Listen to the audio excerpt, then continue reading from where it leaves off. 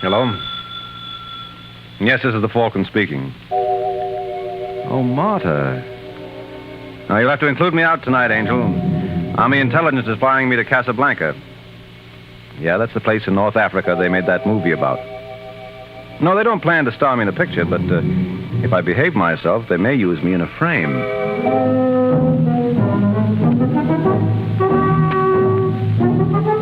Once again, the National Broadcasting Company brings you the transcribed adventures of the Falcon, starring Les Damon.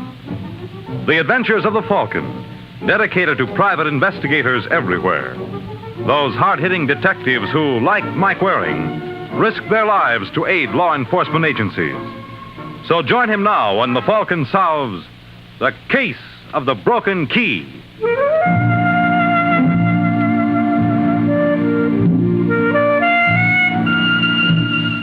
According to the encyclopedia, Casablanca is a seaport on the Atlantic coast of Morocco. Situated 33 degrees, 27 minutes north, 7 degrees, 46 minutes west, which shows you how little the encyclopedia knows. What does that tell you about Casablanca? Does it conjure up the romance and intrigue? Does it say if you peek behind the beaded curtain in the Café Tangier, you'd find both there personified by Helene Grant? And though Helene may not be Ingrid Bergman, it works out even, because the boy who just parted those curtains isn't Humphrey Bogart either. Mamselle Grant? Yes? I am Mulai Hafid. I was told to meet you here. Of course you can identify yourself. My credentials, comrade. Well, they seem to be in order. You are disappointed? Very. These papers show you're Mulai Hafid, but how do you know I'm Helene Grant? I naturally assumed. You had no right to. A Comintern agent takes nothing for granted. Forgive me. Sit down. Would you care for a drink? I am a Muslim, comrade. Oh, yes. I forgot. You find it strange a follower of Mohammed can be a member of the Communist Party? I don't care who you follow as long as it doesn't interfere with your work. You cabled Paris that Robert Foch is in Casablanca. He is. You're sure you've got the right man? Yes, I took this photograph of him last week. It's Robert, all right. Who's the girl? She arrived with him from Marrakesh. Her name is Yasmin Marin. So, Robert has gone native. Pardon? I meant no offense, Mulai. It was a natural reaction. You're annoyed. Disturbed is perhaps a better word. I have a problem, comrade. I would like to disaffiliate myself from the party. Oh, ridiculous. Just because I hurt your feelings. My feelings count for nothing. I made this decision many months ago. I joined the party hoping it would improve the lot of my countrymen. You're an idealist, Mulai. You are amused. Oh, I realize such people exist. Even among ignorant natives. I apologize for my remark.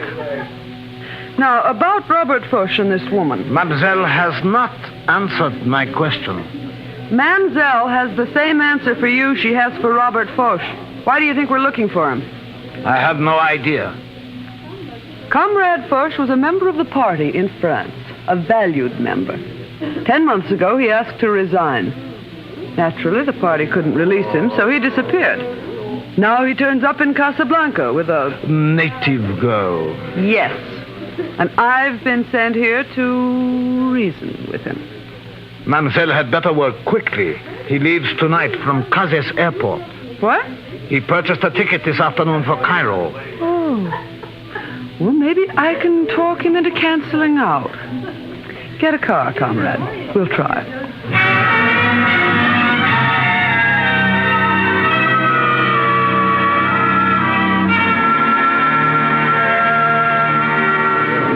Messieurs, mesdames les passagers, attention, s'il vous plaît. Numéro 23, Casablanca. Why, Robert Foch. Helene. Now imagine finding you here. Well, it certainly is a small world. Much too small. You going somewhere? Why? Well, if you are, I'd avoid Cairo. I don't think you'd like it this time of year. Well, if I knew you were in Casablanca, Helene, You'd have arranged to stay? Naturally. Oh, that would have been lovely. Still, it might have posed a problem. What about Yasmin? Yasmin? Isn't that her name? She's beautiful, Robert. Mullah showed me her picture. Suppose we leave her out of this discussion, eh? She knows nothing of my activities. Why, comrade, you haven't gone middle class and fallen in love. I said we will leave her out of this. Yes, you will. Now, here are your orders. I refuse to accept them. I wouldn't get on that plane, Robert. I don't think you'd like the welcoming committee in Cairo. Do you remember Émile Rousseau? Émile? Mm-hmm. He's waiting for you at the airport there. Now, personally, I never believed those stories that he learned his trade working for the Nazis at Dachau. Still, one never knows, does one? You win.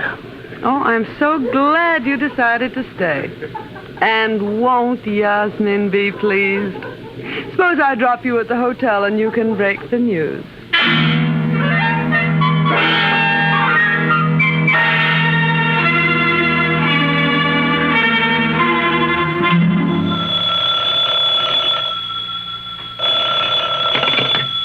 Yes? Have I the privilege of speaking with Yasmin Marin? Who is this? I am called Mulai Hafid. What is it you wish? For myself, nothing.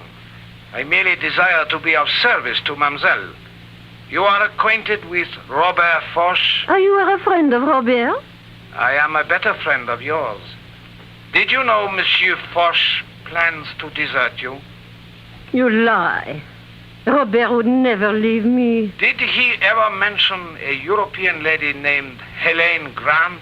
Why are you torturing me? Why are you telling me all this? Because we have a great deal in common, Yasmin. We both have been betrayed by foreigners. I do not believe you. But you are not as certain as you were before. No, you are lying. If it pleases you to believe that, so be it. But I suggest at least an investigation might be in order. May Allah be good to you.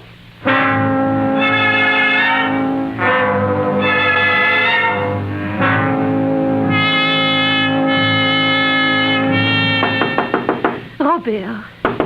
Robert, open up, Robert.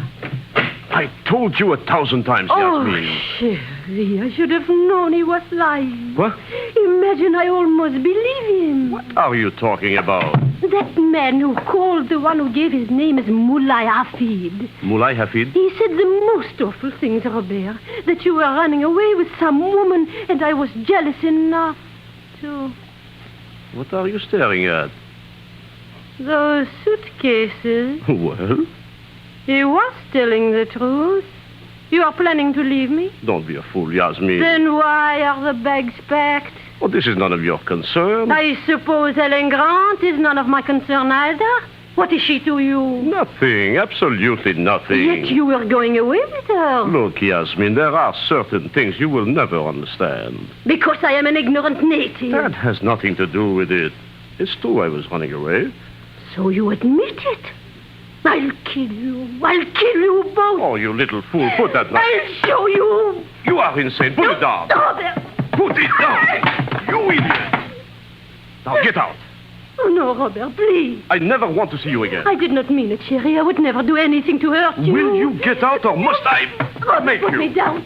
Put me down. Not till you are outside. I'll kill you. You will never have another opportunity. Robert, please, let me in. I did not mean it, Sherry. Go away. Not unless you say you forgive me. There's nothing to forgive. Promise you will call me. Otherwise, I will not go. All right. You promise. I promise. You won't be sorry, darling. Women can be difficult, can't they? What? Where did you come from? Your bedroom. I suppose I should apologize, but I didn't want to be spotted coming up here. Who are you? Take a card. Michael Waring, Private Investigations, New York. Oh, it's the wrong one. Here, try another. You are with American Intelligence? Uh-huh. Now you can understand the reason for my dramatic entrance. What do you want? Well, I thought you might be interested to know there are several Comintern agents looking for you. Oh, that's absurd. Oh, I suppose Helene Grant is in Casablanca for her health. What has this to do with you? We want you to come over to our side. Well, you think I would betray my friends? I think the shoe's on the other foot. They betrayed you. What? Well, they sold you a bill of goods about what the party stood for, and you discovered they were all lies. Isn't that why you left? Well, isn't it? Yes. All right. We'd like you on our team. You're in a position to tell the free world what communism really means. You do not realize what you are asking. They would kill me. No, they won't. We'll get you out of Casablanca. How? They're watching my every move. Oh, we'll manage somehow. I don't suppose Trailways runs out this far. Huh? Wait a minute, I got it. Isn't there a railroad that runs between Fez and Tangier? Yes. All right, I'll rent a car and drive you to Fez. You'll use my name. When you get there, look up a man named Abd Ilkrim. He'll know what to do. And what about Yasmin? That little bundle of trouble who was just in here? Yes. Can she go with me? No, she'll have to wait. You can meet her later in Algiers. Well, she would never understand. You saw... Now, let me take care of her. And Hélène Grant? Well, this seems to be my day for girls. I'll take care of her, too. Now, you hurry up and pack. We leave first thing in the morning.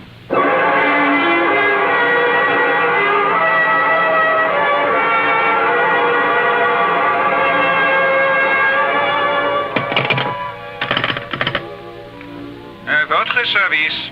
This is Helene Grant in 412. Oui, mademoiselle. I don't want to make a noise like a tourist, but 1 hour ago I called room service. I haven't heard from them yet. 1,000 apologies, mademoiselle. Well, what do I have to do to get... Oh. Well, never mind. They finally made it. Just a second. I said just a second. Well, what do you... Oh, no. No, you mustn't. You can't. You don't know. You don't know.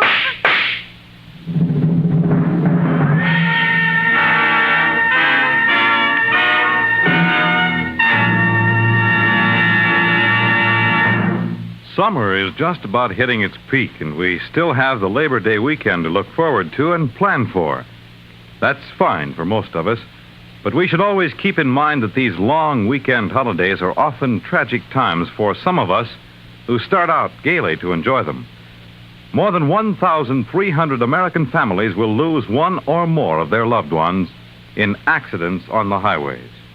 At all times, and particularly on long holiday weekends, drive as though your life depends on it. It does.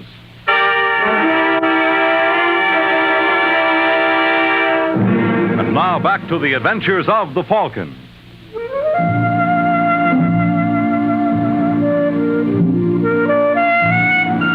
Well, that's Casablanca for you. Not a bad place if you want to live it up, but a horrible spot if you've got to die. But then what place isn't? Oh, I don't imagine it made much difference to Helene Grant and her condition. The first I knew of it was some 4 hours later when I remembered my promise to Robert Forsch and hustled over to Conrad Grant's hotel room to meet her. Well, when nobody answered, I walked in, and that was my first mistake. She was lying on the floor under the big ceiling fan, and in the dim light, the blades made like a windmill above her head. The effect was almost hypnotic. And then the spell was broken. Pardonnez-moi. What? Forgive me, monsieur. I am afraid I startled you. Yeah, I guess you did. Permit me to introduce myself. I'm Henri Boulanger at the prefecture. Oh, well, I can't say this is exactly a pleasure, Inspector. I can understand that, monsieur. Monsieur... Waring, Mike Waring. Mike Waring? I don't think the name would mean anything to you. You are too modest. Correct me if I am in error, but you are with American intelligence. How did you know that? We too have our intelligence. Cigarette? Oh, thanks. You know who she was? Mademoiselle Grant? But of course. She was a Comintern agent.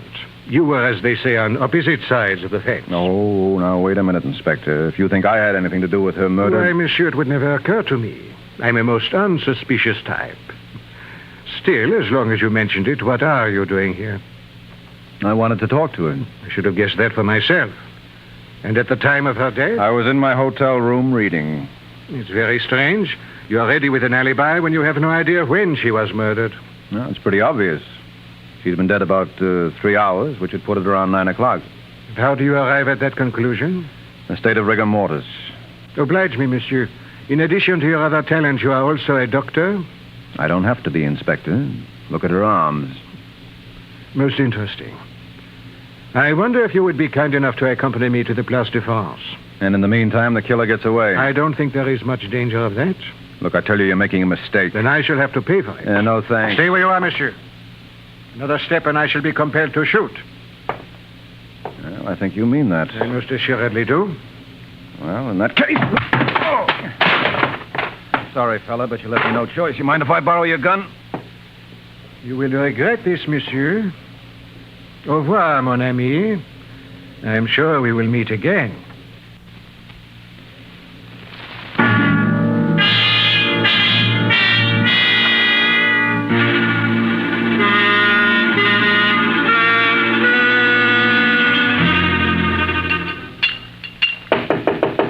Who is it?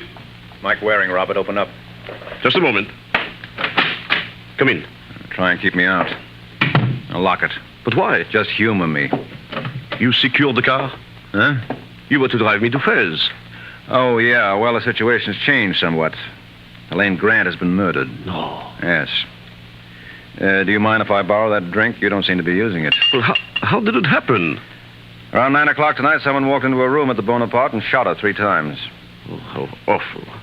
Have they any idea who was responsible? Well, if you ask Boulanger... Boulanger? He's head of the local prefecture. He suspects me. But why? Well, for one thing, he found me standing over a body. And for another, he knows we work different sides of the street. I see. Well, good for you, then maybe you can explain it to me. Where were you at 9 tonight? Oh, surely you don't think that... Why not? Your motive is every bit as good as mine. Elaine Grant was a threat to you. But you promised to end that. Well, you might not have had much confidence in me. Now, where were you? At the Rouge et Noir. Rouge et Noir? It is a café near the Place de France. I thought I told you not to go out. Then it is most fortunate I ignored your instructions. Otherwise, I would not have an alibi. I went there to say goodbye to Yasmin. You agreed to let me handle her. The situation was much too delicate. Oh, but you felt sure I could handle Helene. Apparently, I was right. Thanks. So, you were with Yasmin? From 8 till 10. All right. Nice long goodbye. You mind if I check that? Yes, I do. You are not to disturb her. Oh, well, I wouldn't advise you to try to stop me, Robert. If I dumped a police inspector who tried it figures a mere civilian wouldn't stand a chance. I'll be seeing you, fella.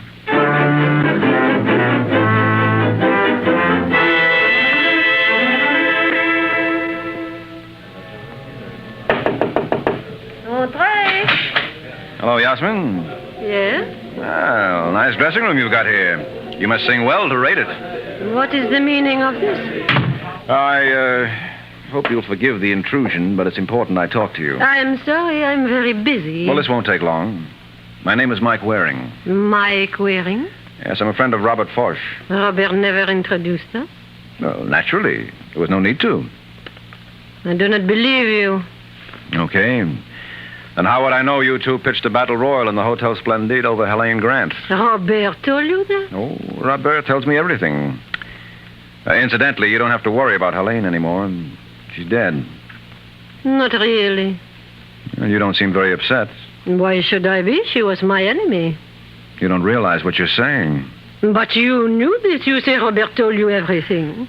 Yeah, he also said you came back to the hotel again between 8 and 10. Robert said that? Yes, why? Isn't it true? No. I knew it. Je ne comprends pas. It's all right, Angel. But why should Robert say I was at his hotel when he was visiting here with me in my dressing room? He what? I said something wrong? Well, that depends on where you're standing. In my spot, it couldn't have been worse. You sure Robert was here between 8 and 10? Positive.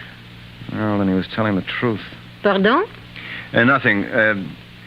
How did you find out about Helene Grant in the first place? A man told me. This man got a name? Yes, he called himself Mulai Hafid. Mulai Hafid. Mulai Hafid. Where did I hear that? Sure, he was Helene's contact in Casablanca. I do not understand. Well, that's just as well. Oh, that's my cue. I'm sorry. I must go. That's okay. So do I. Knock him dead, Angel. That's just what I hope to do for my customer.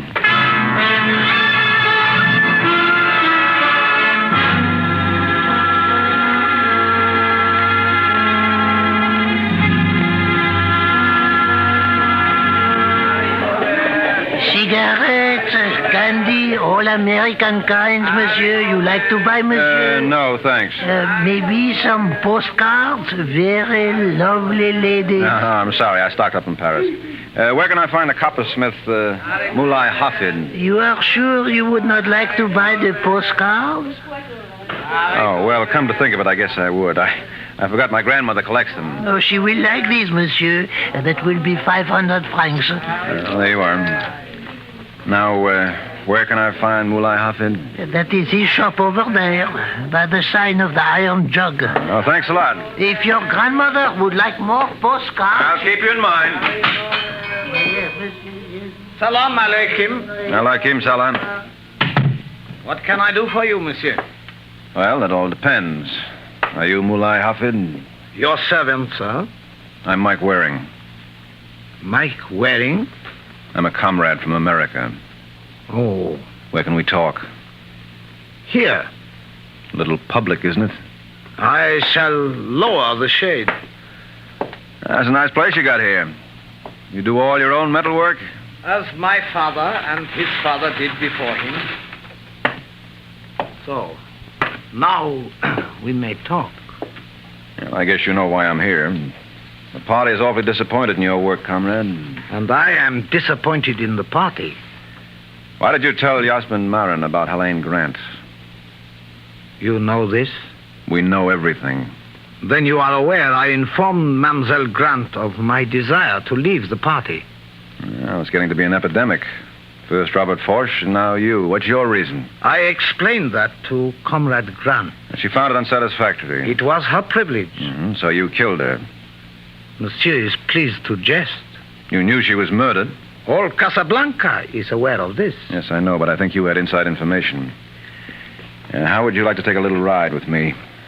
I do not think I would care for it. I'm afraid I'll have to insist, Moulin. First, allow me to show you something. This copper flask was fashioned by my father.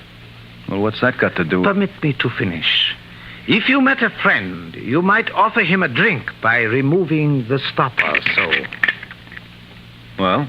But if you met an enemy, you again removed the stopper, only this time you pressed this plunger to reveal... Oh, a knife, huh? Oui, monsieur. A knife. And I have met an enemy...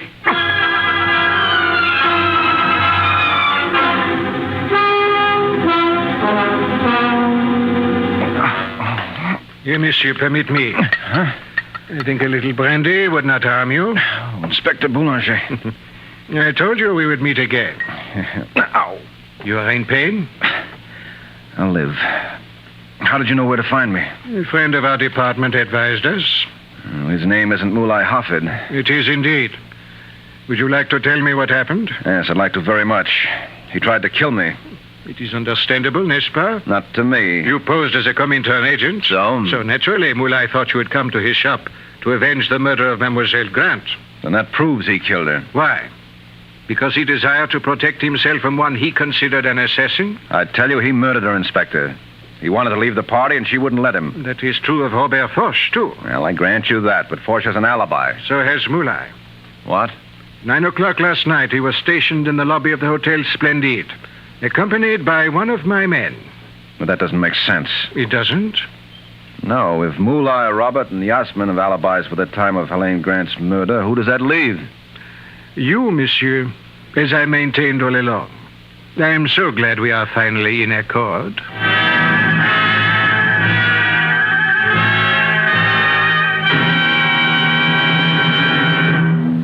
Are you looking forward to a vacation or to holiday weekends filled with carefree relaxation? Unfortunately, a lot of us will never have those pleasant plans come true.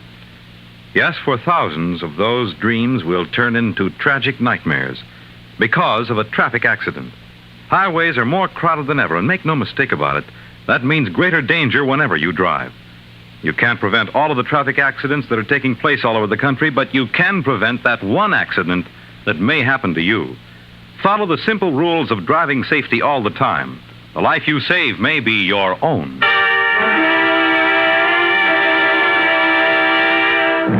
And now back to the adventures of the Falcon.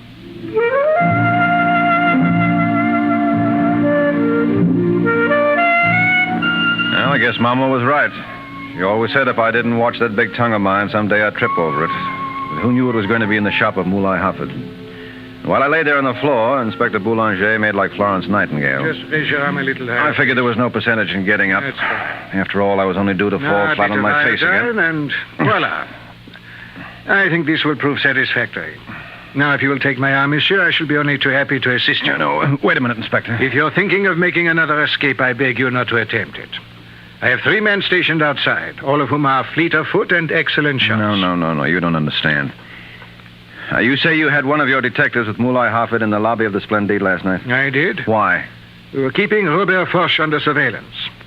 We anticipated a little difficulty with the gentleman. Obviously, it never developed. Obviously. And Moulay was never out of your man's sight? Never once. They were together till midnight. Well, they couldn't have been. Oh, could they? Pardonnez-moi? Oh, brother, am I a chump. Listen, Inspector, I think I see it all now. Just give me 10 minutes with Robert Foch. That's all I ask. It is not unreasonable. After all, why shouldn't you have Foch for 10 minutes when I expect to have you for life? Allons, mon enfant.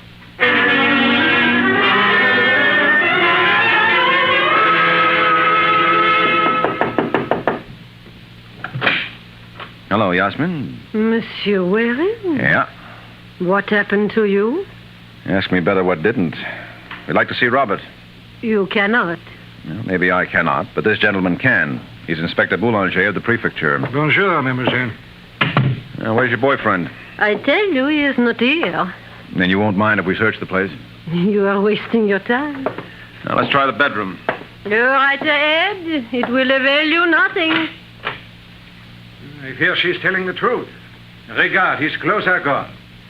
I'm afraid you will not have your 10 minutes with him. Well, I'll settle for a couple with her. All right, where did he go, Yasmin? I do not know. You're lying. You must have planned to meet him somewhere. You will never find out. Oh, I wouldn't bet on it, Angel. Why did you lie to me about meeting Robert in your dressing room last night? I did not lie. He was there. No, he wasn't. That alibi was strictly a phony. No. Boulanger had a couple of men downstairs. They would have seen him go out. He did not kill that woman. No one said he did. But you claim his alibi was fabricated. The one he volunteered was. He said he spent the evening with Yasmin. But if he was lying? It follows she couldn't have been with him. Then where was I? Over at the Bonaparte, killing the woman you thought was your rival. You are insane. Oh, no, you're the one who's insane. And it was that old green-eyed monster that did the trick. I'll kill you. I'll kill you. No, you don't. Let me go. I'm sorry it had to work out like this, Angel, but it was either you or me. I guess when you come right down to it, I'm no gentleman.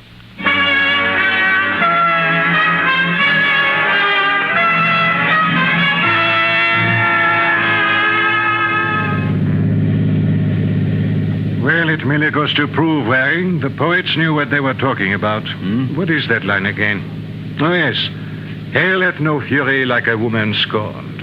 Oh, like a woman who thinks she's scorned. Actually, Helene wasn't Yasmin's rival. Perhaps she was. A man who embraces the Communist Party can afford no other love. Well, you got a point there. So I was not completely wrong when I said this was a political murder. No, not completely. Let me assure you, Waring, we of Casablanca are forever in your debt. If there is any way we can ever repay you... Oh, I'm glad you mentioned that, Inspector, because there is.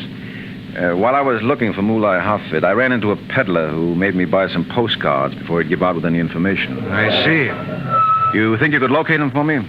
You wish to have him arrested? No.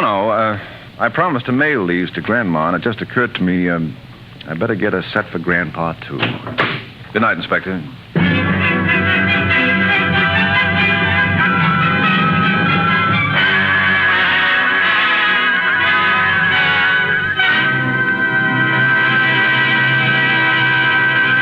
The Case of the Lonely Hunter. The Case of the Lonely Hunter. That's the title of next week's adventure of the Falcon, when Mike Waring takes a trip down the Nile and learns some cruises can be murder. The adventures of the Falcon are based on the famous character created by Drexel Drake, produced and transcribed by Bernard L. Schubert, written by Eugene Wang, and directed by Richard Lewis. Les Damon was starred as the Falcon, with Ann Shepard as Yasmin. This program came from New York. Fred Collins speaking.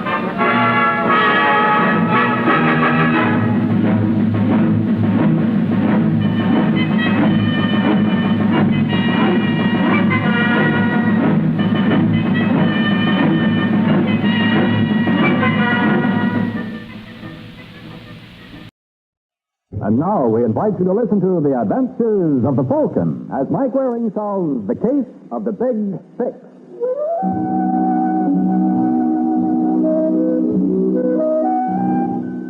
There's one thing you learn working as a private detective. Haste doesn't always make waste. As a case in point, I give you Dutch Schneider. Dutch is the solid-looking citizen behind the mahogany desk at the Belvedere Club. He's a gambler by profession, but that doesn't mean he takes chances. No, Dutch likes to play it nice and safe. That probably explains why he stares with obvious disbelief at a light on his desk, which flicks on and off with appropriate sound effects. O'Neill. Yeah. What's going on out there? What do you think, Dutch? It's a raid. Are they doing any damage? Can't you hear it? No. Well, take my word for it. They're playing awful rough. I'm glad they're having fun. Who's in charge? I am, Mr. Schneider. Never mind, O'Neill. You want to see me? Yes. What's your name, officer? Corbett, Sergeant Corbett. Why wasn't I notified of this raid? Would you mind repeating that, please? I asked why I wasn't warned. Your boys must have done at least $100,000 worth of damage. Easy. You know who's going to pay for it? Who? You. Oh, on my salary? Don't be silly. O'Neill. What is it, Dutch? Get me Arthur Hall on the phone. Oh, now I get it. Is Arthur Hall your contact man? That's right. Well, this is the funniest thing I've heard yet. You think so? I know so. So he clipped you, too. I'm surprised at you, Dutch. What are you talking about? I'll bet Arthur sold you a bill of goods you could keep us out of your hair if you paid off to him. Well? Well, he was kidding you. Arthur Hall has as much influence in New York as my brother-in-law. And even with me on the force, he can't get himself arrested. If Hall was bluffing, why wasn't my club knocked off before? Well, you're just lucky. We're understaffed, and we didn't get around to you. I see. He can't get over it. Arthur Hall clipping a hip character like you. You're right, Sergeant. It is funny, but you'll pardon me if I don't laugh. Right now, the joke seems to be on me.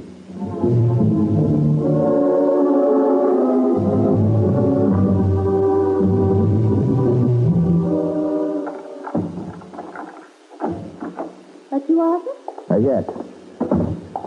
You're late. I was detained at the office, Peggy. Why didn't you answer your phone? Dutch Schneider has been trying to reach you all evening. Oh? Did he call here? Mm-hmm. You know, Arthur, I got the idea he was a little annoyed with you. Why? What did he say? Wasn't what he said, darling. It was the way he said it. Listen, Peggy, I've got to leave town for a few days. Huh? Yeah, something's just come up. You remember Al Morris? Arthur, you don't have to explain. You know I trust you implicitly. When are you leaving? Right now. I'm going to Los Angeles. Oh, that explains it. That explains what? Why, North American Airlines called and confirmed your reservation to St. Louis. Well, they must have made a mistake. Yeah. Hello, Peggy. Hello? Dutch. What are you doing here? Well, there are a couple of things I want to take up with you. You mind leaving us alone for a while, Mrs. Hall? Yes, very well. No, Peggy, come back. Peggy! That's a swell girl they got there. Listen, Dutch.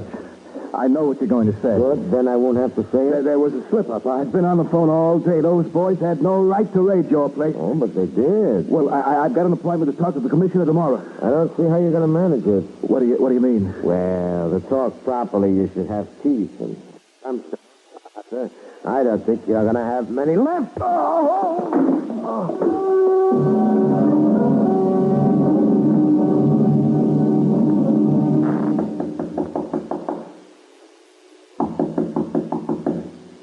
Come in. Are you George Kelk? Mm-hmm.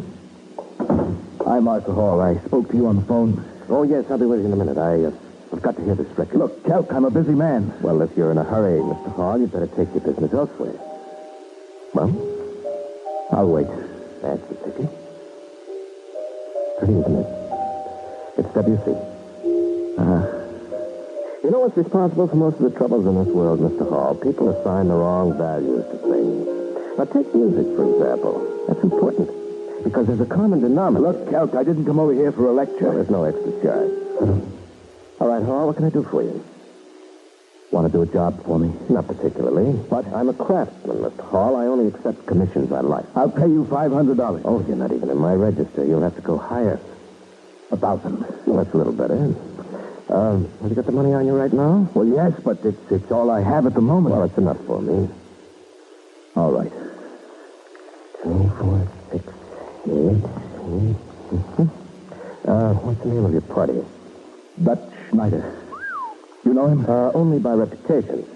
You the one who bounced you around? That's my business. As you say, Mr. Hall, it's your business. So if you'll allow me, I'll be getting down to mine.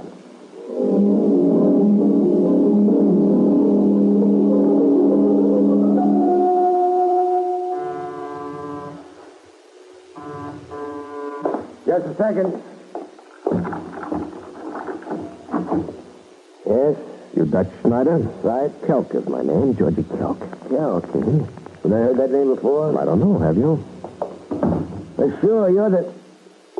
Go on, Dutch. You won't hurt my feelings. Rather not take any chances. Frankly, it won't make much difference. Sit down. You, mind if I smoke? Try my brand. Get a match? Sure. Okay. Thanks. Where do I get it, Count? What's wrong? What's right here? Aren't you afraid of the noise? I guess you didn't notice the silencer on this baby. Excuse me for trying to tell you your business. That's quite all right. You don't mind talking? Not at all. Oh, I see you go in for the classical. Whose album is that you've got on the Tchaikovsky piano concerto? Rubinstein. Oh, have you heard Horowitz play it? I like Rubinstein's better. It's got a lot more fire. Oh, you're out of your mind. No one can touch Horowitz when it comes to execution. You ought to know. That's all right. Say, tell me something, Dutch. Why is it the nice guys always get it? Well, there's no reason why they should. Now, look, Kelk, I don't want to insult you, but can't we talk this over? No, I'm afraid not. I know who put you up to it. It was Arthur Hall. Well, now, what difference does that make? A lot. You got nothing in common with Hall. Wouldn't you rather work for me? Oh, definitely. But it's too late now. Why? You can't tell me you're afraid of Hall. I don't know what he gave you, but I'll pay you $10,000 for that gun. Fully loaded. Well, I don't know, Dutch. I've never done anything like this before. And if I did now, I wouldn't want you to think that the money you're offering had any effect on my decision. Of course not. No, but there was something about that fellow Hall that just rubbed me the wrong way, you know? All right, Dutch. Get the dough.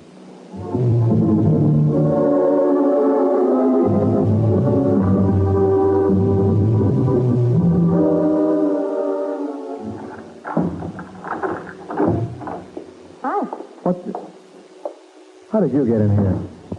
Told the superintendent I was a friend of yours. Good for you. I'm glad you made yourself at home. You don't mind my taking off my shoes? Not a bit. I like to see people comfortable. You ought to get some better reading material. There's a racing form you overlooked. No, I didn't. Last week. I'm terribly sorry, Miss... Hall, Peggy Hall. Only it's Mrs. And I'm the one to be sorry. Should I put my shoes back on? Why be formal? No, Mr. Waring, you're a welcome change from most of the private detectives I know. You know many? I've got one in the family. Arthur Hall. Ever hear of him? Unfortunately. He's my husband. I once heard him say he'd never do business with you. It's a wonderful recommendation. That's what I thought. I think my husband's playing around. Well, what do you want me to do about it? Find out who the girl is and what their plans are. You bucking for a divorce? Mm-hmm. How about your husband? Won't he fight it? No, I don't think so. I don't think so either. Oh, look, Sergeant, I'm busy. You're always busy, Waring. Why don't you take a little time out once in a while? I'm not clowning, Corbett. Neither am I. This lady's Peggy Hall, isn't she? How would you know? Well, I'm a detective, too. Like to see how I operate? Love to. Well, first, I went to your home, and the maid told me you left a message. As if anybody looked for you, you'd be closeted with a Falcon here. What? Oh, Mike, you are a devil. Look, Corbett, what are you getting at? Didn't she tell you? No, all she told me is she wanted to get rid of her husband. And she did. We just found his body. Put your shoes on, Lucy. Those stone floors at headquarters can be awfully cold on your tootsies.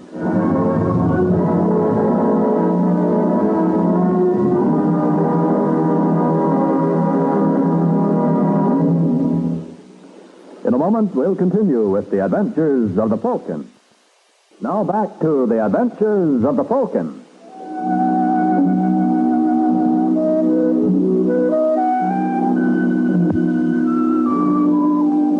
There's an old cliche, it's always darkest before the dawn.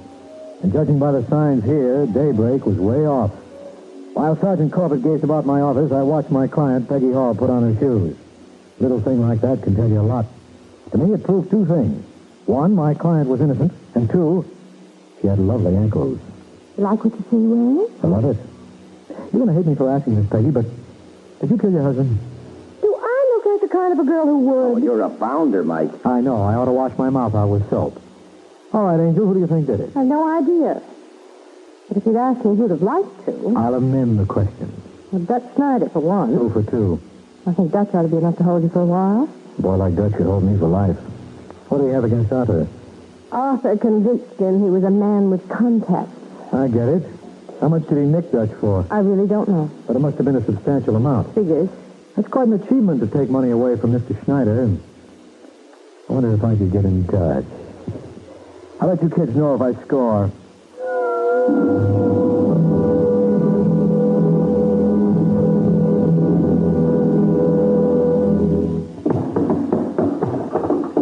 All right, you guys, will you step on it? Those dice tables, they'll be ready in time. Where's the roulette set up? I will set it here, Dutch. Well, it's doing me no good in that case. Get it open. Hello, Dutch. Why, if it isn't the one and only Falcon. I thought they closed you up. They did. What's all the activity for? Well, it gives the boy something to do. I like to see him occupied. It keeps him out of trouble. Oh. What's on your mind? Can we talk someplace where there's less danger of me being hit on the head by a hammer? Sure. Come in the office. Watch your step. I always try to. Sit down. Thanks. How about a shot of old smuggler? A Waring never says no. Soda? Just a squirt. There you are. Yeah. Salute. Salute. Hey, this is good. All right, Waring. To what do I owe the pleasure? Well, for one thing, I was wondering whether you found a successor to Arthur Hall. A successor? Well, Arthur used to work for you, didn't he? Oh, I'm glad you mentioned that, Mike. I could use a good contact man. I wish I could think of Oh, one. what's wrong with you? Me? Oh, I got a client. So what? So I'm afraid your interests are diametrically opposed. I'm working for Peggy Hall. Well, don't tell me the police believe she killed her husband.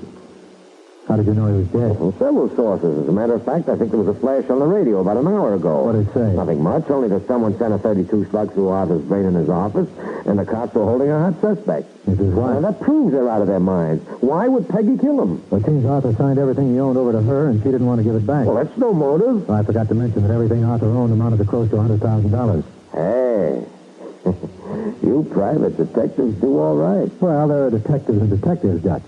Now, Arthur had a few soft touches. He convinced a couple of clients he had political connections, and he was looking them for a fat little fee each week.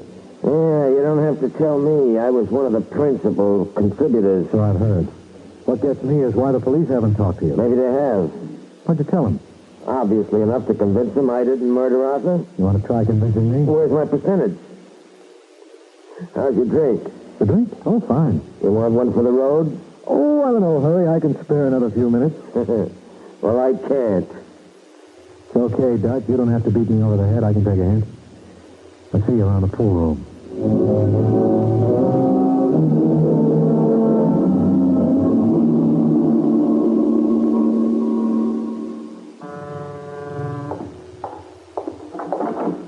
Hello, Dutch. Why, Kel, you're the last man I expected to see. Well, I hope you don't mind my dropping around. I brought over the Horowitz recording of the piano concerto. Oh? Yes, I thought maybe you'd like to compare it with the Rubinstein job. You really didn't come for that, did you, Count? I guess there's no use in my trying to kid you. Huh? No use at all. It's funny. I've known you, how long? Maybe 24 hours, and yet I feel that there's a bond between us. Do you? Mm-hmm. Why, you know me better than I do myself. For example, I used to think I was incorruptible. Oh, come now. No, I mean it. I always prided myself that once I undertook an assignment, nothing could swerve me from my purpose. But you did, didn't you, Dutch? And you did it with money. Did I do that? Yes, you put ideas in my head. Oh, get to the point, Count. Well, all I'm trying to say is that suddenly money has become tremendously important to me. So? So I want lots of it. And do I look like Fort Knox? Well, a reasonable facsimile. I sold you your life at 9 o'clock last night for $10,000. That was pretty cheap, Dutch. Why, I bet I could have gotten 5 times that. Easily, if I had that much here. Well, you better start raising it. Otherwise? Otherwise, I go to a fellow named Mike Waring. No. You wouldn't do that. Why not? I just don't think you would. Why, you're wrong, Dutch. How can I be? You admit I know you better than you do yourself. And I don't see you going to Mike Waring. I just don't see it.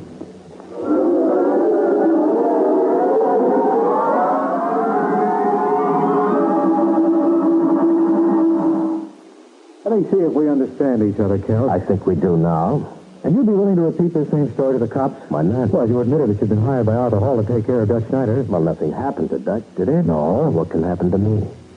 You've got a nice, logical mind. Thank you. Well, what do you think will be Dutch's reaction when he learns you've been up here? Well, I'm really not worried.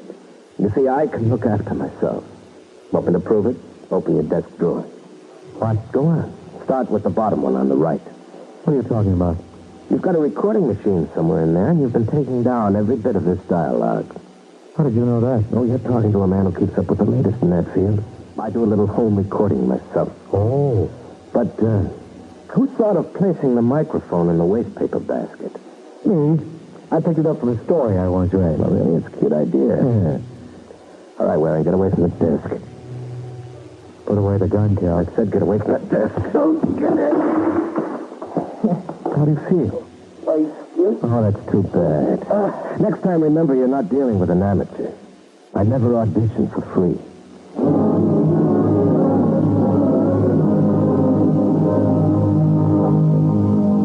Listen, Kilk. Now, look here. Just take a little more water, Mike. No more. Come on. Oh, let me... Oh! Now, just take it easy. Take it easy, chum. Something new has been added. Huh? 3 stitches in your scalp. What? When did you get here, Sergeant? About an hour ago. Well, let me see that, Jack. Well, there's nothing to see there. No, you'll have to buy yourself a new recorder. Listen, Corbett, a boy named George Kelk was up here. Yeah, I know. You kept babbling his name. Well, he can clear Peggy Hall. Oh, now, look, I tell you, I had the evidence on that machine. Oh, sure. Will you stop trying to humor me? Arthur Hall originally hired this Kelk to bump Dutch Schneider. Only Dutch was lucky and bought his way out. Now, is that a strong enough motive for you? You mean for Dutch getting back at Arthur Hall? Yeah. Well, I'd be out of my mind to say it wasn't. Well, Kelk can prove the whole business. Oh, no, he can't. Look, Sergeant, I talked with the man. He told me that 9 o'clock last night he went up and braced Dutch. That's where you run into trouble. I don't see why. Well, that's because you haven't seen the autopsy report. Arthur Hall was dead at 8. What? That's right. A full hour before Kelk even got to Dutch. Yeah, you better get the aspirin, Mike. Your headaches are just beginning.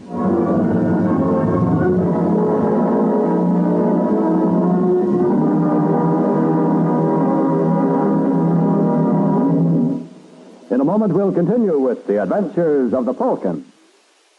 Now back to the adventures of the Falcon.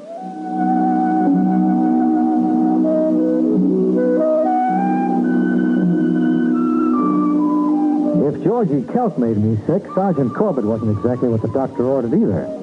When I refused to believe that Arthur Hall was killed an hour before he even met Dutch Schneider, the sergeant showed it to me in black and white.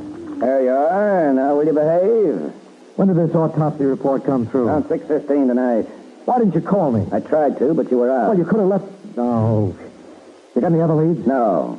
Your client, Mrs. Hall, still refuses to tell us what she did with the gun. What gun? Well, the one she bought 3 months ago in a pawn shop. Why? Well, to hear her tell it, she was afraid with Arthur away from home so often. That's possible. Sure.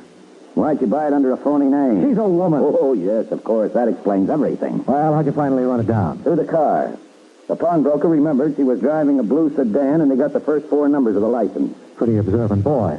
What kind of a gun was it? A police special. Is that what was used on Hall? Could be. The slug we pried out of the wall was too battered to tell. Look, Corbett, Peggy didn't kill her husband. It's not in character. Oh, that's good. That's real good. You spent all of 60 minutes with the girl, and already you've got her analyzed. I tell you... Wait a minute. Oh, if I'm not the original idiot, yes, boy. I've been saying that for years. Where's Peggy now? What do you expect? Well, I got to see her. I just thought of something. The way my mind is working lately, I can't take a chance of forgetting it.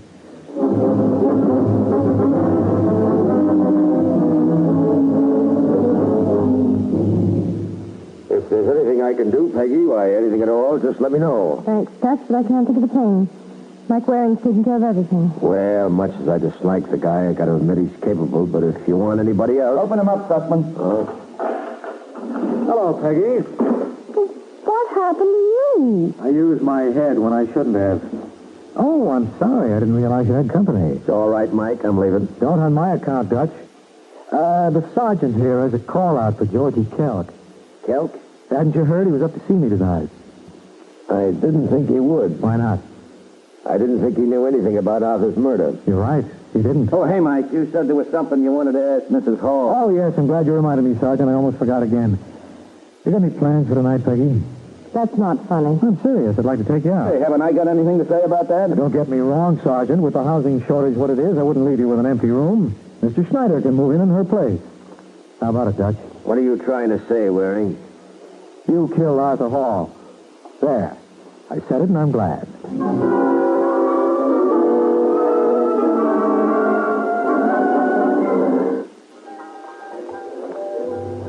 I can't believe it. You can't believe what? Dutch Snyder killed Arthur. Suit yourself, Peggy. But it obviously had to be one of you. Well, in that case, I'm glad you picked on Dutch. What convinced you he's guilty?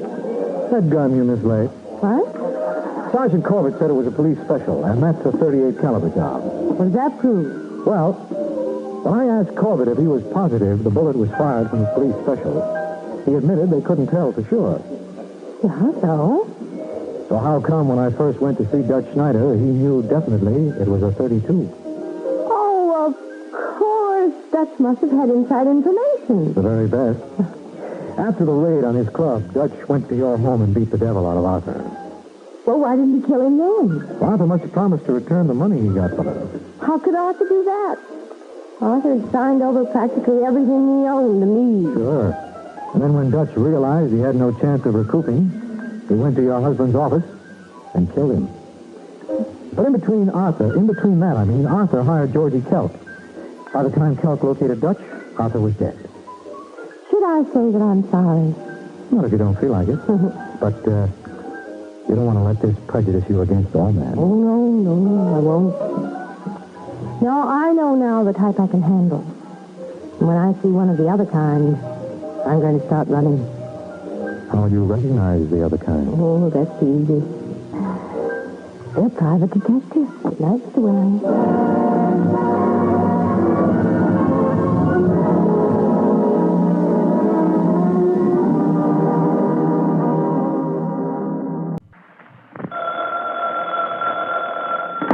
Hello?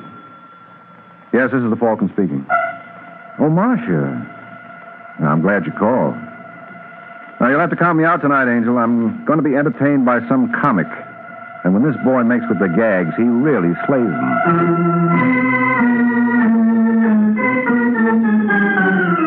This is Ed Hurley, friends, inviting you on behalf of the Kraft Foods Company to listen to The Adventures of the Falcon, starring Les Damon.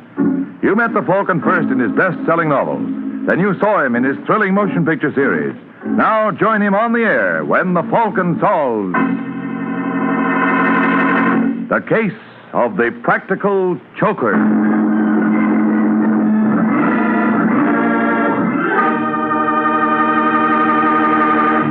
Before we join the Falcon for his latest adventure, I'd like to tell you about 9 of the handiest little menu helpers you ever had in your kitchen. They're the 9 famous Kraft cheese spreads, and they really are handy for making snacks and sandwiches, salad toppings, and appetizers.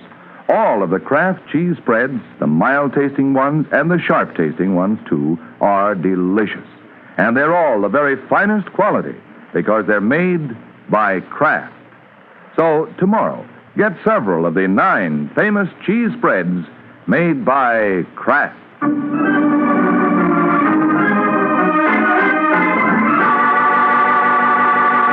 And now, the case of the practical choker. It is Sunday afternoon in New York, and in a parked car outside the Club 91, a bad actor named Chuck Morgan and a blonde named Linda Stewart are rehearsing a new comedy routine. And although Mr. Morgan's ideas of humor may be overdeveloped, still he obviously believes this act should kill his customer. Now, you understand what you're supposed to do, Linda. I'm not too sure, Mr. Morgan. What's the matter with you anyway? Your agent told me you were a hep dame. Look, Mr. Morgan, I don't need a job that badly. All right, I'm sorry, baby. I didn't mean that. You see, I want to play a joke on this guy, and I want to make sure that it goes off the schedule. Well, the more I hear this joke, the less I like it. I told you there's nothing to worry about. This fellow's a good friend of mine. Why do something as silly as this? Just to settle a bet. Now, he thinks he's a great little guy with the ladies, and I bet him $50 he was wrong. But you promised me $100 for this job. How can you come out ahead? You don't understand, Linda. It's not the money, it's the principle of this thing. I just want to make a sucker out of Davis. Davis? Yeah, his name is Red Davis. Now, he's a thin little guy with red hair and pop eyes. You won't have any trouble spotting him. He owns the joint, and he'll be in the corner booth. But suppose your friend doesn't show any interest in me. You haven't taken a good look at yourself in the mirror lately, have you? No, I'm not at all worried. Now, when Red sees you, he'll start baying at the moon. But at the beginning, you want me to act insulted. That's right. That's so he won't become suspicious. Then, thaw out and let him buy you a couple of drinks. And after that? Well, he'll probably want to take you out for the evening, so you tell him that first you have to make a stop at your apartment. I don't think I like that, Mr. Morgan. What's there not to like? This is on the up and up. When you get to your place, I'll be waiting for you. And that's where you're going to tell Mr. Davis it's just a joke. That's right. I can hardly wait to see Red when he learns it's a gag. I'll bet he'll practically die laughing.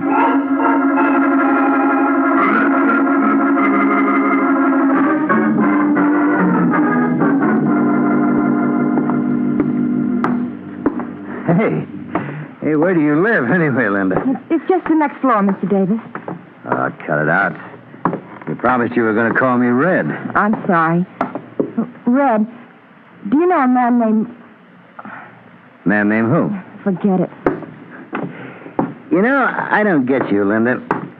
When I first saw you in the club, I immediately said to myself, now there's a dame with class. I was surprised when you gave me a tumble. Well, I don't often do things like that. It was an impulse, huh? Yeah. I understand.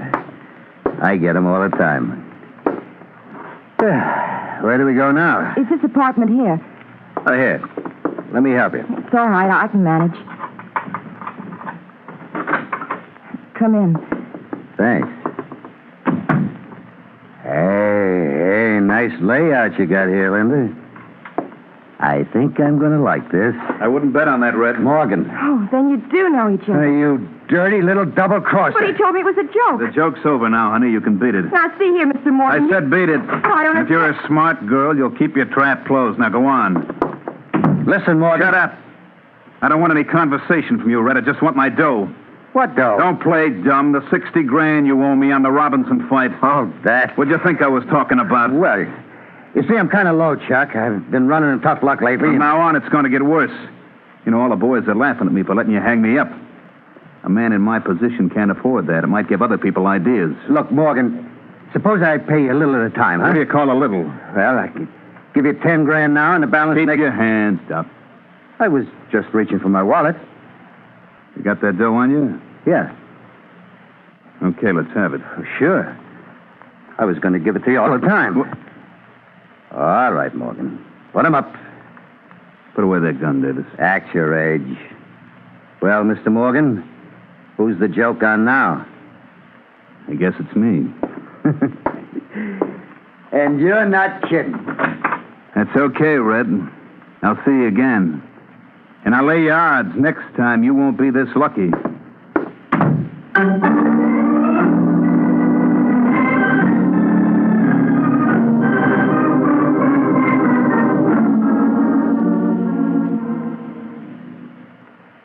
I get this, Mr. Lyons, because you'll enjoy it. After Chuck Morgan goes to all that trouble, Red pulls the gun and leaves Chuck with his tongue hanging out. Well, that's very amusing, Hudson. What happened after that? Oh, Morgan started looking for him again. And what do you think will happen if he finds him this time? The same thing. You don't believe Morgan will kill him? No, Morgan's all talk. You think so? I know so. I wouldn't last this long as a private dick if I wasn't a good judge of character, huh? Now, take it from me, nothing's going to happen to Red. Well, that's too bad, Hudson. It would be worth a lot of money to me if something did. Huh? How much is a lot of money? Well, what's the difference? You're not interested. Try me. $2,500. You're right. At that price, I'm not interested. Well, it isn't worth more. Everybody knows that Morgan has threatened Davis. So you run absolutely no risk. What have you got against Red anyway? Well, that's none of your business. Either you want the job or you don't. Well, as long as you put it in that basis, Mr. Lyons, let me think it over.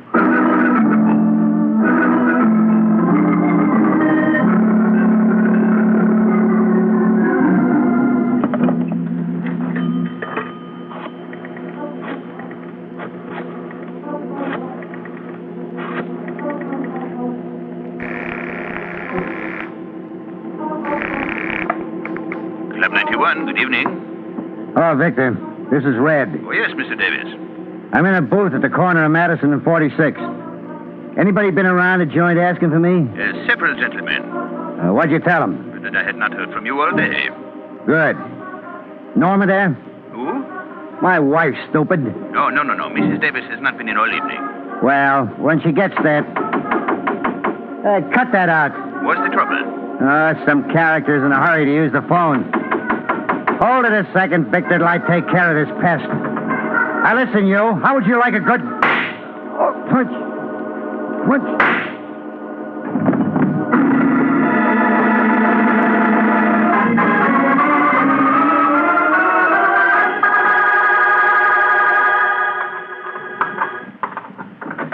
That you, Waring? What the... Shut the door. Listen, Morgan. Got it. Just keep your hands right where they are. What are you doing here, Chuck? Red Davis was knocked off a couple of hours ago. That still doesn't answer my question. I don't see why not. One, the cops think I did it. Two, you can prove I didn't. Now, does it add up? Not to my liking. You better get somebody else. Listen, Waring, maybe I haven't handled this right, but I didn't kill Red. And why don't you tell that to the police? You don't think for a minute they believe me? Suppose I told you I don't either. Look, Mike, I know you don't like me, but give me credit for a little intelligence. If I was going to knock off Davis, would I shoot my mouth off all over town? So? So I tell you, I didn't kill him. Then who did? I got no idea. Okay, Morgan. I'll see what I can do for you. But first, I want you to surrender to the cops. Oh, no. All right, then it's no deal. Now, wait a minute, Mike. I'll make you a proposition. No, I'm not interested. For Pete's sake, give me a chance, will you? I'm convinced that with any luck, you can clean this up in a couple of hours. If you haven't by then, I'll give myself up. What'll you do in the meantime? I'll stay right here. What's to prevent me from walking out and calling the police? Nothing. Oh, you just trust me, huh? I don't have any other choice. What do you say, Mike? Well, this is against my better judgment, Morgan. But you got yourself a boy.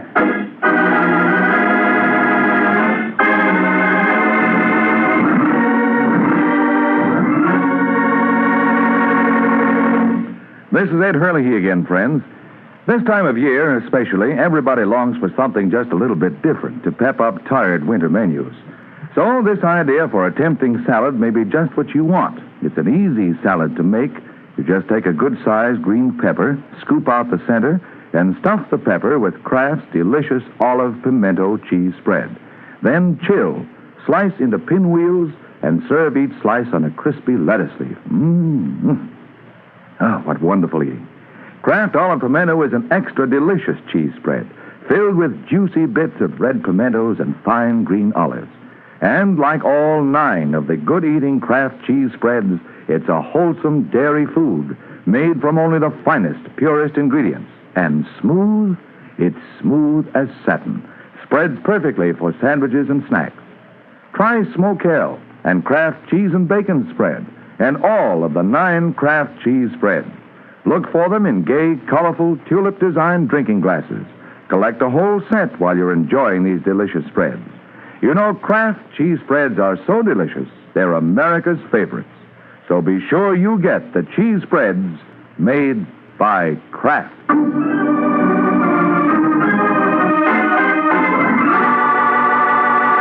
Now, back to the adventures of the Falcon. 20 minutes have passed since Mike Waring agreed to go to work for Chuck Morgan. And now, as we find Mike, he's about to earn his fee. Yes, Mrs. Norma Davis? that's right. My name is Mike Waring.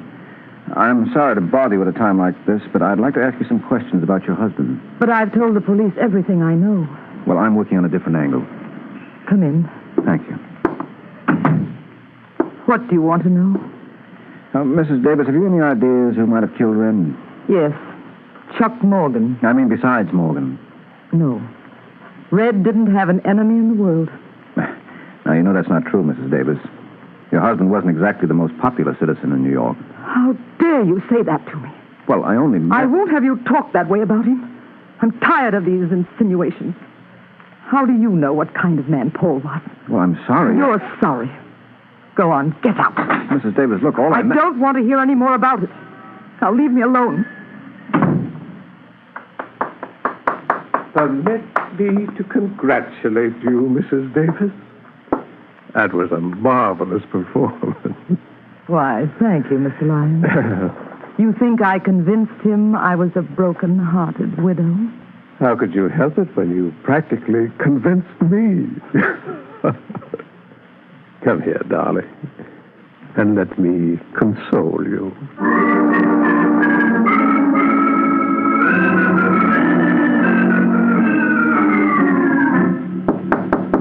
Just a second. Yeah? I'm looking for a guy named Larry Hudson. Well, look no further, Mr. Morgan. You, Hudson? That's right. One of my friends told me you wanted to see me. He told you right. Care for a drink? Yeah, I could stand one. Help yourself. Bar's in the corner. Pour me one while you're at it. You're in a bad spot, Chuck. You bring me up here to tell me that? Yeah. Yeah, you see, I know who killed Red Davis. What? You heard me. Oh, that one mine? Yeah. Thanks. Say, how you fix the cash? What do you mean? Well, I got a lot of information to sell. It's going to the highest bidder. You mean you can clear me? I'm not doing any more talking until I see the color of your dough. How do I know you got merchandise? I'll give you a sample. Did you know that Davis's wife was two-timing him? With whom? Oh, no, that's all you get free. But you can use this kind of stuff, can't you? Listen, Hudson, I want you to talk to Waring. Oh? Mike Waring, the Falcon. He's working for me. Are you kidding? No. Will you talk to him? Sure. Providing I can make a buck. I'll take care of you. I'm going back to Waring's apartment. I want you to call him there in about 15 minutes. Well, I'll be sitting right here at the phone. Tell him what you told me about Mrs. Davis. Oh, no good. Get the dough up first. Now, look, Hudson, I only got $1,000 on me. I'll give you another $4 the next time I see you. Ah. Okay, Morgan. You got yourself a deal.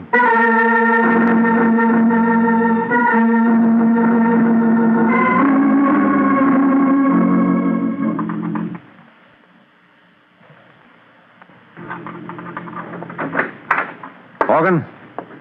Chuck!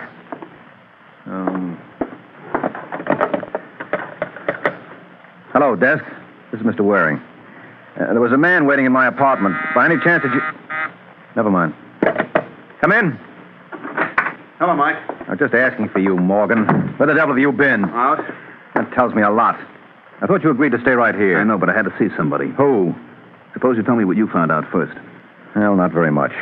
Every lead I explored came back to you. Did you see Mrs. Davis? Just for a few minutes. What'd you think of her? She seemed all broken up over her husband's murder. She was kidding you. What makes you think so? Because I've been doing a little checking on my own. She's been holding hands with some guy who wasn't her husband. Where'd you get that from? Private dick named Larry Hudson. Oh, that lying thief. I don't care what he is, Mike. He's got the evidence to clear me. Who did he say killed Davis? He wouldn't tell me, but I made him promise to talk to you. He should be calling you any minute. Listen, Morgan, I wouldn't trust that guy on a stack of Bibles. What'd you give him? Give him? Yes, a guy like Hudson doesn't talk for free. How much you promise him? $5,000. Well, you better save your money. But I tell you, he can clear me. There, that's probably him now. Hello. That's you, Waring? That's right, Hudson. I take it then you've talked to Morgan. Yeah. Well, what do you think? What I think is unimportant. Morgan tells me you can clear him. Sure. For a price. Well, for my part, I'm not interested. You got to talk to him, Mike. I don't like it, Morgan. Neither do I, but if this guy can save my Well, neck... make up your minds, boys. They ain't got all week. Okay, Hudson. We'll be over in an hour.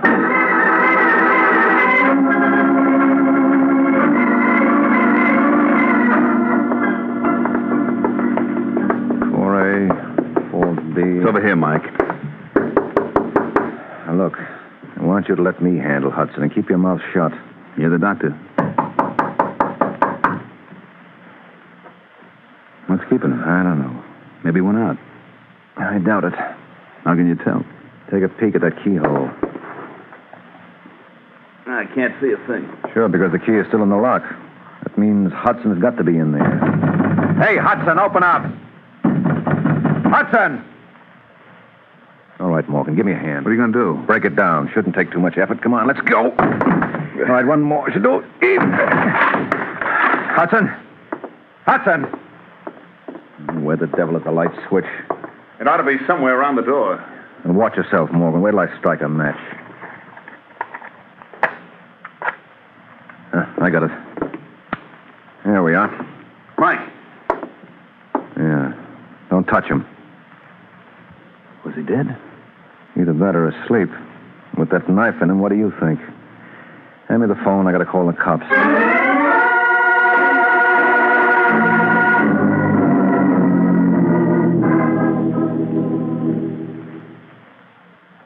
This is a nice piece of work, Mike. A very nice piece of work. All right, Morgan, let's go. Now, hold it, Corbett. He's not the reason I called you. I know, but I'm not complaining. I told you not to call him Mike. Yeah, I'm beginning to think you're right, Morgan. For the same dime, I could have phoned someone with brains. What kind of a crack is that? Well, in case you hadn't noticed, Sergeant, that's a body in that chair. It'll keep. But as long as you raise the point, why did you kill him, Morgan? You crazy? I just got here with Waring. Don't hand me that. It's the truth, Corbett. So you're going to be his alibi. Yep. And you better listen to me unless you want to look like a jerk when we get to headquarters. Now, how long would you say Hudson was dead? Yeah, not too long. Body's still warm. Could be anywhere from 15 minutes to 3/4 of an hour. That lets Morgan out. I don't see how. Because he was with me every minute from the time I got Hudson's call to the time we broke down the door. And the whole business took at least an hour. Your word's not good enough, Mike. Okay, Sergeant. If you don't believe me, you can check with the switchboard at my place and the doorman downstairs. And if that's not enough, I'll dig up the hacky who drove us over. That still doesn't mean Morgan couldn't have killed Red Davis. Oh, now, come on. Use your head, Sergeant. You know both these murders were committed by the same party. Hudson knew who it was, and that's why he was killed. I still say it was Morgan. You're crazy. Hudson was going to clear me. Keep quiet, Morgan. All right, Sergeant. I'll advise him to confess if you can show me one thing. What? How did he get in here? You can see the only door was locked from the inside. So what? He could have used the window. Yeah? We'll take a look. There are bars on him. That's right. And no one but a midget could fit through the opening. And there must be another door. Yeah, forget it, there wasn't. And it was a physical impossibility for anyone to have killed Hudson. Yet it was done. How? Well, I can't tell you. But maybe I can take you to the little lady who can. Shall we go?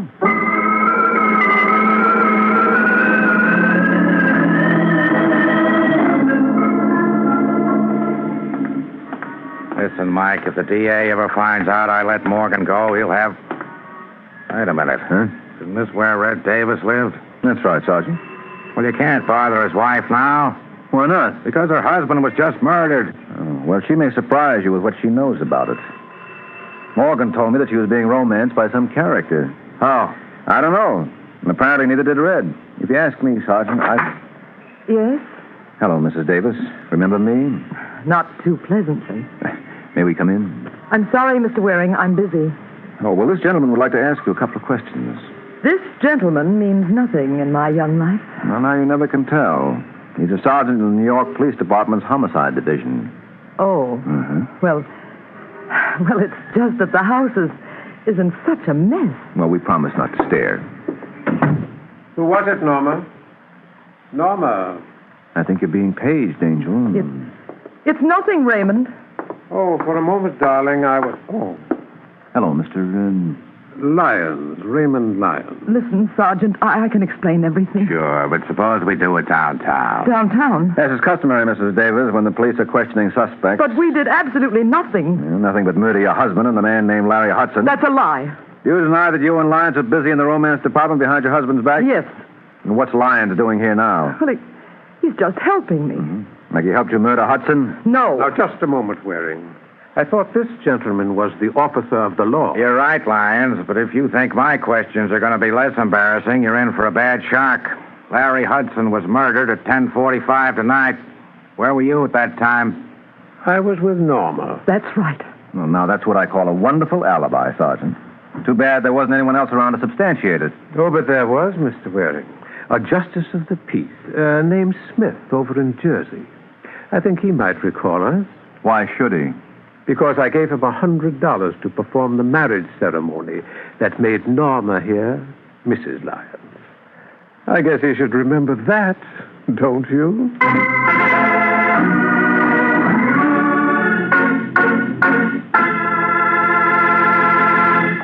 This is Ed Hurley again, friends, and I'd like to help you find out about the 9 most delicious cheese spreads you'd ever want to taste. They're the 9 famous cheese spreads made by Kraft. They're delightfully mild-tasting ones, such as Kraft Pineapple Cheese Spread, Kraft Olive Pimento, and Kraft Relish. And there are sharp-tasting ones, too, like Roca, Smokell, and Kraft Limburger Cheese Spread. All of them are mighty good to eat. And they're good for you to eat, too, because they're wholesome dairy foods made from only the finest ingredients.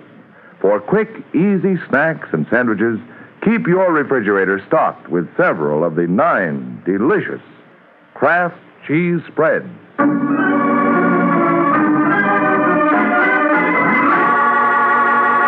Now, back to the adventures of the Falcon. A half hour has passed since Norma Davis and Raymond Lyons punctured Mike's theory by coming up with an unbreakable alibi. And now as Mike drives home with Sergeant Corbett, he still refuses to accept the obvious. Doesn't make sense, Corbett. I tell you, it doesn't make sense. Hey, will you watch where you're driving?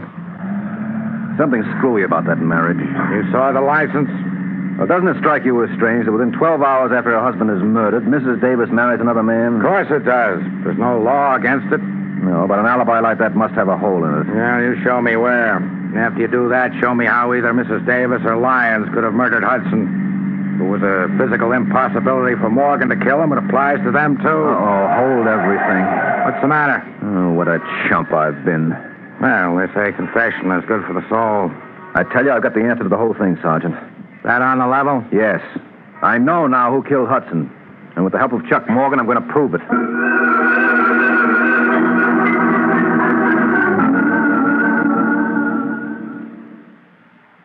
You're driving at, Mike. I don't know anything about Mrs. Davis except what I told you before. Well, how did you discover she was seeing Raymond Lyons? I didn't know it was Lyons. All Hudson told me was that it was some man. Mm-hmm. How well did you know Hudson? I met him for the first time today. He got in touch with one of my friends and said he wanted to see me.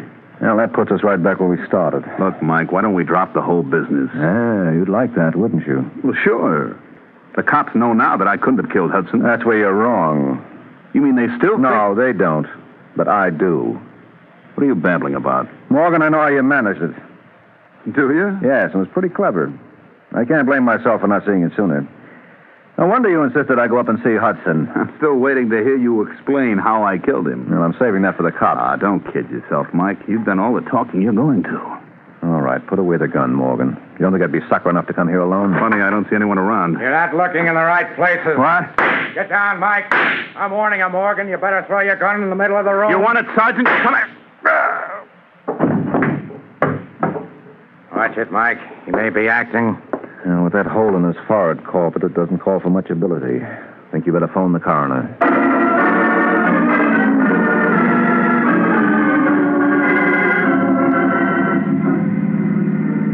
You can drop me over at the corner, Sergeant.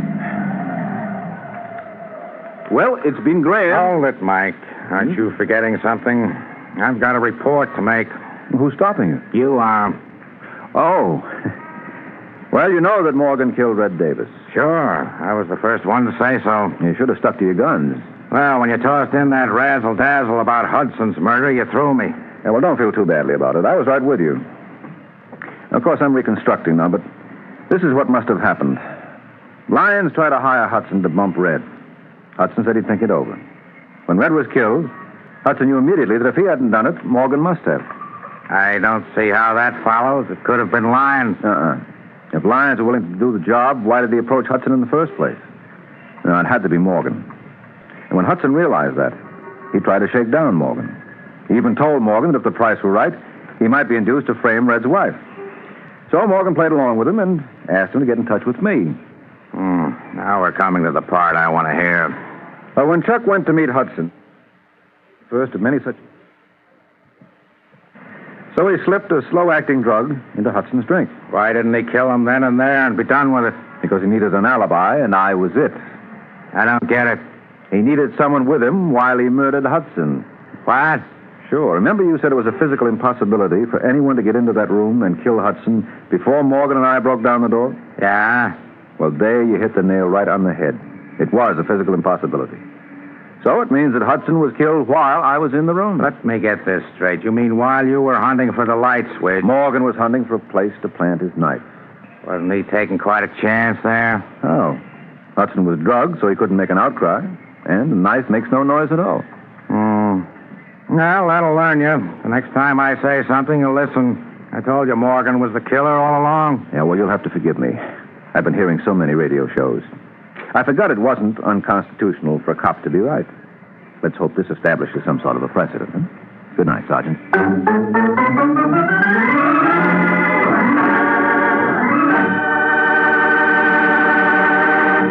It's wonderful as a spread, delicious as a seasoning, superb as a flavor shortening. It's Parquet Margarine, that marvelous all-purpose margarine made by Kraft.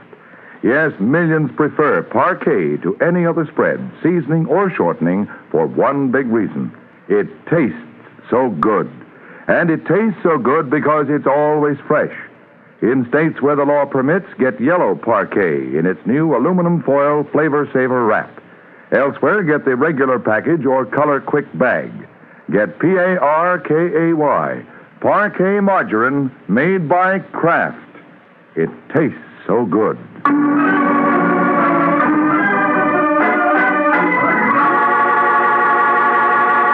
The Case of the Gangster's Girl.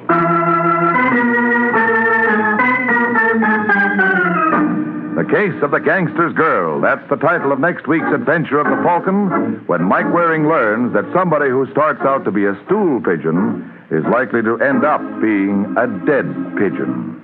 So be sure to listen at this same time next week to another exciting adventure of the Falcon, brought to you by the Kraft Foods Company.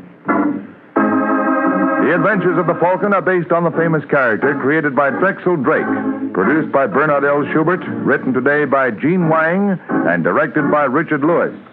Music was by Arlo. Les Damon was starred as the Falcon, with Ken Lynch as Sergeant Corbett. Also heard on today's broadcast was Miss Ann Williams of New Orleans, Louisiana, who was chosen by this program from among the dramatic students of Sarah Lawrence College in Bronxville, New York. Be sure to hear the great Gildersleeve next Wednesday evening over most of these stations. In next Wednesday's broadcast, Gildy comes face to face with an hilarious problem and solves it in a way that will keep you laughing for days. Remember the show, the time, and the place.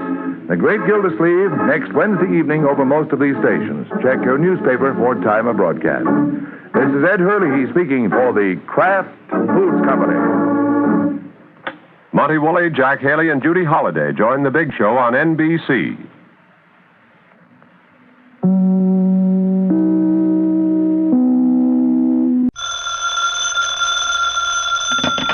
Hello? Yes, this is the Falcon speaking. Oh, Thelma. I'm glad you called, but tonight is out, Angel. A girl is trying to break off with her boyfriend, but he loves her too much to let her go. And it's up to me to see he doesn't love her to death.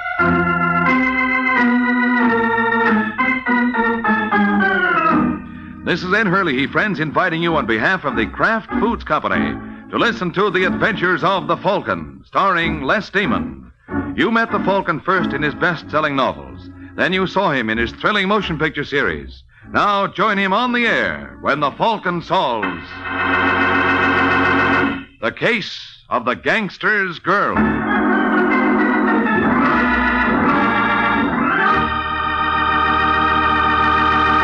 Before we join the Falcon in his latest adventure, I'd like to tell you folks about Kraft's golden cheese food, Velveeta. Velveeta is such good eating. Just taste that grand, rich, yet mild cheddar cheese flavor. And Velveeta is so good for you. It's rich in important food values from milk itself. For swell-tasting snacks, for good hearty sandwiches, for thrifty, easy hot dishes, it's smart to keep stocked with Velveeta. Get it tomorrow in the handy quarter-pound package or in the economical 2-pound loaf. The cheese food of top quality. Velveeta is made only by Kraft.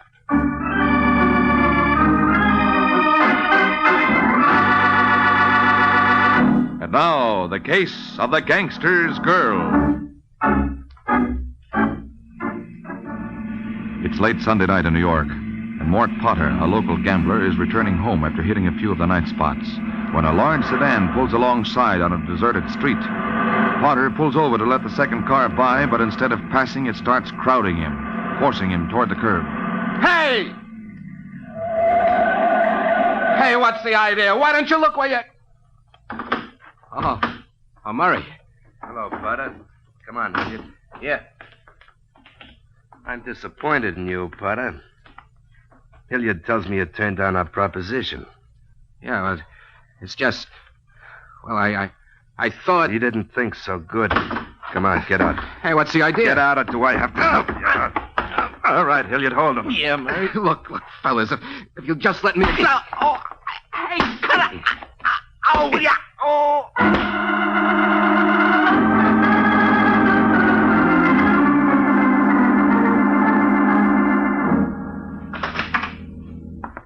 Murray, don't you believe in knocking? You want privacy, keep your door locked. I thought it was. Well, you should be more careful, Sue. Well, where do you think you're going? Little trip? Looks more like a big trip. You've cleaned the closet. If I want to go away... From me? You wouldn't do that, baby doll. I saw the paper. That man has 3 broken ribs. What man? You know what man. Everybody knows you did it. Baby doll, don't take everything so serious. 3 broken ribs are serious. Are they your ribs? You said easy money. Well, I didn't like it from the start. But you insisted, what's the harm? Well, when you start beating up people, that's harm. Next, it'll be killing. Or maybe that's happened already, too. Now, look, I don't want to talk about it. You're staying here, understand? No, Murray. I said you're staying here. Now start unpacking. No. Start unpack. Hurry up. Wanting to go away. You don't know how lucky you are, baby doll. I'm going to be big in this town. Real big. I liked you when you weren't going to be big. Now, don't talk dumb. And quit your bawling. We're doing a town tonight. I don't want your eyes all red. Why can't you leave me alone? Sometimes I ask myself that. I just can't, that's all. You know, you ought to be flattered. As soon as Hilliard told me you'd been over to the airline ticket office, I'd come right over. Oh, Hilliard. How did he know? He keeps his eyes open. Have you got him spying on me? He just likes to look after my interests, that's all. He just likes to make trouble, that's all. Oh, he's okay. Like a rattlesnake, he's okay. And one of these days, he'll make trouble for you, too. Don't make me laugh. You'll see. Things aren't bad enough. You have to have worms around. All right. You don't like him? I'll can him. Anything for you, baby. Yeah, except getting out of the whole dirty business. Except that. Or letting me out. Oh, you don't want out, baby doll. Not if it means leaving me. Now, come on, honey. Get those bags unpacked.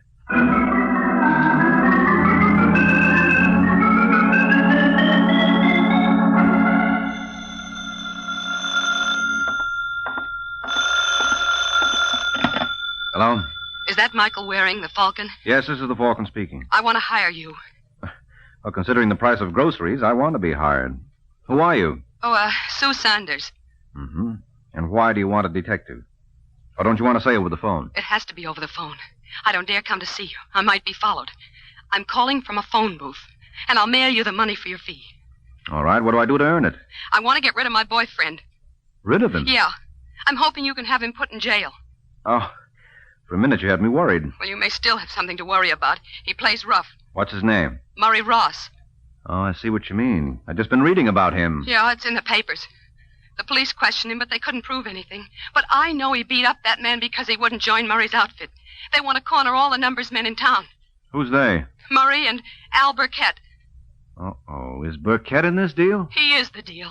Murray just runs the West End for him. Uh-huh. And just where do you fit? I don't fit anymore. That's just the trouble.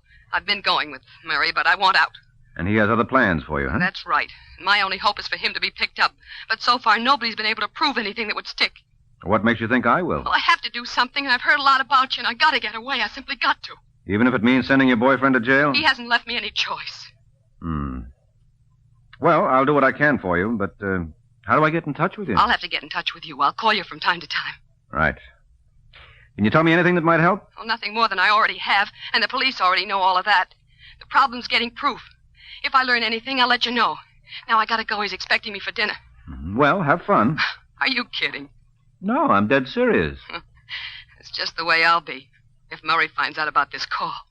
Goodbye, Mr. Waring.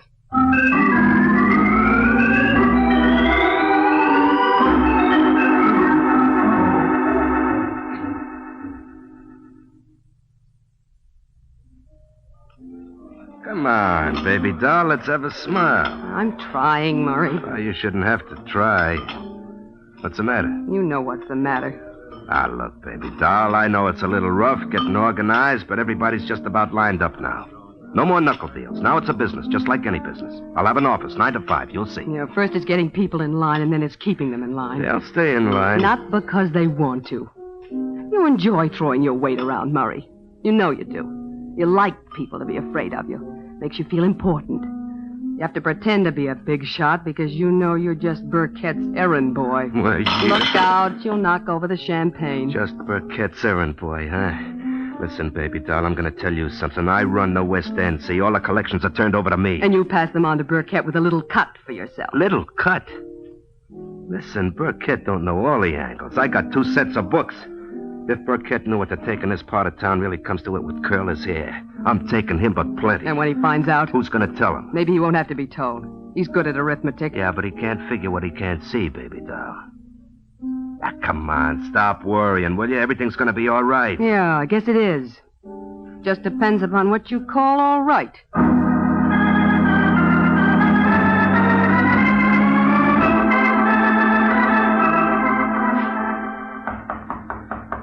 Yes, what is it? Murray Ross is here to see you, Mr. Burkett. Oh, good. I've been waiting. Send him in. Yeah. Okay, go on in. Right. Hello, Burkett. I understand you wanted to see me. Yes, I like to check up from time to time. You know how it is. Sit down. Cigarette? No, thanks. How's Sue? Oh, she's all right. That's good. Anything special you wanted to see me about? As a matter of fact, yes. There is. Shoot. Don't give me ideas. Huh? You take me for a fool, Murray?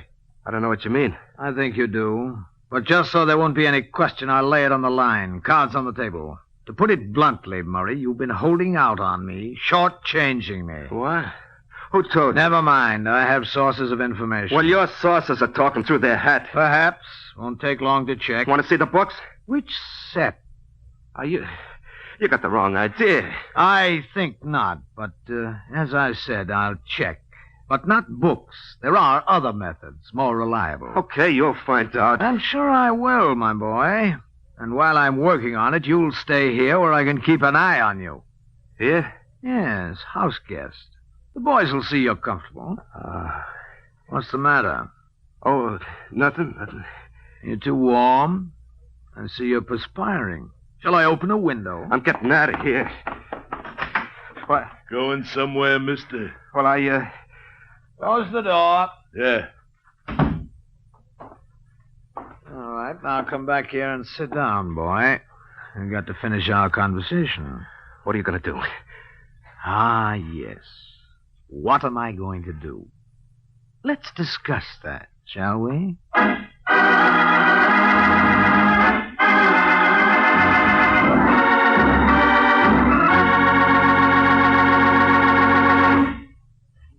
This is Ed Hurley again, friends. And while Mr. Burkett is talking about what he's going to do, I have a little suggestion for you ladies who wonder what you're going to do for some interesting Lenten menu ideas.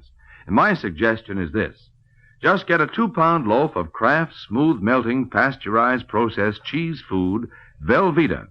You can melt Velveeta for smooth, delicious cheese sauce that'll add extra goodness to vegetables or seafood or rice or just plain toast for a fine main dish. And it's such an easy sauce to make. All you do is melt a 1/2 pound of Velveeta in the top of your double boiler. Notice how smooth it melts without any lumps at all. Then slowly stir in 1/4 cup of milk, season to your taste, and there you have it. A delicious cheese sauce with a wonderful, rich, yet mild cheddar cheese flavor. A flavor that everyone, the youngsters and Grandma included, will enjoy often.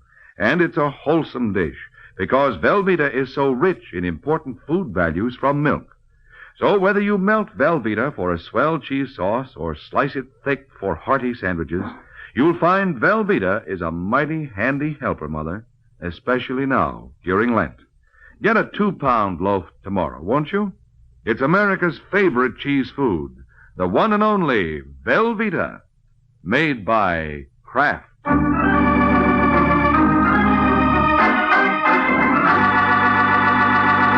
Now, back to the adventures of the Falcon. It's a couple of hours since Al Burkett revealed he knew about Murray's double dealing. And now there's a knock at the door of Sue Sanders' apartment. Sue goes to the door, opens it, and finds herself facing Murray. Hello, baby doll. Surprised to see me? No. Should I be? Look out, I'm coming in. All right. Why are you locking the door? I've just come from Burkett. Oh? He knows about the finagling. How'd he find out?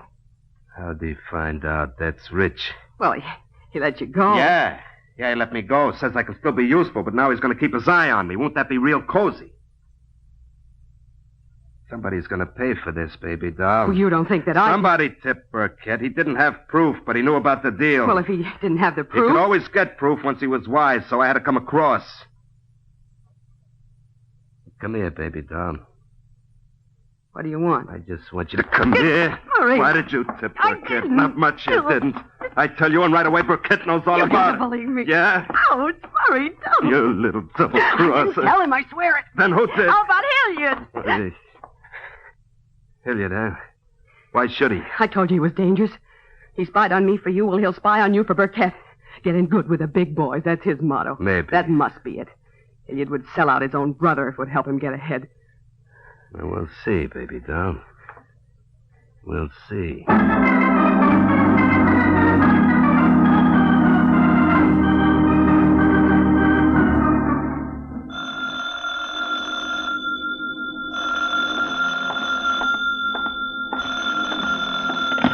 Hello. Hello, Mr. Waring.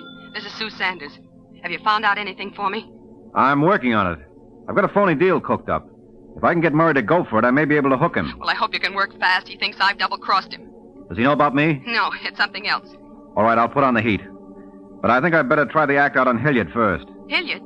Yeah, I have an idea he's more gullible than Murray. If I can sell him, Murray's a cinch. Well, anything you think best, only hurry.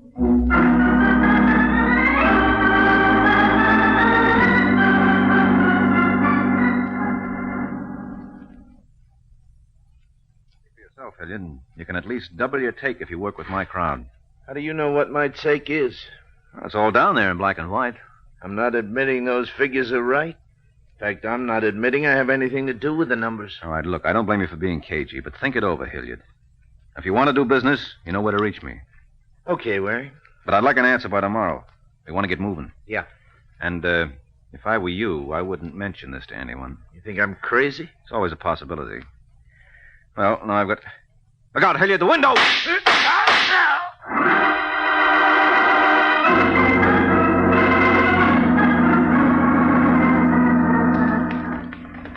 Driver, did you see anybody come out of that alley just now? Uh-huh. He just got in a red sedan, drove off. Did you see where he went? Turned right at the corner. All right, let's see if we can catch him. Okay. Hey, what's it all about? Did you hear those shots? Shots? I thought it was backfire. Backfire never killed anybody.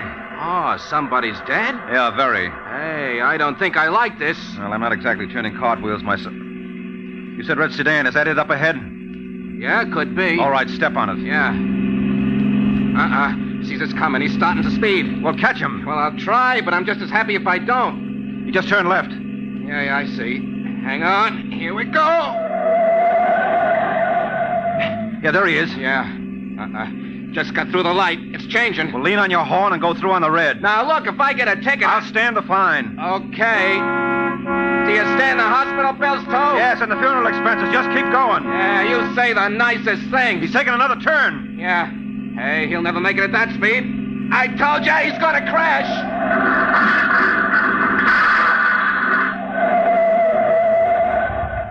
Well, end of the line, mister.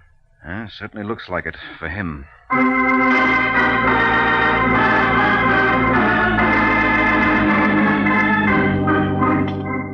Hello, Murray. Do I know you? Name's Mike Waring. Oh, the Falcon. You see, you do know me. Of you. What do you want? Well, I got a proposition you might be interested in. No, thanks. How do you know till you hear it? I said I've heard of you. I didn't like what I heard. Well, neither did Hilliard, but he was willing to look over my wares. Oh? You talked to Hilliard? Uh-huh. What'd he say? Said he'd consider it. I'm not surprised. Now I know I'm not interested. You don't care for Hilliard? I don't care for rats. How much don't you care for them? Huh? Well, just wondering if you'd try to exterminate them. What's that supposed to mean? Well, somebody exterminated Hilliard. And since you called him a rat... You mean he's dead? That's right. So that's her angle. Whose angle? Nothing. Anyhow, it's not going to work. I can prove where I've been all afternoon. Yes, but this job was done by a professional trigger. You could have hired him. Are they picked up who done it? Picked up the pieces. Well, it wasn't working for me. But I got an idea. I'll be seeing you, Ware. Just a minute, Murray. I got things to do out of my way. Yeah, well, first... I said out of my way. Okay, if that's the way you want it, maybe this will keep you around a while.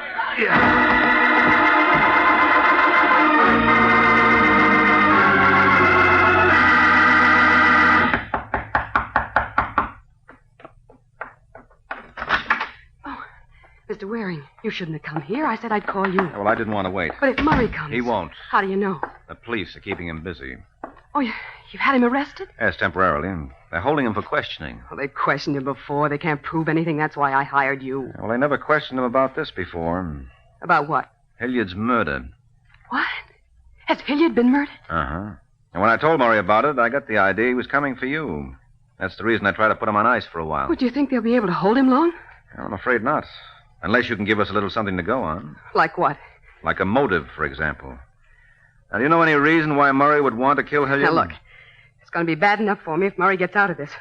I'll only make it worse by saying anything, make him that much angrier. Well, maybe he won't get out of it if you tell enough. But this is murder. Yeah, I want him locked up, but the electric chair, that's something else. Yeah, it's your hire to his, Angel. And if he's a murderer... I don't know what to say. Say whatever you know. Well, I don't know much. Look, did Murray have a motive for killing Hilliard? Well, yeah, I guess he did. All right, what was it? I told you Murray thought I double-crossed him. Yes, but you didn't say what about. Well, he'd been holding back some of Burkett's money. Burkett found out about it. Murray thought I told him. I said it must have been Hilliard. Mm-hmm. Well, that could do it. Anything else you know? I don't think so. Well, I'll call that much into the police. Then I'll go see Burkett. Now that the heat's on, I've got to find out what's cooking and make sure it's not your goose.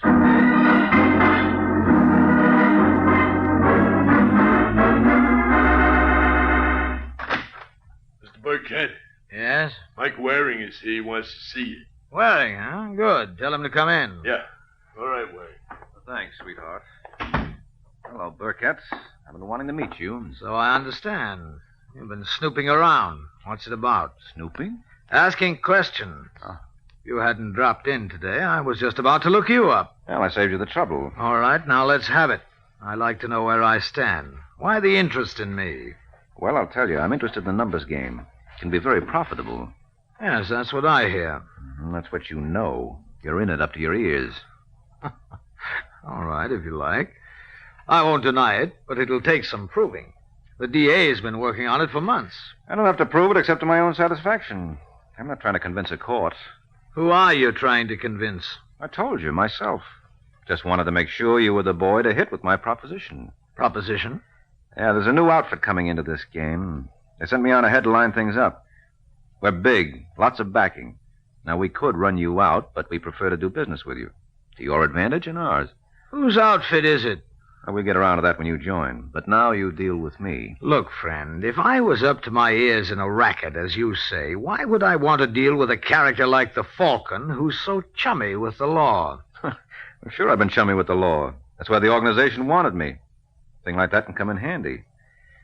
Now, look, I don't blame you for being cautious, but I've got the whole thing worked out on paper. Dollars and cents. Can't hurt to look at it. Oh, it can't hurt. Be glad to look it over. Let's have it. Well, I don't have it with me. I left it at Hilliard's. Hilliard's? What were you doing there? Well, I didn't think there was any use hitting you until I found out how your boys took to this idea. So I talked to Hilliard and Murray Ross. Oh. What did they say? Why not ask them? Don't think I won't. They're supposed to come here tonight. If they've been holding hands with you... So you admit they work for you? That's no secret, Waring. I have an investment business. Still don't trust me, do you, Burkett? Why should I? You shouldn't. But I'm always willing to look over any proposition. Mm-hmm. I'll send one of the boys over to Hilliard's to pick up your papers. Yes, do that. I'm sure you'll find them interesting.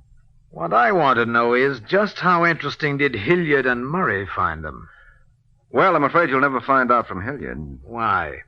Haven't you heard? Heard what? Hilliard's been murdered. What? Yes, I thought you knew. Oh, Hilliard talks to you, and right away he gets himself murdered. What's the matter? Did he turn you down? Said he'd think it over. Who are you working for, Waring? I told you, that's not for publication yet. I'm asking. Sorry. You know, sometimes silence can be very unhealthy. Why? You're just a businessman. Investments. You wouldn't try any rough stuff. That's right, Waring. I wouldn't. But you can always have an accident, can't you?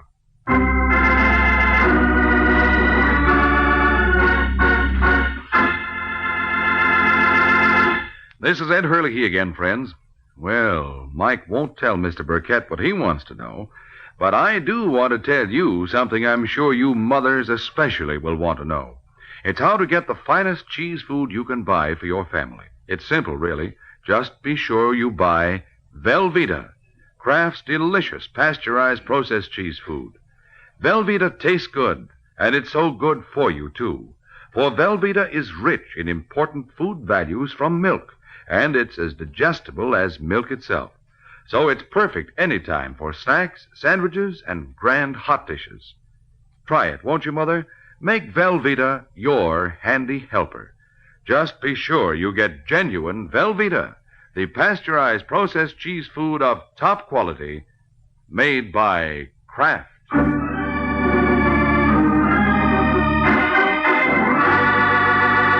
Now, back to the adventures of the Falcon. It's 20 minutes since Mike Waring left Al Burkett. Now he's back at Sue's with a plan to wrap up the case. Now, look, Angel, I want you to call Burkett. Ask him to come over here. Why? I want to get him away from his gorillas. He was expecting Murray and Hilliard tonight. Now, he knows Hilliard can't make it, but he's still waiting for Murray. He knows you're Murray's girl, so maybe he'll come if he thinks you have an important message from Murray. He'd probably want me to go to his place.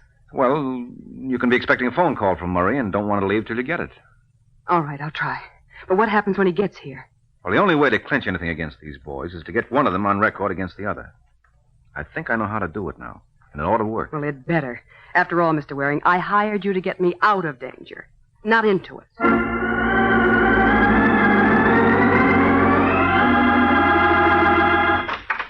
Come in, Mr. Burkett. Righto, Sue. Where's...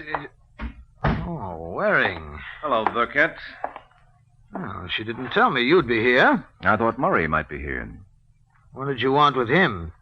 You said you'd already talked over your proposition with him. No, it wasn't about that. I want to talk to him about the murder. So? What did he think he could tell you?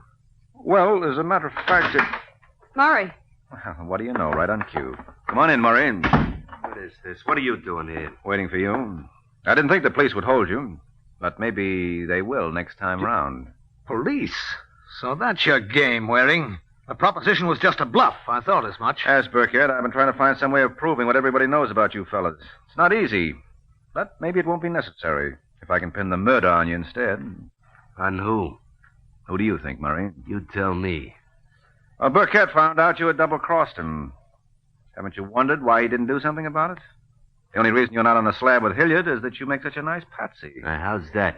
Hilliard blabbed on you. Gives you good motive. So it's safe for Burkett to have Hilliard rubbed out with you around to take the rap. What rubbish. I don't know, Burkett. I've been wondering how come you turned me loose. Well, I told you I needed you. Maybe. And maybe Waring's making sense. Now, you're going to tell me. I told you. No. Come on, Burkett, talk. Stop it, you idiot. Can't you see what Waring's trying to do? You're going to talk. Sure he will, Murray, at headquarters. That's where you're going as soon as you fellas get through dancing. And just in case you have any doubts about it, this gun ought to remove them. So let me know when you're ready, will you?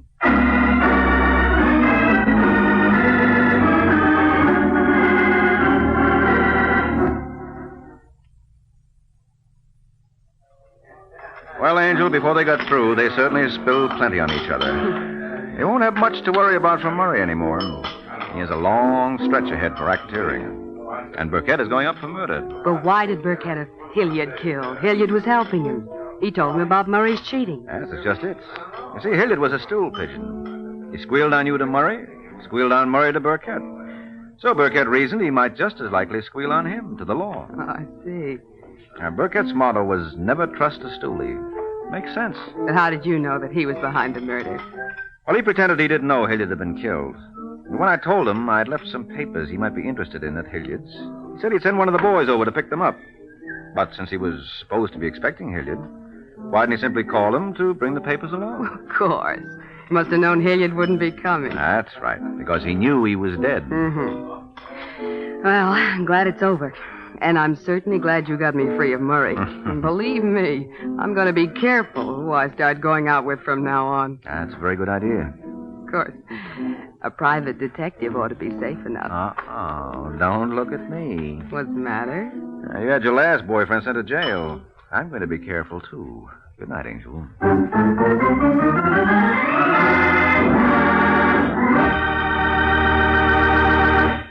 Friends, America's defense program has placed on the Red Cross one of the greatest responsibilities it has ever had to assume.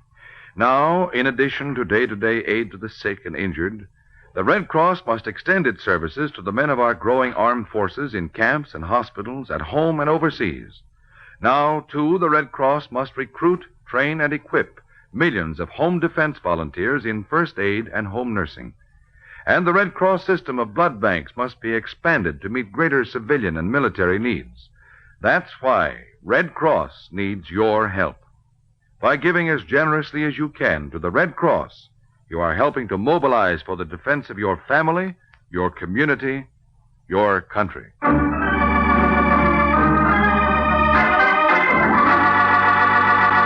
The Case of the Unsilent Butler. The Case of the Unsilent Butler. That's the title of next week's adventure of the Falcon, when Mike Waring learns that the way some people get a bang out of life is by using a gun. So be sure to listen at the same time next week to another exciting adventure of the Falcon, brought to you by the Kraft Foods Company. The Adventures of the Falcon are based on the famous character created by Drexel Drake, produced by Bernard L. Schubert, written today by Jerome Epstein, and directed by Richard Lewis. Music was by Arlo. Les Damon was starred as the Falcon, with Jan Miner as Sue. Be sure to hear the Great Gildersleeve next Wednesday evening over most of these stations. In next Wednesday's broadcast, Gildy comes face to face with an hilarious problem and solves it in a way that will keep you laughing for days. Remember the show, the time, and the place, the Great Gildersleeve, next Wednesday evening over most of these stations. Check your local newspaper for time of broadcast. This is Ed Hurley, he's speaking for the Kraft Foods Company. This is NBC, the national broadcasting company.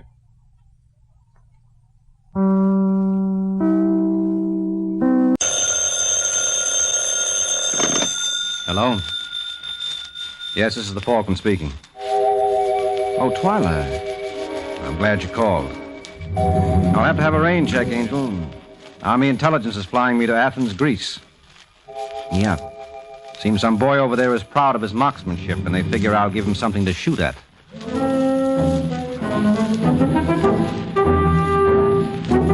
Once again, the National Broadcasting Company brings you the transcribed Adventures of the Falcon, starring Les Damon. The Adventures of the Falcon, dedicated to private investigators everywhere. Those hard-hitting detectives who, like Mike Waring, risk their lives to aid law enforcement agencies. So join him now when the Falcon solves The Case of the Gorgeous Greek.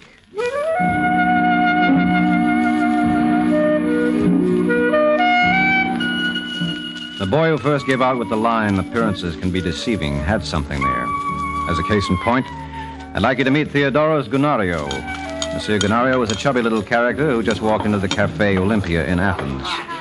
To look at him as he makes his way to a table in the corner, you'd think here was a man who wouldn't hurt a fly. And you'd be right, which puts the local flies way ahead of his fellow men. Ah, Nicholas, my good friend, it's great pleasure to see you. Unfortunately, I can't say the same. You know this isn't wise, Gunario. Suppose the police see us together. So?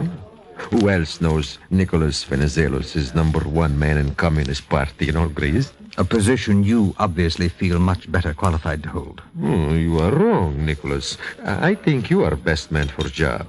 I once tell Comrade Molotov, if it can help the party, Nicholas Venizelos would cut off his hand up to here. Never mind, Gunario. Did you see Iris Richards? Oh, yes. We have a very nice talk. She knows why she was brought to Athens? Of course. For to become good friends with General Taliani. Well, our Bulgarian comrades would like to know why they weren't advised that Greece would defend the island of Gama from their attack. They find out different, huh? The situation seems to afford you some amusement? Well, after all, I am Greek. So am I. Oh, it's different for you, Nicholas. Your whole family is living in England for a long time. I'm still a Greek, but I'm a communist first. Why didn't Iris inform us of General Vignani's plans? How did she know when she has not seen him? Why not? He was interested in her? Yes, but she's not interested in him. What? Oh, you must not be too hard on girl, Nicholas. But she is in love. That isn't funny, Ganario. No, it's very sad. But love is feeling very difficult to control. She is to give up this man at once. I say this to her, but she finds it very hard. Well, if Comrade Richards hasn't enough self-discipline to give him up, we'll have to do it for her. Get rid of him. Get rid of him? You seem to take a strange delight in misunderstanding me, Ganario. You don't understand, Nicholas. To get rid of this young man is a very difficult problem. This is not boy we can drop in Mediterranean and nobody will ask questions. I don't care who he is. I want it done. Then maybe you do it yourself. You have best chance. What are you talking about? This young fellow Iris fall in love with is your brother George. What? Oh, she's real crazy for him, Nicholas. You're lying. It's easy enough to find out. Why don't you ask Iris? I will. Oh, I'm so happy. Imagine, 5 years I know you, and this is first idea you take from Gonario. Maybe someday I give you some more.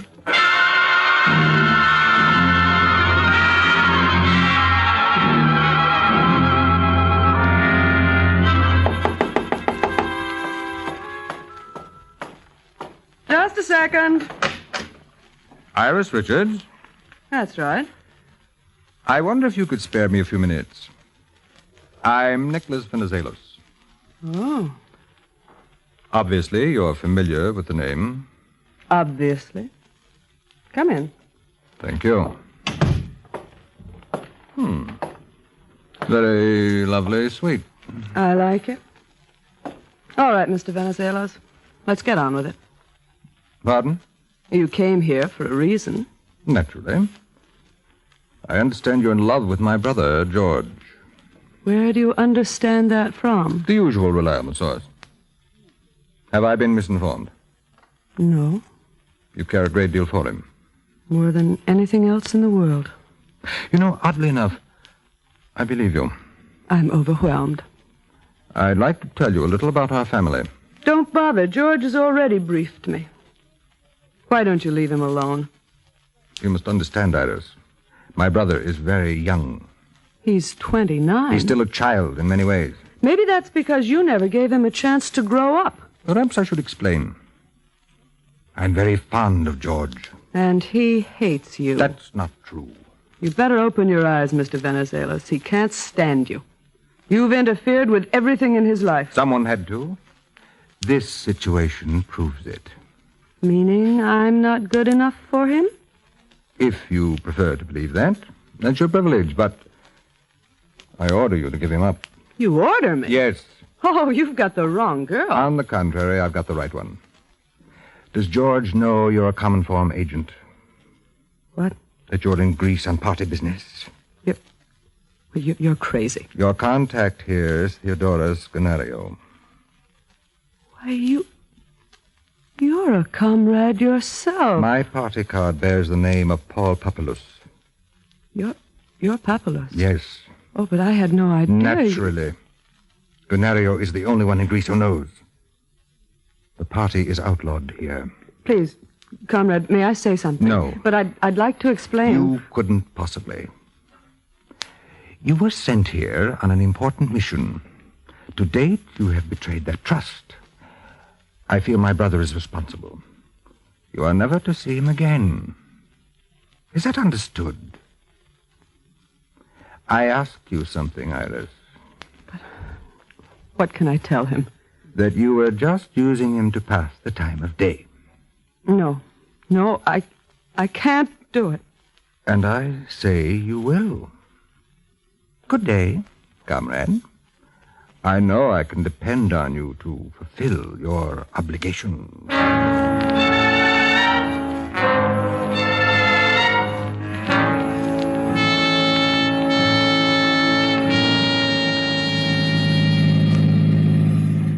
I guess we better start looking for a parking place, Iris. What? Well, I'd love to drive you right into the Acropolis, but unfortunately the road hasn't been paved since 500 B.C. Shall we get out? Wait a minute, George. There's something I want to tell you. Now, darling, I'm sure it's not that serious. Yes, it is. I'm not seeing you anymore. I'm not clowning, George. All right, dear, I give up. What's the joke? It's no joke. But you couldn't possibly mean that. Couldn't I? No. You're in love with me. Well, of all the conceited, egotistical males, what have you got that makes you think you're so special? I never claimed I was. No, but your attitude shows it. Sure, you may be hot stuff here in Greece, but I come from a big country, honey. Guys like you are a dime a dozen on every street corner. You don't mean that, Iris. You want to bet? But you told me. I never had it so good. You didn't believe me, did you? Yes, I did. Well, you poor sap. I guess your brother was right. My brother? Well, didn't you tell me that he said you needed a nursemaid?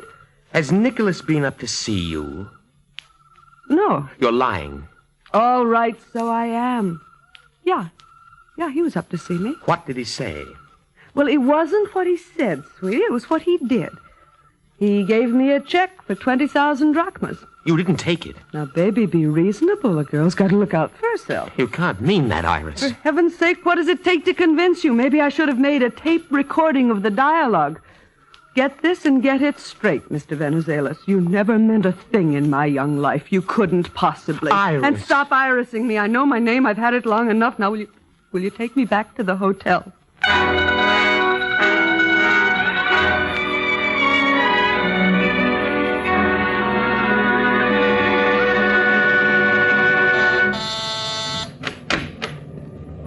Good evening, Mr. George. Good evening, Paul. Is my brother home? No, sir. He went out right after dinner. Have you any idea where I can find him? I'm afraid not, sir. Well, did he say anything about... Shall I? No, I'll answer it.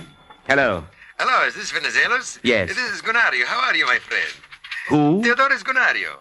Oh, well, you have I just see Comrade Iris. I understand everything is worked out fine. What did you say? What's the matter? You can't talk now? No, just a moment. Paul. Yes, Mr. George. Would you mind leaving me alone? Not at all, sir. Thank you. I'm sorry, Gunario. What were you saying? It's not too important. I just called to congratulate you. I see now Moscow is right. Moscow? When they make you head of party in Greece instead of me. Head of the party. What's the matter, Nicholas? You don't seem to understand me. It's just that I've been asleep and I'm still rather groggy. Oh, I'm sorry. It's better I don't call, huh? Oh, I'd never forgive myself if I'd missed this. And now, if you'll excuse me, Gunario, I'll hang up. I've got one or two calls of my own I'd like to make.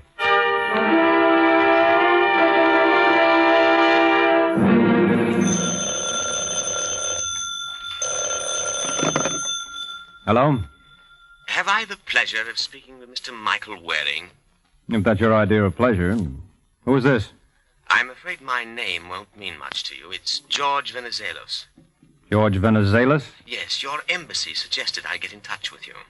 Well, what can I do for you? I believe the shoe was on the other foot. I'd like to do something for you. You're aware that the Communist Party is outlawed in Greece. Yes? Well, suppose I told you that the number one man is right here in Athens. What would you say to that? Well, the first thing I'd say is, what's his name? I take it then you're interested. Interested is hardly the word. Well, I live at 14 Trikoupes. Trikoupes. That's the street right near the monument to Byron, isn't it? That's the one. Can I expect you at 10? You wouldn't want to make it earlier? Try to be patient, Mr. Waring. After all, you chaps have been looking for this fellow for years. A few hours, more or less, shouldn't matter. I'll see you at 10.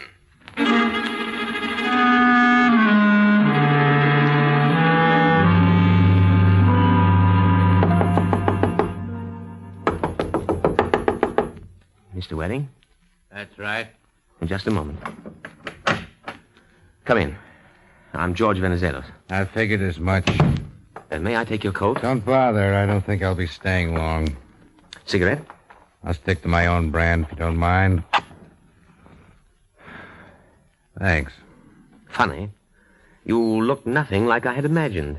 Does anybody? Well, I only meant when I was in the States some years back, I heard a great deal about the Falcon. I rather fancied he'd be tall and lean. Maybe I'm not the Falcon, then. What? That's right. I'm not Mike Waring. Then who are you? Eddie Welch. Eddie Welch?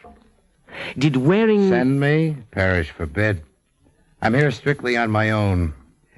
Let this be a lesson to you, Georgie. Next time you make a phone call, make sure it don't go through a hotel switchboard. It's like a radio show. You never can tell who's listening.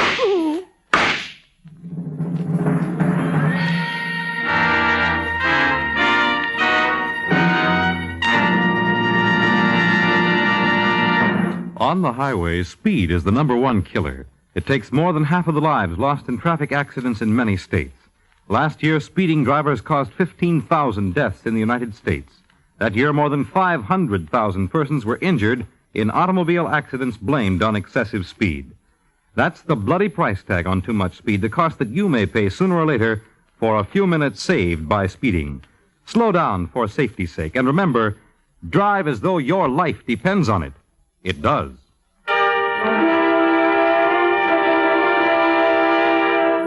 Now back to the adventures of the Falcon.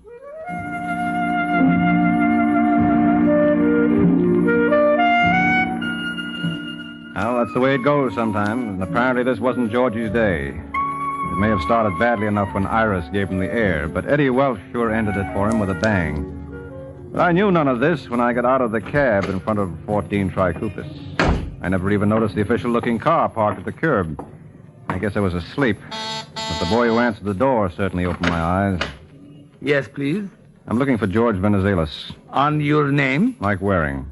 Be so good as to enter. Maybe I better not. Pardon? Well, I learned a long time ago when I'm greeted by a man in a blue coat and brass buttons that better I should have stood in bed. Permit me to introduce myself. I am Emmanuel Comandores, Lieutenant in His Majesty's Police. I was afraid of that. Well, where do we go? Right here. Uh-oh. Is that George Venizelos? You did not know him? Only as a voice on the phone. May I? Allow me. Oh, Stratos. Yes, sir.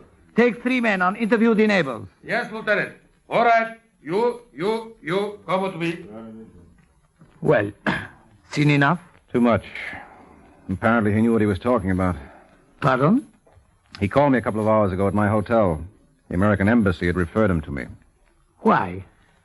Well, he claimed he knew the identity of the number one boy in the communist underground here. Oh, that's ridiculous. Well, someone was real anxious to shut him up. Did he have any family? Just a brother. What's his name? Nicholas Venizelos. Think I could talk to him? I do not imagine it would do any good. Still, you never know unless you try. I'll be seeing you, Lieutenant.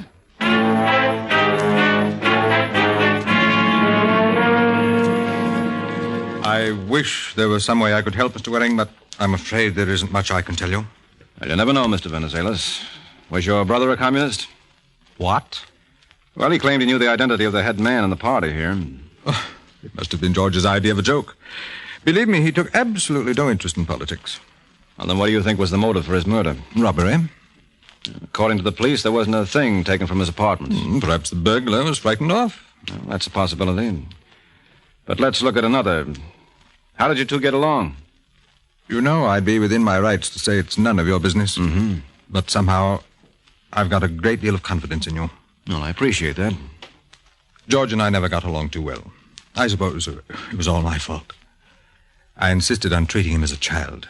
And naturally, he resented it. Naturally. I never realized how much until recently. How did you find out? Through a mutual acquaintance. Iris Richards? Where did you learn about her? To Lieutenant Comandores. You think she might know anything about his murder? Of course not. Still, I think we ought to have a talk.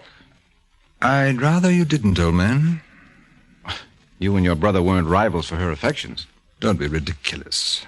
And why do you object to my seeing her? Because there's nothing to be gained by it. Well, you never can tell. Nevertheless, I forbid you to see her.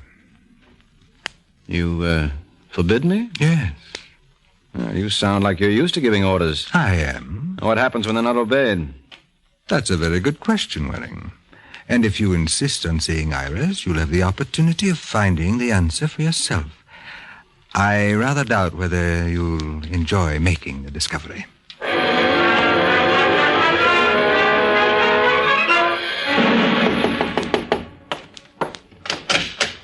Yes? Hello, Miss Richards. Who are you? A fellow American. Oh, and you think this is Old Home Week? Well, I had hopes. Sorry, I'm busy. The name is Waring, Mike Waring. Mm-hmm. I'm still busy. I'm a friend of George Venizelos. Oh. Mm-hmm. Well, if George sent you over to plead his case, he's wasting his time. Hmm? Well, isn't that why? Oh, yeah, sure. So may I come in? It won't do you any good. Won't do me any harm, either. How is George? Not so hot. He'll get over it. I kind of doubt that, Iris. You never get over his kind of trouble. He's a fool. He'll find a million other girls. Not George. Sure he will. He's just a kid. You sound like his brother Nicholas now. Well, that's what he is. Something tells me you were in love with the boy. Don't make me laugh. Why'd you see so much of him? Well, a girl's got to have something to do in a place like this. Mm-hmm. Then he meant nothing to you? Not a single solitary thing. Well, then you won't be interested in the fact that he was murdered. What did you say? Yeah, he was shot to death last night at 9:45. You're lying. I'm sorry, Angel. Where is he? Where is he? I've got to see him. I thought he didn't mean anything to you.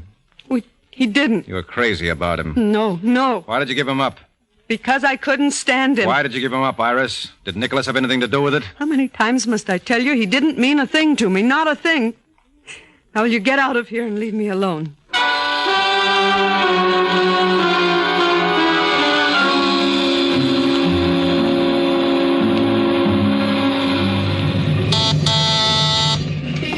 Just a moment. Nicholas, my good friend. What are you doing here, Gennaro? I just hear about your brothers making me for to be very unhappy. Come in. Thank you. I cannot tell you what is in my heart, Nicholas. I know how you feel about Georgie. Who do you think do such an awful thing? I wish I knew. Maybe that fellow Michael Waring find out, huh? Who told you about Waring? Oh, it's little. I don't know. It was up to see Iris. She tell him anything? Not Comrade Richards. She feel about party like you do. It's like I tell you on the phone yesterday. You told me on the phone? Well, sure, when I speak to you around 7, 8 o'clock. Where did you call me? Here. I wasn't even home at the time. It's impossible. The fellow I talked to have exactly the same accent. Go on, Gennaro. I must have made a mistake. You certainly did. You spoke to George. What did you tell him? Oh, nothing, Nicholas. I just asked how you feel. How's business? You're lying. You must have mentioned something about the party. No, Nicholas. You stupid, blundering fool. You should never do this to Gennaro. I forgive you because you are upset. Get out. Sure, Nicholas. I know I have been great disappointment to you, but maybe I can make up for it. You see if I don't gonna try.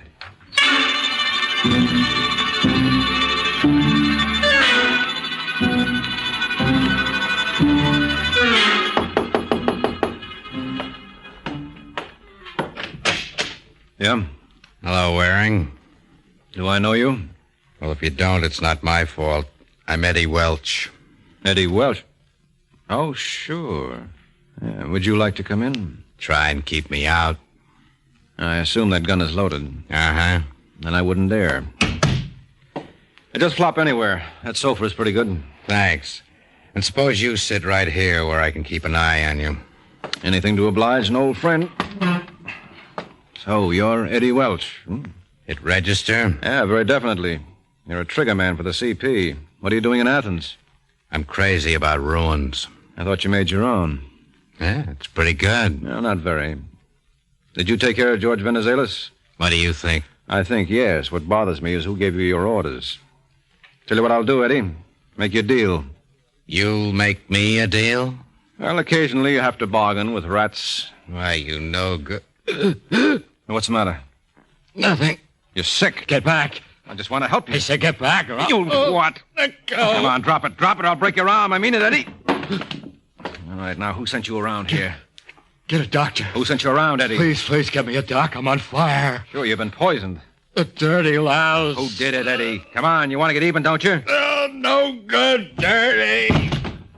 Eddie! Eddie! Hello, operator. There's a dead body in my room. I'd like it removed. Maybe room service can help me out.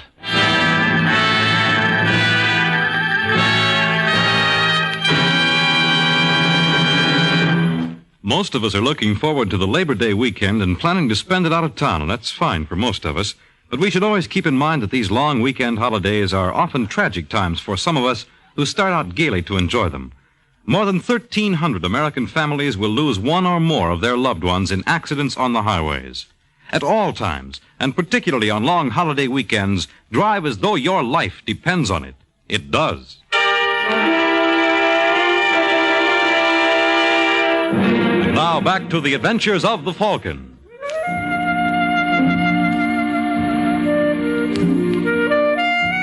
Well, I guess it only goes to prove you can't believe the ads.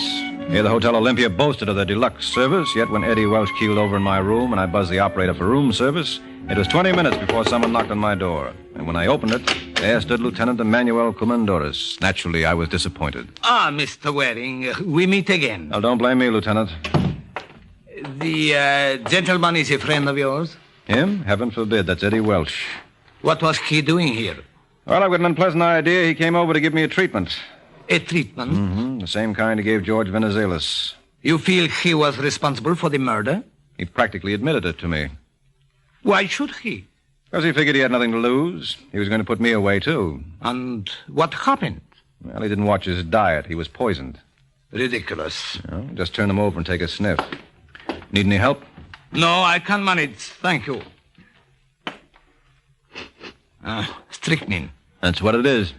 I do not understand. Well, my guess is that the same party who ordered him to kill George Venizelos hated loose ends. So Eddie was sent around to take care of me. Then why was he poisoned? Because Eddie himself was a loose end.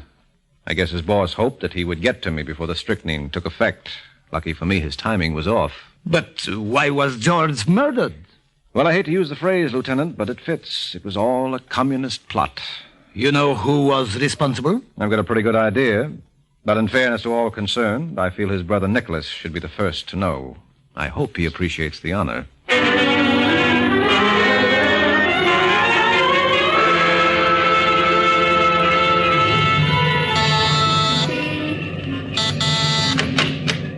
Hello, Nicholas.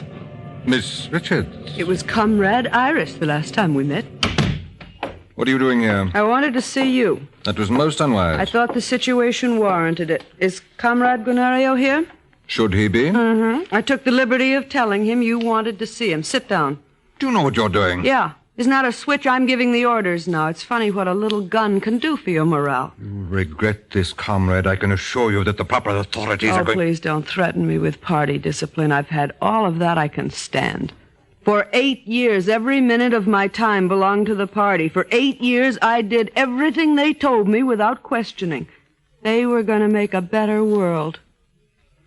Well, just between us girls, comrade, I haven't seen one soul they ever helped.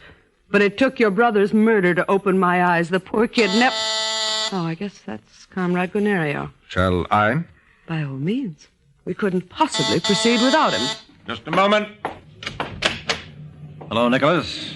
Mr. Waring. I think you know Lieutenant. Well, if it isn't Iris Richards. That's who it is. That wouldn't be a gun you're holding. Wouldn't it? Yeah, I guess it would. Better put it away, Angel. This man is a police lieutenant. I must warn you, you young lady. Don't bother. Just sit down over there. Really, miss... Go on, all of you. Now, if you're going to behave like this, Iris, I'm not going to let you in on my surprise. What are you talking about? I know the motive for George's murder. What? Well, accidentally, George learned who was head of the local communist setup in Greece. I could have told you that. Yes, but you wouldn't. It's Brother Nick here, isn't it? Yes. Really, my dear, you're being most absurd. No one else could have made me give up George. But even granting all this... You still would like to know who killed his brother? Yes. He did. Really, old man... Just stay where you are, Nicholas. Go on, Waring. Well, Nick here was completely dedicated to the party. It came first, last, and all the time. Naturally, when George threatened to end his use to the common form by exposing him... He had him killed. That's right. You certainly don't believe this, Lieutenant. I don't know about him, but I do. No, Iris. Venizelos. Venizelos. Well? He's dead. Anybody want to buy a second-hand Colt automatic? I'll let it go real cheap. I'll take it. Sold to the man on my right. All right, fellas, let's go. I think I took care of everything else.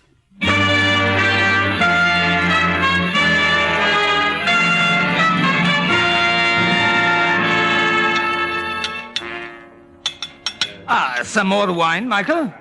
I never could say no. You know, I am completely mystified. I don't see why, Lieutenant. Well, Nicholas and George were brothers. So were Cain and Abel. Oh, yes, but there was a difference here. Nicholas was very fond of George. He did everything he possibly could for him. Oh, sure, but his first love was the Communist Party, and anything that threatened it was his enemy. So when it came to a showdown between his brother and the party, George didn't have a chance. I see. Well, I guess it proves one thing. Romancing a woman can sometimes lead to trouble, but having an affair with the Communist Party is just asking for murder. Good night, Lieutenant.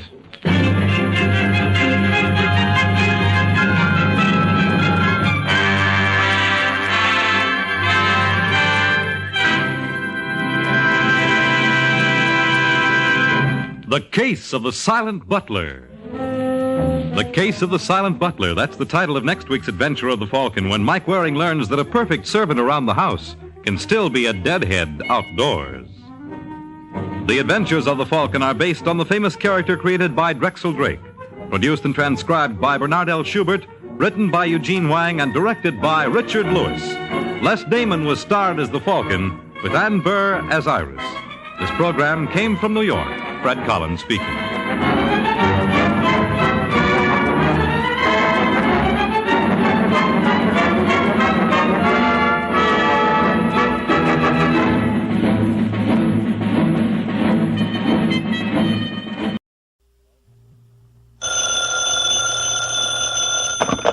Hello?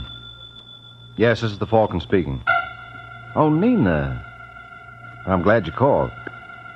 Oh, you'll have to cancel me out tonight, Angel. I just landed a new client. Of course, I wanted to turn down his business, but no matter how I talked, this boy insisted on giving it to me.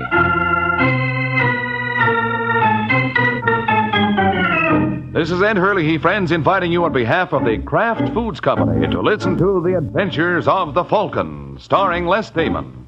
You met the Falcon first in his best-selling novels. Then you saw him in his thrilling motion picture series. Now join him on the air when the Falcon solves The Case of the Big Talker.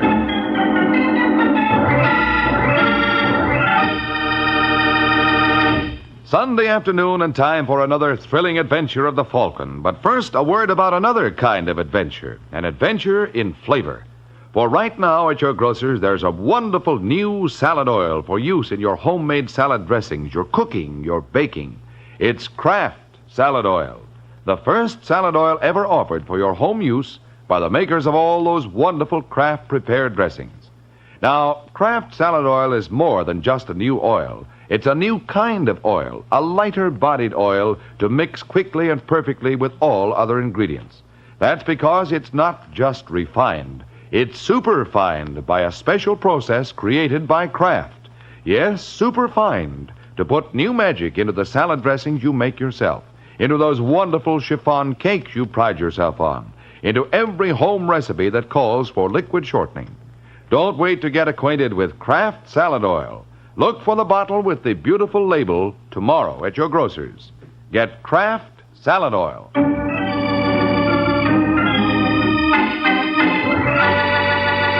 And now, the case of the Big Talker.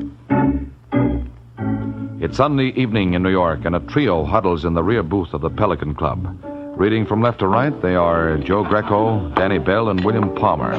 And from the deference accorded Mr. Palmer, it's obvious who leads this band, which is no more than Mr. Palmer deserves. All you have to do is listen, and you'll hear some of the slickest arrangements. Well, of course, the big thing in our favor is the element of surprise. Weber's had everything his own way so long, he won't be expecting any opposition. Yeah, that's smart operating, Palmer. We pulled the same deal in St. Louis. Oh, did you, Danny? Oh, sure. I just walked into this guy's place and gave him 24 hours to leave town. Uh-huh, and what happened? Well, he was gone in 4. They play awfully rough in St. Louis, don't they? Yeah, you're not kidding. Maybe this league won't be fast enough for him, boss, huh? There's always that possibility, Greco. Well, I remember one time... Much as I'd love to hear you reminisce, Danny, I'm afraid it's getting late. Oh, well, that's okay. Just remind me to tell you sometime about Lefty Wilson. I'll make a note of it. But getting back to Weber... You don't have to draw me a diagram, Palmer. I got the picture already. This Weber gets the big gambling play from the society crowd, and you want it. Very much so. Okay, I'll have a little talk with the man. Oh, I don't doubt that you're a brilliant conversationalist, Danny, but Mr. Weber is also gifted. And let's assume that nothing you say moves him. What's your next step? Well, we take over. You see, Greco, nothing baffles him. We take over. Sure, it's as simple as... As falling off a log? Yeah. Wonderful. When can we expect this eviction to take place? Hey, now, wait a minute, Palmer. Don't tell me that you haven't an answer for that. Well, don't forget, I'm a newcomer in town. Oh, I've got news for you, Danny. The people in New York are exactly like those in St. Louis. They eat, they sleep, they breathe. And a little .38 caliber slug can stop all those vital functions. You mean you expect me? Uh-huh. Well, you're crazy. You hear that, Greco? I'm crazy. Here I voiced a simple suggestion. Look, if you want someone to kill Weber, you better get yourself another boy. Well, what's wrong with the one I just hired? Well, first of all... Look, Palmer, never mind his phony. I'll do it. Greco, this is not the Army. If I wanted to volunteer... I only thought that I... don't. Oh. Danny's going to come through for us, aren't you, Danny? Well... You see, Greco, you misjudged him. Why, the minute I spied Danny, I bet he was a man of action. And you know me. I only put my money on sure things.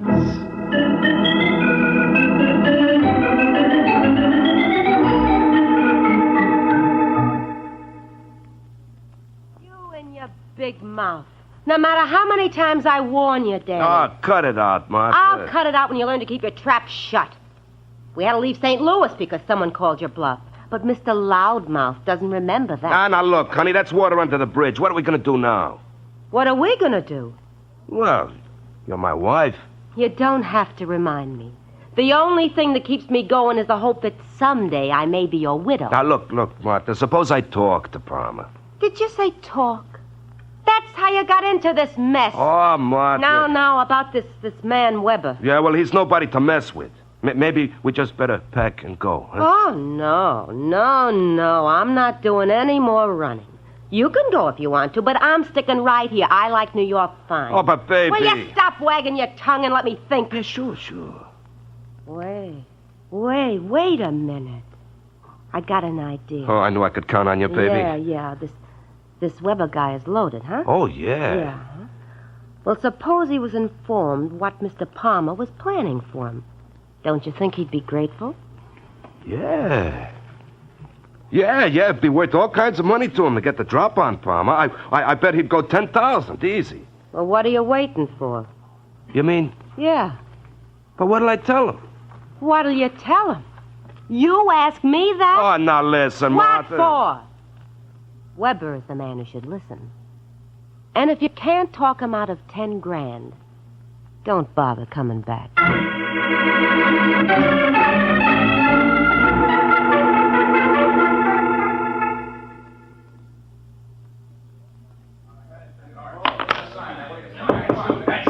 Yes? Mr. Weber? That's right, sir. My name is Danny Bell. That's a nice gambling layout you got out there.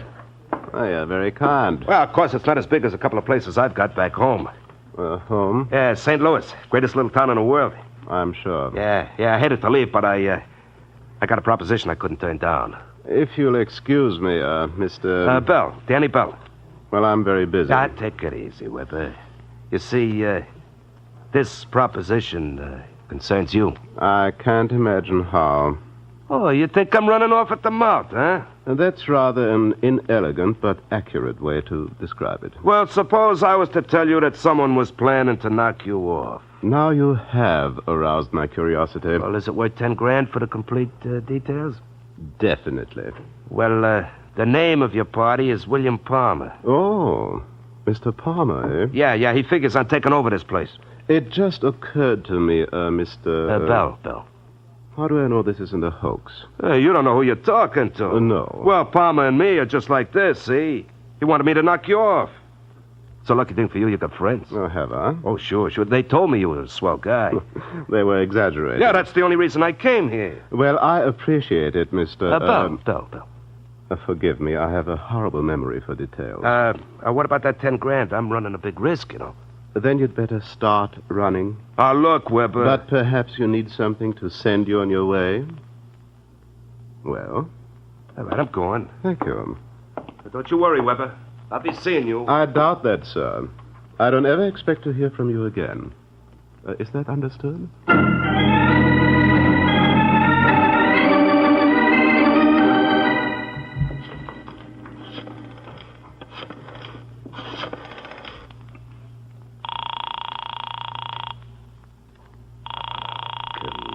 Come on. Hello? That you, Martha? No, Mrs. Bell ain't in. Well, who's this? Blanche West. Oh, well, this is Danny, Blanche. Where's my wife? I don't know, Danny. She went out about an hour ago. She asked me to mind the house. Anybody call? Only a Joe Greco. Joe Greco? Yeah, he said you should ring Mr. Palmer when you got in. You want the number? No, I'll call when I get home. When Martha comes in, you just... What was that, Danny? There it goes again. It sounded like... Danny!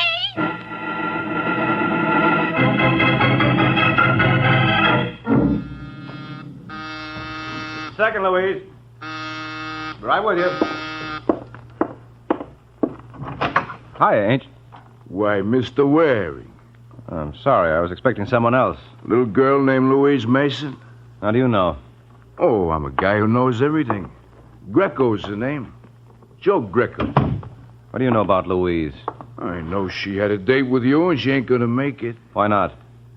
Let's just say she was indisposed. If you're gonna call her, Waring, you'll be wasting your time. I don't think she'll answer. Believe me, friend, I know wherever I speak.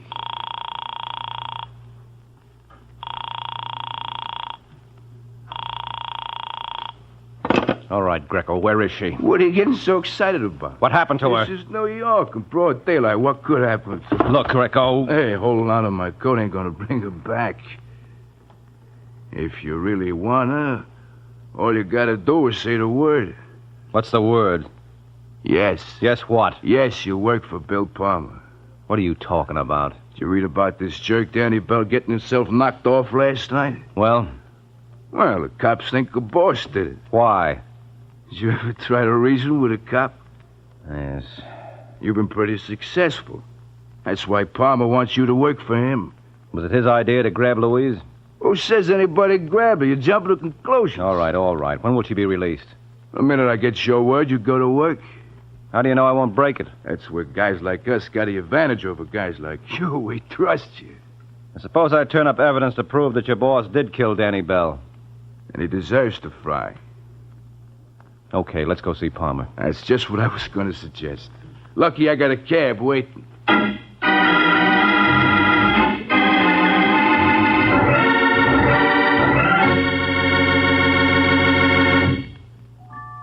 It's lighter-bodied. It's superfined. It's Kraft Salad Oil, the first salad oil ever offered for home use by the makers of all those wonderful Kraft-prepared salad dressings. Yes, there is something new under the sun at your grocer's right now. A new salad oil, Kraft Salad Oil. The first salad oil ever offered for home use by the makers of all those wonderful Kraft-prepared dressings. Wait till you try it in those wonderful salad dressings you make yourself. Those light-as-air chiffon cakes you're so proud of in all your special recipes that call for liquid shortening. For Kraft Salad Oil is more than just a new oil. It's a new kind of oil. Superfined for better blending by a special new Kraft process. Because it's lighter-bodied, it mixes perfectly with all ingredients, puts new magic into dressings, cooking, and baking. Don't wait. Put this new salad oil on your shopping list right now. Remember, It's lighter-bodied. It's superfine. Get Kraft salad oil tomorrow at your grocer's. Look for the bottles with the beautiful labels.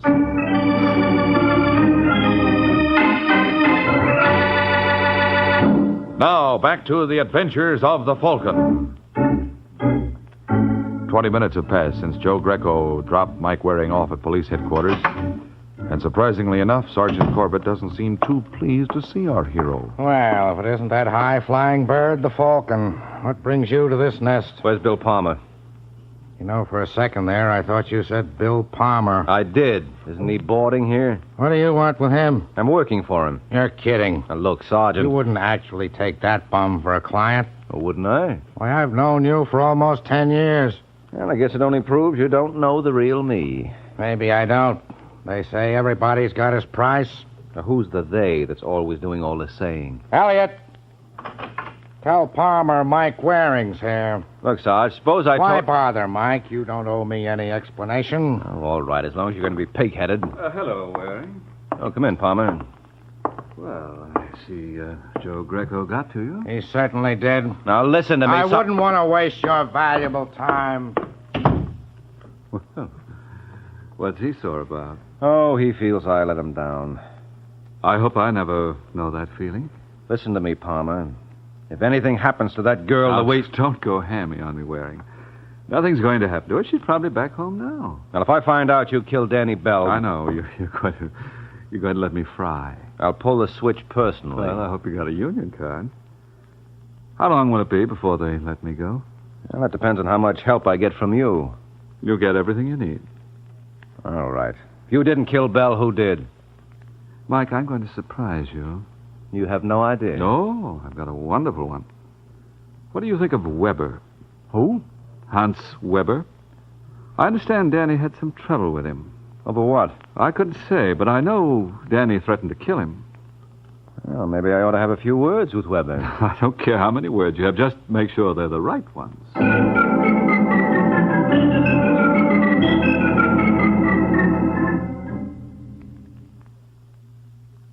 What makes me feel badly, Waring? No, what, Weber? It's only on occasions like this you come up to the club. Well, I can't afford it. Even with Bill Palmer for your client? Now we're right back where we started. He thinks you should be in his place. Such ugly suspicions, Mike. Believe me, I hardly even knew this, Danny Bell. Thank you. Mm-hmm. Well, by any chance, would you happen to recall if you killed him? Well, I might remember that if I had a motive. You did. Danny threatened you. Then I could plead self-defense. You could.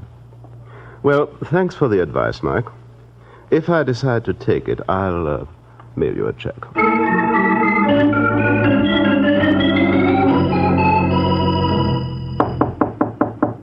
Come. Hello, Sergeant. What are you doing here? I brought a lady around to see you. I'm not interested in any of your friends. No, you will be in this one. Now, look, Waring. Mrs. Bell. You want me? Yeah. This is Sergeant Corbett. We've met. What's going on here? Well, if you'll listen for a minute, you'll find out. Mrs. Bell, tell him the story you told me earlier today. Where do you want me to begin? Right at the top of the page. Remember the time of your husband's murder? Yeah. It was 9:45. And where were you at that time? She doesn't need an alibi. Well, why don't you give that mouth a rest? Do you happen to recall where you were, Mrs. Bell? Yeah. I was at the Pelican Club. Did anyone see you there? Bill Palmer. What? That's right. I was with him from 9 to 10:30. And if Palmer was with you, he couldn't possibly have killed your husband. No. Why didn't you tell me that before? You didn't ask, honey. You satisfied now, Sergeant? No. Well, maybe I can find someone who won't be so difficult. Come along, Mrs. Bell. We'll go see the DA.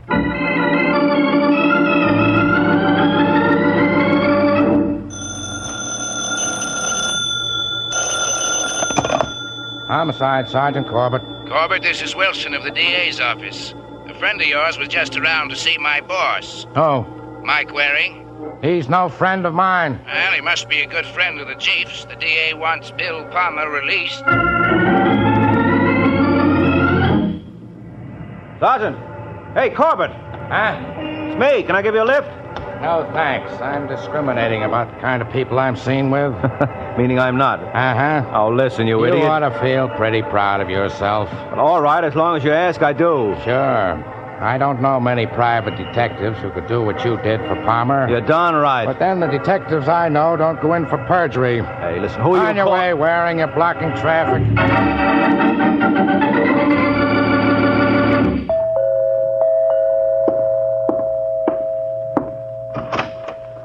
Hello, Mr. Palmer.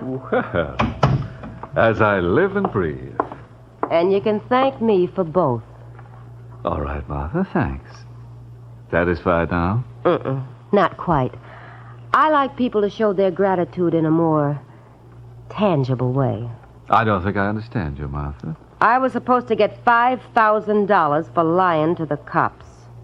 Oh, well, I've come to the conclusion I made a mistake. I could have had Joe Greco do it for nothing. Then you know where you would have wound up. I saved your life, Palmer, and don't ever forget it. If I do, I'm sure you'll remind me. Yes, indeed. Suppose I told you I didn't kill your husband. Don't make me laugh. Oh, they let me go. And we both know why. So you better dig up that money, otherwise... You'll... What? Don't ever try that again. Oh, you shouldn't have said that, Martha. I'm a gambler, and that's the kind of challenge that I can't resist. Get it out. There's no pleasing you. First you complain because I don't give you anything, then when I do, you yell twice as loud. I don't know what I'm going to do with you.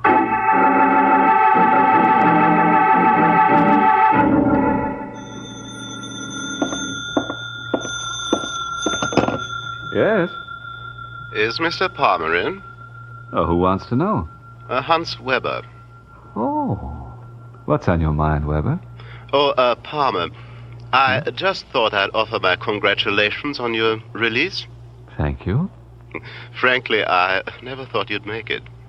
Well, I had a good man working for me, Mike Waring. But he needed help. Oh, you mean Danny Bell's widow? Yes. And then to repay her kindness the way you did. What do you mean? Oh, she told me the whole sordid story. She probably thought I would be a little more appreciative. Hmm? And were you? Well, I'm ashamed to say this, Palmer. You weren't. Well, offhand, I couldn't see how that information was going to help me. So now I'm afraid Martha thinks as badly of me as she does of you. And I didn't believe we had anything in common. Oh, we have, Palmer. A great deal. Let's get together real soon and compare notes.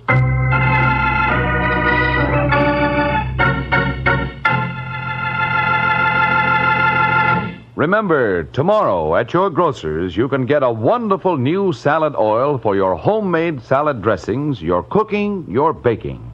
It's Kraft Salad Oil, the first salad oil for home use ever offered by the makers of all those wonderful Kraft dressings. Kraft Salad Oil is a lighter-bodied oil, superfine to blend perfectly with other ingredients. Get a pint or quart bottle tomorrow at your grocer's. Ask for Kraft Salad Oil.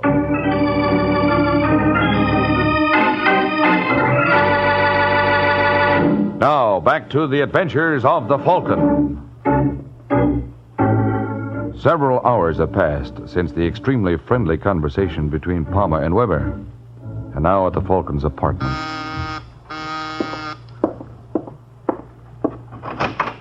Hello, Mike. What are you doing here, Sergeant? I just dropped by to apologize.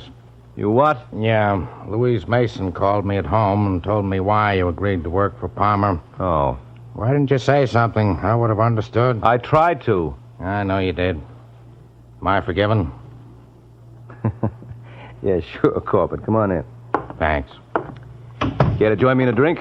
Yeah, I'm off duty. Start pouring, boy. You know, I never thought you were going to get Palmer out. Well, strictly between us, Sergeant, I was a little surprised myself. Of course, Danny's wife's perjury didn't hurt any. What are you talking about? Oh, didn't you know, Mike? She was reached. You're crazy. She admits it herself. When was this? About a half hour ago. She's out of her mind. I don't know why she came to you with that story. She saw her. She claims you wouldn't pay her off. I wouldn't pay her off? Uh-huh. She says you made the deal for Palmer. She's lying. If she was bribed, Palmer did it himself. Without your knowledge or consent, like they say. Yes. Still, it's kind of embarrassing for you. Is it? You get Palmer released, and according to the law, we can't pick him up again. I know that. Just wait till I get my hands on him. A couple of the boys downtown think you already did. Now what are you babbling about? Somebody put a slug through his brain. You'll die when you hear who that somebody is. Want to get a coat, Mike? Will you go like that? Now, look. I don't know anything about Palmer's murder, and I know less about Martha's perjury. You don't have to yell. I believe you. Huh? Of course, the opinions expressed here are my own and in no way reflect the opinions of my sponsor, the New York Police Department. Now, listen, Corbett. You got to give me a break. What do you want? A chance at Martha Bell. That can be arranged. And I want to see Joe Greco. You don't think... Why not? He worked for Palmer. Yeah, so did Danny Bell, remember? And while you're at it, pick up Hans Weber. Hey, you don't want much, do you? I don't think so. Well, maybe you're right. There are 7 million people in New York, and you could have involved them all. All right, I'll get a call out to pick them up.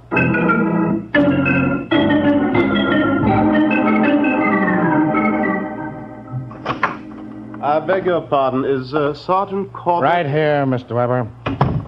I was told you wanted to see me. You were told right. This is Martha Bell. Or have you two already met? No. Well, have you, Weber? I never contradict a lady. Well, this is Joe Greco. Yeah. Likewise, I'm sure. Listen, Sergeant, what's the big idea? Yeah, what are we waiting for anyway?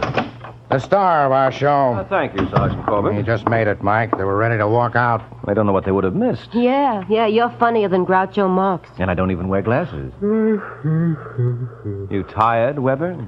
No, just bored. Oh. Well, we'll see if we can make it interesting for you.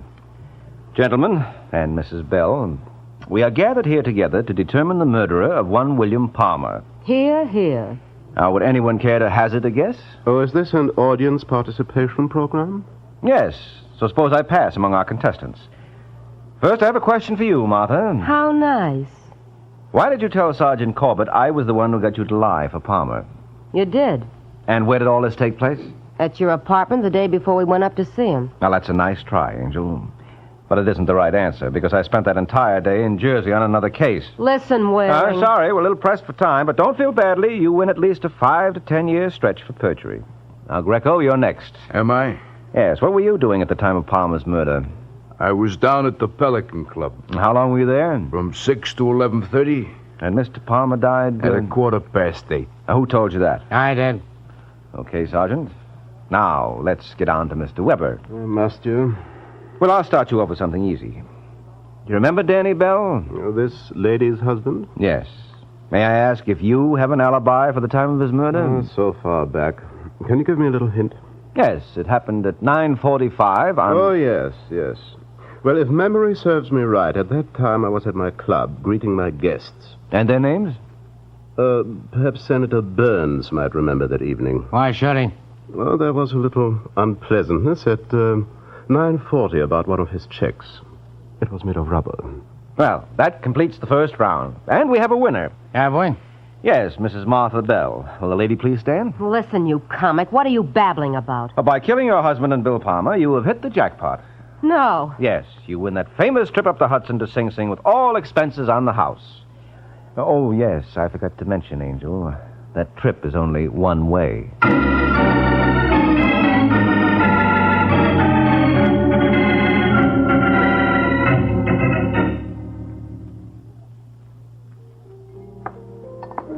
Say, Mike. Oh, look, Sergeant, I'm tired. I need a rest. Don't be ridiculous. We couldn't get along without you. Why did Martha kill Danny? Well, simple. She was fed up with him. He never did anything right in his life. And when he tried to shake down Weber and didn't get a dime, that was the final straw. What kind of a motive is that? Well, the newspapers are full of stories about wives who have murdered their husbands for less. And what about Palmer?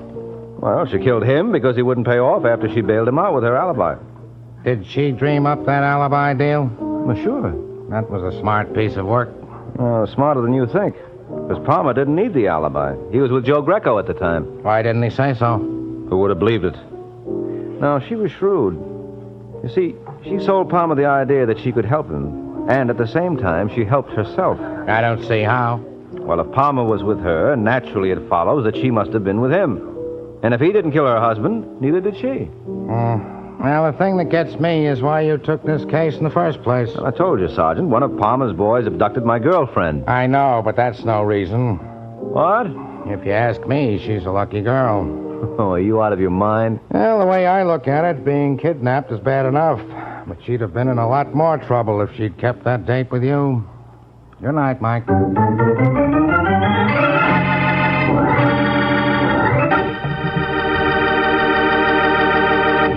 There comes a time in the life of every homemaker when she has to fix a dinner fast, and that's when Kraft Dinner is such a help.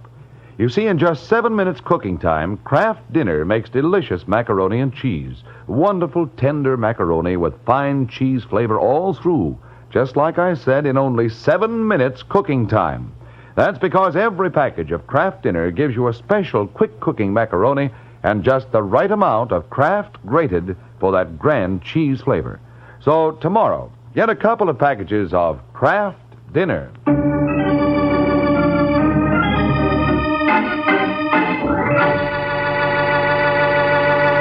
The Case of the Flaming Club.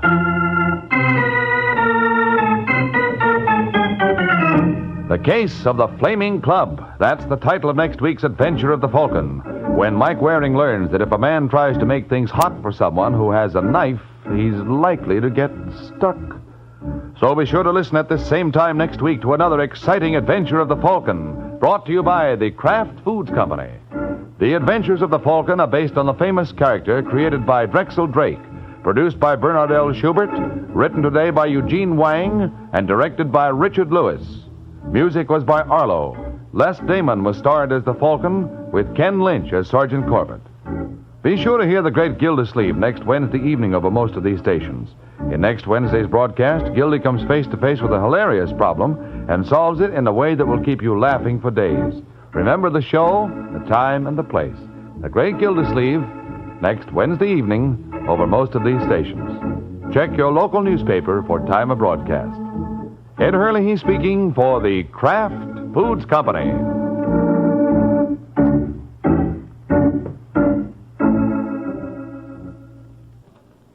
Jimmy Durante and Ethel Merman visit the Big Show later on NBC.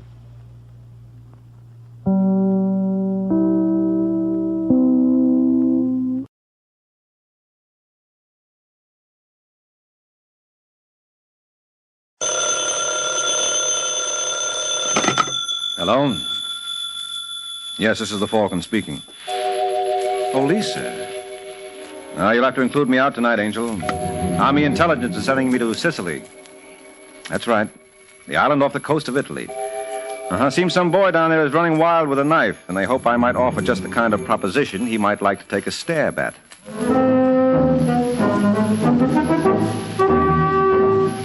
Once again, the National Broadcasting Company brings you the transcribed Adventures of the Falcon, starring Les Damon.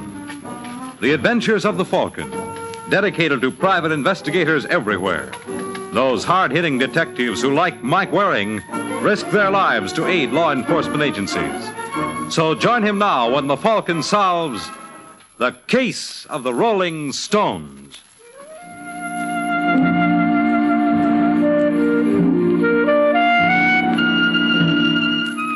Anyone who thinks hide and seek is strictly for kids ought to take a look at Mario Gentili. Mario's been playing the game for years, and very successfully, too.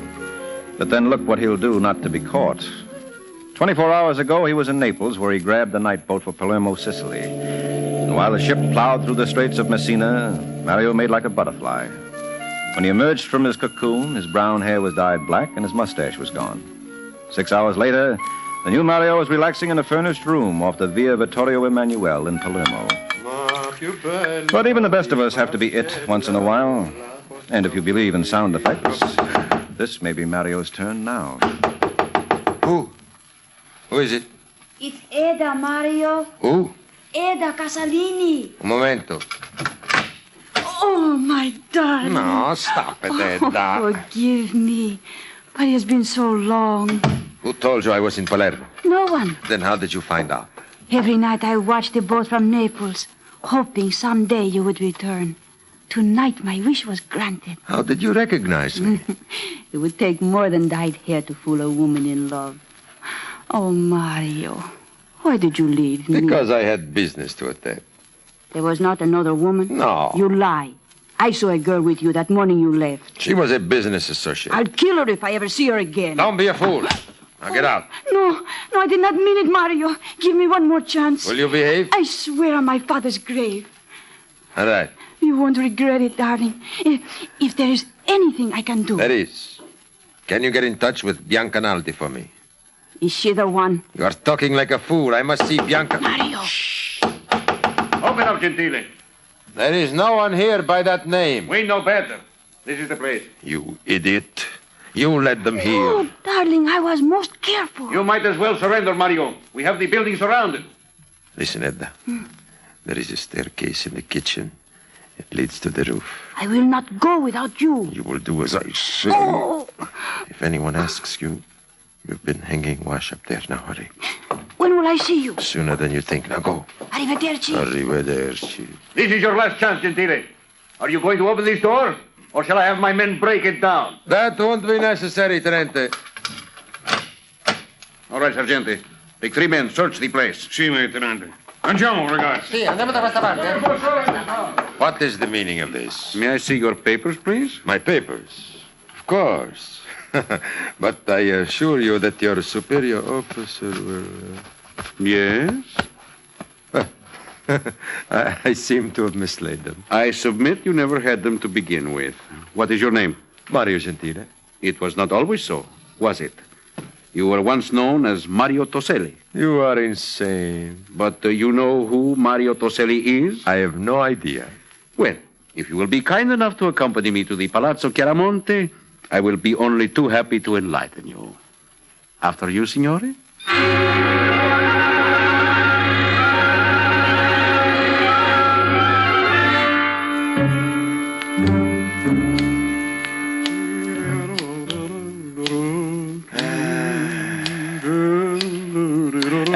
Tenente, forgive me if I seem ungrateful for your hospitality, but I've been here for 3 hours, and I've yet to learn the charges against me. Patience is a great virtue, Mario. You should cultivate it. As it happens, we are waiting for an American. An American? A gentleman named Michael Waring. Perhaps you have heard of him? No. A distinguished personality. He was once a private investigator in the United States called the Falcon. A very colorful name, no? No. A matter of taste. Today he is with American intelligence. It is of no interest to me. Well, I am sure you will be of interest to Senor Waring. You see, Avanti. Hello, Lieutenant. Michael, my good friend. How are you, Emilio? Better now, as I regard your countenance. I did not expect you till noon. Well, I flew over as soon as I got your message. It aroused your curiosity. No end. What's it all about? First, I should like you to meet Mario Gentile. Mario, this is Senor Waring. I am delighted. Well, I'm not. Look, Lieutenant, you didn't bring me all the way from Rome to meet him. Well, you are familiar with his reputation. Yeah, he's an organizer for the Communist Party. And that does not arouse your interest? No, the party isn't outlawed in Italy. But suppose I told you in an earlier day he had another name. Prior to 1945, he was known as Mario Toselli. Toselli? You'll recognize it. Sure, the Allied War Crimes Commission has been looking for him for years. They've got a rope necktie they'd like to try on him for size. This is absurd. I never even heard of the man. And you're the only one in Italy who hasn't. Toselli organized the Squadra d'Azione and the Milizia Volontaria Fascisti. They were Mussolini's personal strong-arm squad. And think of it, Michael. Today we are honored by the presence of its founder. You are mistaken. Well, what were you doing in 1945? I was fighting with the partisans near Genoa. Who was your commander? You will not find any record for him. We were a small group. And prior to 45? I was in France. Doing what? That is my own affair. But I tell you, I'm not Toselli. Well, it should be easy enough to check. Lieutenant, didn't Toselli come from Messina? Si. Well, I'll take him there first thing in the morning. In the meantime, can you put him away on ice? I'd hate for him to spoil after all these years.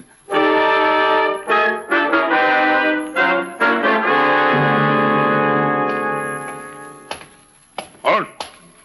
Who goes there? It is only me, Your Honor. I wish to see the prisoner, Mario Gentile. It is not permitted. I have written authorization from Lieutenant Balbo. Let me see. You are holding it upside down. Can't you read? Do you take me for an illiterate? Of course I can. This is most strange. I was instructed that the You prisoner... question the authority of the tenente? Of course not. What do you have in that basket? Some food for my cousin. See? A bottle of wine and some cheese. All right. Edda! How are you, Mario? How in the name of... The lieutenant was most kind. You may have 5 minutes. We are most grateful, Your Honor. I warn you not to create any disturbance. How did you manage this, I Edda? had a pass. A pass? It was most official looking. Now there's a great artist. You should not have taken the chance. They will discover the forgery in a minute. A minute is all I require. I brought you some food, Mario. See? Your favorite wine. My mother prepared especially for you. She hopes you will drink her health. Careful. There is a stiletto in here. It may be thin, but it's made of the finest steel. Good girl. Now you know how much I love you. Oh, there was never any doubt in my mind. You'll be able to use it? Yes, indeed. Tomorrow I leave by railroad with the Senor Waring for Messina. And this may be just the thing to relieve the monotony of the trip. Very good, very good. My thanks to your very dear mother.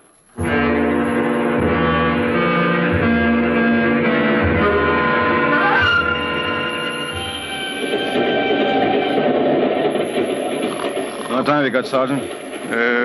It lacks 10 minutes of 1 o'clock, Senor Waring.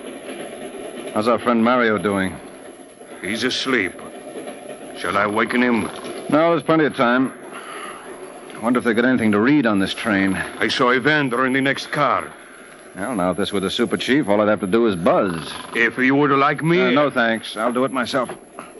Keep an eye on Sleeping Beauty. You may rest easy, Signor. Sergeant Giovanni Martelli has never betrayed a trust. Okay, Paisan. I'll be back in a couple of minutes. I trust you slept well, Comrade Mario. Huh? One observing you would think you had not a care in the world. I haven't, if you overlook these handcuffs. Would you happen to have a cigarette? Oh, si. Grazie. You know, Sergeant, you are a very good fellow. You know, you made a very definite impression on my cousin. Your cousin? The young lady who visited me in my cell yesterday. She thought you were very handsome. She did? Yes. She's a most attractive female herself. Hey. Would you like her address? Very much. She lives at numero 300 via 47. Well, why don't you write it down? I will remember it. You said that 300... you cannot write, huh? My schooling was interrupted at a tender age. Si capisce. It's very understandable. If you will remove the handcuffs, I will be very glad to do it for you. What? No, come, Sergeant. Certainly you have no fear of me. A well-proportioned man like yourself. That was the first thing Edna noticed about you. Even that uniform couldn't hide those muscles. Hard work does it. Well? It is out of the question. Oh, of course. You are afraid of the American senor, eh? Sergeant Giovanni fears no one. Stick out your hand. Many thanks, my friend. Hurry. Write it down before Senor Waring returns. It will be a pleasure. I believe I had a pen in my pocket. Oh, yes. Hey, where did you get the knife? You are mistaken. It is a pen. Here. You can feel the point. Mario? Yes, Sergeant. Yes, indeed. I'm sorry it had to be you. I would have preferred it if it were Sergeant Waring. Arrivederci, Sergeante. I fear we shall never meet again.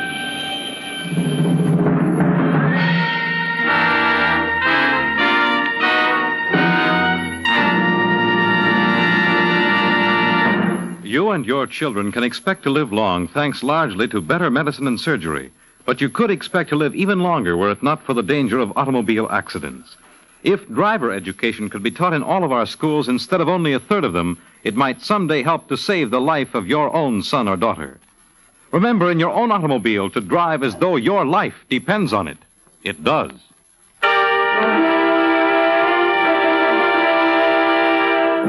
And now back to the adventures of the Falcon.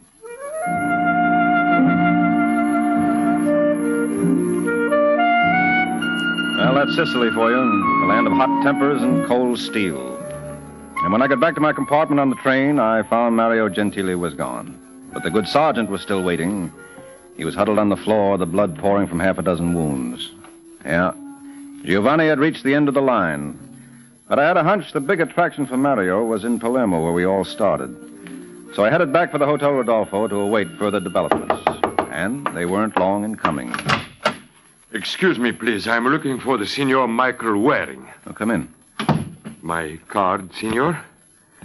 Cesare del Lavoro. Si, it was suggested by the Lieutenant Balbo that I see you. Well, sit down. Grazie, Signor. You care to join me? Later, perhaps. All right, what can I do for you, del Lavoro? You have it within your power to save my life. Huh? You had in your custody yesterday a man who has called himself Mario Gentile. That was not his right name. How would you know? Because I have known him since 1934. In those days, he was known as Mario Toselli. You sure of that? Positive. We were almost inseparable. I see. I assure you, Signor, I was not a fascist. I knew Toselli purely in a social way. He was in love with a woman named Margherita Petrie. I took her away. Let me get this straight. She honored me by becoming my wife. Oh. And how did Toselli take that? Oh, most badly. He swore to kill us both. It was only by going to France that we managed to escape his vengeance. Mm-hmm. And you think... He returned to Palermo to keep his oath. For myself, I do not care, Signor, but Margherita... does she know Mario is in Palermo? All Sicily knows. The papers have carried little else. It was her idea I consult the Carabinieri. Well, where's your wife now? Well, she waits for me at Laura's hotel. Laura? Laura Reynolds. She's an old friend of Margherita. What does she look like? Well, she's most attractive.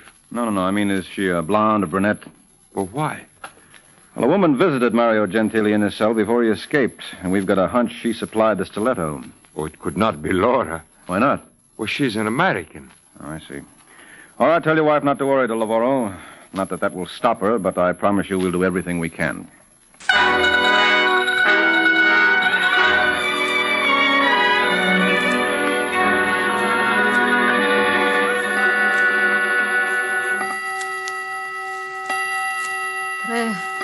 Quattro, cinque.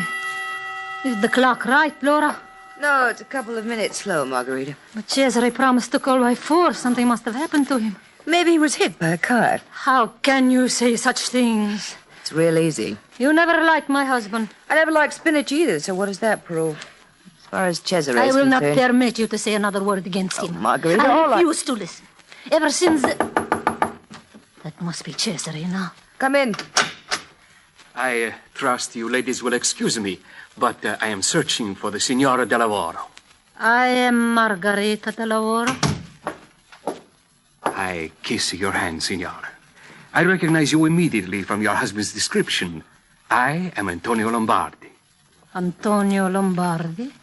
Did Cesare not call and advise you I was to drive you home? No. That is most strange. That is the understatement of the week. Non capisco? Oh, forgive me, Signor Lombardi. This is my old friend, Laura Reynolds. Delighted. Oh, it's my pleasure. Why didn't Cesare come here himself? With the problem at hand, he thought it best not to take chances. What about... It has all been taken care of. Shall we go? Yes, of course. Goodbye, Laura. Margarita, wait a minute. No, sorry, dear. I do not wish to keep Cesare waiting. Well, call me the minute you get home. I've got the strangest feeling... Your concern does you credit, Signorina. But you need not worry. Rest assured, I shall take care of her properly. Arrivederci.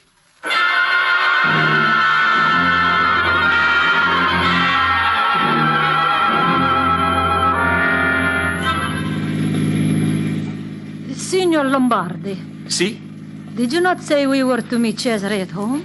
Did I? Yes. Then so be it. I would never think to contradict a lady. But this is not the way to Via Toledo. We are going south. There is the marina. The sea is over there. Well, miracles never cease. I would have sworn... What are you stopping here for? For this. A gun? You must understand, my dear. I bear no grievance against you personally, but my employer... Who is your employer? Would you care to venture a guess? No, I don't have to. I know. Let go, you fool! Let go before... Why must you women always be so difficult?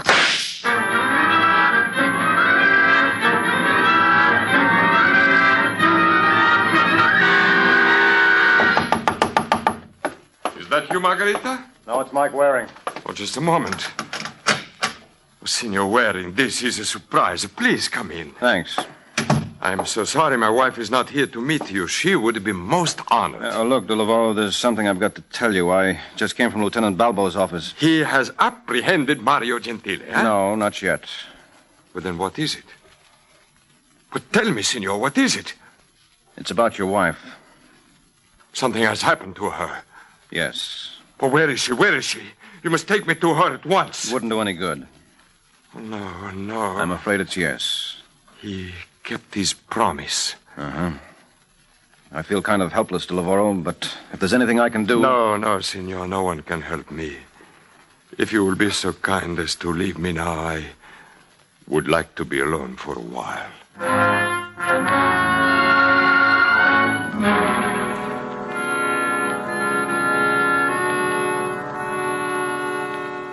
Well, that's the story, Miss Reynolds. The Carabinieri found a body an hour ago. Naturally, I thought you should know. Oh, I had a feeling when I saw that man. Couldn't you trace him through the car? You tell me how. Well, I watched them from the window as they walked out. His car was parked right across the street. It wasn't the Blue Nash. How did you know? A tourist reported it stolen early this afternoon. Now, getting back to this Antonio Lombardi. What did he look like? Well, he was about 5'5", dark hair, dapper. You sure it wasn't Mario Gentile? No, I'm positive. I've seen Gentile's picture. And he must have been an old comrade doing Mario a favor. Then why did he say Cesare sent him? Well, you don't think your friend Margarita would have gone with him if he admitted he came from Mario? Oh, why didn't Cesare call the way he promised? Because when he left me, he went into a huddle with Lieutenant Balbo at the Palazzo Caramonte. Well, I still think it's strange. Well, that's your privilege. How long have you known De Lavoro? I met him at Cannes a year ago. And his wife? I met her at the same time. It's funny. I had an idea you and Margarita were practically sorority sisters. You know, I don't think I like your attitude. I don't blame you. I don't like it myself. You mind if I use your phone? Go right ahead. Thanks. I hope that's a local call. It is. I'd like to see how De Lavoro is getting along. Got a feeling I shouldn't have left him. Hello? De Lavoro? Who is this? Mike Waring. Oh, in the name of heaven, Senor, where are you? I have been searching all over Palermo for you. Why, what's up? I just heard from Mario Gentile. When? Not more than 5 minutes ago. He said now that he had disposed of Margarita, it was my turn. Well, listen, De Lavoro. I'm going to hang up. As soon as I do, I want you to call Lieutenant Balbo. Does not matter anymore, Senor. I just wish to thank you for all that you do. Hello? Hello? De Lavoro? What's the trouble? And you call it, Angel. But from where I'm sitting, it sounds like murder. Let's hope I'm wrong.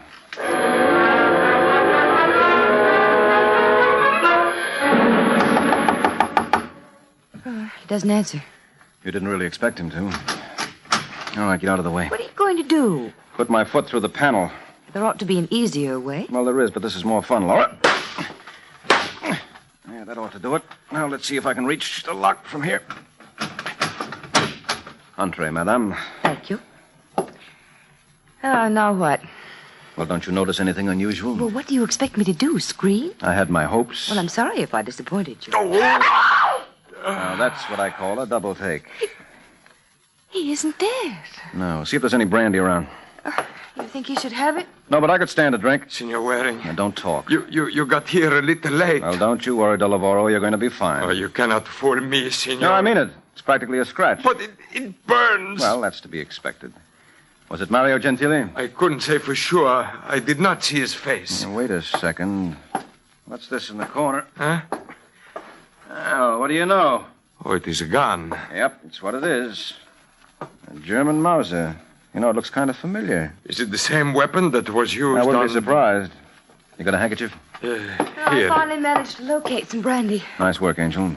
Give him a shot. What about you? I'll take a rain check. Right now, I want to see Lieutenant Balbo. With a little luck, I think we can wrap this up.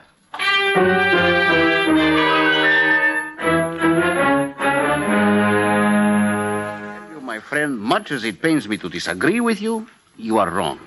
Mario Gentile is not within 50 miles of Palermo. Then who took that shot at De Lavoro? The same assassin who killed his wife. No, I doubt it, Lieutenant. If a man is motivated by revenge, he'll want to do some of the trigger pulling himself.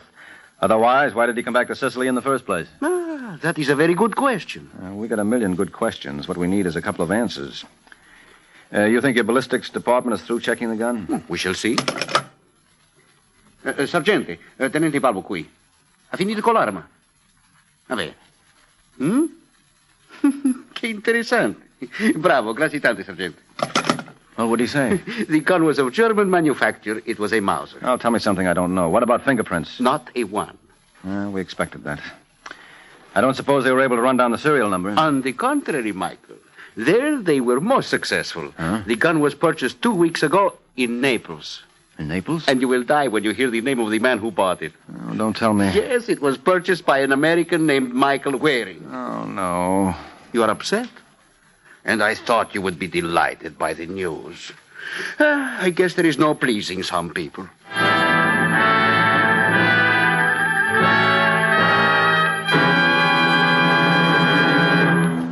We all shudder and shake our heads sadly over the catastrophes we hear about. The floods, explosions, and other accidents which take 5 or more lives. We wonder if it could happen to us, too. Well, there is one type of catastrophe to which most of us are exposed many times every day if we drive or ride on the highways. It's the head-on collision between 2 motor vehicles. It means almost certain death or injury to the drivers and passengers of those vehicles involved. Take a lesson from the fatality figures and drive as though your life depends on it. It does.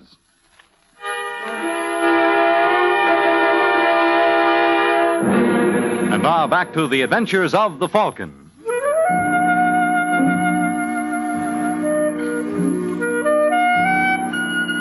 Well, there's one thing you can say about cops the world over. They all get the same look on their faces when they're pleased. And Lieutenant Balbo was wearing that look now. And no wonder.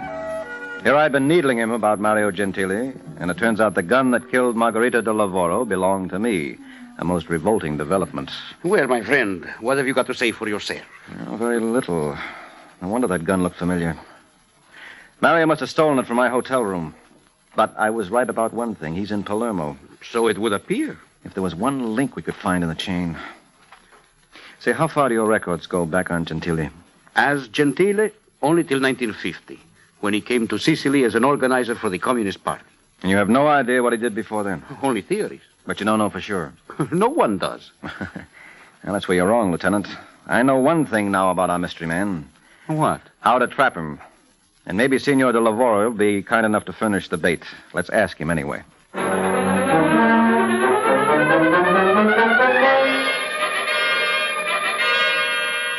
Senor Waring, I do not like this idea. I do not like it at all. Look, de Lavoro, either you have confidence in me or you don't. Well, I don't know about him, but I don't. Well, that's not too important, Laura. You're just part of the scenery. But I do not understand this business. It seems to me that I'm what you call a target. That's exactly what you are. Don't you see? It's our only chance of grabbing Mario. By this time, he knows he didn't kill you this afternoon. Well, if he's a man of his word... He'll return. That's what we're figuring on. But if he kills me... Not a chance. Lieutenant Balbo's got the place surrounded. Not entirely, Signore. What? You will oblige me by raising your hands. You're the doctor. Listen, Gentile. Ah, Signor del Lavoro, I believe. Yes, yes. You know, you have taken the name of Mario Gentile in vain. Naturally, I am displeased. I can explain everything. But why? Explanations are so boring. Well, you're just going to stand there, Waring? What else can I do? He's right, Signorina. You see, I am a man with a purpose. I do not intend to be frustrated. All right, del Lavoro. If you have anything to say, now is the time. In heaven's name, have mercy. Waring, I beg you. Stay where you are, Signore. I swear, Gentile, I did not mean any harm. I did not think it would matter to you. It matters a great deal. Tell them the truth. I never saw this man before in my life. What? Continue. He was not responsible for Margarita's murder. I was. I hired the assassin. Mascalzone! Oh! Mike. It's all right, Angel. It's all right. Nothing wrong with him. He just fainted. But that bullet... It was a blank. Right, Paisan? Uh-huh. I don't get it. Allow me to introduce myself, Signorina. I am Sergente Achille Bresci. Sergeant Bresci? Yeah, he's one of Lieutenant Balbo's boys. Well, you did a beautiful job of acting, Achille. So what good is it? With my luck, Signore, I'll wager Rossellini wasn't even listening.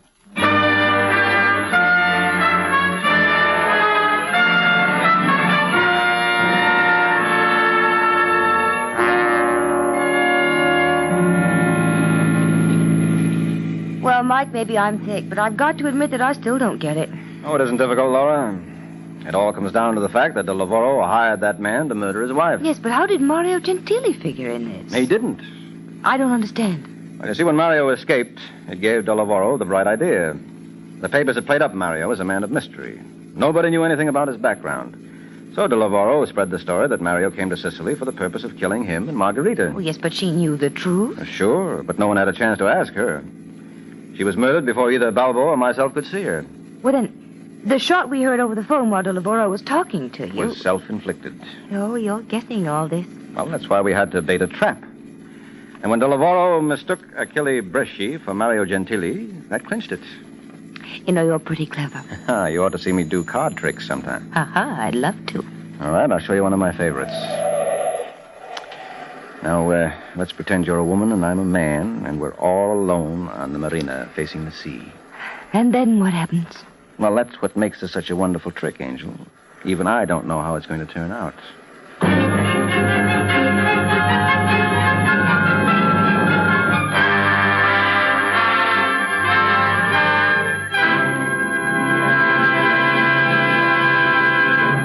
The Case of the Gorgeous Greek.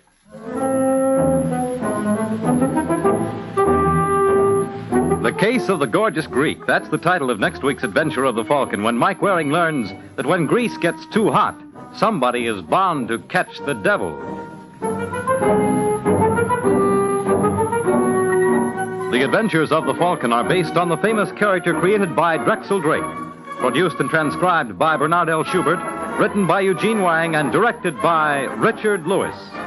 Les Damon was starred as the Falcon, with Joan Allison as Laura. This program came from New York. This is Fred Collins speaking.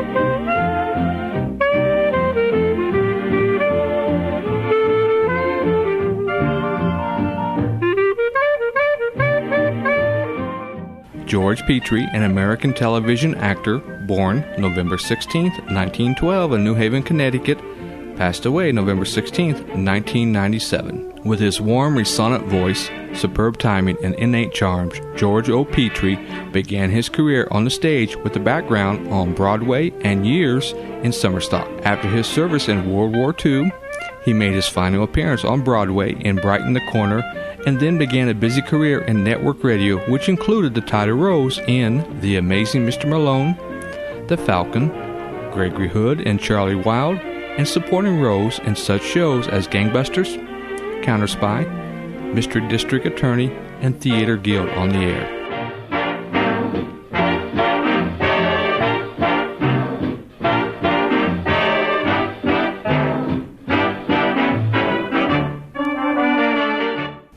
A native of New Haven, Connecticut, and a 1934 graduate from USC, Petrie's interest in acting led him to New York, where he landed a role in the Broadway production of Café Crown.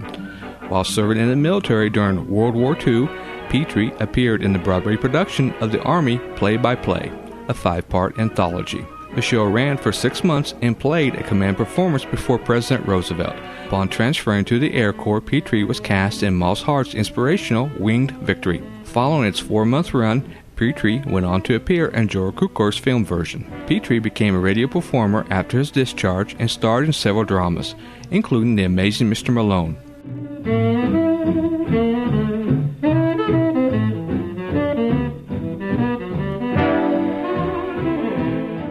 He turned to television acting in the 1950s and began starring in live soap operas such as the World Turns, Edge of Night, as well as playing a semi-regular part on Jackie Gleason's The Honeymooners. Petrie would remain associated with Gleason on various projects through 1969. Petrie's filmography includes HUD, 1963, Something in Common, 1986, and Planes, Trains, and Automobiles, 1987. Petrie died of lymphoma in his Brentwood, California home at the age of 85.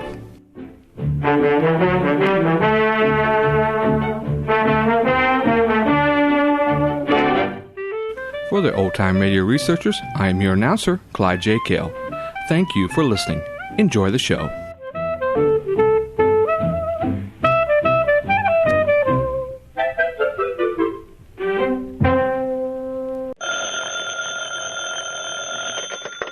Hello? Yes, this is the Falcon speaking. Oh, Moon, I'm glad you called. Now, I'll have to take a rain check, Angel. I've got a date for bridge. Some card I know thinks he can trump another man's queen, and with the Joker wild, the game can be murdered.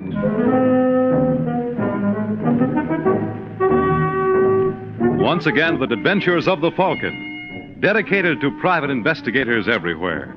Those hard-hitting detectives who, like Mike Waring, risk their lives to aid law enforcement agencies. So join him now when the Falcon solves the case of the King of Hearts.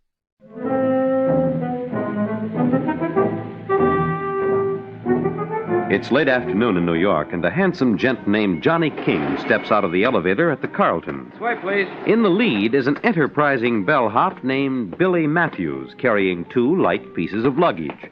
It seems like nothing to Billy, but in just a minute he's going to have his hands full. This is it, Mr. King. If you'll wait till I turn on the lights.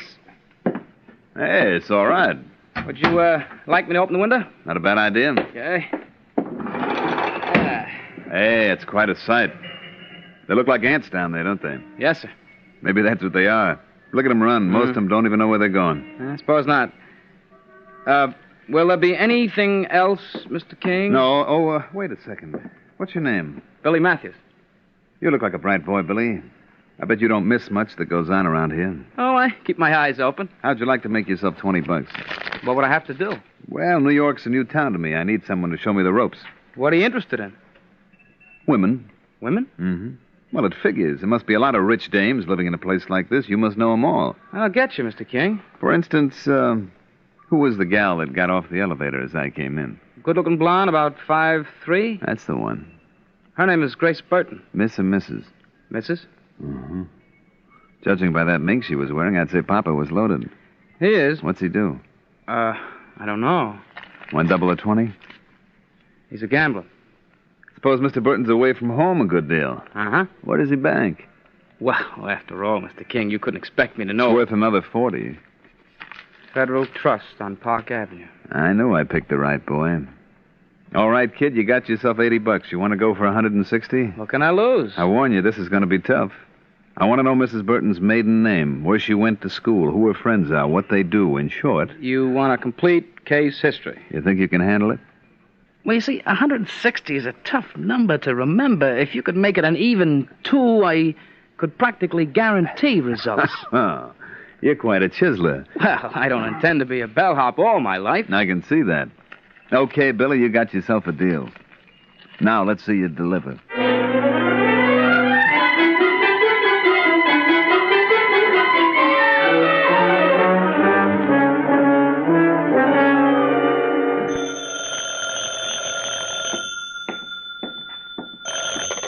Yeah. Mr. King, this is Billy Matthews. Hi, Billy. What's the score? We're leading, 3-0.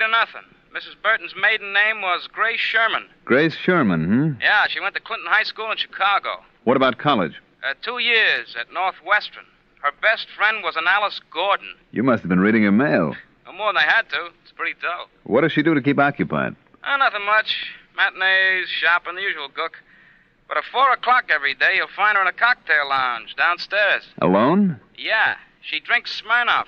That's good to know. Well, wish me luck, kiddo. I'm off to the races.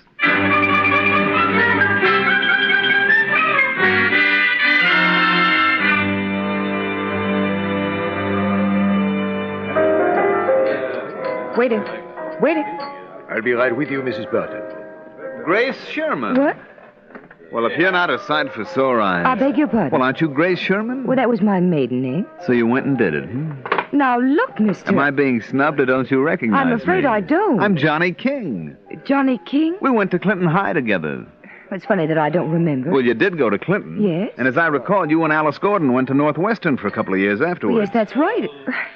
I suppose I should be ashamed of myself. Well, I'm an easy man to forget. No, I wouldn't imagine so. Take my word for it. I've lived with me for 38 years. But if you'd rather... No, please stay, Mr. You see, you've forgotten again. King, Johnny King. Won't you join me? Only if you let me buy you a drink. Waiter. Monsieur? 2 Smirnoff vodkas. Oh, you have a fantastic memory. Well, I've forgotten very little about you, Grace. Tell me, what have you been doing with yourself these last few years? Well, for one thing, I got married. Anyone I know? No, I don't think so. He's from New York. His name is Vic Burton. What's he do? Oh, a little of this and that. He's out of town at the moment. And he lets a gorgeous creature like you run around loose? Oh, yes. Serve him right if he lost you. I don't think there's much danger in that. You never know. Your drinks, monsieur? Thanks. Let's have 2 more of the same. Oh, really, Johnny? Look, we got to make up for lost time. Go on, waiter. Oui, monsieur. To us, Grace. I got a feeling that this time you won't ever forget me.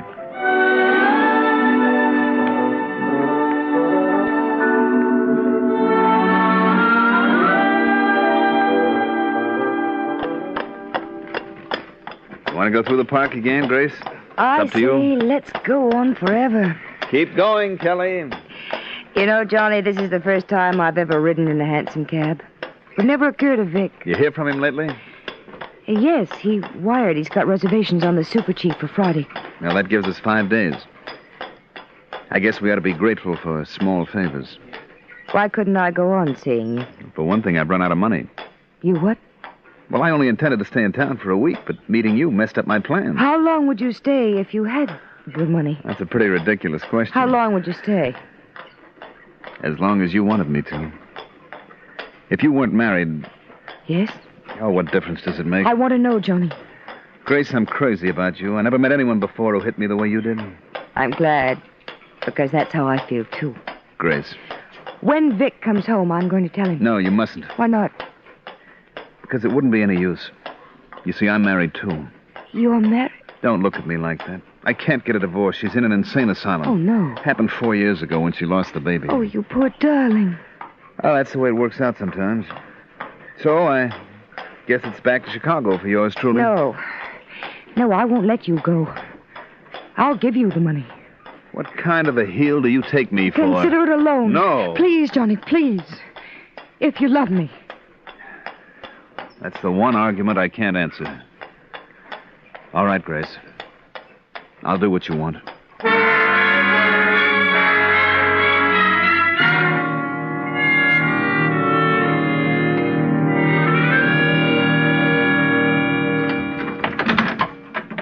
That you, Grace?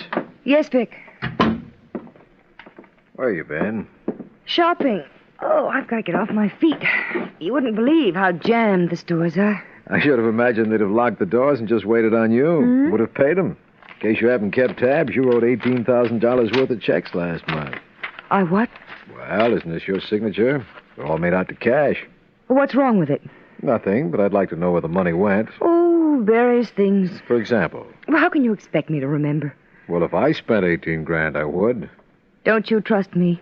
Of course. Then why the third degree? Well, after all, baby, $18,000. There you go, harping on that again. Well, if you must know, I lost it gambling. You lost it gambling? Yes. Why should you have all the fun? Well, it isn't fun with me, sweetie. It's business. Who'd you drop the money to? I won't tell you. But you don't even have the faintest notion how to place a bet. Are you calling me a liar? I didn't mean it that way, but I got a right to know. Look, if you think I'm going to sit here while you make like Mr. District Attorney... Grace, where you going? Grace!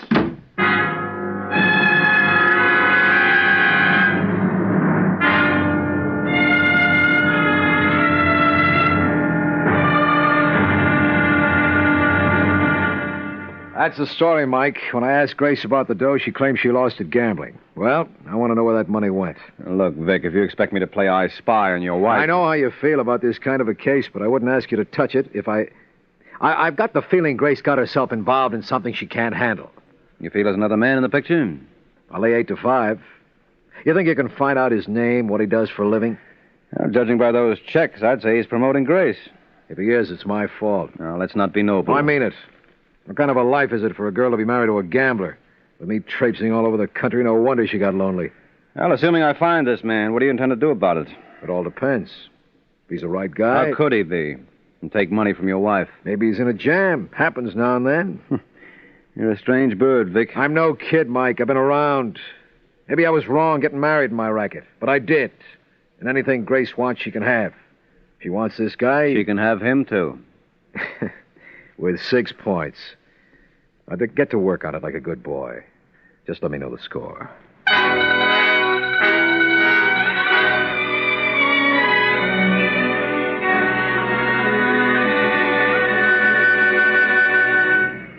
Taxi! Hey, taxi! Take me to... wait a minute. Hey, you. Me? Yeah. Why don't we share the cab and save some dough? How's that again? Well, aren't you tailing me? And if I was, Johnny, I wasn't doing too good a job. And I thought the Falcon was the best in the business. I thought so, too. Obviously, we were both wrong. Obviously. You working for Vic Burton? Would it do me any good to deny it? Not a bit. But you can tell your client his troubles are all over. I'm giving Grace back to him. Well, that's nice of you. Well, that's the sort of guy I am.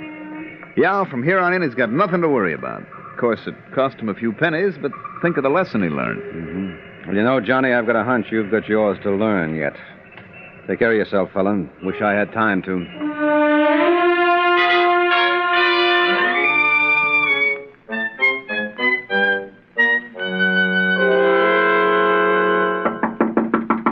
Come. Hello, Mr. King. What are you doing here, Billy?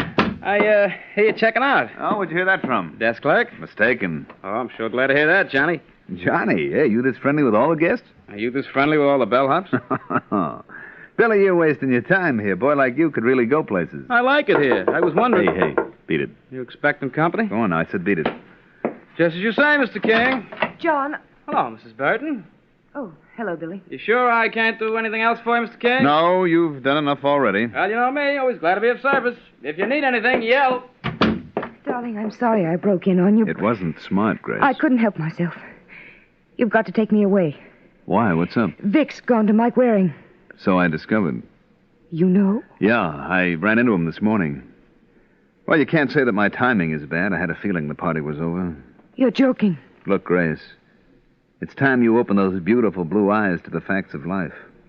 I'm not a very nice guy. But, Johnny, No, it's true. Do you see, honey, I got only one talent, if you can call it that. I'm a pretty fair-looking boy. Now, don't get me wrong. I'm not conceited about it. It's my stock in trade. Now, it's time to move the shop to another spot. No. No, I won't let you go. Now, let's not be silly. I mean it, Johnny. I won't let you. I'll kill you first. Now, you wouldn't do that, would you? You were just talking to hear yourself talk. Isn't that right? Oh, Johnny. Johnny, don't leave me. I'm sorry, baby. But it was nice while it lasted.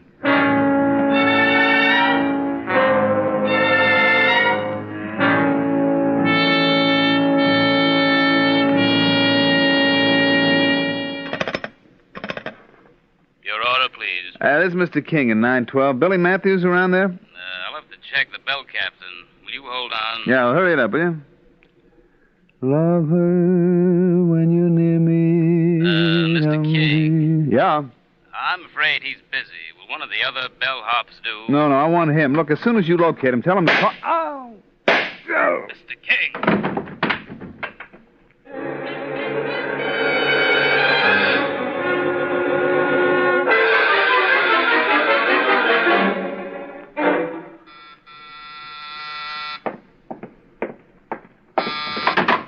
'Hello, Mike. Well, if it isn't Sergeant Corbett. Well, don't tell me I wasn't expected.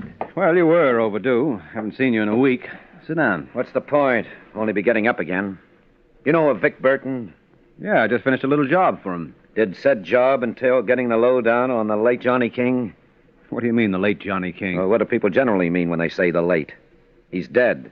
He was gunned an hour ago. And you think... I think the job you did for Vic Burton supplied the motive. You're a real helpful kid, Mike. Isn't it a crime all your good deeds turn out to be murder?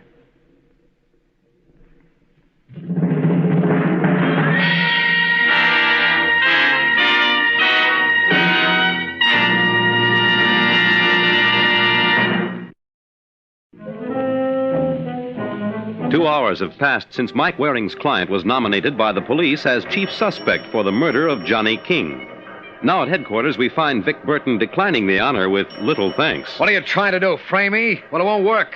I never even heard of this Johnny King. It won't wash, Vic. Corbett knows I tailed him for you. Thanks. Maybe I can do something for you someday. Don't be a chump, Burton. He had to tell us. Well, the whole thing's ridiculous. I never used a gun in my life. I wouldn't know how. I believe they include directions in every package. All you got to do is follow them. You're crazy. You know King was romancing your wife. It's a lie. They were just friends. Well, his friendship came pretty high. I understand it cost you $18,000. I tell you, I didn't kill him. No, you hired a pro to do the job. How do you know that, Corbett? A bellboy at the hotel named Billy Matthews spotted him. About 10 minutes before the shooting, he saw some character wearing a raincoat and carrying an umbrella get off at King's floor. He thought it was queer. What's so queer about that? It wasn't raining. Oh. And on the basis of that, you're ready to book Burton? Why, you got a better suspect? Sure, I can think of a dozen. Did you talk to his wife? Well, you feel she could have been responsible? You're out of your mind. Where's her motive? Well, suppose she was in love with this King character. Now, you're barking up the wrong tree, Corbett. If she was in love with him, she certainly wouldn't have had him killed. Unless... Well? I just thought of something. Wait a minute, Mike. Keep away from Grace. You're asking the impossible, Vic. Those are orders. If you can't follow them, you're fired. Well, I always wanted to go into business for myself. I'll be seeing you, fellas.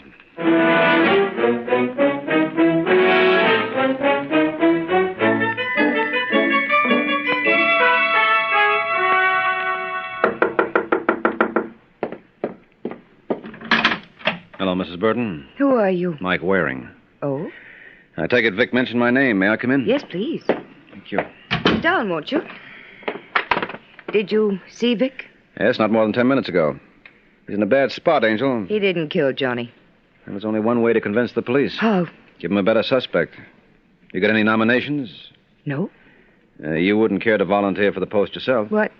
Well, you were in love with Johnny. I don't deny that. Suppose he packed you in. Why should he? He did it to other women. You're lying. Oh, you mean you didn't know? What was there to know? That's not true. You going to stick to that story? Why shouldn't I? Because if I can disprove it, it's going to look awful sad for you. Get out of here. Look, Grace, I'm not enjoying this any more than you are. But unless I can dig up another suspect, Vic is going to fry. No. Yes. Now, do you think he killed Johnny? No. Well, then who does that leave? I thought you were the detective. Well, thanks for reminding me. I'll get busy on it right away.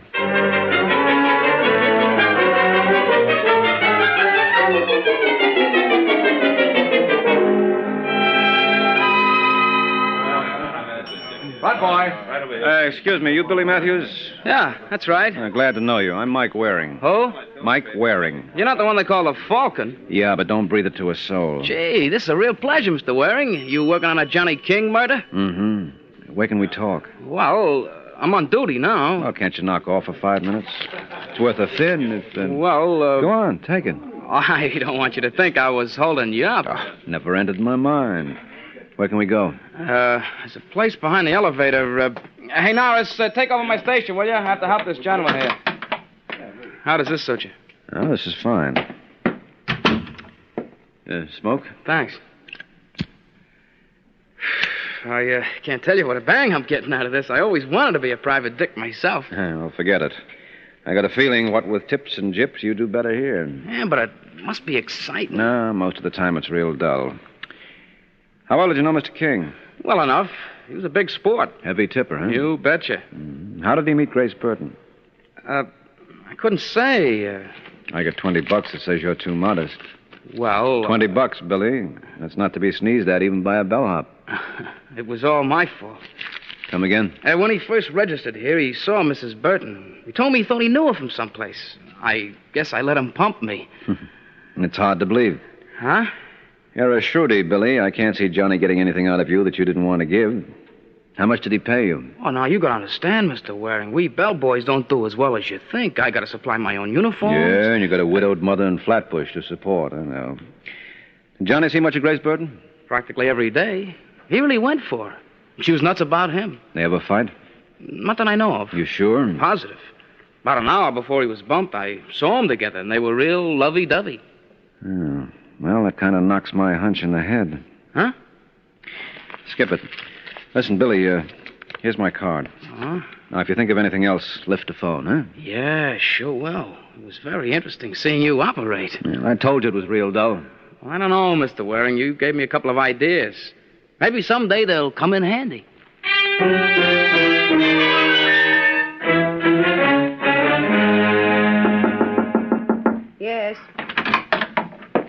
Hello, Mrs. Burton. I didn't call for a bellboy. I know. I just dropped by to let you know all the fellas think it's a shame about your husband. Oh, well, thank them for me, Billy. I sure will. Oh, the cops are nuts. Mr. Burton wouldn't hurt a fly. Why, he never even said 2 words to Mr. King. Did you tell that to the police? What do you take me for, a blabbermouth? If I wanted to talk, I could tell plenty. Me and Johnny got along. Johnny? Yeah. Didn't you know we were real close? How do you think he found out about you? How? I got him the dope. You ought to keep your drawers locked. Why, you little sneak. I wouldn't try that again, Mrs. Now, B. get out of here. If I do, I'll go straight to Mike Waring. Suppose I told him you and Mr. King had a beef. What? I heard you threaten to kill him when he sloughed you off. You're lying. You know better. I was parked right outside his door. Of course, I could always have amnesia, but that'll cost you real dough. What do you call real dough, Billy? $5,000? Don't be a fool. I haven't got that kind of money. Are you kidding? You and your husband have a joint checking account at the Federal Trust. You don't miss a trick, do you? No, not a one. So start writing. And since you might have trouble spelling my name, just make it payable to cash.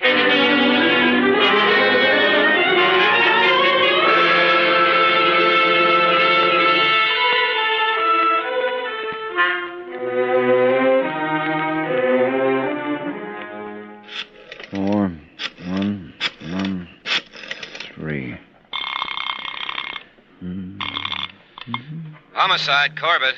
Hi, Sergeant. Who's this? Now, who else would it be? Oh, I was afraid of that.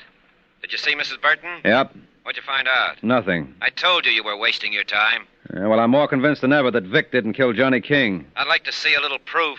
Well, there must be something in King's past that supplies the motive. Oh, you're reaching, pal. Well, it figures that in his lifetime he must have offended many a husband. And you think one of them finally caught up with him while he was messing with Grace Burton? I do. How convenient. Well, does it hurt to check? You tell me how. He had no record. What did you find in his room? You want a complete inventory? Yes. 8 custom-tailored suits, 4 pairs of shoes, 19 shirts, 6 in the monogram. No. Never mind that. Did he keep a diary? There wasn't a scrap of paper in the joint. Well, I don't get it. Hold it, Sergeant. I've got company. Yes, come in. Listen, Mike, if you're all through... Well, I'm not. I'll be with you in just... Oh! Hello, Mike. Hey, what's going on there? Hello? Hello?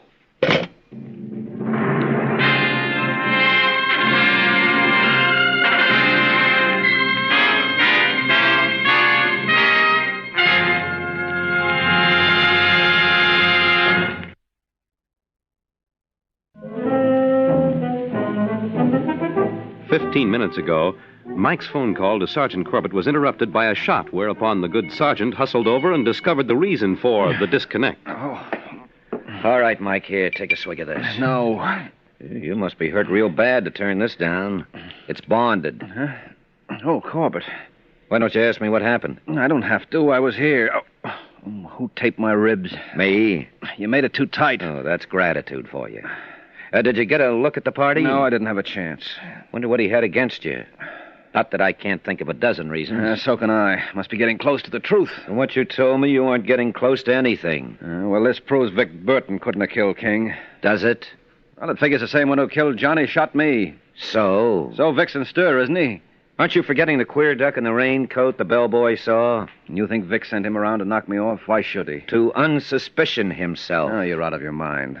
Well, then who do you think was responsible? I have no idea, but if you'll help me into my coat, we'll see Grace Burton. Maybe she'll provide a little inspiration.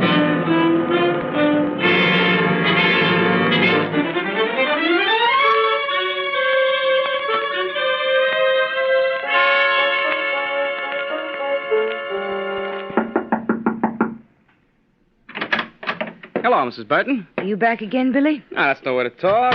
Come up here to do you a favor. Don't bother. Well, if that's the way you feel. No, wait a minute. What is it? If I was you, I'd be real careful when I use a phone. They got a bug on it. A bug? It's tapped. I think your friend Mike Waring is responsible. What'd you tell him anyway? None of your business. Now, look, I can't protect you if I don't know. I'm only... You expecting someone? No. Well, thanks again, Mrs. Burton. If you want the papers, please let me know. Hello, Billy. Oh, Mr. Waring. I was just on my way out. Stick around. We're going to have a ball. But I got to get back to work. It'll keep. What's the meaning of this? You know Sergeant Corbett? Sure she does. I still would like to know. Corbett and I thought you might be interested in the latest developments. An hour ago, someone took a shot at me. Oh, obviously. They missed. No, I make a real neat bandage. Well, anyway, it came from the same gun that killed Johnny King. Well, then that proves that Vic didn't do it. That's what I claim. But Corbett here is still holding out for the queer little duck in the raincoat. The one I saw? Yeah, tell me some more about him, Billy. Nothing more to tell. He was about 5'3" or 4", kind of chubby. Mm-hmm. Well, why didn't you question him when you saw him loitering in the hall? Well, I thought maybe he was a guest in a hotel. And, of course, you wouldn't risk offending. Look, I got to get back to work. Now, what's your hurry? You always said you wanted to see how a detective operates. Well, latch on, kid. I'm operating. Now, what do we know for sure? Party named Johnny King was murdered, so the first question is, who done it? I say Vic Burton. I say you're wrong. What was his motive? Revenge. That's not true. I'm inclined to agree with you, Grace. Want to make it unanimous, Billy? I wasn't paying attention. Well, you should. We're going to ask questions later. I submit the motive was money. What are you talking about? You gave me a list of the stuff you found in Johnny's room. What happened to the 18 grand Grace turned over to him? You must have banked it. And why didn't you find the passbook? Huh? No, a guy like Johnny would keep that money on him for a fast getaway. Right, Billy? How should I know? Well, you should, if anyone would. You killed him. Well, you're nuts. I swear on a Bible. No, save it for court. All right, Corbett, what are you standing there with your mouth open for? Close it and make like a cop.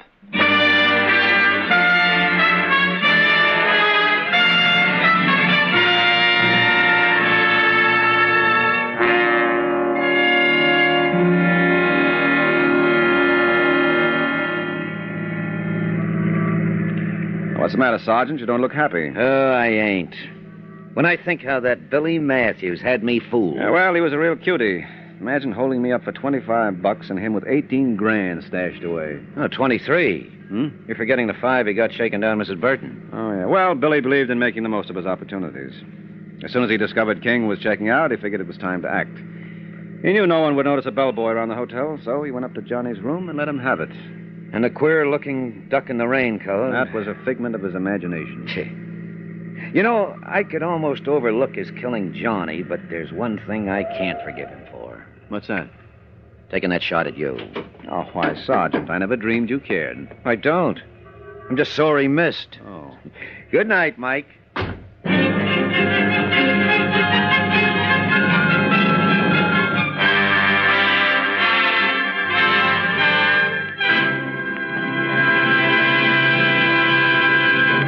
The Case of the Falling Star. The Case of the Falling Star. That's the title of next week's adventure of the Falcon, when Mike Waring learns that some heavenly bodies can wind up 6 feet under. The adventures of the Falcon are based on the famous character created by Drexel Drake, produced and transcribed by Bernard L. Schubert, written today by Eugene Wang, and directed by Richard Lewis. Les Damon was starred as the Falcon with Chuck Webster as Sergeant Corbett. This program came from New York. Fred Collins speaking.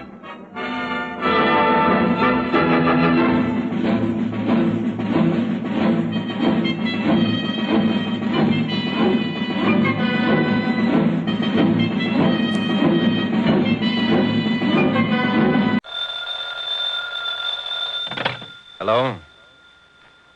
Yes, this is the Falcon speaking. Oh, Myrna. I'm glad you called. You'll have to count me out tonight, Angel. I've got a date with the magician. Mm-hmm. This boy's going to show me how to make $4 million in gold out of 30 cents worth of lead.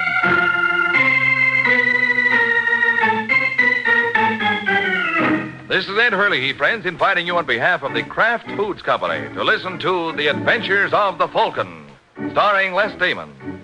You met the Falcon first in his best-selling novels. Then you saw him in his thrilling motion picture series. Now, join him on the air when the Falcon solves the case of the Witty Widow.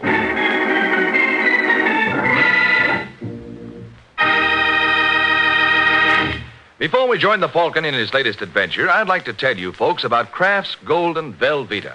Velveeta is such good eating. Just taste that grand, rich, yet mild cheddar cheese flavor. And Velveeta is so good for you. It's rich in important food values from milk, and it's digestible. Velveeta is as digestible as milk itself.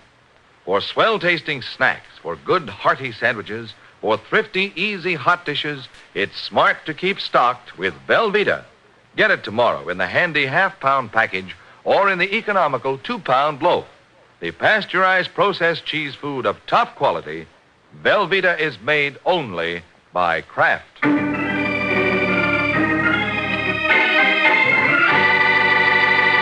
And now, the case of the Witty Widow. It's early afternoon in New York, and in room 619 of the Remsen building, a pudgy little man named Edward Paris washes his hands for the 10th time in as many minutes, which may go to show that Mr. Paris doesn't approve of the type of people he deals with. And if you watch, you may see why. Who is it? Me, Mr. Paris. Oh, just a second, Mickey.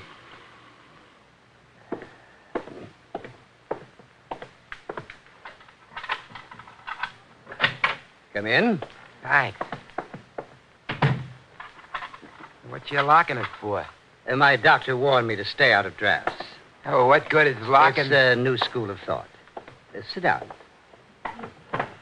Mickey, have you been behaving yourself? You know me. Yes, that's why I asked. I haven't touched a drop in months. You know what I mean? Stick out your hands. See? Steady as a rock. When was the last time they ran you in? In November. That's when I took the cure. You don't have to worry, Mr. Paris. I realize I can't handle this stuff, so I just don't take that first drink. You know what I mean? I hope so, Mickey. How would you like to make yourself $500? Would I? Take a look at this picture. Well, I'm glad to see you're a lover of beauty. You recognize her? Well, her face is kind of familiar. That's Mrs. Laura Davis. Laura Davis? Her first husband was John Nichols. Oh, sure. He owned half the real estate in New York, and then when he croaked, he left her a bundle. That's right. Now, she's married now to a man named Austin Davis. They live at the Marlborough. Have you got that? I got it. You're to go up and see her tonight and give her this envelope. What's in here? Well, that's none of your business. Just see that Mrs. Davis gets it and nobody else. She'd give you $25,000. What? Don't get any ideas, Mickey. Just bring the money here.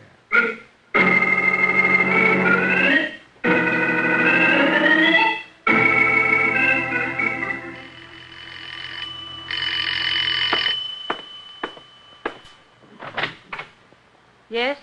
Hello, Mrs. Davis. Who are you? Mickey Slater. I don't think I know anyone by that name. Think what you've been missing. I got something for you. Know what I mean? Oh, yes. Come in. Thanks. Hey, this is quite a layout. I'd ask you to sit down, but I don't think you'll be staying long. Oh, I'm in no hurry, Mrs. Davis. Unfortunately, I am. May I have the envelope? Sure. Well?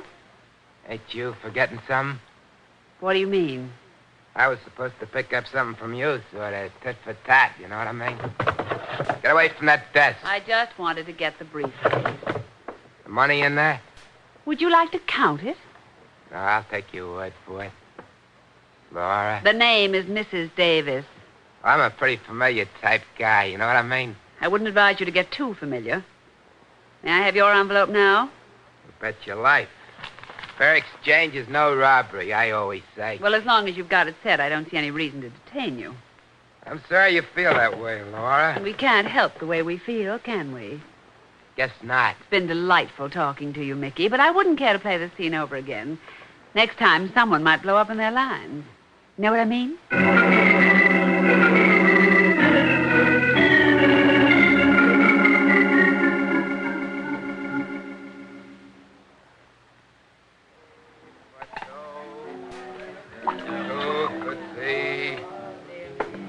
Hello, Mickey. Well, if it ain't Mr. Paris. Yes, it is. Clever job, pal. Oh, thank you. You know, Mickey, I'm very disappointed in you. That cure apparently wasn't as permanent as you thought. You won't believe it, Mr. Paris. I was on my way to your office. You had it right the first time. Huh? I won't believe it. Where's the money? Money? Oh, yeah, I got it right here in the briefcase. Excuse me. Not at all. You didn't think I let you down. Well, I didn't know what to think. Sirree, Mickey Slater don't ever let a pal down. Oh, thank you, Mickey. Sure. How about a little snort? No thanks.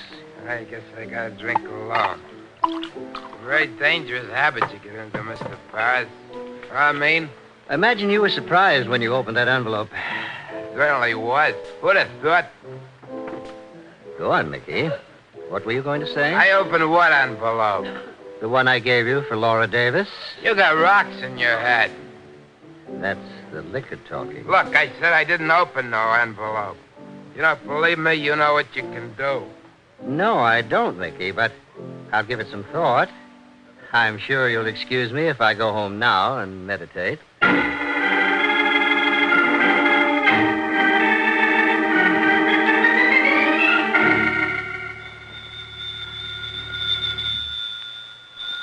you get that, Austin? Of course, dear. Hello? Let me talk to Laura Davis. She's busy at the moment. Well, she can't be that busy. Tell her that it's Mickey Slater. Just a moment. It's for you, Laura. A Mickey Slater. Slater? Oh, yes, that's the new tailor I was telling you about. Sounds drunk. Well, it doesn't seem to affect his work. I'll talk to him. Hello? Hiya, Mrs. Davis. But you kind of surprised to hear from me so soon. I can't honestly say I am. Well, I hate to put the bite on you, sweetie, but you see, I picked up that briefcase for somebody else. All I got was 5 bills for my end. Well, that's too bad. Yeah, I knew you'd feel that way. And since tomorrow's my birthday, I was wondering whether you'd like to make me a little present. What did you have in mind? A briefcase. Just like the one I got from you tonight. I say just like the one. You know what I mean? I know what you mean, but I wouldn't count on it. You wouldn't disappoint me on my birthday, would you? I got a room at the Pembroke, and I'll be receiving all day tomorrow. If that's all you've got to say, That's Slater... all I got to say. Be seeing you, honey. What's the trouble, darling? What? Something bothering you? Nothing I can't handle, Austin. Would you get my coat, darling? I have to run out for a little while.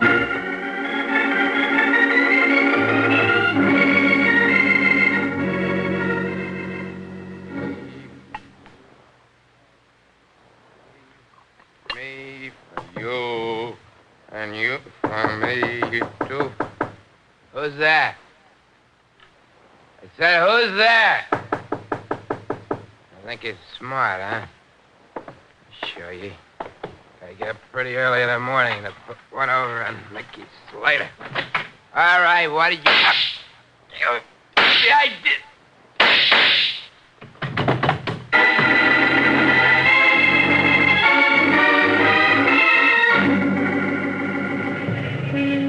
Taxi! Taxi! You having trouble, lady? Taxi! Maybe I can give you a lift. My car's right here. Look, if you don't get out of here... You call the cops. Yes. Well, just goes to prove what a small world this is. What are you talking about? I'm Sergeant Corbett, New York Homicide. So? So I wonder if I could impose upon you to take a little ride with me down to headquarters. Start her up, Kelly. Are you mad? Ever hear of a man named Mickey Slater? No. Well, he was foully done in some 3 hours and 4 bullets ago. No. Yes. Listen, Sergeant. I'd love to, but I hate loitering on street corners. Let's wait till we get downtown, huh? Home, James.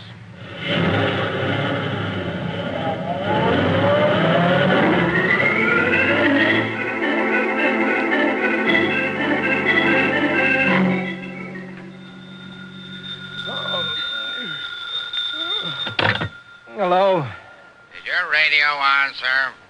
What? What program are you listening to?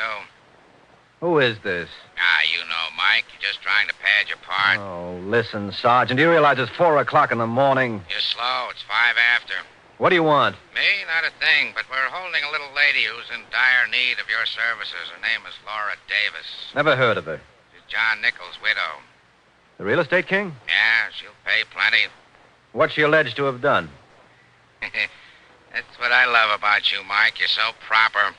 What she alleged to have done, there's nothing alleged about it. She killed a boy named Mickey Slater. I don't believe it. You don't know the woman, you don't know the victim, but you don't believe it. What does it take to convince you, anyhow? A lot more than you can offer, Sergeant. Tell Mrs. Davis I'm on my way.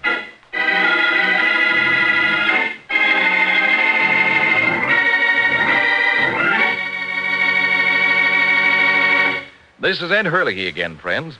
Well, it looks like Mike won't be convinced by Sergeant Corbett. No, he wants to find out for himself, and that's a good idea. For example, if you'd like to find out for yourself how delicious and wonderfully helpful a good cheese sauce can be, you just try this. Melt Velveeta, Kraft's famous pasteurized processed cheese food, for the smoothest golden sauce you ever saw. One that's perfect over vegetables or to combine with leftovers for a hearty main dish. It's a wonderfully easy sauce to make. You just melt a half pound of Velveeta in the top of your double boiler. You don't have to cut it into little pieces because Velveeta melts so easily, so smoothly.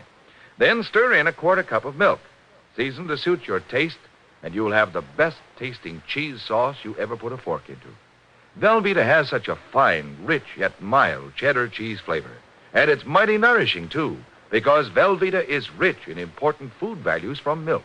So even the smallest youngsters can enjoy it often. Find out for yourself what a wonderfully handy helper Velveeta can be, whether you melt it for this grand cheese sauce or slice it thick for hearty sandwiches. Get a 2-pound loaf of Velveeta tomorrow. It's America's favorite pasteurized processed cheese food, the one and only Velveeta.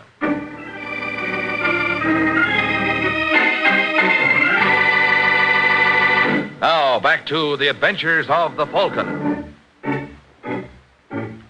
20 minutes have passed since Sergeant Corbett phoned Mike to give him the business. And now, down at police headquarters, we find Sergeant Corbett making like Emily Post. Mrs. Davis, may I present Mike Waring, otherwise known as the Falcon, the nemesis of the underworld. You mean that he... Ain't it disgusting? Just ignore him, Mrs. Davis. His mother was frightened by Joe Miller. Yes, I can believe it. How soon can you get me out of here? Well, there are certain minor technicalities we have to observe. You see, the police believe you killed Mickey Slater. That's ridiculous. Yes, well, we both know that, but go fight City Hall. How well did you know him, anyway? I didn't know him at all. Then what were you doing at his hotel? He said I was there. The desk clerk, for one. All right, I lied. Nice of you to admit it. I can hardly do anything else, Sergeant. I was at the Pembroke. But? When I got there, Mickey was dead. What did you want with him, anyway? I'd rather not go into that. Well, you don't have any choice, Laura. Well, couldn't we... Oh, yes, we certainly could. Sergeant, do you think you could arrange for us to have a little privacy? How little? Oh, will you stop being such a character? Okay, you don't have to push. If you want anything, folks, just ring. We pride ourselves on our service. All right, Mrs. Davis, now let's have it. Where do you want me to start? The Kraft Foods Company brings you The Adventures of the Falcon, starring Les Damon. Hello? Yes, this is the Falcon speaking. Oh, June. I was just thinking about you, Angela. The theater tonight? No, I'm sorry, I'm working on a case. Of course, I know those tickets were hard to get, but so was the murderer. And I've got a date with one in exactly half an hour.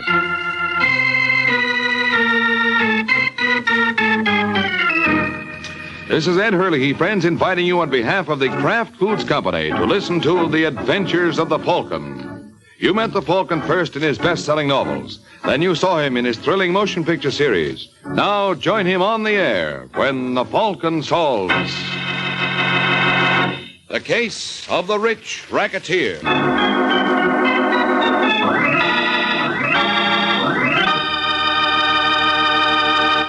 Before we join the Falcon in his latest adventure, I'd like to tell you folks about Kraft's golden cheese food, Velveeta. Velveeta is such good eating. Just taste that grand, rich, yet mild cheddar cheese flavor. And Velveeta is so good for you. It's rich in important food values from milk itself. For swell-tasting snacks, for good, hearty sandwiches, for thrifty, easy, hot dishes, it's smart to keep stocked with Velveeta. Get it tomorrow in the handy quarter-pound package or in the economical 2-pound loaf. The cheese food of top quality. Velveeta is made only by Kraft. And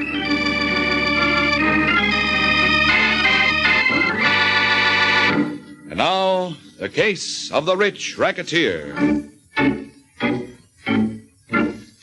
It's Sunday afternoon in New York City. A cab pulls up in front of a large Central Park West apartment building, and two men get out. One of the men is big, beefy, and florid, while the other is slim and quick-moving. The two men hurriedly enter the building and ride the elevator up to the 10th floor, where Florid Face leads the way to one of the apartments and opens the door. Flo? Hey, Flo. Guess my wife's not home yet. Come on, Garland. Come on in. Let's get this over. Excellent idea, Sullivan. Excellent. Wait there and leave your hat and coat on. Won't take me but a second to write a check. Check? Yeah, check.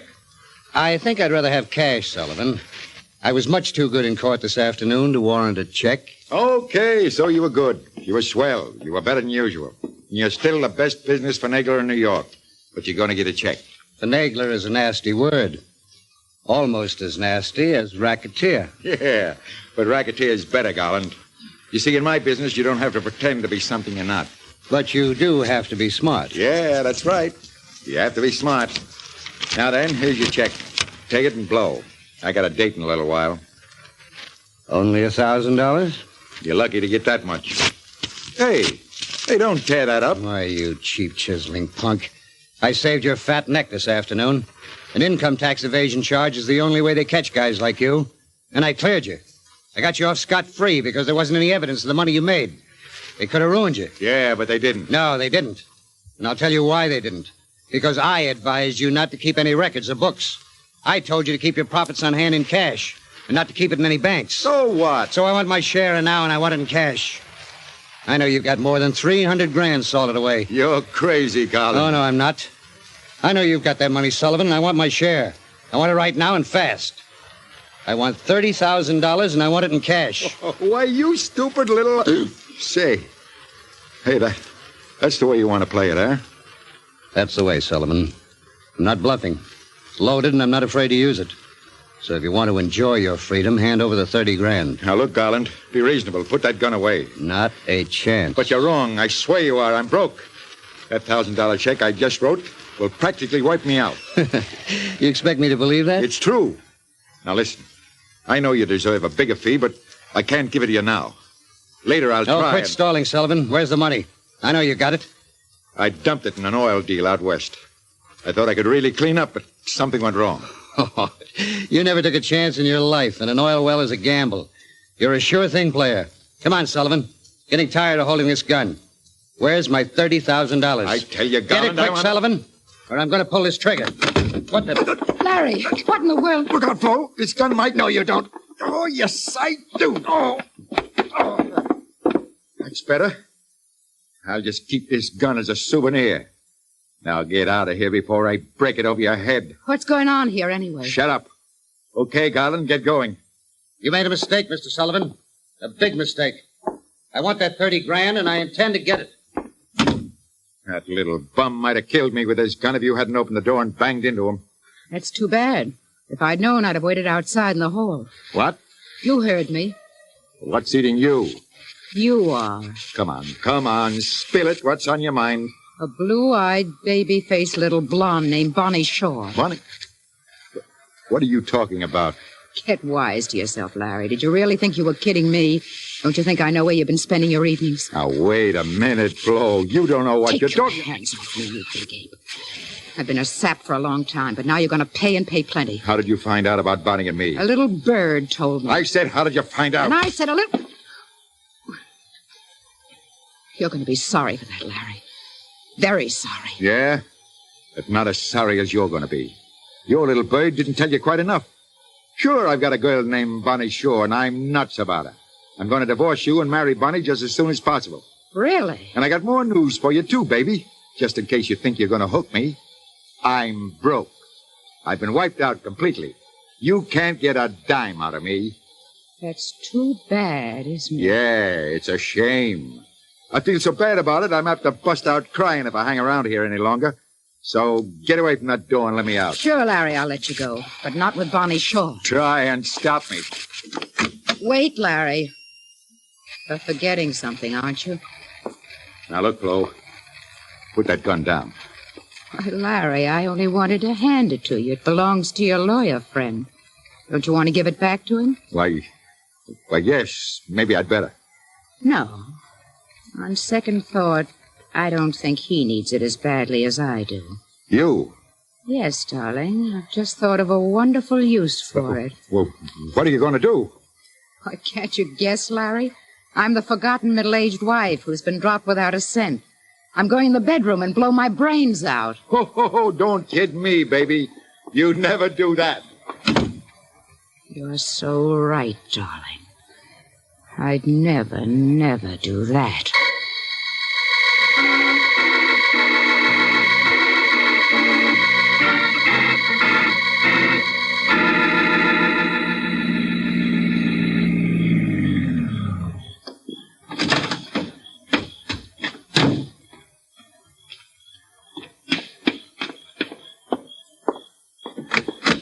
Sorry I'm late, Bonnie, but...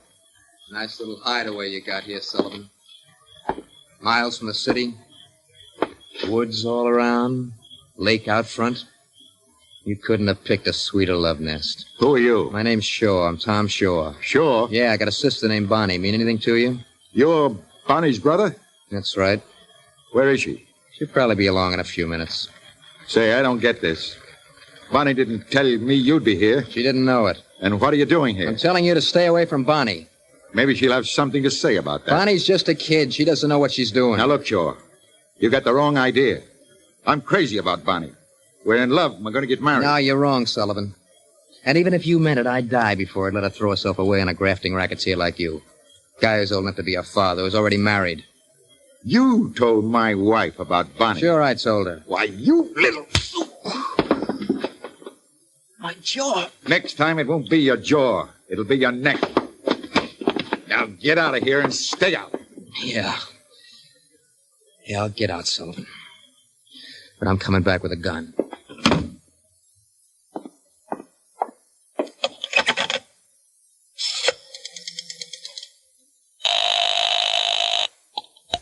Operator, I want to call New York City. what number, please? You'll have to look it up.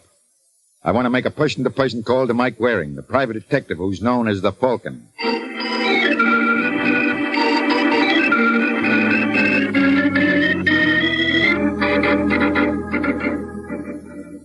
You know, Angel, you got the bluest eyes. Yeah, they go so well with... There. Hand me the phone, will you, Angel? Don't answer it, Mike. Let it ring. I got to hand it to me, huh? Oh, all right. Hello? You like that. Yes? Is this Mike Waring, the Falcon? Yes, it's the Falcon speaking. Must be something wrong with this connection. For a second, I thought... Oh, never mind what you thought. Just tell me what you want. I want to hire you. Right now? Yes. Why? Are you working on something else? Yes, I am. Well, then drop it. This job is important to me, and I'm willing to pay plenty if you'll come out here right away. Where are you? In my cottage at Tallow Lake. Oh, it's 10:30 now. I couldn't get there much before midnight. I know that. All right, what's the job? I'm working on a very important deal at the moment, and it's absolutely necessary to keep my movements secret. I'm pretty sure that somebody's been following me this evening. I want you to find out who it is. You say money is no object, Sullivan? None at all. Okay, keep talking then. Just exactly where is this cottage of yours?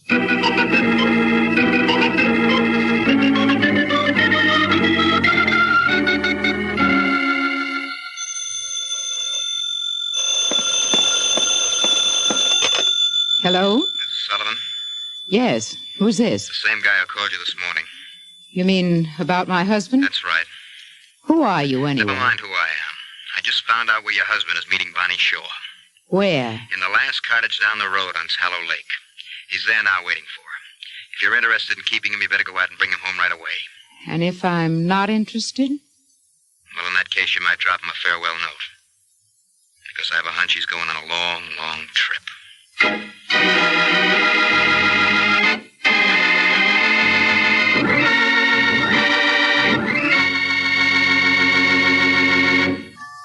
It's lighter bodied. It's superfined. It's Kraft Salad Oil, the first salad oil ever offered for home use by the makers of all those wonderful Kraft prepared salad dressings. Yes, there is something new under the sun at your grocer's right now. A new salad oil, Kraft Salad Oil. The first salad oil ever offered for home use by the makers of all those wonderful Kraft prepared dressings. Wait till you try it in those wonderful salad dressings you make yourself. Those light-as-air chiffon cakes you're so proud of in all your special recipes that call for liquid shortening. For Kraft salad oil is more than just a new oil. It's a new kind of oil. Super fine for better blending by a special new Kraft process. Because it's lighter bodied, it mixes perfectly with all ingredients. Puts new magic into dressings, cooking, and baking. Don't wait. Put this new salad oil on your shopping list right now. Remember, It's lighter bodied. It's super fine. get Kraft salad oil tomorrow at your grocer's. Look for the bottles with the beautiful labels.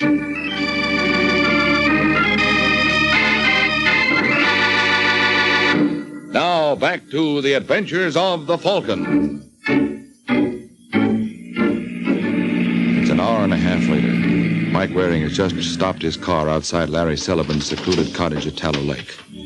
The light is on in the living room, but the house and countryside are strangely quiet. Mike walks up to the front door and knocks. There's no answer, no sound from inside. He opens the door and stops suddenly. Across the room with her back pressed tensely against the closed bedroom door stands a beautiful, young, very frightened blonde. Oh, sorry, I didn't mean to scare you. When I knocked and nobody answered, I'm not scared. You better try again, Angel. It's not that cold in here. I don't understand. You're trembling. Why? I don't know. Okay, have it your way. Where's Sullivan? Larry, I don't know his first name. He called himself Sullivan, and he hired me to come out here. why? Said he needed a detective. You're a policeman? No, I'm a private detective. Hey, what's the matter with you, anyway? Where's Sullivan? He's not here. He's gone. He won't be back. Please, you'd better go now. Now, wait a minute, Angel. Not so fast. What's behind that closed door?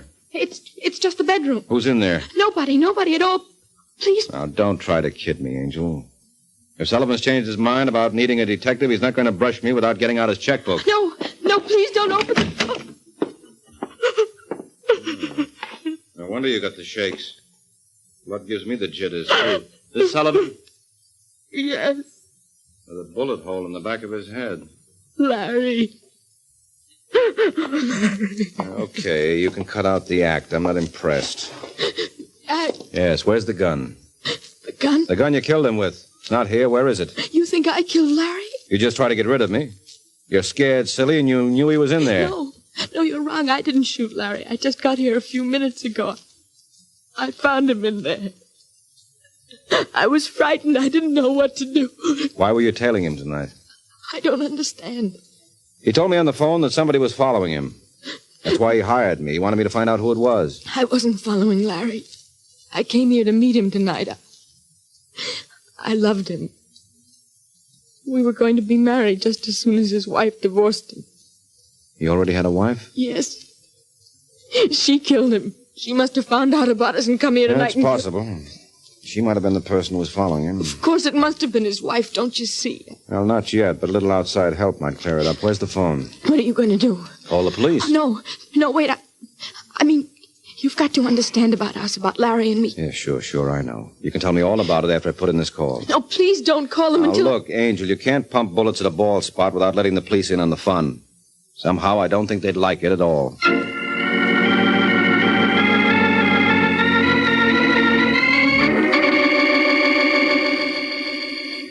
Bunny Shaw, Yes, Mr. Waring. I've told you the truth. Larry and I loved each other. I had no reason to kill him. Sullivan told me he was working on some sort of big deal. Do you know anything about it? No, he never told me about his business. What about Sullivan's wife? Did you know... What's the matter? Just heard somebody out on the porch. Keep talking, Angel. I'm sure she must have found out about us. You looking for somebody? Tom, what are you doing here? You know this fellow? Oh, yeah, of course I know him. He's my brother. Bonnie, you've got to listen to reason. Come home with me. You can't throw yourself away on a no-good racketeer like Sullivan. Tom, you hurt. What happened to your jaw? I came here earlier tonight to talk to Sullivan, but he couldn't see things my way. We had a fight and he hit me. Is that why you shot him? Why? Wait a minute. What's going on here? Who are you? A lot of people call me the Falcon. Bonnie, what's happened? Where's Sullivan? He's lying in there on the bedroom floor with a bullet hole in the back of his head. He's dead? Definitely. Let go of me. What's the idea? I just wanted to see if you had a gun. What, are you satisfied? Oh, no, you could have thrown it away out there in the woods. You think I killed Sullivan? You said you had a fight with him tonight? Yes, we had a fight, but I didn't kill him. I was plenty sore when he threw me out, but I cooled off after I called his wife.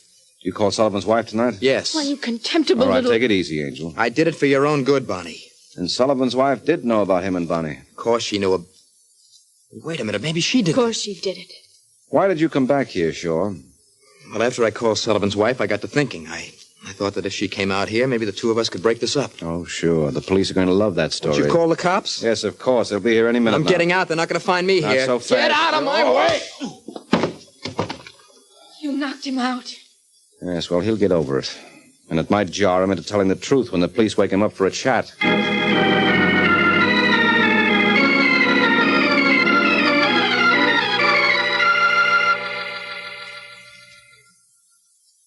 my husband took the gun away from Mr. Garland and told him to get out. Did you tell the police about that? Well, certainly I told them. But they seemed to think that Tom Shaw was the killer. Of course, they said they'd questioned Mr. Garland this morning. Mm-hmm. Did you leave this apartment last night, after your husband went out? Why, no. Could you prove that? I don't think so. Why? What are you driving at, Mr. Waring? Your husband was running around with another woman, and you had just found it out. Do you think I killed Larry? Your motive was even better than the others. That's ridiculous. I couldn't kill anybody. Well, you seem to be taking your husband's death pretty calmly. No tear-stained handkerchiefs or swollen eyes. Why should I pretend? He meant nothing to me anymore. I didn't even mind the fact that he had this girl, Bonnie Shaw. You weren't jealous? Certainly not. I knew he was going to leave me, but I didn't care at all. I'll be honest with you, Mr. Waring. If I could have gotten money from Larry, I might have tried to hang on to him, or at least make him pay plenty to get rid of me. But he was wiped out. He didn't have a dime. Your husband was broke? Yes. He told me so last night, just before he went out. So you see, he was of no more use to me. I actually was glad he was going to leave me, but I certainly had no reason to kill him. I see. Oh, excuse me. Yes, of course.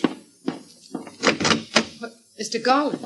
Oh, forgive me for calling so early in the morning, Mrs. Sullivan. I wanted to see Larry before he went out. I'm sorry about that trouble we had last night, and I want to apologize. You don't know about... Is this the business manager you were telling me about? Yes, this is Mr. Garland. Well, what's wrong, Mrs. Sullivan? Where's Larry? He was murdered last night. Larry's dead? Yes. Why, that's terrible. I had no idea. Did you read the morning papers? No. You see, I was upset about that quarrel last night, and I wanted to hurry over here as fast as possible. Mm-hmm. That quarrel last night gives you a pretty swell motive, Garland. I didn't even know about the murder. Yeah, well, you could be lying about that. No, I'm not lying. But you did threaten him. Well, I was only bluffing. He owed me money, and I wanted it. I swear I didn't shoot Larry. I couldn't have done it. They took my gun away from me. It's still here. There are other guns. Well, I tell you, I didn't do it. Tell me about this money you say Sullivan owed you. Well, I did some financial work for him, and I felt he owed me a much larger fee than he was willing to pay. Naturally, that made me angry, and I guess I lost my head. I had the gun in my pocket. Why? Well, I always carry it. I have a license for it. There are certain people who have threatened me from time to time. Okay. So you pulled the gun on Sullivan. Yes. I thought I might frighten him into paying me what I wanted. It did frighten him, and he told me the truth. The truth? Yes, he was broke. He literally couldn't pay me. At first, I didn't believe him, but he finally convinced me that he was telling the truth when Mrs. Sullivan came in unexpectedly and gave him the chance to grab the gun. Did Bonnie Shaw know that Sullivan was broke? Who is she? But didn't you know Sullivan had a young girlfriend? No, I had no idea. I mean, I only knew him professionally. He never discussed his personal life with me. Mr. Waring, isn't it just possible that... That Bonnie Shaw killed your husband? Yes. That's why I wondered if she knew Sullivan was broke. He might have been stringing her along, telling her he was rich, and last night she may have found out the truth.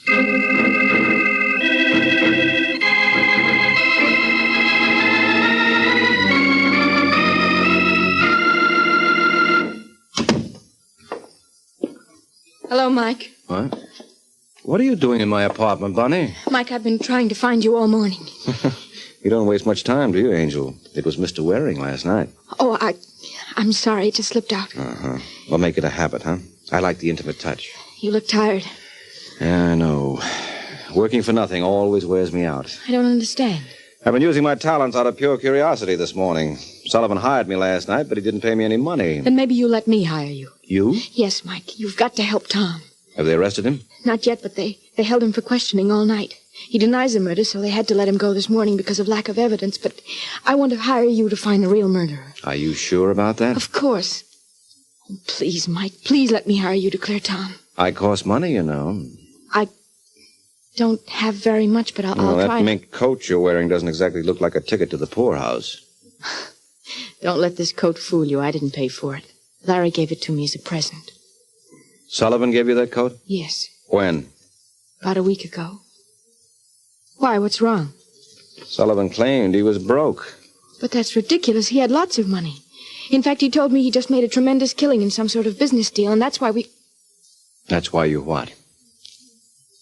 No, nothing. Now, come clean, Angel. If you want my help, you've got to tell me the truth. All right, Mike. I'll tell you the truth. Larry wasn't broke. I know. You see, we weren't going to wait for his divorce. We were going to South America together. In fact, he already had the steamer tickets. And a stack of money in cash? Yes. You know where that money is? No, Mike, I don't. I swear I don't. You wouldn't lie to me, would you, Angel? No, Mike, I wouldn't lie to you. I couldn't. You know that, darling. Well, that's a nice try, but you'll have to do better than that. All right, wrap that mink around your lovely shoulders. We're going treasure hunting. Where to? Out to Sullivan's cottage on Tallow Lake.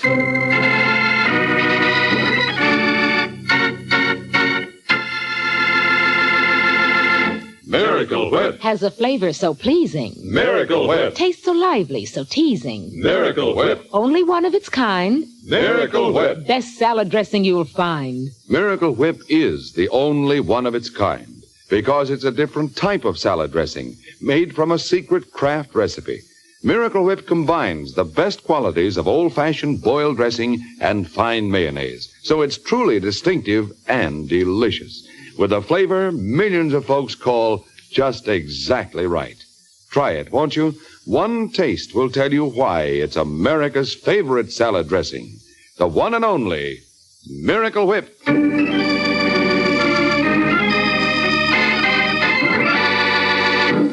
Now, back to the adventures of the Falcon.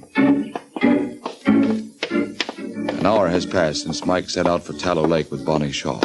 Now they've arrived. Mike, look.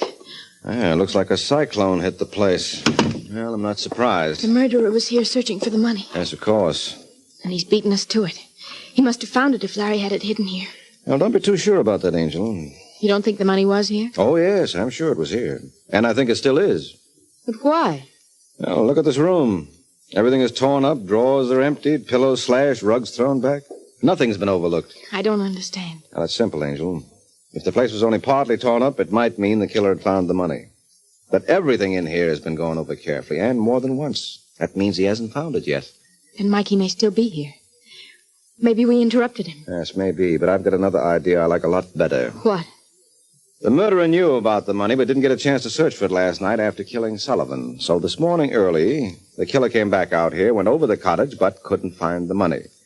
So the murderer got the bright idea of hiring me, a detective, to help find the missing cash. Mike, you don't think that Well, after all, Angel, you knew about the money and the others didn't. No, Mike, the others could have known. Even Tom could have known about it. Yeah, sure, but I don't... Oh, down on the floor, quick! What happened? Well, guess I owe you an apology, Angel. We did interrupt the murderer, and he just tried to kill me. And he's out there in the woods. He may try to come up here. Hold it. What is it? Listen. Car. Yeah, he must have hidden it in the woods. He missed once and decided not to try again, so... What's the matter? Look over there on the floor. The wall mirror. The bullet smashed it. Yes, and look what was hidden behind the glass. An envelope. An envelope. And full of $1,000 bills. Larry's money. Oh, brother, that's irony for you. The murderer couldn't find it, but his bullet did. He's not a very good shot. Wait a minute. Shot. What? Thanks, Angel. You just told me something I should have known 3 hours ago. What do you mean? The murderer. I know who it is now. Who, Mike? Sullivan's lawyer, Arthur Garland.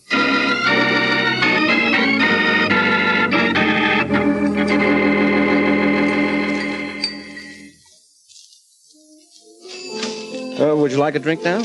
Not until you tell me how you knew Garland was the killer. Well, now that the police have caught up with him, I guess I can. You see, Garland made one little slip. A slip that I didn't recognize until you mentioned the word shot. Then it clicked suddenly. What? Well, you see, when I talked to Garland this morning, he claimed he didn't even know about the murder. Yes. Well, neither Mrs. Sullivan nor I told him any of the details, yet he knew Sullivan had been shot. He said, "I swear I didn't shoot Larry." Well, Sullivan might have been stabbed, poisoned, or bashed over the head for all he knew. So how else would Garland have known Sullivan had been shot unless he himself had done the shooting? Mike, you're wonderful. I'd never have thought of that. Well, you're not a detective, Angel. No. But I might like to be a detective's wife. All right, swell. I know a couple of boys on the force who'd love a wife like you. Okay, Mike, you win. But you can't blame me for trying, can you? No, not me. I like persistent women. Oh, good. I'll have that drink now. Okay. Then I promise to try again.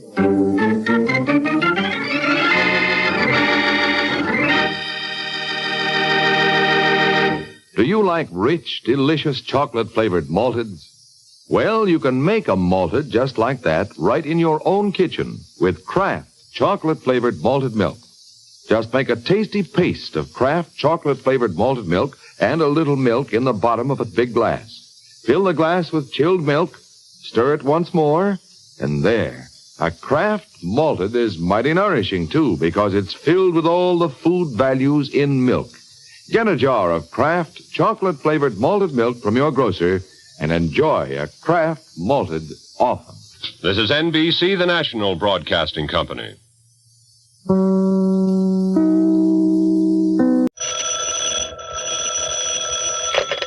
Hello? Yes, this is the Falcon speaking. Oh, Lois. I'm glad you called. You'll have to give me a rain check, Angel. Some people are throwing a brawl and they insist I attend. Mm-hmm. If I'm not there to be the life of the party, they're going to be the death of me.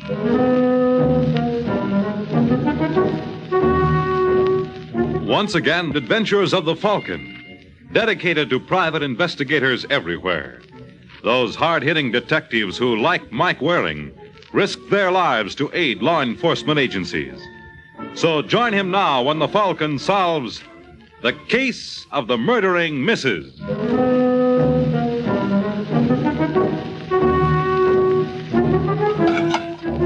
It's early evening in New York, and in a shabby kitchen at the Belmore, a blonde named Laura McKenna prepares dinner for her man.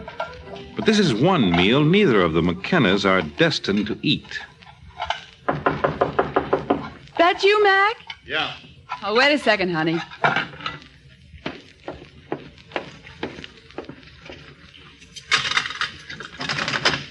Hiya, doll. Take off your coat. Dinner'll be ready in 20 minutes. Paul Newcomb, drop off a package for me? Yeah, it's on the table.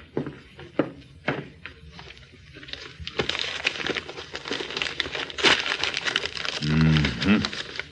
Mac, Ain't it a beauty? where'd that gun come from? Borrowed it from Paul. I'm going back in business. No. Yeah. Paul saw a good thing on 84th Street, a jewelry shop run by a fellow named Vance. And he talked you into heisting it? He could have gotten 100 guys. I won't let you do it. Don't talk like a jerk. I mean it, Mac. If anything happened to you... Nothing's going to happen. A kid could handle this job. That's what you said in San Francisco before they sent you up. Well, it was an accident. Couldn't happen again. Well, we're not going to find out. Well, what do you suggest? There's $8 left in the kitty. We'll get by. I don't want us to just get by. How do you think I feel when I see dames who don't have half your looks parading around with furs and diamonds? Do you hear me complaining? I'm satisfied. Well, I'm not. You're not going to do it, Mac. Let Paul get himself another boy. Look, that's enough. The discussion's over. No, it's not. If you step out that door, so help me, I'll call the cops. What did you say? I'm sorry, baby. No, you were right, Mac. I didn't mean what I said. You know, if anything happened to I you, know. Don't worry, I'll be back in an hour. Let me go with you. It'll be easier with the two of us. No. You're afraid. No, I'm not afraid, but you'd only be in the way. Give us a kiss for luck, baby. I'm off to work.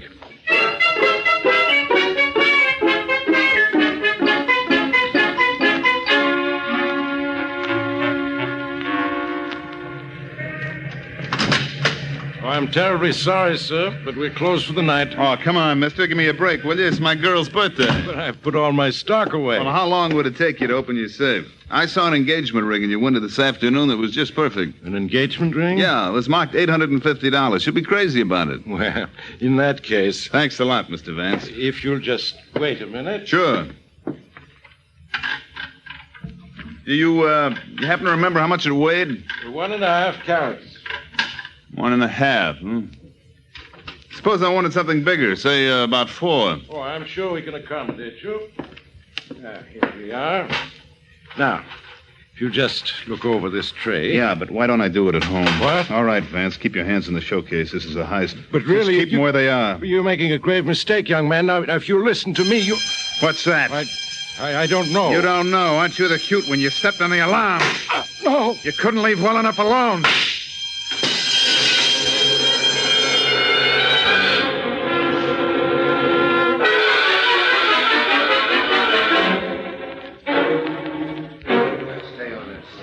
All right, you fellas, let's hurry it up and get out of here. Myers, be sure you get a shot of the showcase. Greetings, men. Oh, no. Wouldn't you know it? Well, if it isn't Sergeant Pulaski. Where's Corbett? He's lucky. He's got a day off. What are you doing here, Waring? I represent the insurance company. Well, fellas, we can all go home now. The Falcon is on the case. Oh, you better stick around, man. You might learn something. What have you got, Steve? Darn little. What about Vance? He died an hour ago. Tough. Did he talk before he went? Not much. Here's a description of his killer. Blonde hair, blue eyes, 5'9". Small mole on right cheek, V-shaped scar on left wrist. V-shaped scar, that's funny. What's so funny about it? Sounds like a boy I used to know in San Francisco. Well? Well, couldn't be him. Last I heard, Mac was serving 5 to 10 at San Quentin. Mac who? Mac McKenna. What made you think it's him? That scar, he got it in a knifing. But it couldn't be the same one. Couldn't it? Suppose I told you that Mr. McKenna is now guesting in our fair city. He's what? They got it from a stoolie last week. He's living with his wife at the Belmore. Oh, no, it sounds too easy. Well, I'm going to pick him up just for luck. Come along and see how it's done.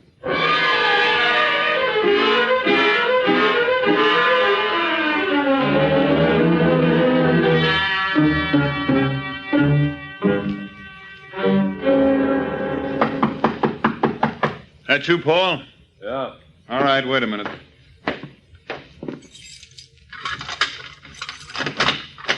Hello, Mac. Hey, what... Remember me? No, I can't say I do. The name is Waring. We met on the coast some years back. So? So, now that we've got me identified, I'd like you to meet Sergeant Steve Pulaski here. Well, looks like you were right, Steve. Looks like. What are you babbling about? Steve got a rumble you were in town, and I thought it was impossible. Last I heard, you were still in San Francisco. I didn't like the climate. Well, I don't think you'll like New York's any better, particularly around 84th Street. Come again? A jewelry shop up there was heisted last night, and the proprietor was killed. I don't know anything about it. And how do you account for the fact that Steve found your fingerprints on the showcase? You're crazy. Why? You wore gloves? Oh, you're nuts. Wait a minute. I'll prove it to you. Watch him, Sergeant. Hold it, boy. Just wanted to get my coat. Don't strain yourself. Get it, Mike. You bet. Well, what have we got here? What is it, a 38? Yeah. And it's been fired recently. All right, Sergeant, since Mac is so fond of jewelry, let him try your bracelets for size.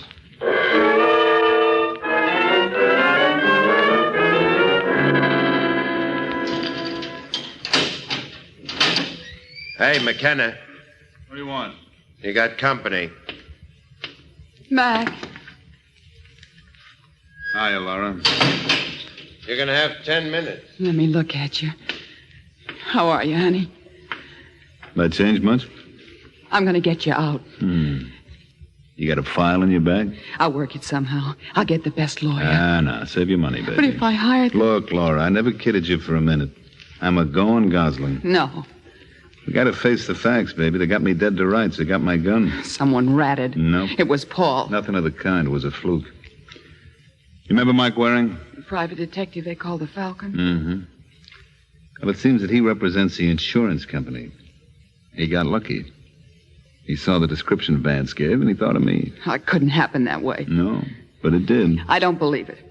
Oh, I got a feeling Paul... Look, forget it. Paul had nothing to do with it. It was Mike Waring. Well, I'll pay him back for this. Hmm? I'll get him for you, Mac, if it's the last thing I do. Now, don't talk like a I tell you, jerk. I'll get him. How? Don't ask me, but I'll manage it some way. That you can depend on.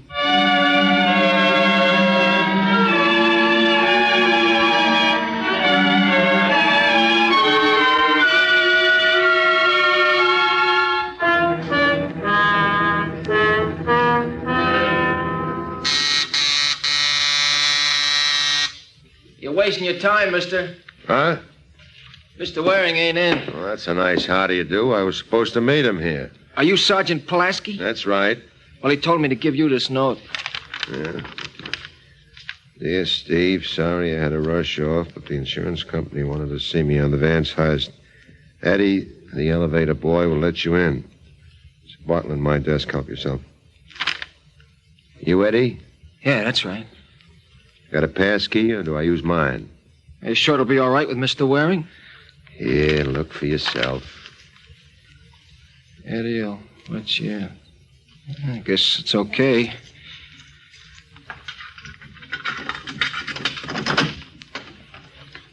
There you are. Thanks a lot, Eddie. You've been a great... Sergeant! Sergeant!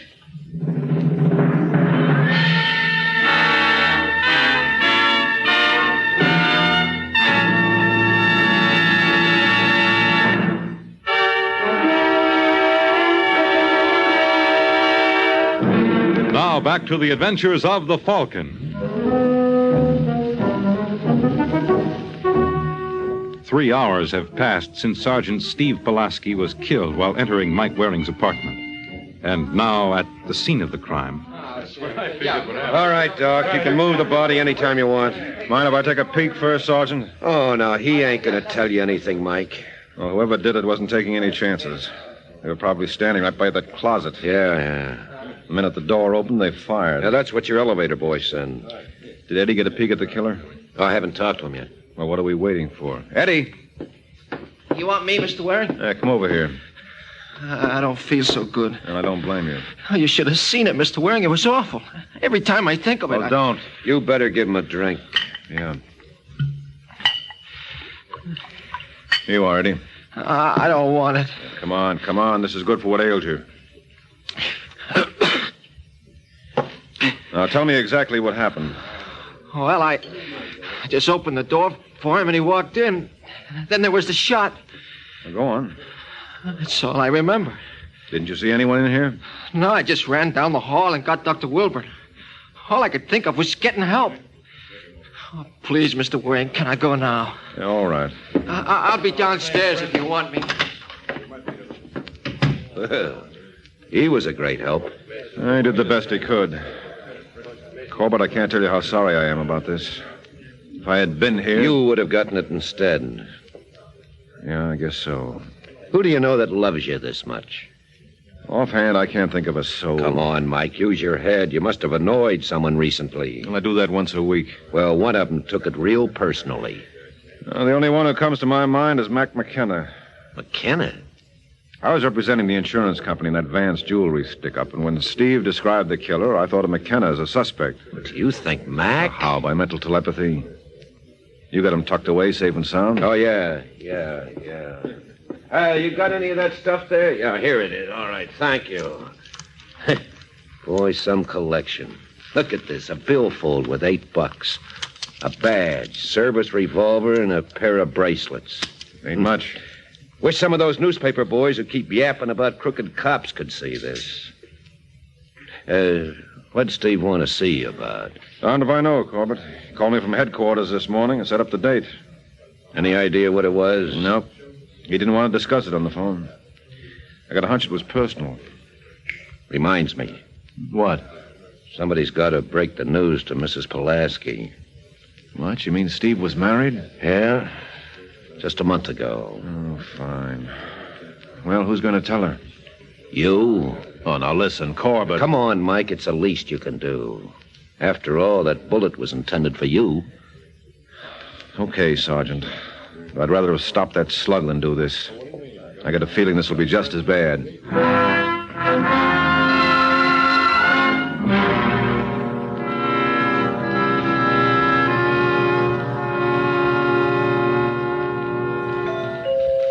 Just a second.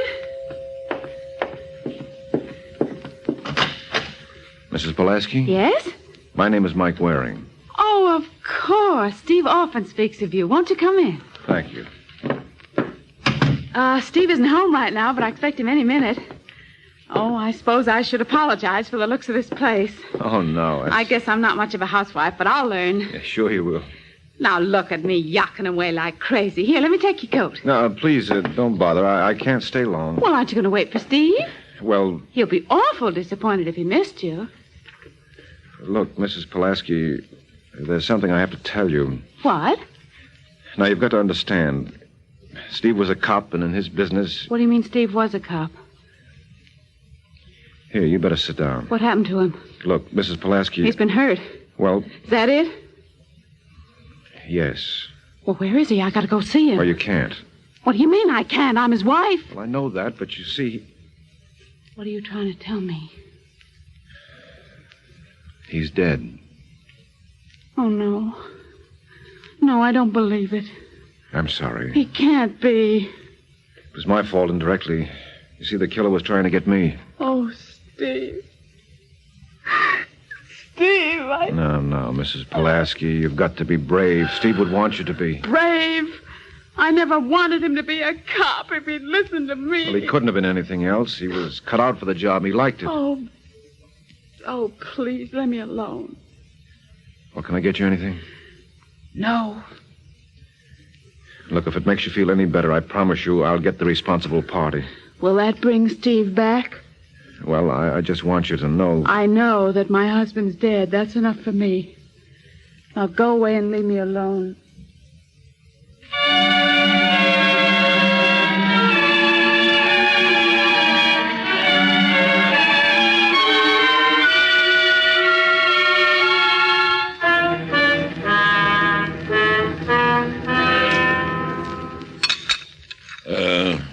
More coffee, Mike? No, I've had enough.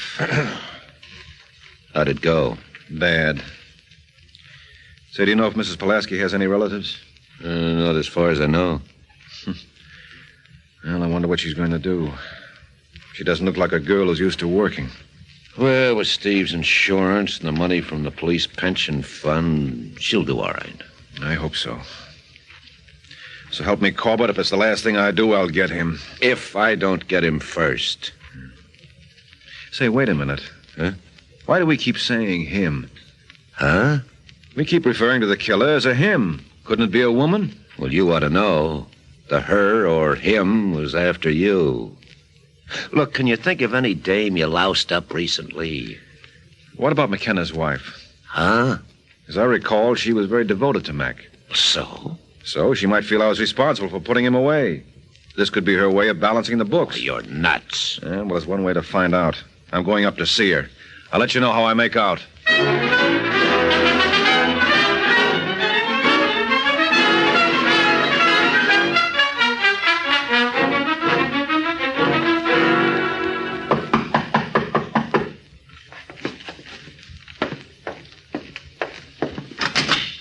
Yes, Mrs. McKenna, that's right. I'd like a word with you. I'm busy. You can't be that busy. Now, look, mister, I don't know who you are. Why not ask me? Frankly, I don't care.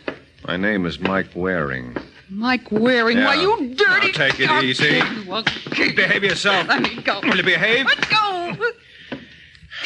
I imagine you're pretty surprised to see me. Am I? Yes. You killed the wrong boy. It was a police sergeant named Steve Pulaski. You're crazy. Doesn't the fact that I'm alive convince you? I don't know what you're talking about. Look, you're crazy about Mac. When you felt I was instrumental in nailing him, you wanted to get even. And I will. No, you won't, Laura. In this league, you get one chance. You muffed yours. Now get your coat. We're going places.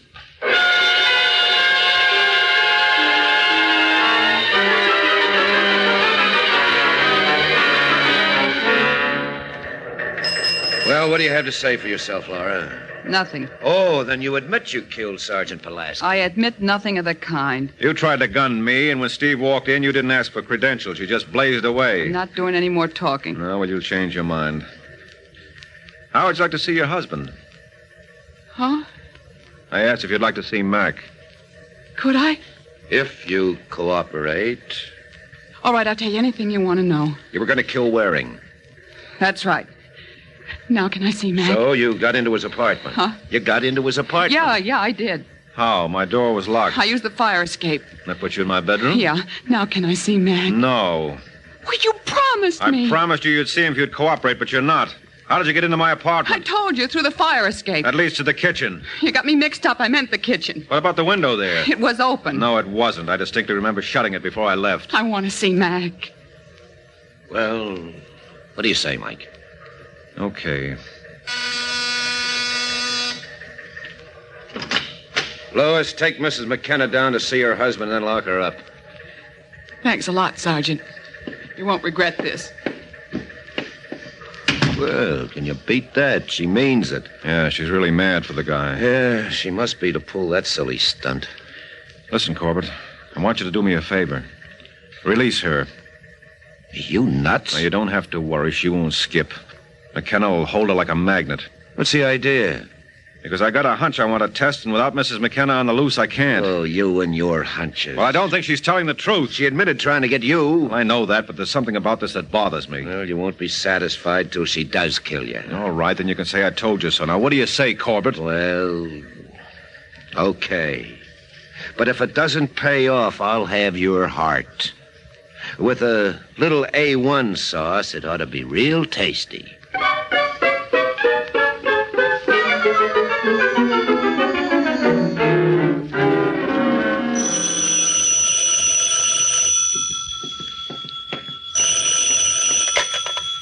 Yes? Mrs. Pulaski? Yes? This is Mike Waring. How do you feel? How do you think I feel? Well, I'm sorry. I only called to tell you that we've finally got a line on Steve's murderer. So? So wouldn't you like to know who it was? Will that bring Steve back? Well, I suppose you're right. Still, I thought you'd be interested.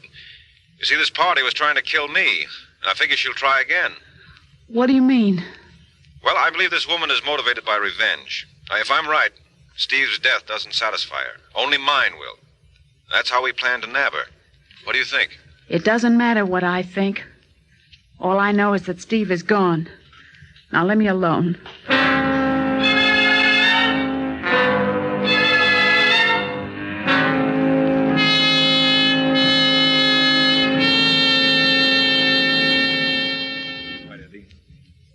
Now, show me exactly what happened when Sergeant Pulaski came here this afternoon.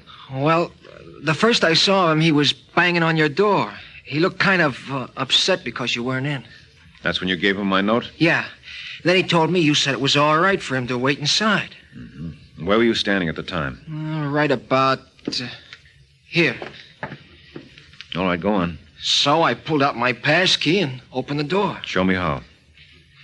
You mean you want me to go through the whole thing again? Mm-hmm. I guess Steve was here. Uh-huh. All right, now open the door like you did. That's how it was. Then just as he stepped into the room... Oh, Mr. Waring! Mr. Waring!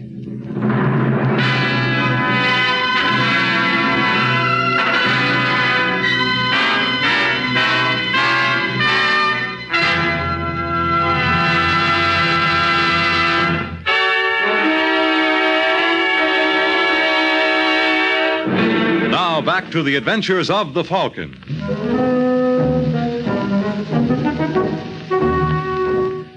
"20 minutes have passed since Mike and Eddie attempted to reenact the murder of Sergeant Steve Pulaski.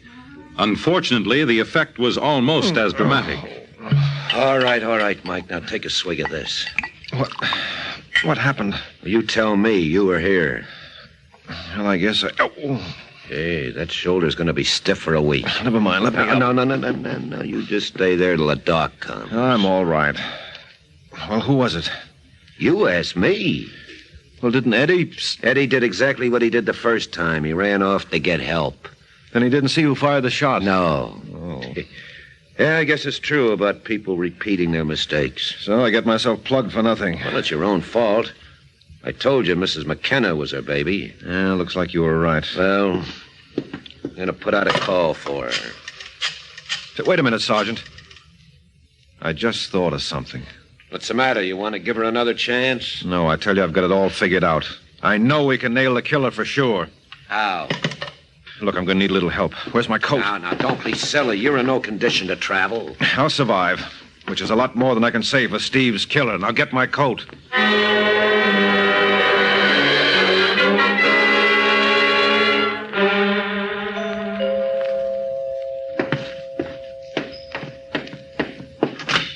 Yes? Hello, Mrs. Pulaski. Remember me?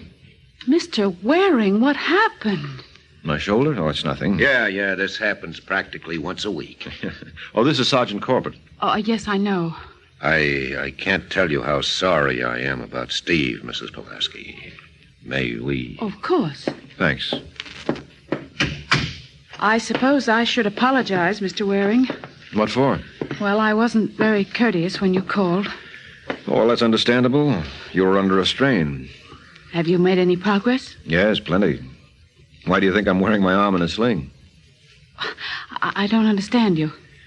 Well, the killer took a shot at me. But I was luckier than Steve. Oh, then you know who it was. I think so. We even got a confession. Well, I'm glad you mentioned that, Sergeant. Because I told you there was something about it that bothered me. Well, now I know what it was. Yeah? What? There's a phony. Laura McKenna only made it so she could see her husband. I don't understand. Well, you see, Mrs. Pulaski, originally we thought this was a plot to kill me that misfired. So we went around looking for people who disliked me. That's how we came up with Mrs. McKenna. Well, what's wrong with that? Well, let's consider the actual result in the case. Now, who was the victim? My husband. Mm-hmm. Well, suppose it wasn't an accident at all. Suppose someone was really after Steve. You see the possibilities? No. Well, then we come up with a different group of suspects. You remember the personal effects they found on his body? Yes, there was a wallet with $8, a badge, and a gun. Mm-hmm. Well, doesn't it strike you that there was something missing? No. Well, what happened to his skeleton keys? What are you talking about? They weren't on his body. Shall I tell you why? Because the killer used them to get into my apartment. The killer knew that Steve was headed there to see me. Now, who would have had the best opportunity to know of that appointment and to lift the keys? Who? You. What? Yes, you were real clever, Angel, but you made one mistake. And in this game, that's enough to put you away. All right, Corbett, prove it to her.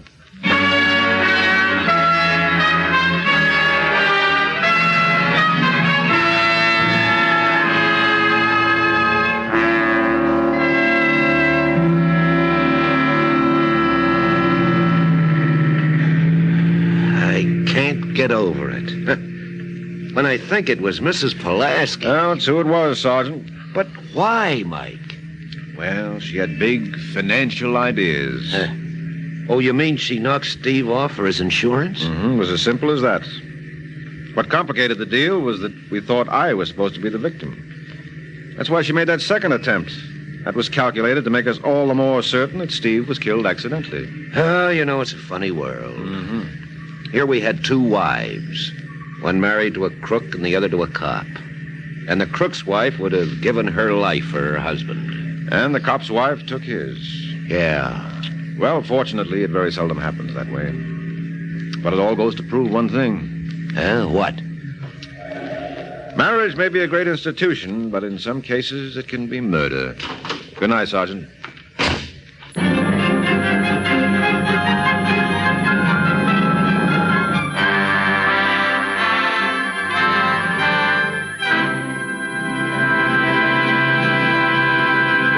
The Case of the Strong Sister. The Case of the Strong Sister. That's the title of next week's adventure of the Falcon, when Mike Waring learns that if blood is thicker than water, murder is a relative condition.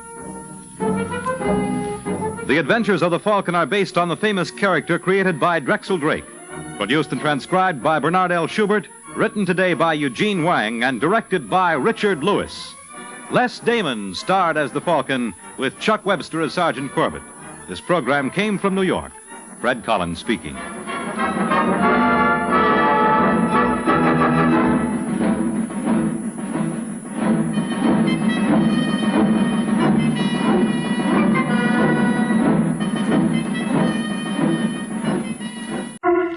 The Kraft Foods Company brings you The Adventures of the Falcon, starring Les Damon.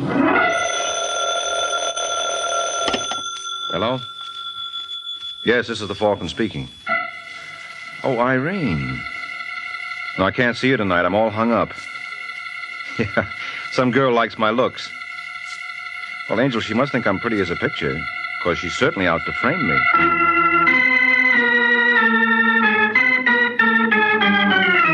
This is Ed Hurley, friends, inviting you on behalf of the Kraft Foods Company to listen to The Adventures of the Falcon. You met the Falcon first in his best-selling novels. Then you saw him in his thrilling motion picture series. Now join him on the air when the Falcon solves The Case of the Careless Client.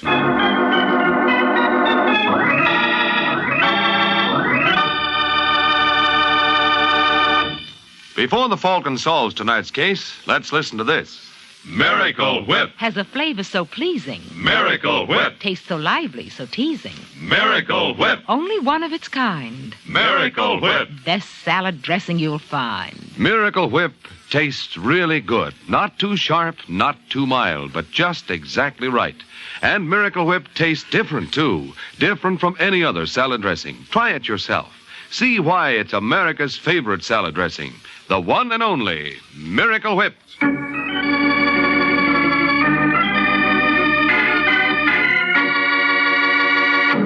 And now, the case of the careless client.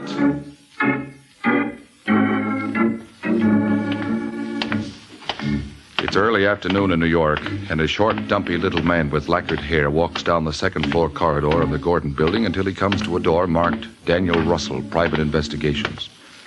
Obviously, our unknown friend has been here before, for without any hesitation, he eases himself into Mr. Russell's office, and ease is the proper word. For Mr. Russell, with his back to the door and his ear glued tightly to the phone, doesn't even hear him. Now, look, Harris, you got to give me a break. You know I'm good for the money. Sorry, Russell, it's no dice. That's the gratitude I get, and after all the dough I've lost to you. All I ask is that you let me go in the cuff for another 20. I got a sure thing going on the 5th at Detroit. Now, where have I heard that before? Listen, Danny, why don't you do both of us a favor and stay away from the horses? Okay, Harris. You don't want to take my bets? I'll find a bookie who will. Yeah, name one. I beg your pardon. Harris, a client just walked in. I'll have to call you back later. I'm sorry if I interrupt, Mr. Russell. There's nothing important, Mr. Giuliano. Just one of my men checking in. I see. Sit down, won't you? You have something for me? Yes, indeed. I located your boy. Larry Stratton? Yep. Stratton's in New York, all right. Got here last week from Washington. First thing he did was to get himself a room under the name of Leonard Simons. Funny how they always keep the same initials. And where does my friend Mr. Stratton live? 1423 Carroll Place. It's a small rooming house. I pumped the superintendent, but he couldn't tell me much. And incidentally, that little talk cost me an extra 50. I got no complaints, Mr. Russell. You do fine. $50, you say. That's right. Hey, that's quite a wad you're carrying, Giuliano. Must be at least 15 to 20 grand there. So? So you want to be careful. I am. How much do I owe you altogether? $150. You like to double it? I'd like nothing better. It's easy. I need some information from this Mr. Stratton. You got it for me. How? Oh, now, come on, Russell. You must have some idea. All you've got to do is work on him a little bit. Work on him? Yeah. You look like a boy who knows how to use his fists. Get out. You make a big mistake. Go on, Giuliano, beat it. Okay, no harm's done. Just suppose we forget this little talk, huh? I'll think about it. You do that, Russell. You'll find it a lot healthier than talking. I'll be seeing you, feller.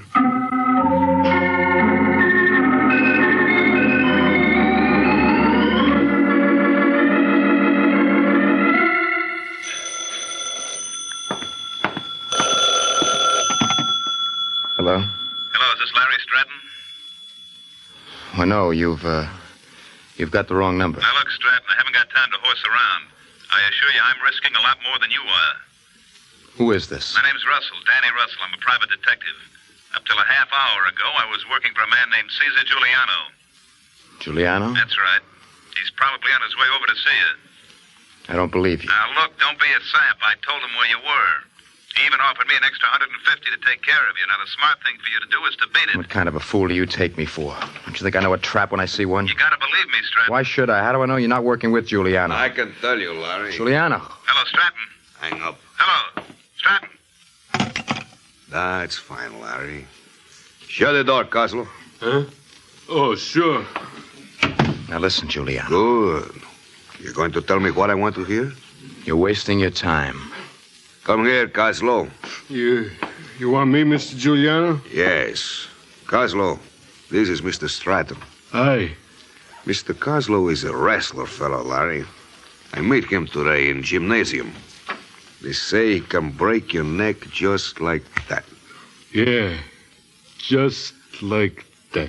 But I think he's how you call little punchy. Too many beatings in the head. You understand?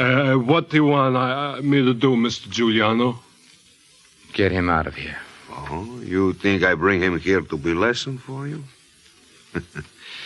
Strictly between us, Larry, I wouldn't be surprised if you were right.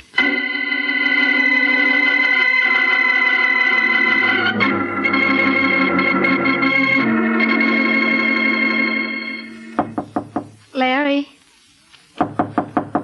Larry? Larry, where are...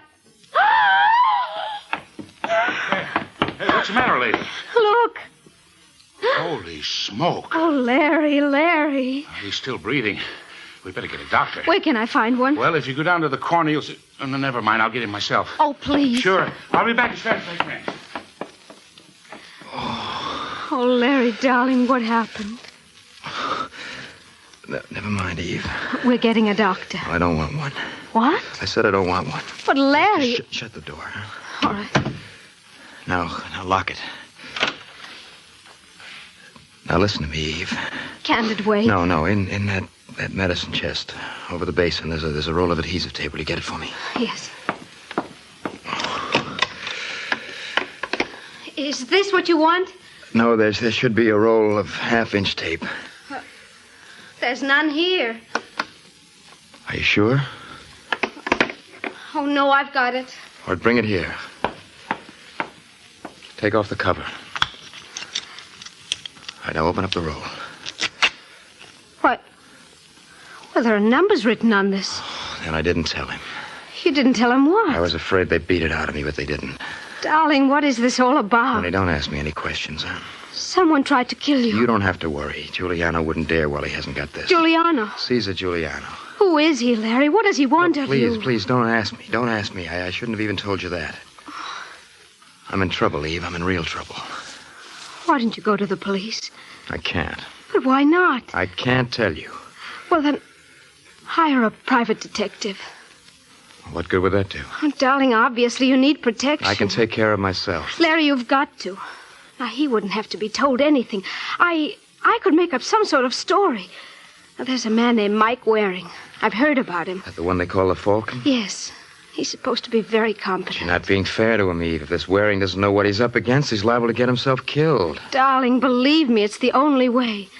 I'm sure nothing will happen to Mr. Waring, and if he does, well, he's paid to take the risk.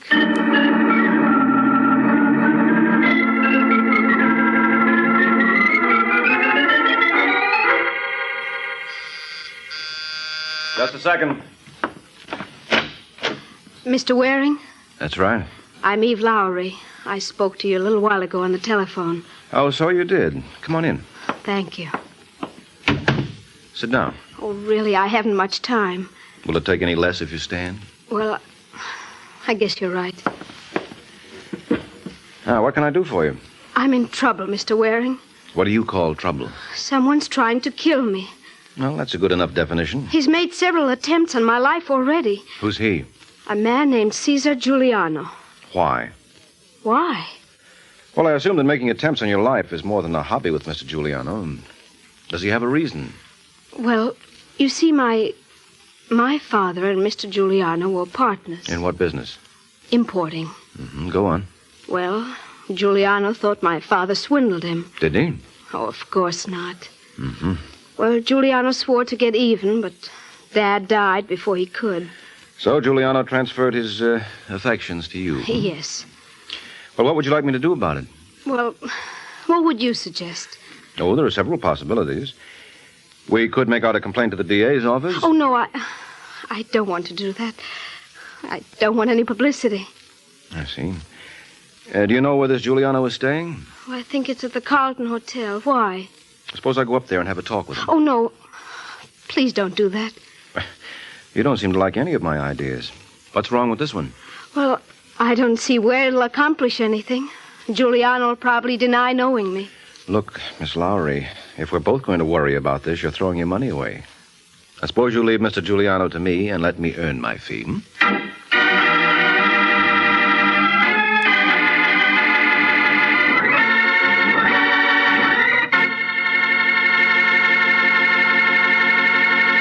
This is Ed Hurley again, friends. I have a little suggestion for you ladies who wonder what you're going to do for some interesting menu ideas. And my suggestion is this.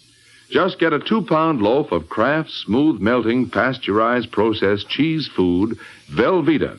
You can melt Velveeta for smooth, delicious cheese sauce that'll add extra goodness to vegetables or seafood or rice or just plain toast for a fine main dish. And it's such an easy sauce to make. All you do is melt a 1/2 pound of Velveeta in the top of your double boiler. Notice how smooth it melts without any lumps at all.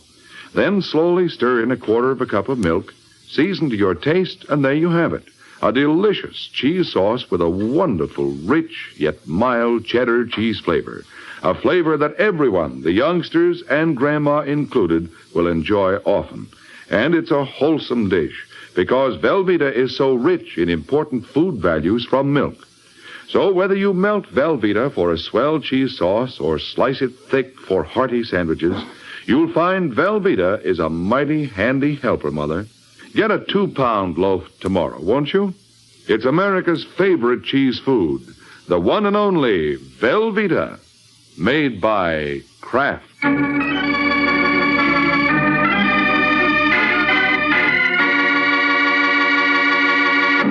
Now, back to the adventures of the Falcon. An hour has passed since Mike Waring went to work for Eve Lowry, who claimed her life was being threatened by a man named Cesar Giuliano. That's all Mike needed. Being a man of action, he goes right to the seat of the trouble. Who is it? Room service. I didn't order anything. Your name Giuliano? Yes? Well, that's what the order blank says. Just a second. Hello. You're no waiter? No. The oldest trick in the world. Apparently it still works. What's your name, mister? Mike Waring. You're not the private detective feller I hear about. Why not? Why you play games? I want you to stop annoying my client. Your client? Mm-hmm. What did he tell you? He? Well, sure, you... Just who you working for, Waring? Eve Lowry.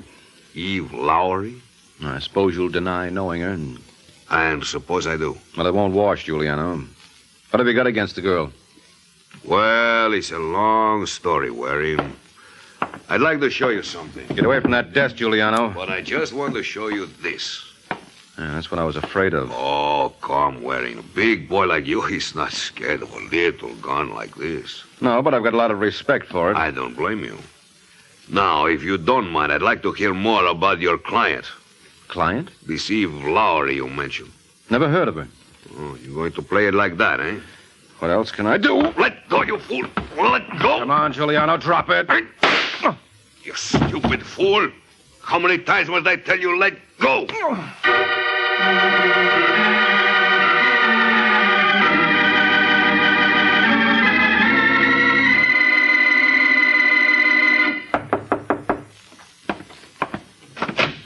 Yeah? I'm looking for Private Dick named Danny Russell. What can I do for you? Hey, you're hurt. Sit down. Thanks. Called you a doctor. No, don't bother. Just saw one. Say, you wouldn't have a drink in this place, would you? Yeah, right in this desk. I'll get you a glass. No, never mind. Hey, go easy, mister. That stuff's been aged in the wood. You mean that desk drawer? Feel any better? Yeah. What happened to your hand? I got it caught in the cash register. Who are you kidding? Never mind. You come pretty highly recommended, Russell. Yeah, by whom? A man named Cesar Giuliano. Did you do some work for him? Get out.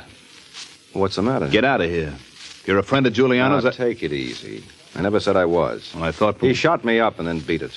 When I came to, I went through some of his papers and found your name. What did he hire you for? Let's see your buzzer, mister. I'm not a cop. My name is Mike Waring. Waring? The Falcon, huh? Mm-hmm. Well, this is a pleasure. You know, you're almost a legend in town. Yeah, me and the Giants. What can I do for you? Well, I'd like a little information. What kind of a job did you do for Giuliano? Routine skip tracing. Wanted me to locate a guy named Larry Stratton. Larry Stratton, huh? Why? Well, first he told me Stratton skipped out of Mexico, owing him some dough on a business deal. Then he offered me $150 to beat some information out of him. This on the level? I don't joke about things as sacred as money. He had a roll on him that could choke a horse. Did Giuliano mention a girl named Eve Lowry? No. How's she fit in? I wish I knew. Look, Russell, I've got a proposition. How about the two of us joining forces? I'll see you don't suffer by it. You just got yourself a boy, Waring. What do you want me to do? Know where I can locate Giuliano? You tried the Carlton Hotel? Where do you think I picked up this slug? Wait a minute, I got an idea. When Giuliano first approached me, I met him at a furnished room in Brooklyn. Well, what do you say we drive out to Brooklyn? Maybe worth the trip.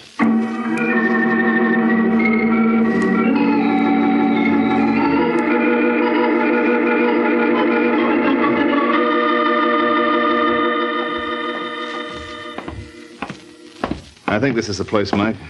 Doesn't speak well for Brooklyn. Got a rod on you? Don't believe in him. I do. I guess nobody's home. Got a gimmick? You're not thinking of forcing the lock, are you? No, I leave that to you. And now look, Mike. Now, don't worry. If you get into trouble, I'll go halfies with you. Okay. How you coming? There, got it now.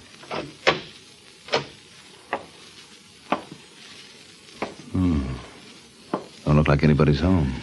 No. Well, as long as we're here, we might... Mike. Huh? Is that what I think it is? Yeah, I'm afraid so. Someone really poured a lot of lead into this boy. You recognize him? Sure. It's Giuliano. What are you doing? Going through his pockets. Find anything? No, nothing but this scrap of paper. Larry Stratton, 14. Hey, that's the character Giuliano hired me to find. Well, now it looks as though he found Giuliano. If you ask me... No, you're not imagining things. I heard it, too. Gesundheit. Coming from that closet. Yeah. Oh! All right, come on out. Stay away from me. Well, if it isn't Miss Lowry. You know her? Sure, this is my client, Eve Lowry. Where'd you get that gun, Angel? Never mind. The important thing is that I know how to use it. If you try to stop me... You what? Oh! All right, Russell, get it. Got it. You hit me. What did you expect me to do? Applaud while you gave a demonstration on the use of firearms? What are you doing here? Come on, Eve. In case you hadn't noticed, there's a dead body in this room. All right, open up there. Come on, open up. Mike. Who is it? Police. Uh-oh. You can open up, or do I have to break down this door? Just a minute. Listen, Russell. I want you to take Eve out of here. What? You heard me through the fire escape. What about you? I'll stall them. Now, you drive back to Manhattan, see what you can learn about this Larry Stratton. No. Keep quiet. I know what you're getting into, Mike. I'll take my chances. Worst comes to worst, you can bring Eve down to local headquarters and we can straighten it all out. Okay, come on, honey. No. Well, make up your mind, Angel. Do you go with him or do you stay here and face a murder act? Hey, what's going on in there? Open up. I'll go with him. Well, hurry it up. Lots of luck, Mike. Same to you. Well, what's going on here, wise guy? Why don't you open that door? I was busy. Hey, who's that? Man named Caesar Giuliano. Huh? Who are you? Mike Waring. Did you gun him? What do you think? I think yes. Come on, Waring, I want you to try out our local jail. I think you'll love it.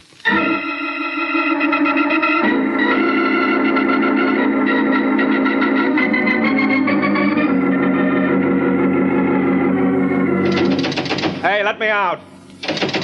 Let me out. You can't hold me here. Yeah, but we are, aren't we? Well, there must be an answer to that. So when you think of it, let me know. Now, just a minute.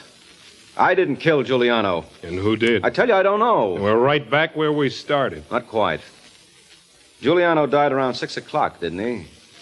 How'd you know that? I heard the coroner talking. Well, I didn't get to that room till after 9. Suppose I told you a witness just turned up who says differently. Then you'd be lying. Okay.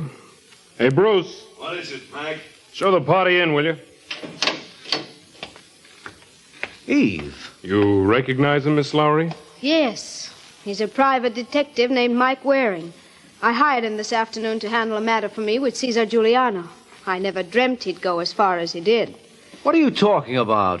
Murder, Mr. Waring. You killed Giuliano. I what? Now, don't try to deny it. I saw you do it. And let's see you get around that.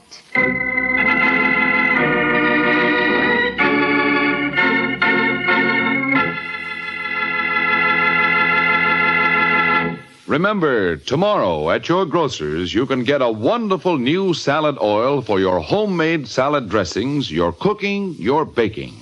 It's Kraft Salad Oil, the first salad oil for home use ever offered by the makers of all those wonderful Kraft dressings. Kraft Salad Oil is a lighter-bodied oil, superfine to blend perfectly with other ingredients. Get a pint or quart bottle tomorrow at your grocer's. Ask for Kraft Salad Oil.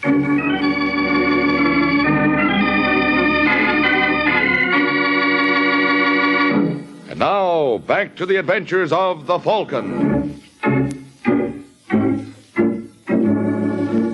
A couple of hours have passed since Eve Lowry identified Mike Waring as the man who killed Cesar Giuliano. Now, once again, the cell door opened. Okay, Waring. What do you want now? That's no way to talk to a guy who's going to give you your freedom. What? Yeah? You can go whenever you like.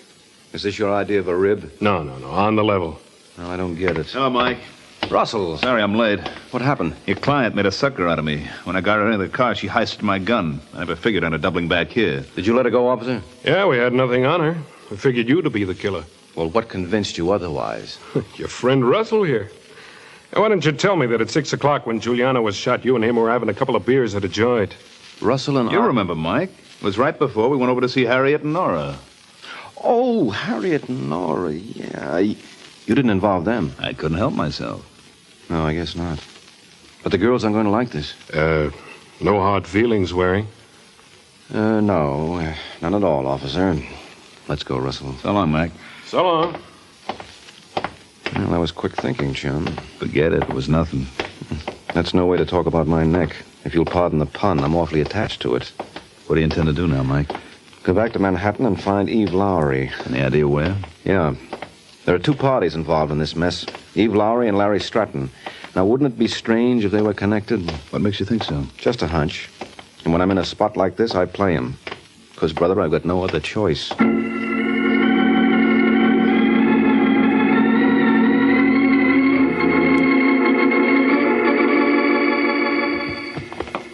Where's your grip, Larry? It's under the bed here. Want me to pack all your suits? Well, I don't think you'll have room. I'll wear the chalk stripe. You can... Larry? Take it easy, honey. Who is it? Who is it? Just us. Mr. Waring. Uh-huh. Well, that hunch was right, Mike. What hunch? I had an idea you two went together like ham and eggs. Listen, Waring, I don't know what you want.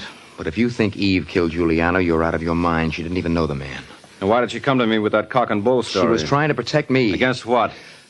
Look, I'm head cashier in a Washington bank. Giuliano's been after me to turn over to him the dates of large currency movements. What was it, blackmail? No. Now, don't give me that. Otherwise, you would have gone to the police. What did he have on you? Don't tell him, Larry. What can I lose now, Eve? Giuliano found out that 10 years ago I served a term for manslaughter. I was drunk one night and I killed a man with my car. I served 2 years under another name. And if the bank ever learned about you being an ex-con, you'd be minus a career, huh? That's right. Is that why she killed Giuliano? I tell you she didn't. Then who did? I did. Oh, you mustn't believe him, Mr. Waring. He's trying to protect me. I killed Giuliano. She's lying. It's no use, Larry. They're bound to find out sooner or But later. you couldn't have done it because I did. What do you think, Russell? To cinch one of them's lying. Ah, but which one? She is. I don't believe her. Wait, just a minute. As far as Giuliano is concerned, it's no great loss. He was a crook. But there's no reason why this has to go any further than this room. What do you mean? Well, Russell and I are fond of eating regularly. So, for $5,000, we walk out of here, forget we ever knew you. That okay with you, Denny? I don't like it. Oh, come on, give him a break. And $2,500 apiece isn't to be sneezed at. Well, there's only one trouble with that, Waring. Trouble? I haven't got $5,000. Oh. How about you, Eve? I gave you my last $50. Well, how much can you dig up? Not more than a couple of hundred. Oh, well, that puts a different complexion on things. What do you think, Russell? I say we turn him over to the cops. Yeah, well, that's to be expected. Every killer likes a fall guy handy. What are you getting at? Just what it sounded like, Russell. Didn't anyone ever tell you you can't get away with murder?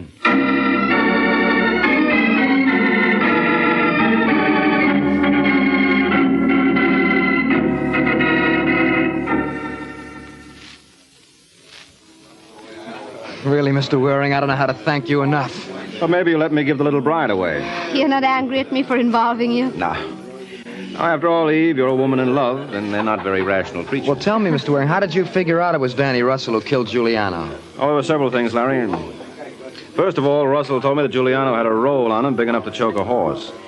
And when I went through Giuliano's pockets, all I found was a scrap of paper with your name on it. So, what happened to the money? Well, obviously it was stolen. That's right. So that opened up a new field. Suppose this was a plain, everyday murder for money. But Larry or I might have taken it. No, not very likely, Angel. That's why I offered to accept the bribe. I figured that if you two were willing to risk the chair for each other, a little thing like $5,000 wouldn't stop you. If you had it. And when you heard the best we could scare up was a couple of hundred. Then I knew I had to look elsewhere. Well, what made you think of Russell? Well, he got me out of jail by inventing an alibi for me. Something about a double date with a couple of girls named Harriet and Nora. Well, I don't understand. Well, you see, by giving me an alibi, he also gave himself one at the same time, and he really needed it. Oh. Now, the truth of the matter is that at 6 o'clock when Giuliano was shot, I was still out cold in his apartment after he plugged me. No wonder Russell made it so easy for me to escape from him. Mm-hmm. But you know what gets me, Angel, is what you were doing in the closet where we found you. Oh, well, I drove out to see Giuliano hoping that if I pleaded with him, he wouldn't bother Larry anymore. When I got there, he was dead. Then when I heard you outside, I got panicky. Mm-hmm. And down at headquarters when you accused me of the murder? Well, that was for the same reason. I wanted to protect Larry. Sure, I should have known. Well, good night, Larry. Take care of yourself, Angel. Now, wait a minute, Mr. Waring. Why rush off? Well, this is all okay for you lovebirds, but I've got a lot of work to do. At this time of night? Mm-hmm. I've got a date with one of the most luscious redheads in New York. You call that work? And you've got to explain why you're 24 hours late, brother. It's nothing else but. Good night, folks.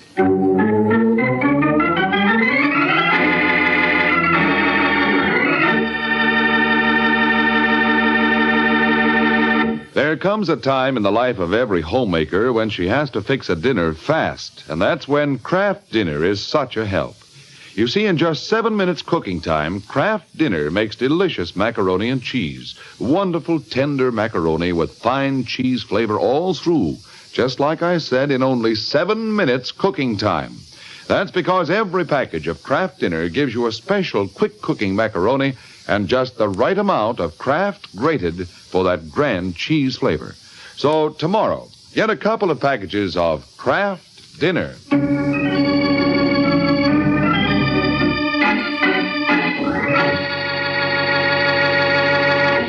This is NBC, the national broadcasting company.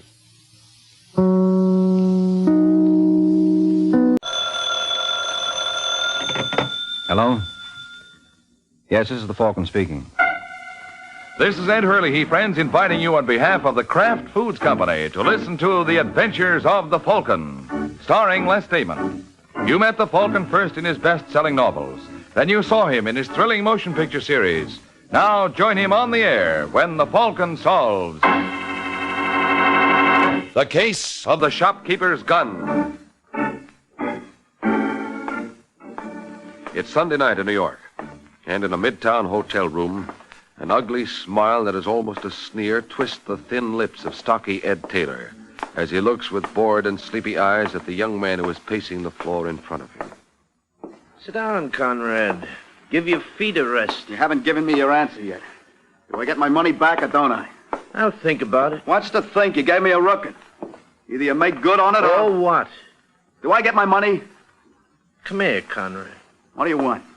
Tell you something? What? Hey, let go! What's the idea? What are you trying to do? Just taking precaution. Yeah. Here we are. So you brought a gun with you, huh? I wasn't going to use it unless I had to. Had to? To protect myself. Well, now that you don't have any protection, don't you think it's a little dangerous to hang around here? I'll get a lawyer. If a lawyer could do you any good, you wouldn't have come up here throwing your weight around. Now, I hate to keep you because I know you must have things to do.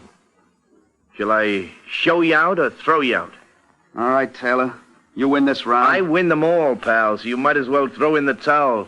Unless you want to see what it feels like to get counted out. We'll see about that. Goodbye, Taylor. Ah, you're an old meanie, Taylor. That was no way to treat the fellow. Dumb jerk. He had a gun like you said he would. Yes. I wonder if he'll try anything else. I doubt it. But as long as he doesn't know we're working together, I can always find out. Well, let's see the gun. Here. Thanks. Could you hear all he said in the other room? Yeah. 45. Conrad believes in doing things in a big way. He probably won't quit. You'd better have a talk with him tomorrow. See if he's planning anything. Well, maybe it won't be necessary. I've thought of one way I can kill two birds with one stone. Or one bullet. What? You're not going to kill him. No, Taylor, I'm not going to kill him. Well, then? I'm going to kill you. What kind of a gag is that? Wait a minute, Moody. Don't point that. Are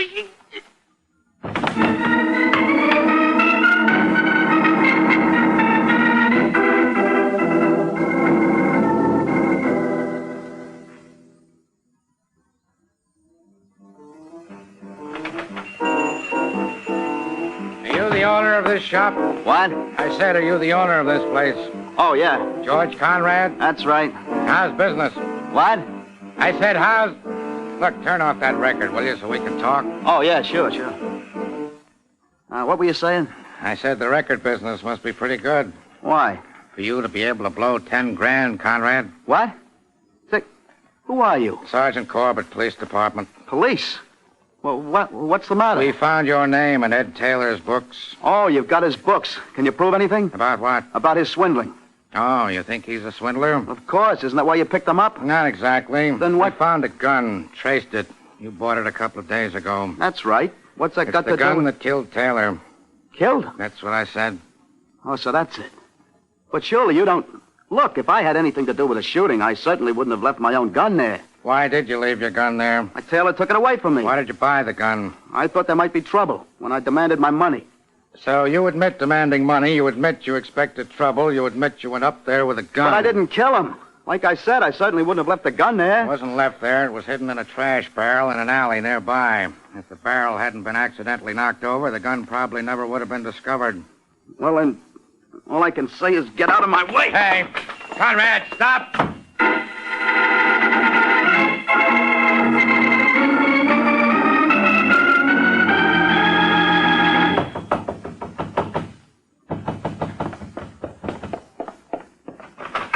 Well, hello, Georgie. Shut the door quick. Well, all right. I said shut it. What's the matter? Wait till I lock it. What? Marie, the police are after me. The police? Why, what did you do? Somebody killed Taylor. Oh, no. They think it was me. I admitted I had a row with him. But you didn't kill him. Of course not, but how am I going to prove it? Well, if you didn't do it... But I was there. The bullet was from my gun. It was. But how could it? Taylor got it away from me. I don't know what happened after that. I begged you not to get a gun. All right, you were right. Let's not go into that now. What am I going to do? Well, first you'd better give yourself up. I can't. They got too much on me. But running away will only make it look worse. Well, I can't help it. Oh, please, Georgie. You wouldn't listen to me before. Listen to me now. Don't be crazy. Give yourself up. We'll get a good lawyer and maybe a detective. No. Well, what do you hope to get? Who's that? I don't know. Who is it? Sergeant Corbett, Police Department, open up. They're here. Yes. Don't let them in. Well, I've got to. We know you're in there, Conrad. You don't want any trouble, you'll give yourself up. Marie, the building next door is the same height as this one, isn't it? Yes, but what... I can get up the fire escape to the roof. Oh, no, they'll have the building surrounded. They'll shoot you. It's my only chance. Now, Georgie, please. I gotta try it. Then I've got to try.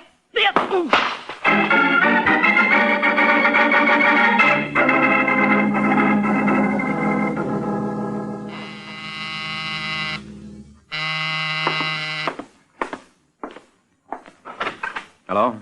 Hello. I'm looking for Michael Waring's apartment, the Falcon. You found it? Are you he? That's right. Well, I'm Marie Cameron. I phoned you a little while ago. Oh, yes. Come in. Thank you. Now, since you called, I've been doing some research. The story's in the paper. Part of it. I want to give you the rest. All right, go ahead. Well, Do you prefer to be called Falcon or Mr. Waring? I'll settle for Mike. All right, but in that case, you'd better call me Marie. All right, Marie. Now, what did you want to tell me? I turned Georgie into the police because I know he's innocent. Can't think of a better reason. Oh, I mean it. I was afraid if he tried to escape, they'd shoot him, but now that I've gotten him into this jam, you've got to get him out of it. You're pretty good at making up other people's minds. But he's innocent, and you're such a good detective. Am I? So I hear. You just keep listening to that kind of talk. I will if you live up to it. I'll try. Now, what makes you so sure Conrad is innocent? I know him. You also know he bought a gun. Don't tell me he was just going to use it as a paperweight. He bought that for self-defense. Oh, sure. Whoever heard of guns for anything else? You think he killed Taylor? His gun did. Oh, but that's just it. Can't you see how convenient it was that the trash can was turned over so the gun could be found? It was a plant. Maybe. According to the paper, Conrad claims Taylor got the gun away from him in a fight. But it didn't say what the fight was about. Do you know? Yes, that's why I wanted to see you. Taylor was a swindler. He sold Georgie an interest in a fake silver mining project. How did Georgie find out it was fake? Mr. Moody told him. Well, who's Moody? Oh, the man who introduced Georgie to Taylor. And when he found out Taylor was a crook, he felt terrible about it and told Georgie right away, but Georgie had already invested. Is Moody a friend of Georgie's? No, they met on the train, I think. Mm-hmm. Where can I find Moody? Well, I don't know, but I guess Georgie would.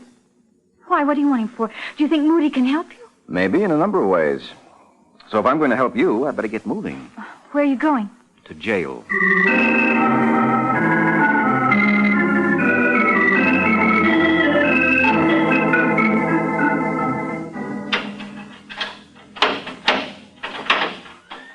Hello, Georgine. Who are you? Mike Waring. Haven't I heard that name somewhere before? I hope so. What do you want? Well, perhaps you could tell me how to find Frank Moody. Why? Well, he might know something about this murder. What makes you think so? Well, Marie tells me that... Marie? What have you got to do with her? I'm working for her. In fact... Get out of here. Now, look, George... I said get out. Now, take it easy, George. She's made enough trouble. Yeah, well, so have you. All right, Georgie, get up. Sorry I had to slug you, but you asked for it. I don't want any help from Marie. All right. But there's no use trying to throw me out. I can't get out of here even if I want to until they make with the key. Oh, yeah. I didn't think. So I noticed. Very interesting. What is? The way you blow your top. Could explain what happened to Taylor. That's right. Tell me I killed him. See the kind of help Marie gets me? I don't say you killed Taylor, but the police do. And you seem determined to build up a case for them. Now, maybe I can help you out of this. But I'm going to need your help. Now, do I get it, or do you like bars in the window? I don't want any help from Marie. I'm not Marie. You're working for her? I'm working for whoever pays me. If you want to pick up the check, fight it out with her. Do you think you can do anything for me, Waring? Probably. If I can find Moody. I don't know where he stayed. He always called me. Oh, fine. But I don't think he knows anything about it. He was Taylor's come-on, wasn't he? No. He introduced us. Well, that's what I mean. But I'm sure they weren't working together. Why, it was Moody who told me Taylor was a crook. That's right. After you had invested. Even so. And it was Moody who suggested that you buy a gun, wasn't it? To protect myself, yeah. Yeah, sure. In fact, it was following Moody's advice that landed you right where you are. Yeah. I hadn't thought of that. Well, you better start thinking. Are you suggesting Moody's the murderer? I'm just suggesting it's worth looking into. Yeah. Yeah, it is. I had an idea it was somebody else who'd been swindled by Taylor. But the way you lined things up... You mean the way Moody has lined you up? If only I could tell you where to find him. Well, didn't he ever say anything that might give a lead? Not that I can think of. Well, come on, think hard. As though your life depended upon it. Because there's a good chance it does.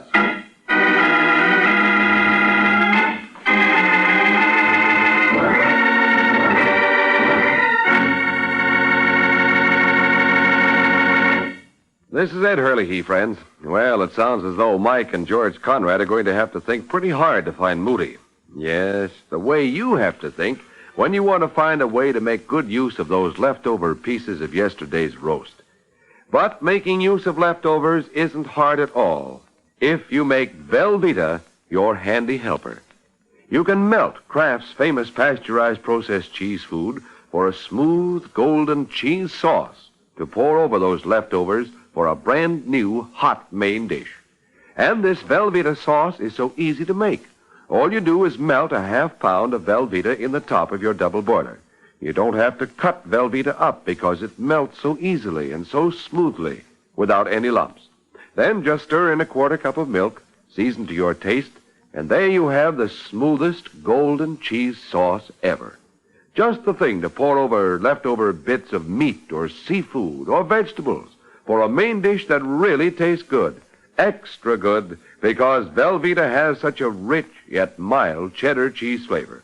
And this sauce is extra nourishing, too, because Velveeta is so rich in important food values from milk.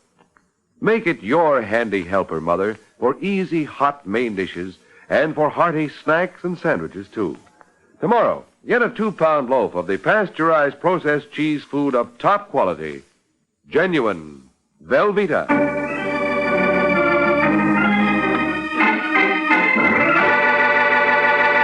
Now, back to the adventures of the Falcon.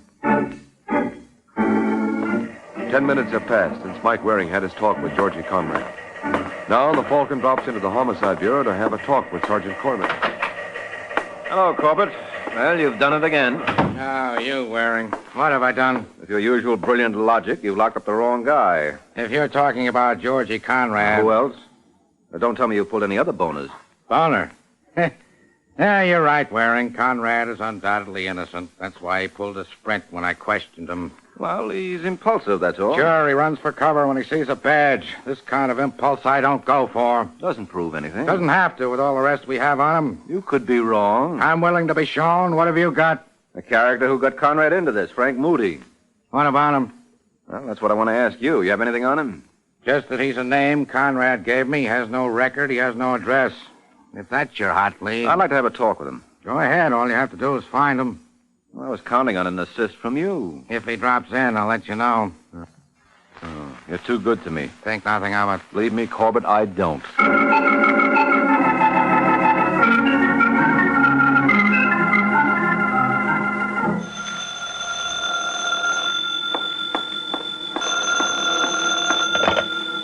Hello? Hello, Marie. This is Mike Waring. Oh, yes, Mike. What is it? Did you ever meet Frank Moody with Georgie? Once. Well, once is enough if you remember him. Oh, I think I would if I saw him again. Good. How soon can you get here? Where? The Hollis Hotel. Is Moody there? That's what I want you to tell me. I'll be right over.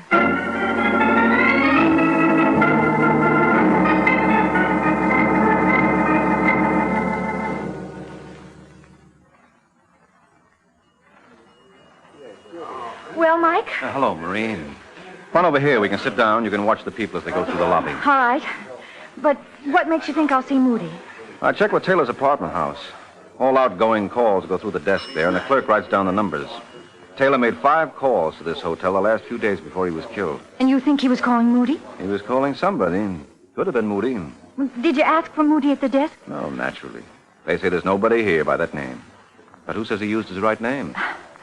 Well, how long do you expect me to sit here? Until you see Moody. It may take all day. Well, all right, if you want to help Georgie. Oh, do you think Moody can help? I wouldn't be surprised. But suppose he's checked out, or suppose it isn't Moody who Taylor was calling. Well, you can't always play a sure thing, Angel. You're the one who said I have to clear Georgie. Now, if you can't spare the time... I'm willing. But I just hope it... Hey, wait a minute. There he is. Where? Waiting for the elevator. Good, I'll join him. And it didn't even take 5 minutes. Are you kidding? This is the 3rd lead I've tracked down, and it's the first one that was even hot enough to call you in on. I'll be seeing you, Marie.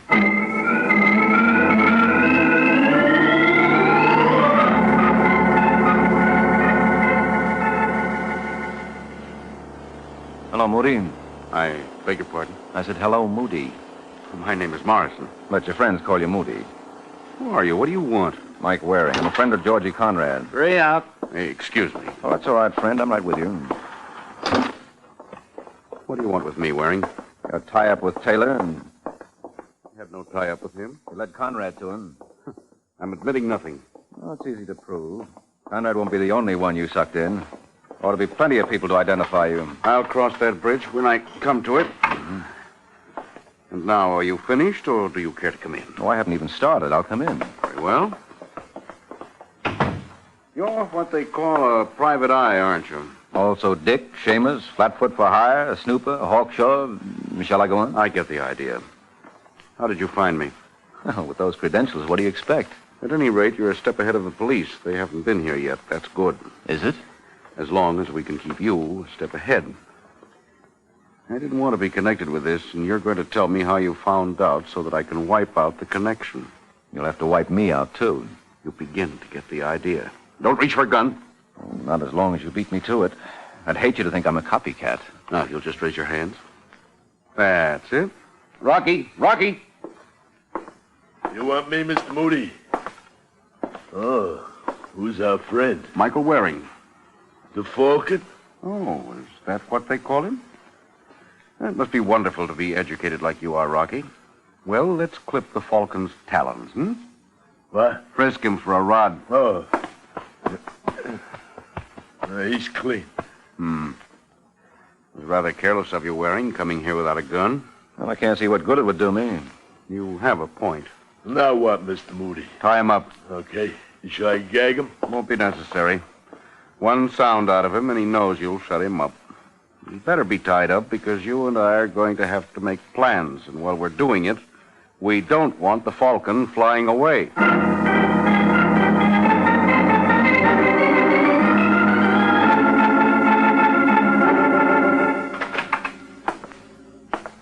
Well, Waring, how do you feel?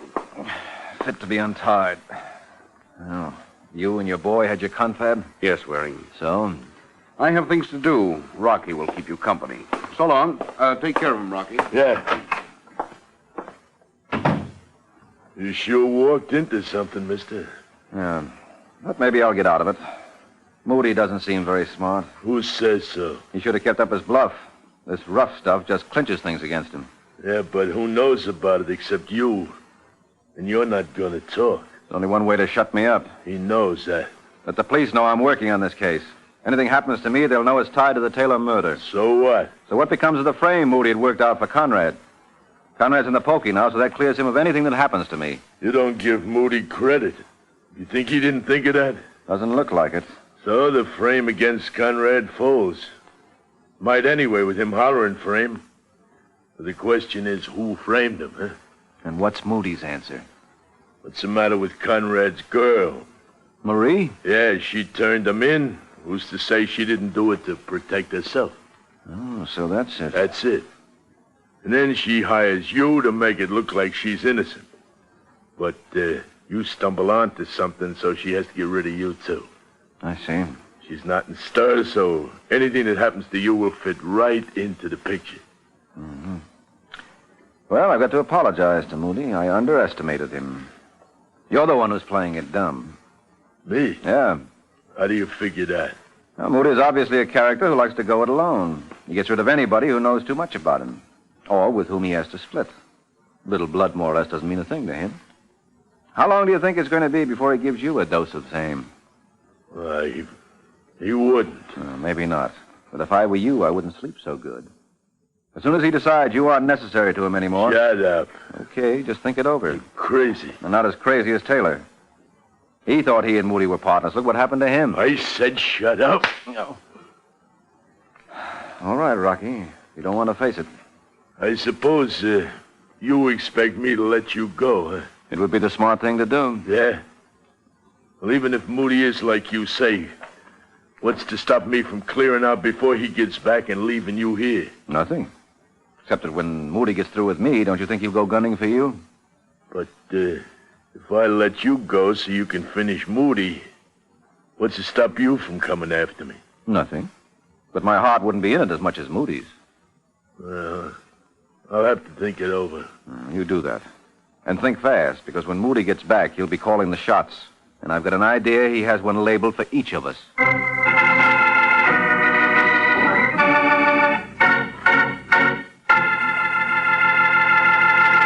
This is Ed Hurley again, friends. Well, I should say Rocky will have to think fast if he's going to get Mike and himself out of this predicament. As fast as you have to think when unexpected company comes and you have to fix something to eat in a hurry. Of course, if you have a 2-pound loaf of Velveeta in your refrigerator, your problem is solved. Because in a matter of minutes, you can slice Kraft's delicious pasteurized processed cheese food and make golden brown grilled cheese sandwiches your guests will really go for. And no wonder, Velveeta has such a fine, rich, yet mild cheddar cheese flavor. And Velveeta sandwiches are as wholesome a snack as you could want, because Velveeta is rich in important food values from milk and as digestible as milk itself. Make Velveeta your handy helper, won't you? For delicious, wholesome snacks and fine hot dishes, too, get genuine Velveeta tomorrow.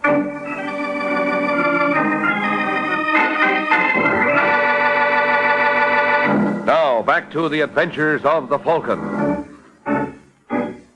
It's a few minutes since Mike tried to convince Rocky that he was on the wrong team. Rocky is thinking it over, and he's still thinking when the door opens and Moody returns. Well, Rocky, I just talked to Conrad's girl on the telephone. She fell for it nicely. Yeah? Mm-hmm. I asked her to meet you in half an hour at Roper's Grill. Now, when she gets there, here's what I want you to tell her. Just a minute, Moody. What's that right over there? Where, Waring? In the corner on the desk. Looks like a telephone to me. Stay out of this, Waring. Well, I can't help wondering why you had to go out to phone with one right here in the room. Yeah. Was it because there was something you didn't want Rocky to hear? Couldn't it be something I didn't want you to hear? Well, considering your plans for me, doesn't seem likely. Yeah, how about that, Mr. Moody? Don't be silly, Rocky. And how come you're asking Rocky to meet Marie? Why not meet her yourself? I told you to stay out of this, Waring. That's the trouble with tagging a guy for the big sleep.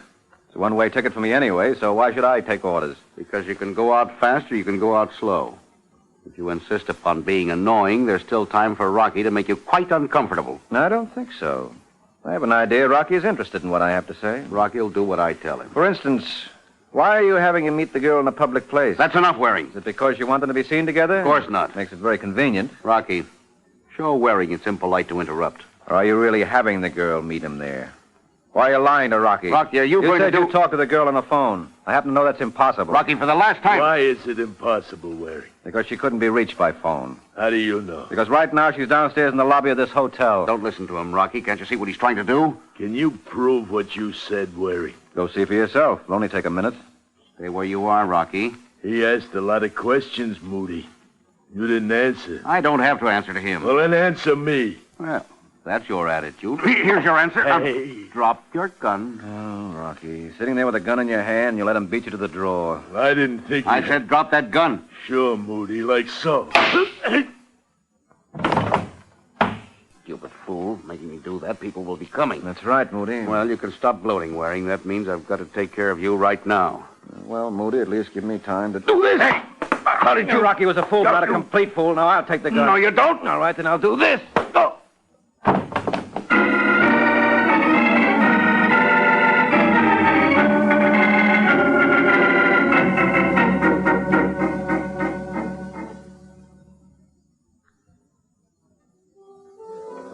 Well, you see, Corbett, Moody didn't know my hands were untied, and that gave me a chance to jump him. You mean you talked Rocky into switching to your side, Waring?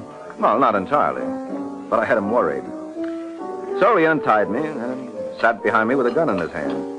He wanted to see which way the cards lay, and he was ready to play either side. Uh-huh. But when he found out that Moody was double-crossing him, he was too slow on the draw.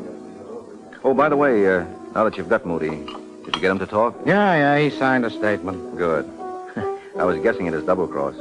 Did he fill in the details? Yeah, you were right about him not calling the girl. He just wanted Rocky to go out asking for her in order to establish a connection between her and Rocky. So that if anything happened to either one, the other would be blamed. Right. Well, one thing you've got to say for Moody, he's a guy who went all out. And you were overlooking him from my little dope like Conrad. Who says I was overlooking him? Oh, come now, Corbett. I tried to steer you to Moody, but you couldn't see it. Sure, I got rocks in my head. Well, now that you mention it... Waring. Corbett? Who did all the legwork tracking down Moody? Who got lassoed by a thug and nearly wound up with a bullet in his insides? What are you trying to prove? Who's sitting across the table from me right now with a shiner the size of a grapefruit, which he got risking life and limb disarming a desperate killer, who he has to turn over to me when he gets him disarmed? Well, all the time, dopey me can't think of anything but rest my feet in my desk and wonder what to do. Oh, now, wait a minute. Yeah, Waring, I got rocks in my head. You're the smart boy. You know something? That suits me just fine. Good night, genius.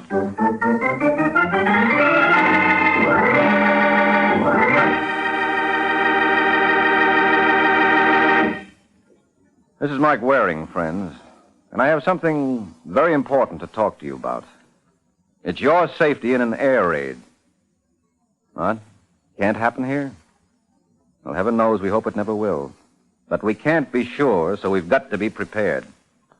Yes, you, me, and every man and woman and child must know what to do to protect himself. There are official civil defense air raid instructions everyone should learn by heart. If you can't get these instruction sheets from your local civil defense office, send 5 cents in coin or stamps to the Superintendent of Documents, Washington, D.C. You got that? Superintendent of Documents, Washington, D.C. And be sure to learn these air raid safety rules by heart. You never can tell. They may save your life.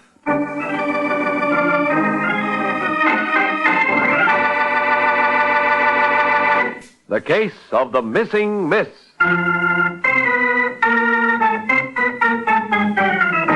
The Case of the Missing Miss. That's the title of next week's adventure of the Falcon. When Mike Waring learns that when you're playing games, the best place to play hide and seek is the morgue. So be sure to listen at the same time next week to another exciting adventure of the Falcon, brought to you by the Kraft Foods Company. The Adventures of the Falcon are based on the famous character created by Drexel Drake, produced by Bernard L. Schubert, written today by Jerome Epstein, and directed by Richard Lewis. Music was by Arlo. Les Damon was starred as the Falcon, with Ken Lynch as Sergeant Corbett. Be sure to hear the great Gildersleeve next Wednesday evening over most of these stations. In next Wednesday's broadcast, Gildy comes face to face with an hilarious problem and solves it in a way that will keep you laughing for days. Remember the show, the time, and the place. The great Gildersleeve next Wednesday evening over most of these stations. Check your local newspaper for time of broadcast. This is Ed Hurley speaking for the Kraft Foods Company. Tonight here, Light Up the Sky, presented by Theater Guild on NBC.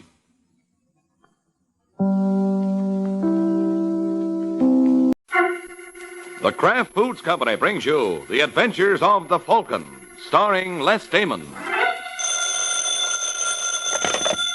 Hello? Yes, this is the Falcon speaking. Oh, Alicia. I'm glad you phoned. No, I'll have to pass, Angel. I'm all tied up on business.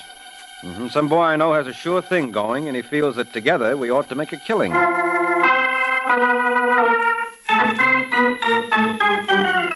This is Ed Hurley, friends, inviting you on behalf of the Kraft Foods Company to listen to The Adventures of the Falcon. You met the Falcon first in his best-selling novels. Then you saw him in his thrilling motion picture series. Now join him on the air when the Falcon solves the case of the nervous shakedown.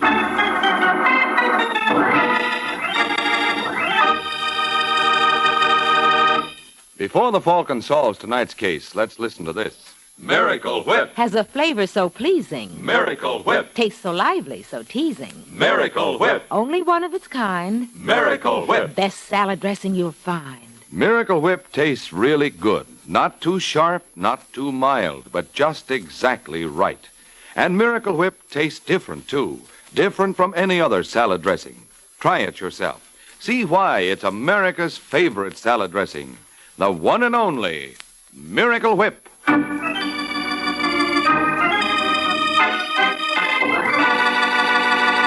And now, the case of the nervous shakedown.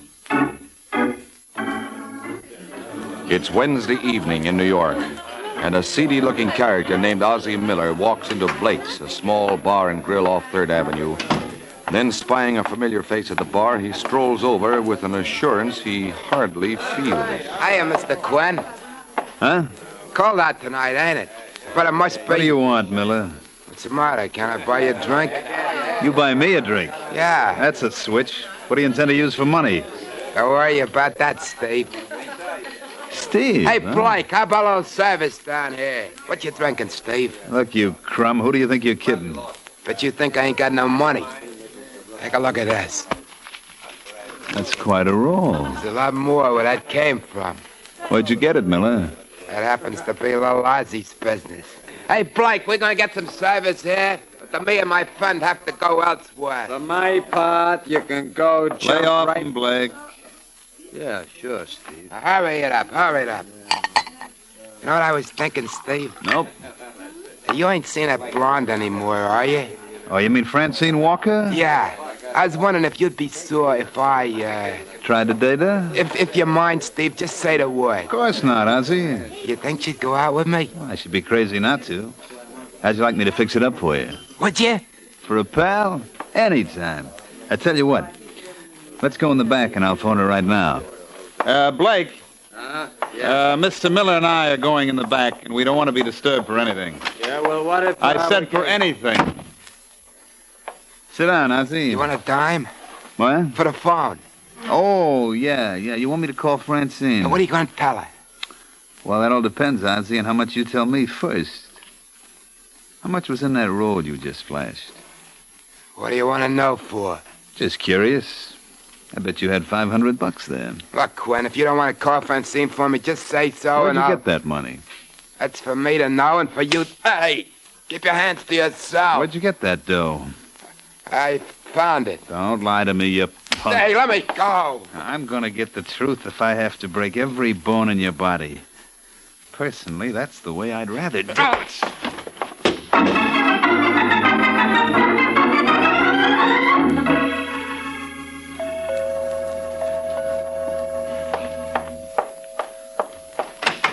Yes? Say, this is going to be more fun than I thought. I beg your pardon. Are you Laura Sherman? That's right. Well, I'm very glad to know you, Miss Sherman. My name is Steve Quinn. Steve Quinn? Oh, don't look so puzzled, honey. There's no reason why you should know me. I don't move in your circle like Ozzie Miller. What? Well, you know Ozzie, of course. He's a swell guy. Hey, why don't I come in? Hmm? I can think of 100 reasons, Mr. Quinn. Oh, you don't really mean that. Now, look, if you're not out of here in 2 seconds... What'll you do, call the police? Oh, I take it then you don't mind if I stay. What do you want? Just a chance to get acquainted. Hey, that's an original Picasso up over the fireplace, isn't it? How would you know? Oh, you'd be surprised at the things I know, Laura. Now, I'd say you were strictly the 20-carat type. That's what I just finished telling Ozzie. Now, look, if you think you're going to get any money out of me... That's what I had in mind. Did you ever consider working for it? Well, it's too obvious. Anybody can do that. Well, you're wasting your time, Quinn. You know, I had a feeling you were going to say that. Did you? Mm-hmm. So it's lucky that I'm prepared with an answer. Now, Ozzie said if you got difficult, to mention Brooklyn and the date December 31st. What's that supposed to mean? You're in the best position to know. How much do you want? A check for $1,000. I can't afford it. Not if I have Take to... care of Miller? Oh, don't you worry your pretty little head about him. He won't bother you anymore. Hey, you want a pen? Now, be honest. Isn't it nicer to deal with me than Ozzie? I think I'd rather be blackmailed by him. You'll get used to me, Laura. If you don't, it'll be my own fault, because I'll certainly give you every opportunity. Oh, make that payable to cash, if you don't mind.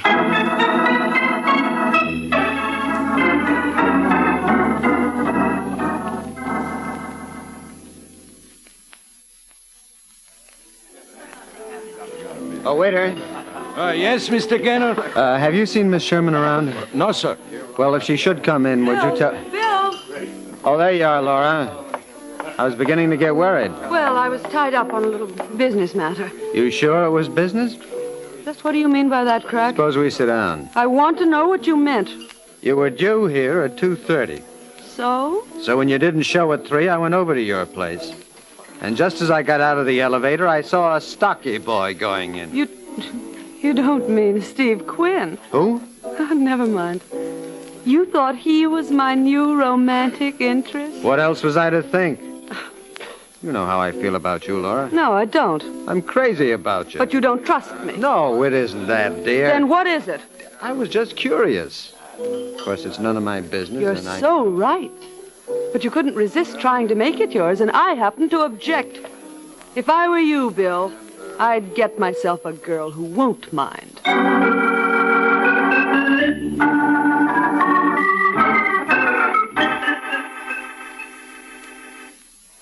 S L 3 1 1 5 2.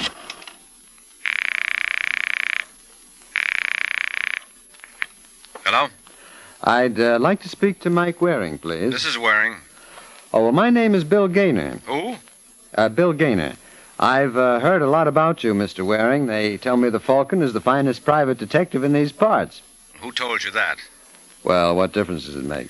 None, except that I've been running into that line so often, I'd like to reward the boy who's spreading the propaganda. I wonder if you could handle an assignment for me. I don't know your fee. I can tell you. $50 a day plus expenses. Well, fair enough. I'm interested in a man named Steve Quinn. I'd like to find out everything I can about him. Why? But what do you mean, why? Well, I assume your interest in Mr. Quinn is more than academic. Well, it is. He's been bothering my fiancée. Well, then she should complain to the police. Quinn's got a record as long as your arm. He's tried everything in his day, from arson to robbery. Has he ever attempted blackmail? Wouldn't be surprised. Well, thanks a lot, Waring. You confirmed a hunch. If you'll send me a bill at the Kempton, I'll be more than glad to take care of it.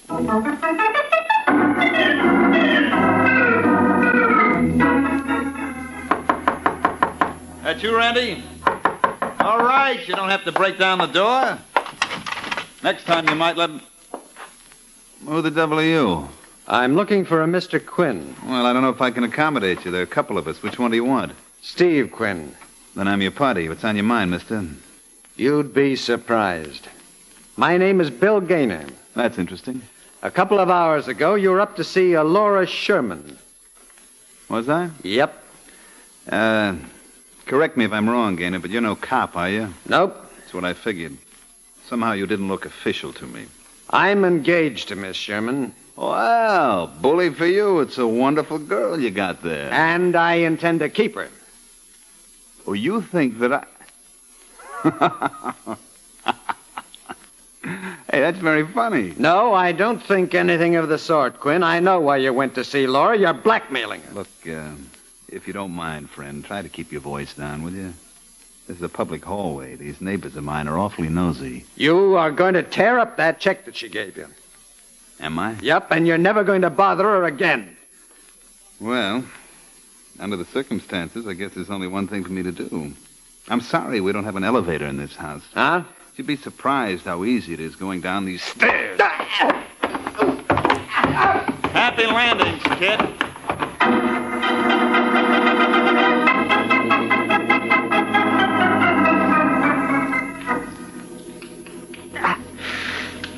Can I get your towel, Mr. Gaynor? What? I asked if I could get your towel. Hey, what happened to you? Hey, you ought to have a doctor. How'd you get in here? The door was open. Well, you got your nerve. Yeah, that's a civil service for you. Civil service? Oh, didn't I mention it? I'm a cop. A cop? Uh-huh, Sergeant Corbin. Heard you had a little trouble at 5 o'clock tonight with a boy named Steve Quinn. Did he do all that to you? No. You sure? Look, it doesn't matter, Sergeant. I don't wish to prosecute. Well, now, that's very tolerant of you, but unfortunately, the state of New York isn't that broad-minded. What are you talking about? Steve Quinn was murdered 20 minutes ago. He what? Uh-huh. I hope you got either a good alibi or a good private eye handy.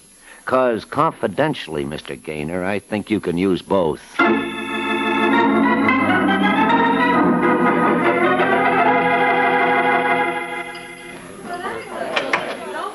Hi, Eddie. How goes it? Oh, couldn't be better, Sergeant. Say, you seen Mike Waring around? No, but he should be here any minute. I'm working up something special for him. Well, how about something special for me? Cops eat too, you know. Okay. Ed's Luncheonette. Never let an officer go hungry. And for you, I have something very special. Fine. What is it? Lettuce and tomato salad. Oh, are you kidding? Nope. Well, what's so wonderful about lettuce and tomato salad? Well, lettuce and tomatoes are full of vitamins and minerals. Yeah, but... But besides, there's a dressing that I use that gives this everyday salad a very distinctive flavor. Miracle Whip. Well, this Miracle Whip really tastes different, does it? Oh, sure does, Sergeant. You see, there's no other salad dressing like Miracle Whip. It's the one and only. Got a flavor that's not too sharp or too mild, but just exactly right. Well, it's got to be doggone good to pep up lettuce and tomato. Ah, Miracle Whip does just that. Adds a nice peppy flavor to the salad. Hey, is anyone else eating this marvelous salad of yours, or are you experimenting on me? For your information, Sergeant, more Miracle Whip is sold than the next 20 leading brands of salad dressing combined. Is that a fact? Yes, sir. That's why Miracle Whip is America's favorite salad dressing. You know, Eddie, you just about convinced me. One last question, though. Shoot. Whatever it is. Miracle Whip. Yeah, Miracle Whip. Who makes it? Kraft. Kraft? Mm-hmm. What exactly is it called again? Miracle Whip. Well, why didn't you say so in the first place? Oh. Why, sure, bring it on. Good gosh, I've been using that wonderful Miracle Whip on my salads for years and years. Oh, how do you like a guy like that? Hey, Sergeant, that sounds good enough to eat. Suppose you dish one up for me, too, Eddie. Okay, Mike, it'll go nice with that sandwich I fixed up for you. Good Well, boy. as I live and breathe, if it isn't the one and only Falcon. I've been looking for you. On business? Yeah.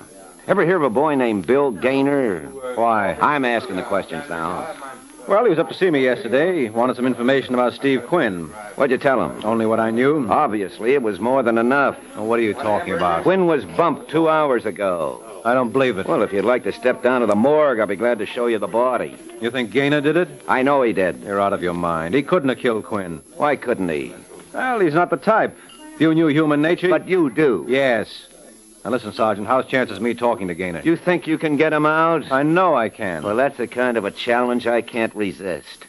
Okay, Mike, but you might as well finish your sandwich first. You'll be eating crow later.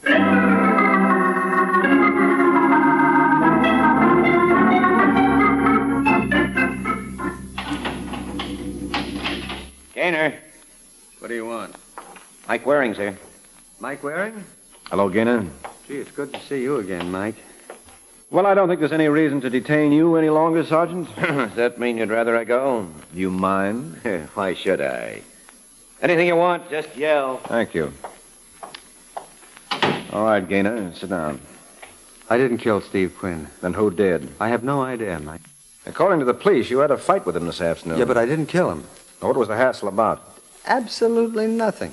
You mean he pitched you down a flight of stairs just out of sheer caprice? Look, Gaynor, if I'm going to help you, I'll have to know the whole story.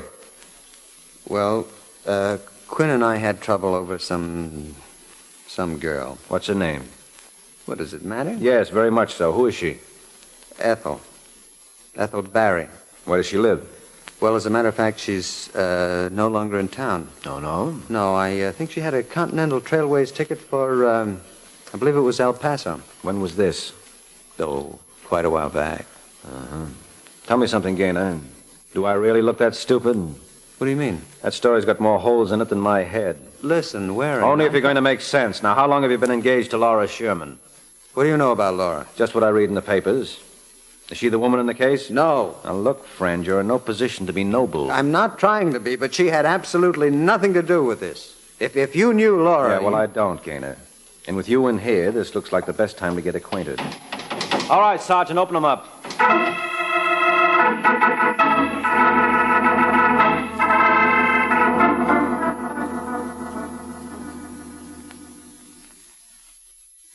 Very sweet of Bill Gaynor to give you my name, Mr. Waring. I can't tell you how I appreciate it. Well, in all fairness to him, he tried to keep you out of this, Laura. Laura? I feel as though I know you so well. After all, I've read so much about you in the papers. You can't believe everything you read. You mean it's not true about those 3 divorces and 2 annulments? It was only 1 annulment. Well, you know how these tabloids exaggerate. I do. That's why I intend to keep my name out of them now. I don't see how you're going to manage that. I bet you could do it for me. Well, sure. But where's my incentive? Would money tempt you? You might try. $5,000. No, I guess it wouldn't. But they say money isn't everything. Oh. Would you like a drink? Yes, now that I'd love. I don't want you to get the wrong idea, Mr. Waring. Oh, good gracious, no. Actually, there's no reason for me to be involved in this mess. I never even knew this man, Finn. Quinn. Steve Quinn. Well, whatever his name was. And if I didn't know him... It follows you certainly wouldn't have killed him. Naturally. Mm-hmm. Soda? Just a squirt. Whoop, that's fine. Now, honestly, Mike, do you see any reason why I should be involved? Don't misunderstand. If I thought I could possibly help Bill, I'd be tickled to... excuse me.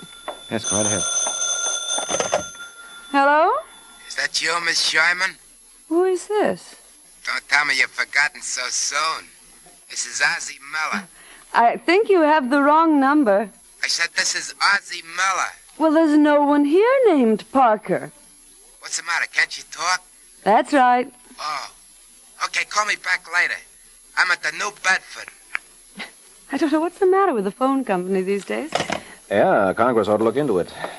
Well, much as I hate to do this, Laura, I'm afraid I'll have to tear myself away. Oh, but you didn't even finish your drink. Well, suppose you keep it warm for me, Angel. I may be back sooner than you expect.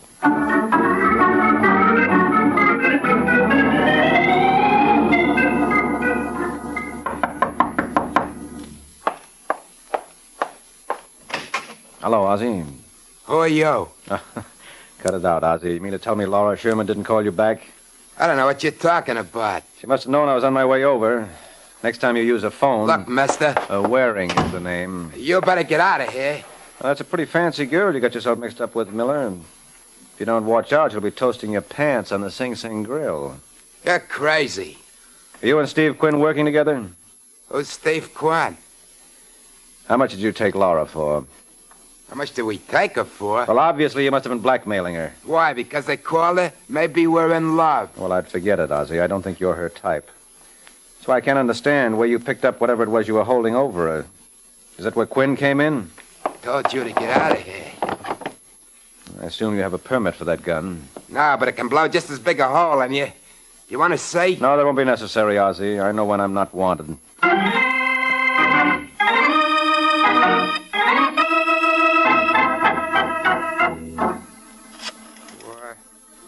Four, 1, 3.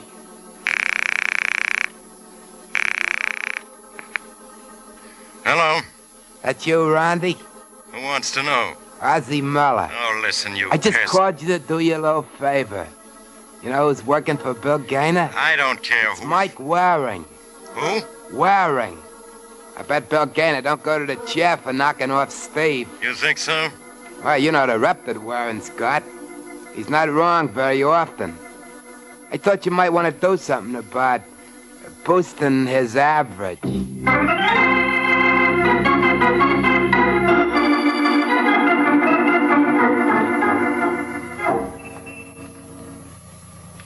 Say, Jack. Who, me? Yeah, I wonder if you could give us some help.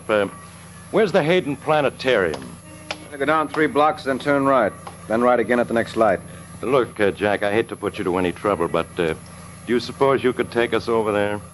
What? Come on, Waring. Get in. Well, if you insist. I do indeed. All right, Harold. You know, nobody's going to believe this. Won't they? This kind of stuff went out with Little Caesar. Well, maybe this is the right time for a revival. It all depends on how you feel about that client of yours. You mean Bill Gaynor? Yeah. He's got a fry for that Steve Quinn killing. I don't know, friends. Beginning to look better for him all the time. I hate to hear that, Waring. Maybe you better just drop the case. Well, I don't want to seem stubborn, but I'll have to have some pretty good reasons. Well, wait till Harold finds a nice, quiet spot, and I'll give you some. And I bet they'll all hit you in the right place.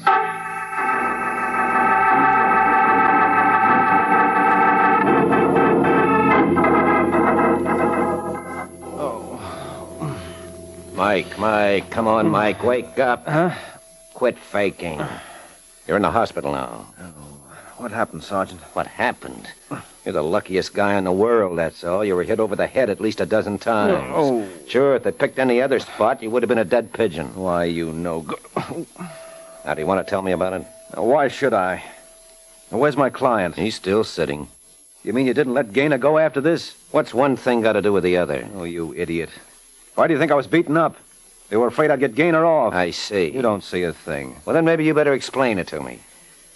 Gaynor was engaged to Laura Sherman. That I told you. Well, Steve Quinn was shaking her down. Oh, really? Yes, and there were several others in the deal. Who, for instance? For instance, a punk named Ozzy Miller. The party you want is the man behind Miller, and I know who he is. Now, if you want a description... No, let me do it this time, huh? He's 5'11", black hair, weighs about 190. How did you know that? My mother was frightened by Mr. D.A. Oh. Shall I go on impressing you? You can try. Your assailant's first name's Randy. When last seen, he was driving a green Nash.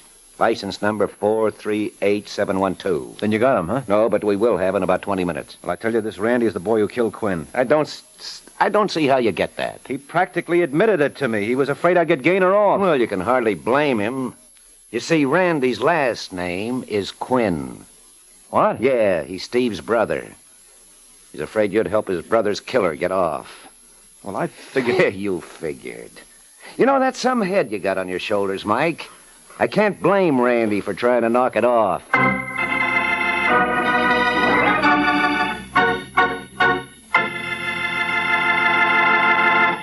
Of course, there are many ways to use your head. I mean, besides the way Mike's head was being used right now. For example, whenever I want a salad that's really delicious, I use my head by making sure the salad is made with Miracle Whip. Miracle Whip. Has a flavor so pleasing. Miracle Whip. Tastes so lively, so teasing. Miracle Whip. Only one of its kind. Miracle Whip. Best salad dressing you'll find. Miracle Whip is the only one of its kind because it's a different type of salad dressing made from a secret craft recipe. Miracle Whip combines the best qualities of old-fashioned boiled dressing and mayonnaise, so it's truly distinctive and delicious, with a flavor millions of folks call just exactly right. Try it, won't you? One taste will tell you why it's America's favorite salad dressing. The one and only Miracle Whip.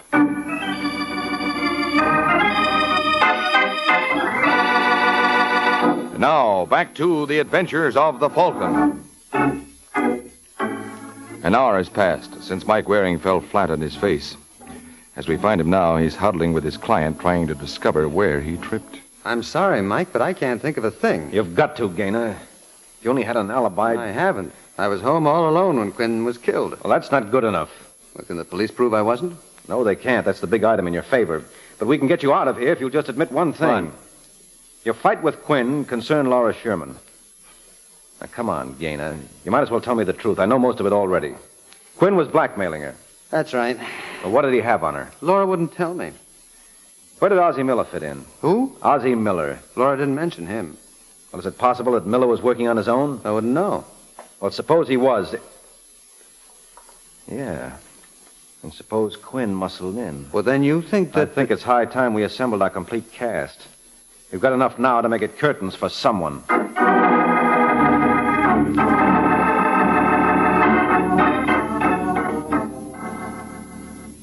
Friends, we are gathered here on this solemn occasion. No. That's the wrong speech, Sergeant. Well, what difference does it make, Mike? Mr. Miller wasn't paying attention anyway. What's the matter, Ozzie? You bored? You guys think you're smart. Well... I don't want to heckle, but when you two Rover boys are through playing games, I'd like to go. Oh, what's your hurry, Laura? Don't you want to help us solve our little problem? Yeah, who do you think killed Quinn?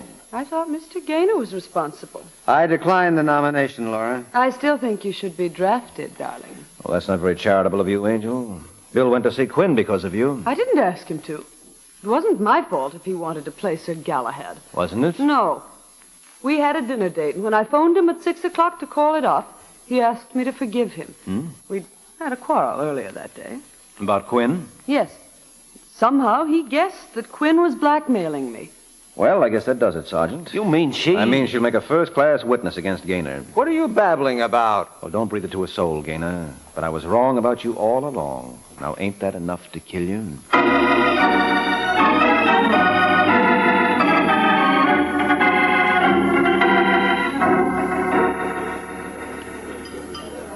You know, Mike, there's only one thing that bothers me. Is there? Yeah. When I think of the way you fouled up this case. Well, now that's gratitude for you. I give the man a killer. You what? Well, just because you had Gaynor in the brig doesn't mean a thing. You never would have gotten a conviction. You didn't have a shred of proof. You've got your nerve. I said all along that Gaynor killed Quinn because he was crazy about that girl. Yeah, well, that just proves how flimsy your case was. That wasn't his motive at all. No. No, he killed Quinn because Steve muscled in on his personal gravy train. Come again? Look, if anybody was going to blackmail Laura, it was going to be Gaynor. Who do you think was working with Ozzie Miller? Gaynor? Certainly. And who else was in a position to know what Laura would pay off on? Oh, incidentally, what was that business anyway? Well, according to Miller, New Year's Eve, while Laura was under the influence, she killed a pedestrian in Brooklyn. Oh, very nice. Yeah, she's a grand girl. But we'll get her for it. And I still insist Gaynor could have gone over to see Quinn because she sent him. No, never. What time did Gaynor have that tussle with Quinn? 5 o'clock in the afternoon. And it wasn't until 6 o'clock that night that Laura told him of her troubles. Obviously, then, the information had to come from his partner, Ozzie Miller. Well, it could have come from you. No, never. All I told him was that Quinn had a record. So now, will you behave? Oh, you have the nerve to sit there so smugly after lousing up this whole case. Well, you're a great one to talk, and after all I've done for you. All you've done for me? Well, sure. I've always been ready to share everything 50-50 with you. And when I make a mistake, Yes? I'm perfectly willing for you to take the rap. Now, what could be fairer than that?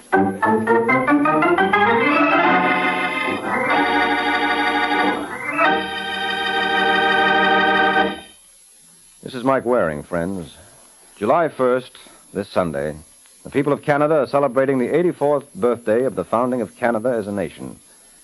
All of us in the United States cherish our fine and friendly relation with our Canadian neighbors.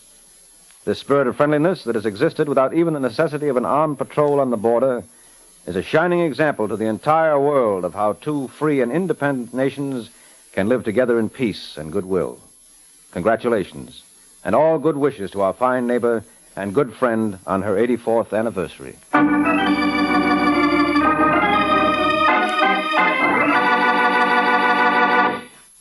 The Case of Everybody's Gun.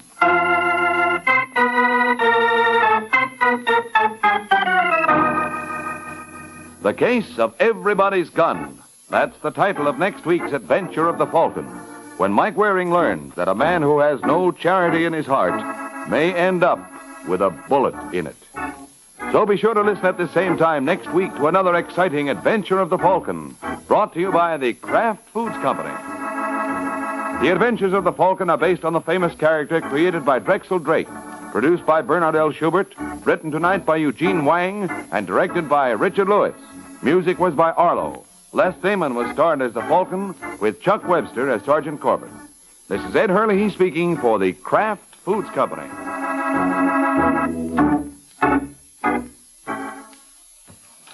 Laugh with Groucho. He's next on NBC.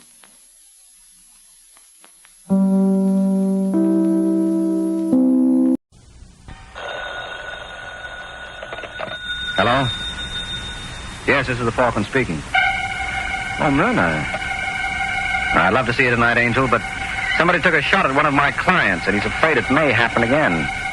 And you know, a thing like that can become pretty monotonous. So much so that my client could get bored to death.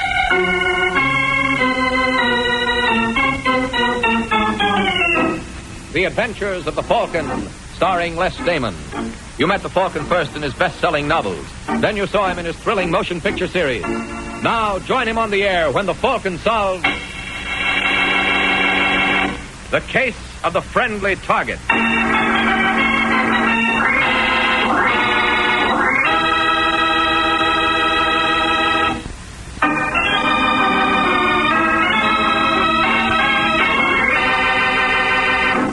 And now, the Case of the Friendly Target.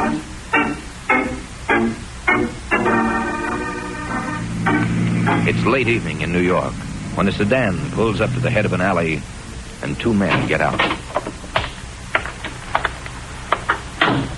All right, Mitch. All clear. Let's go. Yeah, Connie. It's dark in this alley. Never mind, Mitch. Don't use the flashlight yet. We'll find it. It's the first door. Ah, here we are. Where are you, Connie? I can't see. Right over here. Wait. Oh, yeah. Allison said it's a simple lock. Won't take a minute. I'll hold the light. Work fast so we won't have to have it on long. Okay. Can you see? Yeah, Connie, now Hey, where'd the other light come from? There's a spot on us. It's a trap. All right, you fellas.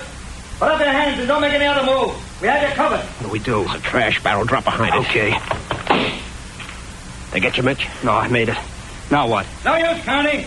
We've got both ends of the alley covered. Connie, they know your name. Yeah, it's a trap, all right. They were waiting for us. Where'd I get that out? We gotta get out of here first. Come on out, both of you, with your hands up. Or we're coming after you. We'll have to make a run for it. You're crazy, Connie. They're all around us with guns. And with the spot on us, they see us, and we can't see them. I'm not letting them take me. Come on. Do like I tell you. Run for the car. I have to go right through their fire. That's our only chance. I'll never make it. Okay, take your choice. Their guns or mine. What? That's my gun in your back. When I count three, you start running or I pull the trigger. Oh, Connie, no. We've got 30 seconds, Connie. Toss out your guns and come out reaching or we start firing. That'll be all we need. You going, Mitch? No, Connie, I can't. One. You go, Connie. Leave me here. They'll sure hit one of us alone. Our only chance is to run at the same time. Give them a split target. I can't, Connie. Please. 15 seconds, Connie. 3. Don't shoot, Connie. I'm going.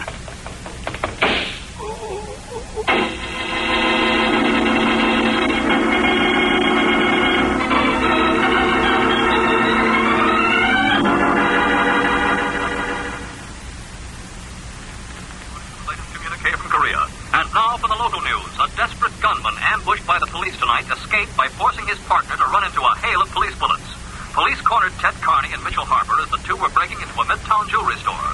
Ordered to surrender, Carney put the gun in Harper's back and forced Harper to run from their hiding place, thus diverting the police searchlight and gunfire for the few seconds necessary to give Carney his chance to make his getaway. Harper gave police this version of Carney's escape just before he died from injuries sustained in the shooting.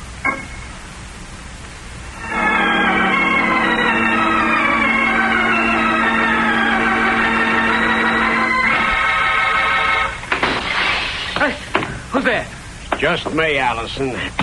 Sorry to wake you up. Carney. Yeah. You ought to sleep with your windows open, Allison. The fresh air's good for you. What do you want? Why didn't you come to the door? Windows offer less resistance. I wanted in with no arguments. I don't get it. Did something go wrong? Did something go wrong, you stoolie? Stoolie? What happened? Did they get the alarm fixed? We never had time to find out. They were waiting for us. They? The law. As if you didn't know. I didn't. Honest, don't. Let go. You're going to pay for this, Allison. You're going to pay fast because your pals, the cops, are going to figure me to come here. But I couldn't run off without saying goodbye. No, you got it wrong, Connie. Believe me. It's no use, Allison. You were the one who steered me into the trap. I didn't know it was a trap, honest. Not much. I didn't. I don't have time to argue. Just let me explain. What's to explain? I got the dope from you. And I got it from somebody else. If there's a stoolie, it's him, not me. Sure. That's the honest truth, so help me. I thought he was on the level. I didn't know about... All right, you got it from somebody else. Who else? What are you going to do to him? Who else? Oh. If I tell you, will you lay off me? Depends. Now, who is it? Before I... Don't. I'll talk. I'm listening. It's Wagner. Frank Wagner. Yeah? Why didn't you tell me about this when you laid out the job? Wagner's been going straight. They didn't want nobody to know he was selling information. At least, that's what he told me. If this is just a stall, Allison... No, it isn't. Get hold of Wagner. Make him talk. You'll find out. Sure, Allison. I intend to.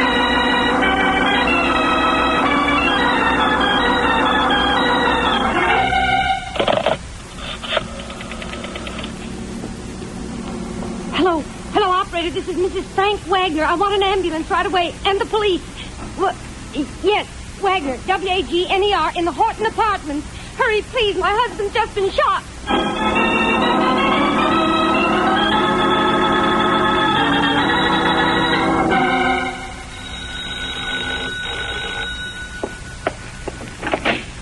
Yes? Hello. Mrs. Wagner, I'm Mike Waring. Oh, yes, Mr. Waring, come in. Thanks. My husband asked me to send for you. He wants to see you. He was injured in a shooting about a month ago. You may have read about it. Yeah, I remember. Where is he? Right down this hall. He's still in bed. According to the paper, he had a close call. Yes, he certainly did. The bullet just missed his heart. For a while, the doctors didn't hold out much hope. Here we are. Frank, here's Mike Waring. Oh, yes. Come in, Waring. Come in. Hello, Wagner. So you're the Falcon, eh? Does it show? Tell me you're quite the detective, Waring. And if they didn't, I'd get a new publicity agent. I want you to find out who shot me. Well, don't you know? No. Don't you have any enemies? Can't think of any. I'm a very likable character. How does it happen? Middle of the night.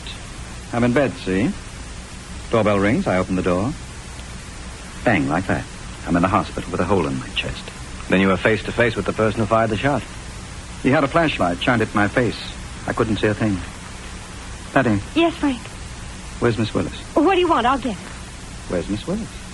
I let her go. You were worried about the expense. Yes, but I'm going to need a lot of nursing. I don't want I you to can have- handle it. Now, what do you want? Pass the water. All right. I'll be right back. Good kid, that Waring. Hate to do this to her, but still so doggone weak I can't move out of this bed. Now, what were we talking about? The shooting.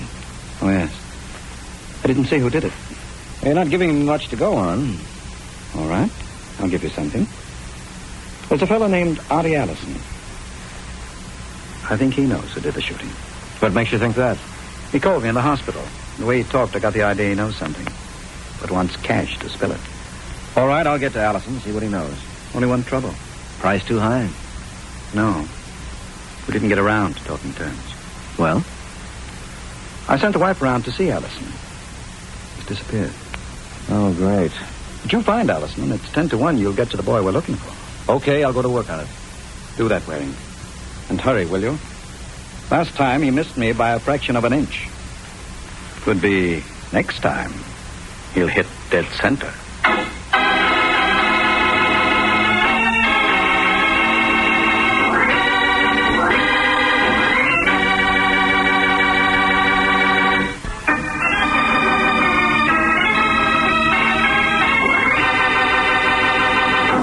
And now, back to the adventures of the Falcon.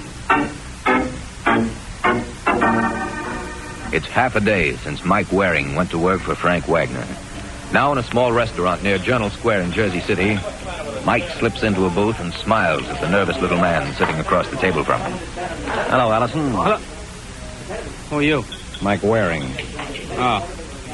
How'd you know my name? I have your picture. I've been looking for you. How'd you find me? Very simple, Allison. You're not as lost as you think you are. Besides, I have my sources of information. What do you want with me? Just to find out if you're as good at answering questions as you are at asking them. What questions? Well, number one, what do you know about the Wagner shooting? Who says I know anything? Wagner. Oh. What's he say about me? He said you have information about the shooting for sale. He's lying. Why should he? All right. It's true, Waring. I do have information. Well, what do I do? Sit here while you argue it out with yourself? I know who tried to kill Wagner. Good. What'll it cost me? Are you working for Wagner? Uh-huh. I don't get it. What? Just what Wagner's after. To keep on living. He says I can tell you who shot at him. Is that it? Uh-huh. You say the same thing, so I'm waiting. Are you sure you're working for Wagner, Waring? Why not? How can I be sure? There's a phone. Call Wagner. All right. You're working for Wagner. What made you doubt it, Allison? Nothing. I'll tell you who shot him. For free? For free. I want to get out of this. Okay, here's your chance to start getting. Who did the shooting? Ted Connie. Connie, huh? Why? Well, Connie got the idea Wagner put the law on him. Where'd he get that idea? I don't know. He accused me. When I convinced him it wasn't me, he said then it must be Wagner. That's how I know about it. I see. That's why I ran out. When I heard Wagner was shot, I was sure Connie did it. Connie knew I was sure. So he might try to shut me up. All right, Allison, let's go. Go? Where? Home. But if Connie comes... I found you here. What makes you think Connie won't? Hey, that's a thought. Yeah, but I don't think you have to worry about him anyway, Allison, so you can go home. Connie's in enough trouble. Wouldn't be very smart of him to go looking for more. That's right, Waring. But what do I do if it turns out Connie isn't very smart?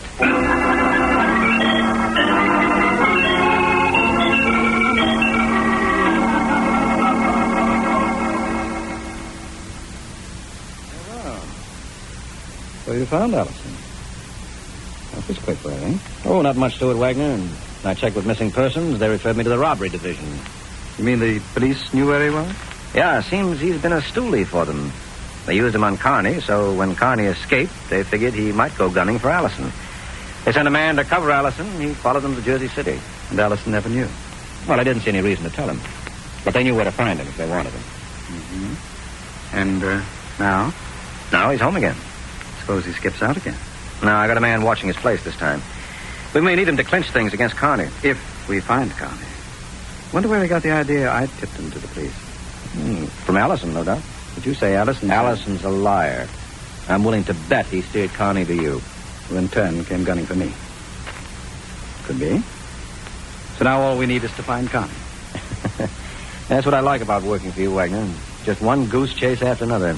Well, Waring, what's better for chasing geese than a falcon?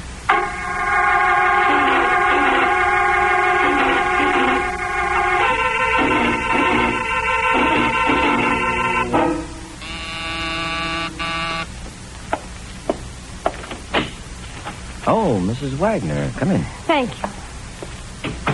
So you left your patient alone? Huh? He'll be all right till I get back. If he needs anything, there's a phone right by the bed. Well, what can I do for you? I wanted to talk to you without Frank knowing. What about? Well, now that the nurse is gone, there's no one at our place except Frank and me. And he's completely helpless. He tried to walk today, but he only took 2 steps and fell. Mm-hmm. Well, suppose Connie comes back and tries to shoot Frank again. What could I do? I think that we ought to have a man around the place. Don't you, at least at night? Might be a good idea. I didn't say anything to Frank. I didn't want to worry him. Well, I'll see if I can get you someone. Someone, but I... What's the matter? Nothing. It's just that, well, you're already in the case, and we do have a guest room, and... I see. Tell me something, Mrs. Wagner. Why don't you call me Patty now that we know each other? Do we? Well, don't we? I feel as if I'd known you all my life. I feel as though I've known you all of 20 minutes. Well, if you come to our place, you'll get a chance to know me better. That I believe. You don't like me, do you? Did I say that? You think I'm a heel because Frank's laid up? He told me you're a good gal. Don't take him too seriously, Mike. He talks for effect, too. Will you come? To protect Frank? Well, Connie might come back. You sure it's Connie? I thought that was settled. No, not quite. There are a couple of things. What can you tell me about the shooting? Can you add anything to what your husband told me? I'm afraid not. I wasn't home that night. Oh? You're trying to suggest something. No. Excuse me, Patty. Hello? Waring? This is Frank Wagner. Oh, yes, Wagner. What is it? Frank, what does he want? Allison just phoned Waring. He wanted you. Says he's contacting Connie. Knows where you can find him. Where? He wouldn't say over the phone. I think he wants cash. Starting that routine again. All right, Wagner. I'll go right over. So long. What is it? We're going to visit Allison. I have to get back to Frank. He's alone. Maybe he's better off that way. Why do you say that? That's mine. But if we're going to get to know each other, we might as well start by sticking together now.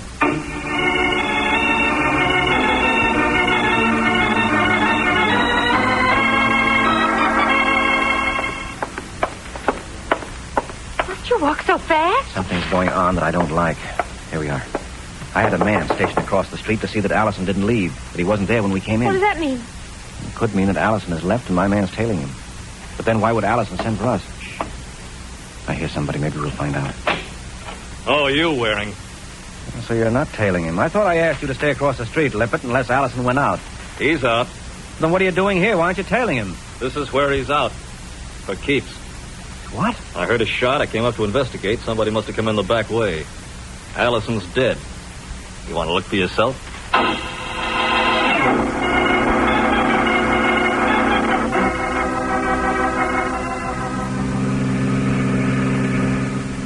It's after dark already. I didn't intend to be gone this long. I hope Frank's all right. Do you? Believe it or not, Mike, I don't want anything to happen to him. Then I'd really feel guilty. And stop smiling. Was I smiling? Well, after all, I'm the one who called the ambulance when Frank was shot. I saved his life. Don't forget that. You called the ambulance? Yes. Thought you weren't home that night. I got home a little after the shooting and found Frank on the floor. Oh, I see. Besides, if I meant any harm to Frank now, would I ask you to come along to protect him? Is that why you asked me? One of the reasons. Of course, I do have others. Yes, so I've noticed. I think we'd get along, Mike, once you get over your silly suspicions. And once you get the idea that all I'm going along for is to protect Frank. All right. Now, only one thing bothers me, Angel. What's that? Who's going to protect me?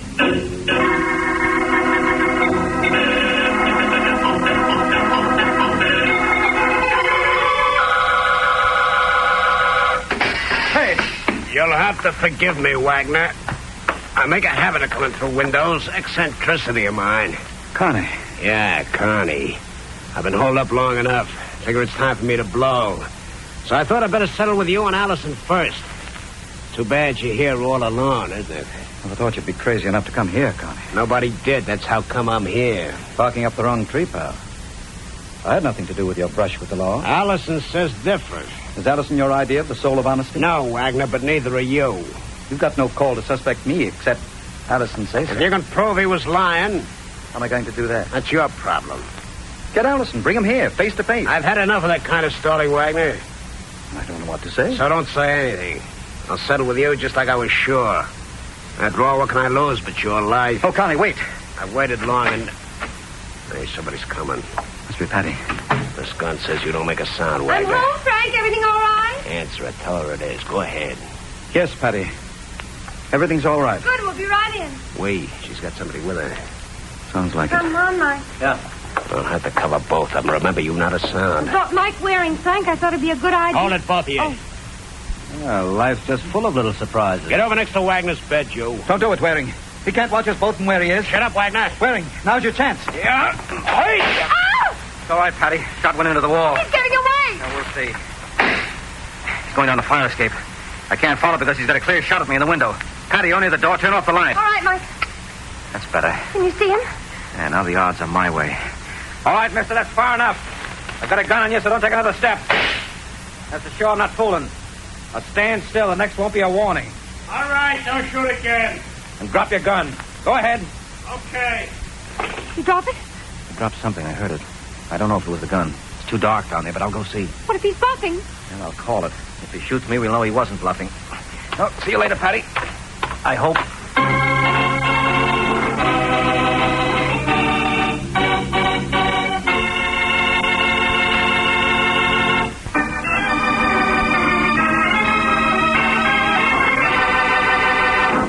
Now back to the adventures of the Falcon.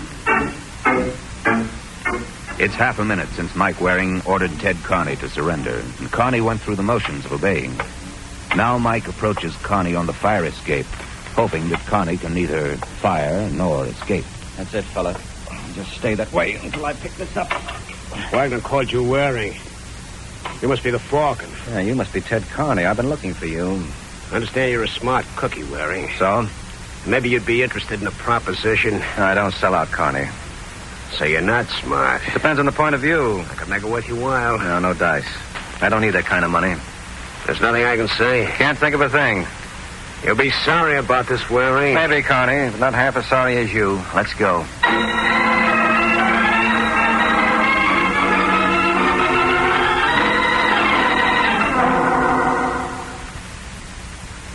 Yes, Sergeant, I'll hold him till you get here.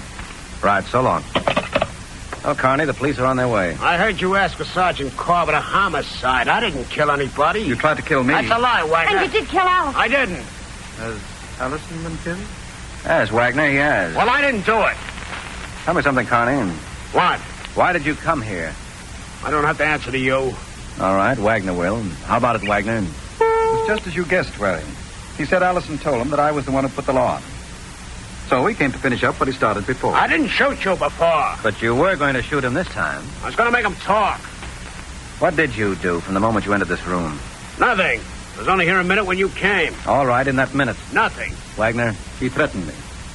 All right, now let's have it from the beginning. From when he entered.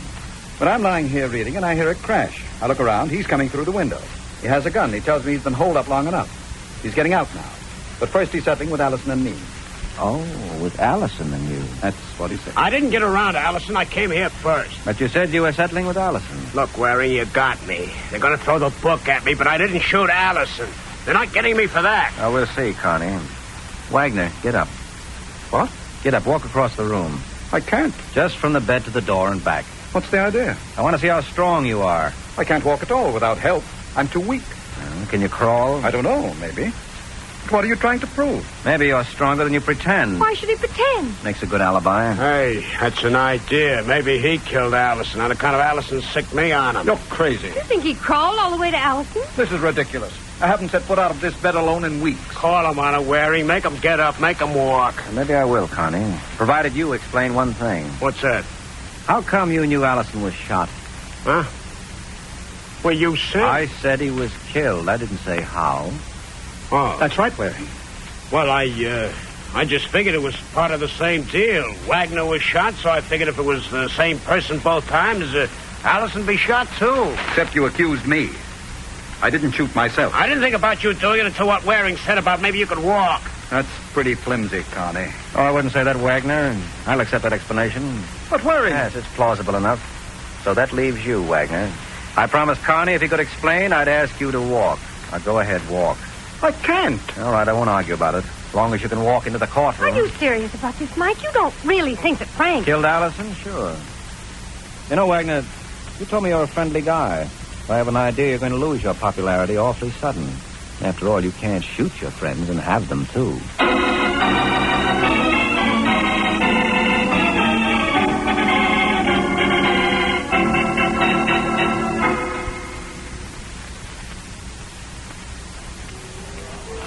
I still can hardly believe it, Mike. Why? You were already fed up with Frank? But I never thought he'd kill anyone. Well, that's where Allison knew him better than you did. You see, in order to get off the spot with Carney, Allison blamed Frank for tipping the police to Carney. But Allison knew as soon as Frank heard about it, he'd try to get even. So Allison tried to kill him to protect himself. But he only wounded him instead. Mm-hmm. And Frank wanted revenge, so he hired me to find Allison for him. He knew Allison did the shooting, but he pretended not to know because he wanted to blame Carney so he could frame him for the murder. Well, what put you on the right track? I was suspicious when Frank said Allison called him wanting to talk to me. He could have called me direct. Maybe Allison thought you were at our place. Yes, but when I wasn't, why didn't Allison call me direct? All right, that made you suspicious. But you certainly must have had something more than that to make you accuse Frank. Oh, I did. His lying about not being able to walk clinched it. How did you know he was lying? Well, he said he couldn't walk at all, not even from his bed to the door. Well? Well, it was light when you left him. When you returned, it was dark. But Frank had been reading. The light was on in the room, and the light switches by the door. I remembered because you turned the lights out at the door when I was chasing Carney. Right, so Frank could walk. Uh-huh. Well, that's all there is to it, Patty. Uh-huh. And now that Frank's in jail for murder, maybe you won't be so standoffish as far as I'm concerned. After all, I'm sure you'd like me once you got to know me better. Yeah, could be. But I've always heard that what you don't know won't hurt you. So, Angel, I'm afraid part of my education will have to remain sadly neglected.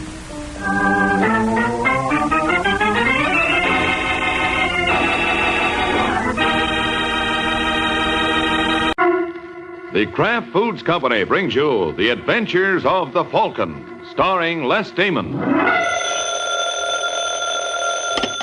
Hello? Yes, this is the Falcon speaking. Oh, Denise. Thanks for calling, but I can't make it tonight, Angel. $250,000 worth of jewelry is missing. And when that much ice is on the loose, someone is likely to get frozen stiff.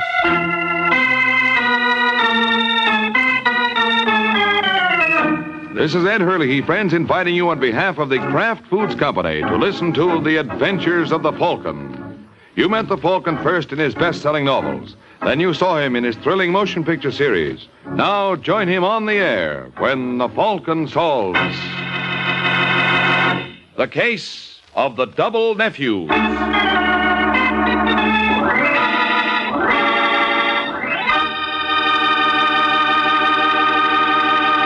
Before we join the Falcon in his latest adventure, I'd like to tell you folks about Kraft's golden cheese food, Velveeta. Velveeta is such good eating. Just taste that grand, rich, yet mild cheddar cheese flavor. And Velveeta is so good for you. It's rich in important food values from milk itself. For swell-tasting snacks, for good, hearty sandwiches, for thrifty, easy, hot dishes, it's smart to keep stocked with Velveeta. Get it tomorrow in the handy quarter-pound package or in the economical 2-pound loaf. The cheese food of top quality. Velveeta is made only by Kraft.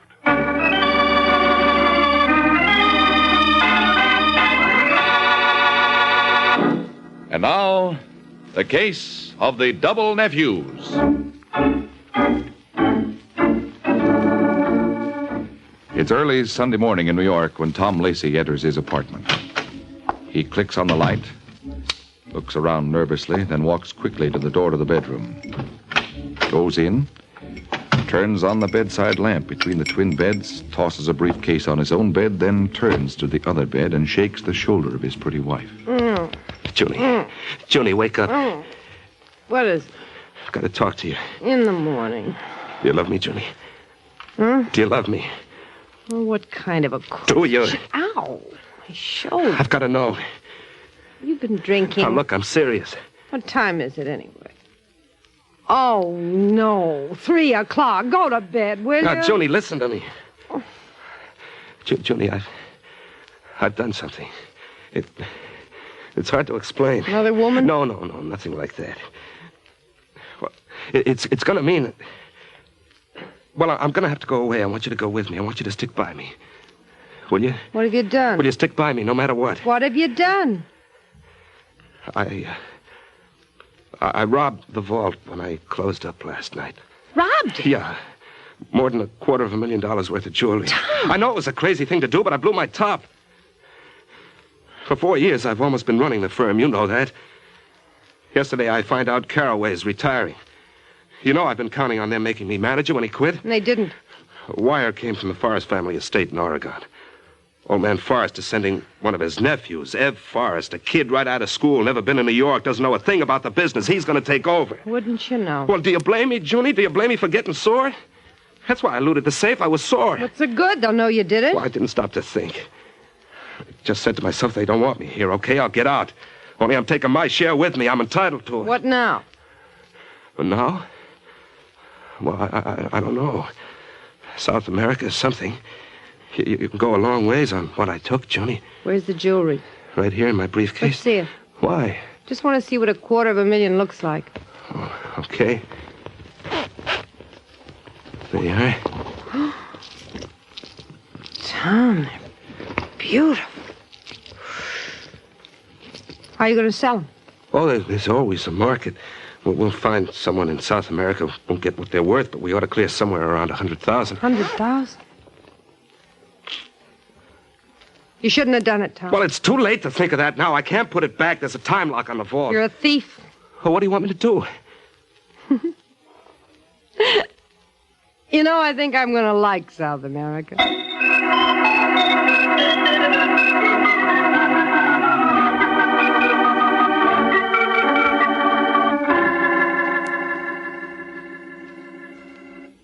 Are you sure there's nothing? No. No. That'll be too late. I see. All right, never mind. Goodbye. Junie, I've tried all the lines. No planes until Tuesday. We're sunk. We can't be sunk. But it's 10 o'clock already. We're not out of the country. By the time Caraway opens the vault tomorrow, there'll be an alarm out for us, and then we'll never get away. I know that. We could only get to Miami.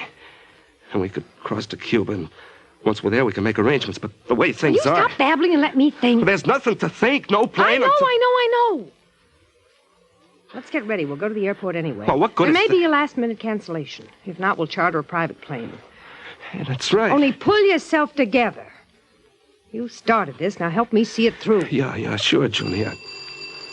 Now what? Well, answer it and find out. Yeah. Yes? Hello. Are you Thomas Lacey?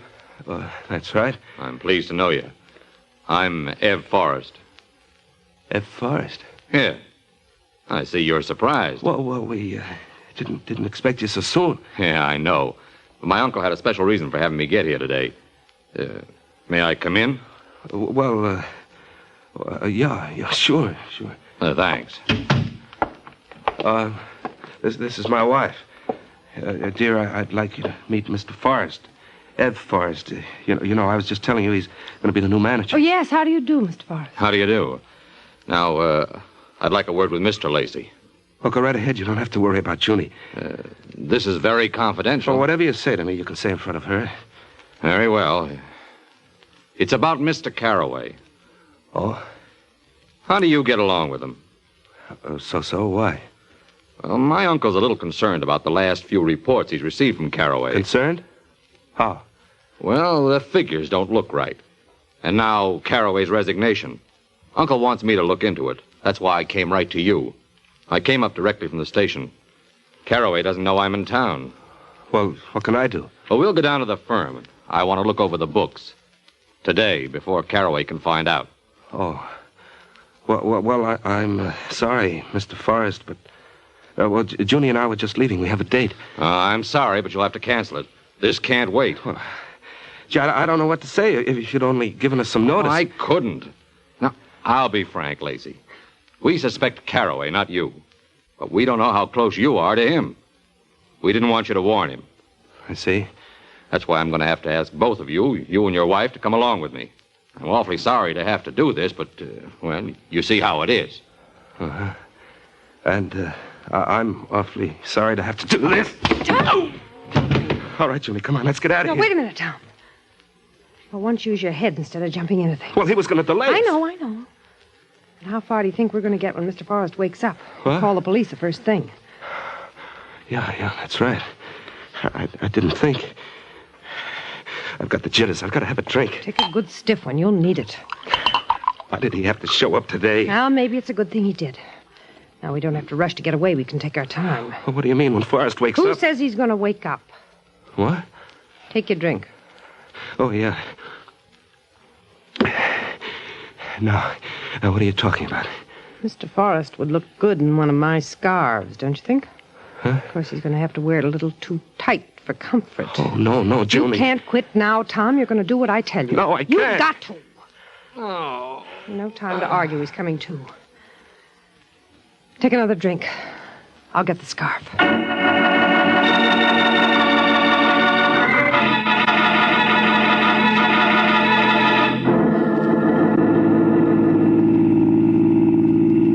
We shouldn't have killed him. All we had to do was tie him up. You still don't get it. Now we have a body to dispose of. It all takes time. Now we have time. How? We still have to get away. No, we don't. That's what you can't seem to get through your thick head. But, Joni, tomorrow the robbery will be discovered and maybe the body. Who's to say you committed the robbery? Well, it couldn't have been an outside job. There's a burglar alarm and a time-locked vault. Besides, I locked up. I'm the only one who could have done... Who knows you locked up? Caraway. That's right. Only suppose you say he locked up. It's your word against his. Now that we know old man Forrest already suspects Caraway of being a crook, Caraway hasn't a chance. Say, that's right. Yeah, sure it is. Oh, still, there'll be an investigation. Our place may be searched. That's why we had to get rid of Ev Forrest. We have to have time to hide the stuff and plant a little of it where it'll do Caraway the least good. Oh. The robbery's sure to be pinned on him, and if Ev Forrest's body is ever found, he'll take credit for that, too. Ev Forrest found out about the robbery, so Caraway killed him. Yeah, it might work. It will. If you just sit tight and keep your mouth shut.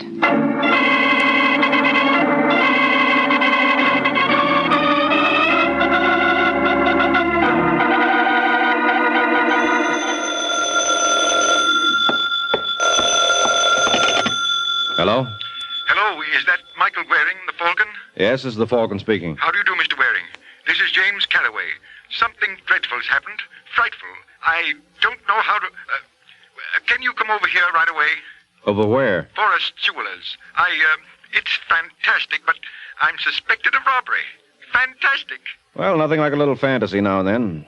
All right, Caraway, I'll be over. And you will, of course, bring references. Will I? Well, I've heard you're a competent detective, but this is a highly important matter. Great deal at stake, and I must be sure I'm dealing with a completely trustworthy and capable person. You have my word for it. No need for references. Nevertheless, I prefer to see the references. You doubt my word? Fantastic.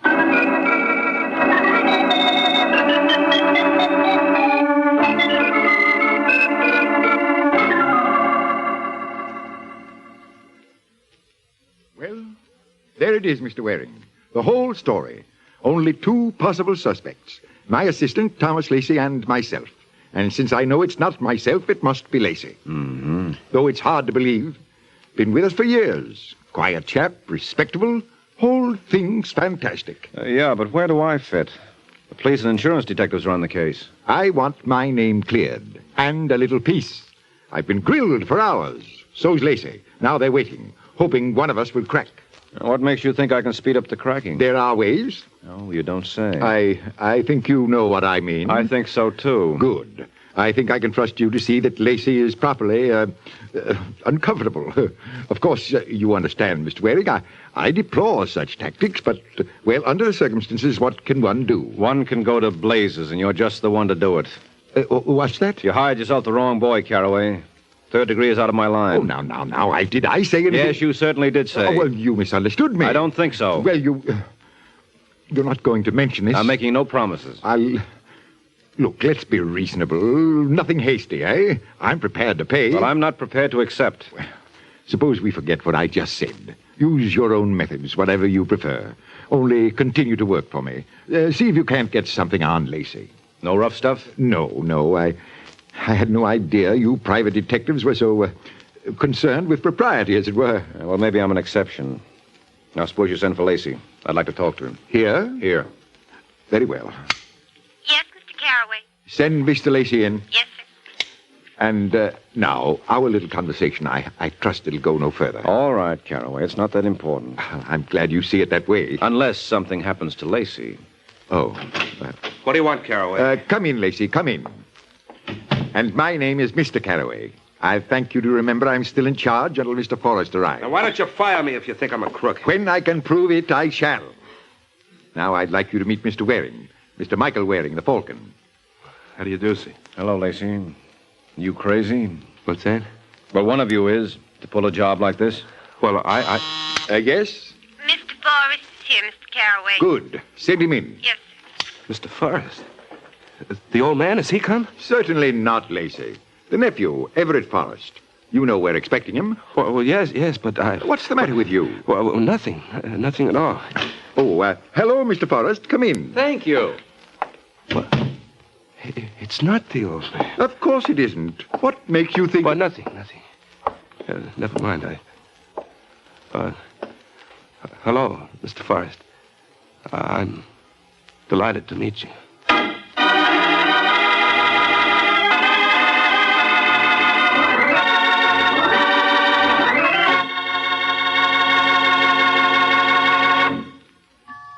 It's lighter-bodied. It's superfine. It's Kraft Salad Oil, the first salad oil ever offered for home use by the makers of all those wonderful Kraft prepared salad dressings. Yes, there is something new under the sun at your grocer's right now. A new salad oil, Kraft Salad Oil. The first salad oil ever offered for home use by the makers of all those wonderful Kraft prepared dressings. Wait till you try it in those wonderful salad dressings you make yourself. Those light-as-air chiffon cakes you're so proud of in all your special recipes that call for liquid shortening. For Kraft Salad Oil is more than just a new oil. It's a new kind of oil. Superfine for better blending by a special new Kraft process. Because it's lighter-bodied, it mixes perfectly with all ingredients, puts new magic into dressings, cooking, and baking. Don't wait. Put this new salad oil on your shopping list right now. Remember, It's lighter-bodied. It's superfine. get Kraft Salad Oil tomorrow at your grocer's. Look for the bottles with the beautiful labels.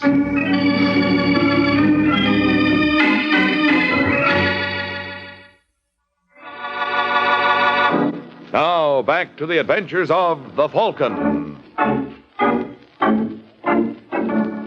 Half a day has passed since Tom Lacey was startled by the appearance of a second Everett Forrest. The first, so far as Lacey knows, is still in the East River, which makes the second a serious problem. Now, in his apartment, Lacey paces the floor while his wife watches him. I didn't know what to do, Joni. I just didn't know what to do. What'd you say to him? Nothing. I was too startled. I couldn't say this man's a fake. I know he's not F. Forrest because I've killed the real F. Forrest. All right, as long as you didn't say anything. Well, now what do we do? Just sit tight. Oh, we've got to expose him. We can't. You just Well, then said- make him expose himself. We could only get the old man here, face to face with this faker. We don't have to expose him. The important thing is to wait until word comes from the old Mr. Forrest. Not about the nephew, he doesn't matter, but about Carraway. Now that there's been a robbery, Forrest is sure to wire the police his suspicions about Carraway. Well, the old man's away from his home. He's on a hunting trip. They haven't been able to contact him. So we wait. But it's getting me, Joni. What's this faker up to? What does he want? What does he hope to gain by impersonating young Forrest? I don't know. Wait a minute. I know. He must know about the murder. Sure, otherwise how could he be sure the real nephew won't show up? Yeah, that's it, he knows. And this is a subtle form of blackmail. His way of telling me he knows. Soon he'll be coming to me direct. Joni, what am I going to do now? You're going to do nothing. Just sit tight and wait. But he knows. Now, you listen to me. There's nothing anyone can prove. How do you know? Because if there were, the police would be holding you. Now, pull yourself together, you hear? Yes, Joni. I hear.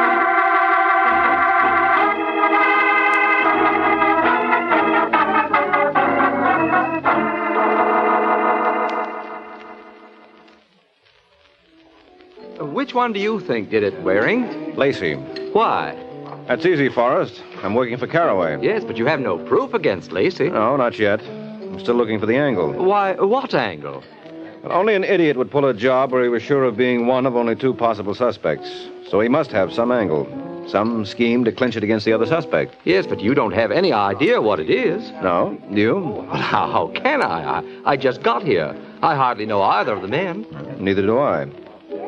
What has your uncle told you about them? Oh, nothing much. Sent you here without instructions? Oh, instructions, yes, but not on personalities. Except he did say I might expect a little jealousy from Lacey. Jealousy, huh? Well, Lacey counted on getting Carraway's job when Carraway retired. He probably resents me for taking it. Yeah, he probably does. I wonder just how much. Well, does it matter? Might be an answer. You mean the angle? Well, not the sort of angle I was looking for, but I was trying to follow the script. And it's just possible Lacey has been ad-libbing.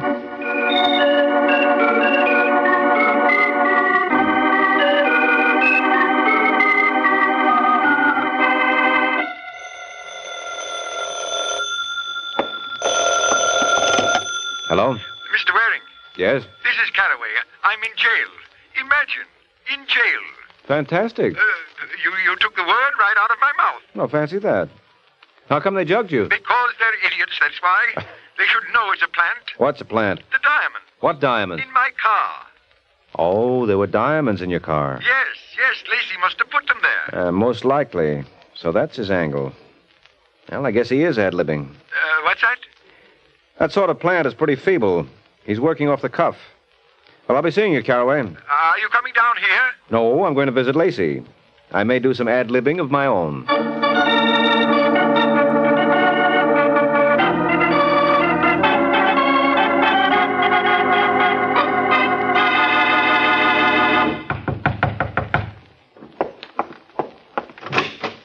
Yes? Hello, are you Mrs. Lacey? Yes? My name's Mike Waring. I'd like to see your husband, please. He isn't in. You mind if I come in and wait? I don't know when he'll be back. Well, I'm in no hurry. I'm sorry, Mr. Waring. About what? I can't ask you in. Can you keep me out? Well, that depends on how determined you are. What do you want? I told you, Lacey. I told you he's not here. You alone? Yes, but I have a gun. Do you want to see it? No, I'll take your word for it. But I'm not so sure I'll take your word for being alone. Unless you smoke cigars. But Tom went out just a few minutes ago. The smoke hasn't cleared yet. Oh, I see. Well, I won't press the point, Angel. If Lacey doesn't want to see me... I don't know if he wants to see you or not. Does he know you? We met today at Forrest's Jewelry. Oh, you're working on the robbery. Yeah. Well, when Tom comes in, I'll tell him you were here. But he's told all he knows. Mm-hmm. But I haven't. What do you mean? Just tell him I know how the stones got in Caraway's car. What stones? The ones in Caraway's car. Were there There stones? were. Hadn't you heard? No. Well, you just ask your husband. I'm sure he knows all about it, and so do I. Are you accusing Tom? Just give Tom my message. See what he says. Good night, Mrs. Lacey. Good night.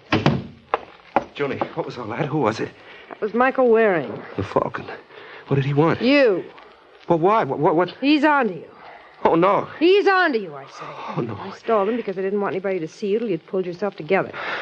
But with what he knows, I'm afraid the jig's up anyway. What does he know? Everything. About Forrest? I think so. I might have known. It's no use. I'm no good at this sort of thing. There's only one thing to do. I'm going to give myself up. Don't be absurd. Put down the phone. Put it down, I say. But, Junie... I said put down the phone. We're caught. It's the electric chair. Don't you realize that? But what can we do? I got out your revolver. Here it is. Be careful. It's loaded. Well, what good's this going to do? We're going to get away. Junie, there isn't a There's chance. An excellent chance if you'll do what I tell you. Now go on. Start packing while I go out for a few minutes. Where to? Never mind where to. But while I'm out, pour yourself a long glass of courage. You'll need it.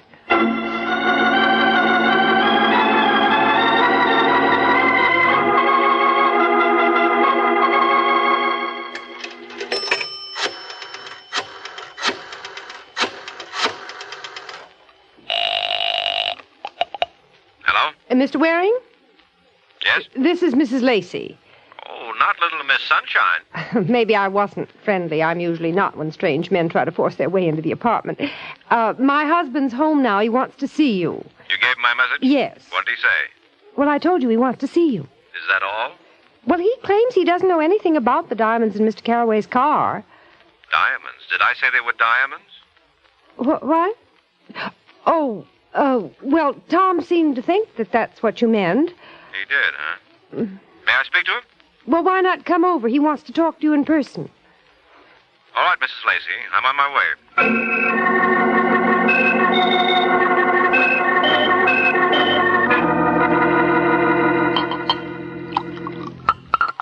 All right, Tom, that's enough.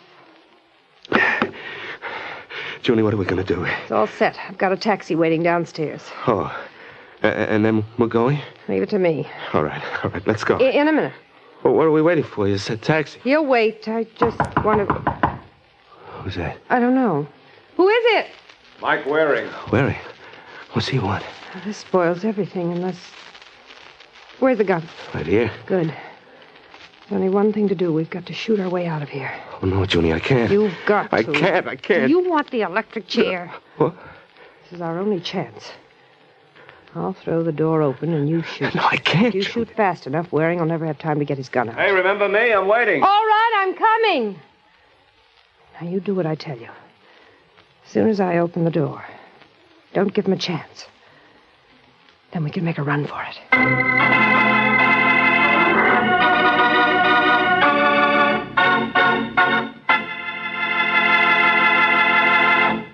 Miracle Whip. Has a flavor so pleasing. Miracle Whip. Tastes so lively, so teasing. Miracle Whip. Only one of its kind. Miracle Whip. Best salad dressing you'll find. Miracle Whip is the only one of its kind because it's a different type of salad dressing made from a secret craft recipe. Miracle Whip combines the best qualities of old-fashioned boiled dressing and fine mayonnaise, so it's truly distinctive and delicious, with a flavor millions of folks call just exactly right. Try it, won't you? One taste will tell you why it's America's favorite salad dressing. The one and only Miracle Whip.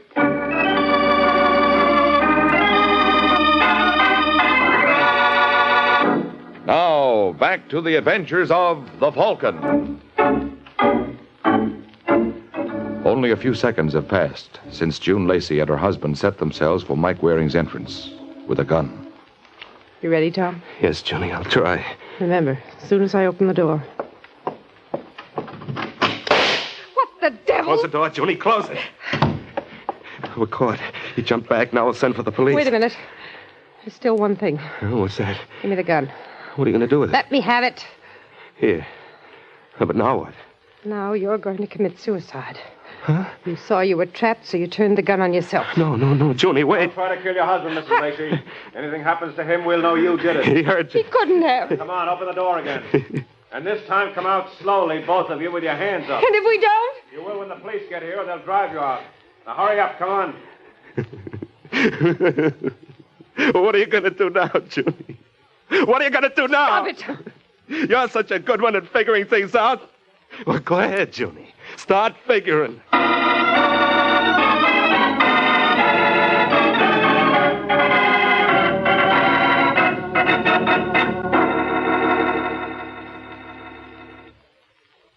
Fantastic, Waring. Absolutely fantastic. To think he'd go to such lengths. Fantastic. Well, once they got rolling, there was no stopping. Especially when they were given what looked like a sure chance to frame you. Yes.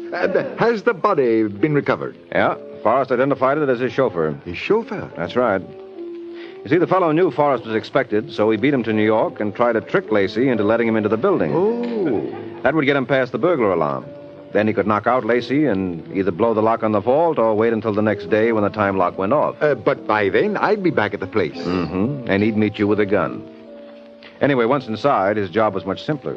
That's why he tried it. And got killed for it. Yes, because the story about old Forrest suspecting you of monkey shines fit in too well with the Lacey's plans. Yes. But you see, then Lacey lost his nerve, so his wife tried to get rid of him so he couldn't implicate her.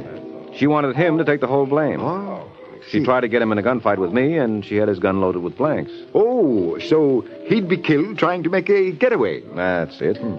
She hoped to have me do her dirty work for him. And when I tumbled to it, I knew she'd try to frame a suicide, so I called her on that. But what made you tumble, as you put it? Oh, well, the whole thing added up wrong.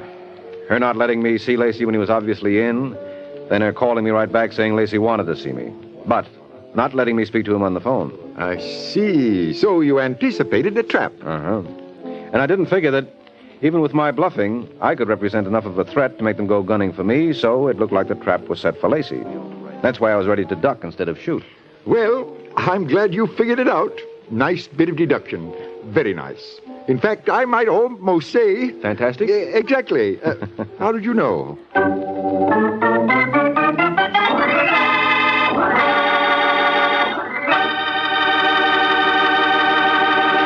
Do you like rich, delicious chocolate-flavored malteds? Well, you can make a malted just like that right in your own kitchen with Kraft chocolate-flavored malted milk. Just make a tasty paste of Kraft chocolate-flavored malted milk and a little milk in the bottom of a big glass. Fill the glass with chilled milk, stir it once more, and there. A Kraft malted is mighty nourishing, too, because it's filled with all the food values in milk. Get a jar of Kraft chocolate-flavored malted milk from your grocer and enjoy a Kraft malted often. This is NBC, the national broadcasting company.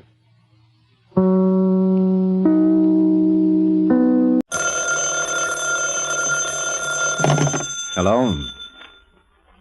Yes, this is the Falcon speaking. Oh, Donna. I'm glad you called, Angel. I'm leaving tonight for Paris.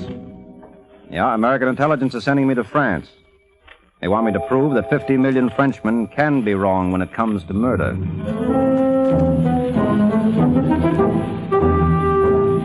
Once again, the National Broadcasting Company brings you The Adventures of the Falcon, starring Les Damon. The transcribed adventures of the Falcon, dedicated to private investigators everywhere. Those hard-hitting detectives who, like Mike Waring, risk their lives to aid law enforcement agencies. So join him now when the Falcon solves the case of the Strawberry Blonde.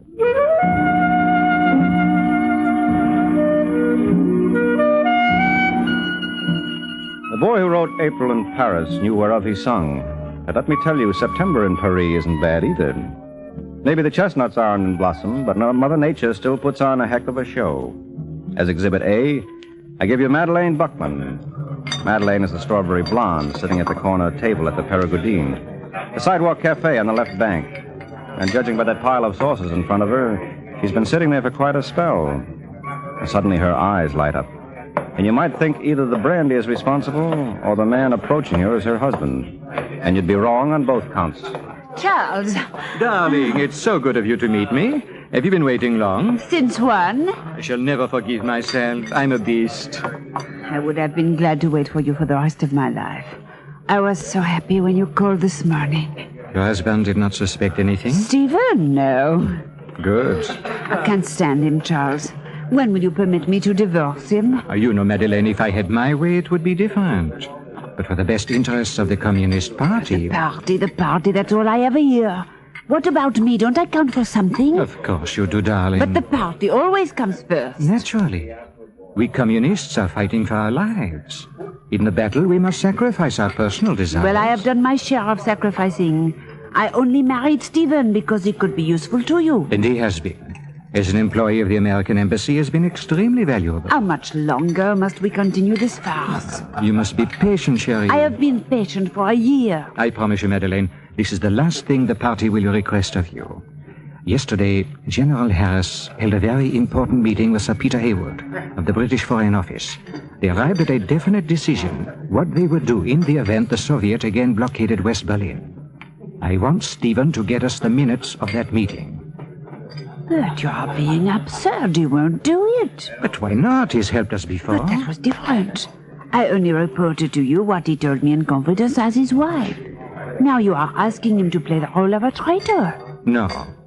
You will ask him. Haven't I done enough? Oh, darling, you must remember, I too have made sacrifices. Every time I think of Stephen holding and kissing you, I die. But for the good of the cause, I have been willing to forget my feelings. Charles, I love you so much. And I love you, Madeleine. If I can get Stephen to do this... The party will require nothing further of you. You promise? I promise. Now, finish your drink, Cherie.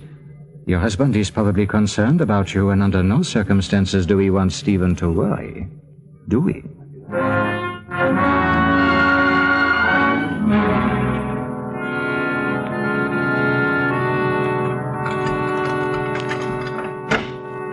That's you, Madeleine? Oh, Stephen, you startled me. Oh, I'm sorry, honey. I didn't mean to. Here, let me help you with those packages. Merci. Oh, I have such a beastly headache. Oh, sit down, baby. I must have my eyes attended to. Would you like me to rub your forehead? No. Well, how about a couple of aspirin? No. Are you sure? You know they always... Will you stop treating me as a child? I know my own mind. Oh, I'm sorry, sweetie. I only Who meant... cares what you mean? Madeleine, if you don't stop... Forgive me, Stephen. I am an evil-tempered female. I don't know why you put up with me. Put up with you? I couldn't live without you. You know I'd do anything in the world to make you happy. Anything? Just name it. All right. General Harris had a conference yesterday with Sir Peter Haywood, no? How did you know that? It does not matter. I want the minutes of that meeting. What? I want to know, to the last comma, everything that transpired. Oh, if you're not the limit. For a second there, you had me going. I thought you were serious. I am. But that's classified material. That's why I need it. I am a communist. You're a what? I have been a member of the underground apparatus here for 9 years. I don't believe it. You couldn't be. Otherwise, you never would have fallen in love with me? I would have fallen in love with you no matter what you were, but I can't accept... Don't be a fool. What about Charles Brissot? What about him? Well, he introduced us. Did he know about your political affiliations? He should, darling. He is the leader of our cell. Oh, if I'm not the world's prized chump. I always wondered what you saw in me. I take it then you will not do as I ask? No. All right, Stephen. Where are you going? Where do you think? No, I won't let you. I don't care what you are. I love you. Prove it. Get me the report. No, I can't do that. I refuse to argue with you, Stephen. If you change your mind, you can reach me at the Hotel Savoy. I won't change it. I don't care if... Madeleine, come back here. Madeleine!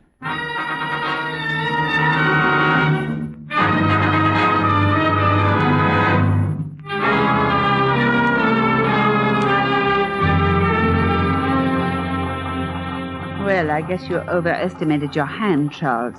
Did I? You felt certain that Steve would do as I requested? He will yet, darling. Give him time. It's been almost a week. I'm not at all worried. Another day or two and Stephen will come crawling. Listen, Charles. If he doesn't, can I secure a divorce? We will discuss that later. That's what you always say when I've done everything you requested. It was not my request. It was the party. But I have a right to expect something. Darling, I believe that's your telephone. I don't care. Well, I do. Now be a good girl and answer it. Hello. Madeleine. Yes. How are you, honey? You don't know how I've missed you. I've been going out of my mind. Look, Stephen, we have been all through this. If you have nothing further to say... Madeleine, I'll do it. What? If you want that report, I'll get it for you. You will? Yes. When can I see you? When you secure the report. I'll do it tonight. Can I just see you for a couple of minutes this afternoon? I thought I'd drop by No, the there hotel. will be time for that later. Au revoir, Stephen. Listen, Madeleine. Stephen? You know it was. Forgive me if I say I told you so. You know everything, don't you, Charles? Not quite, darling. But what I don't know, Stephen's report will supply. Suppose we drink to the success of his venture.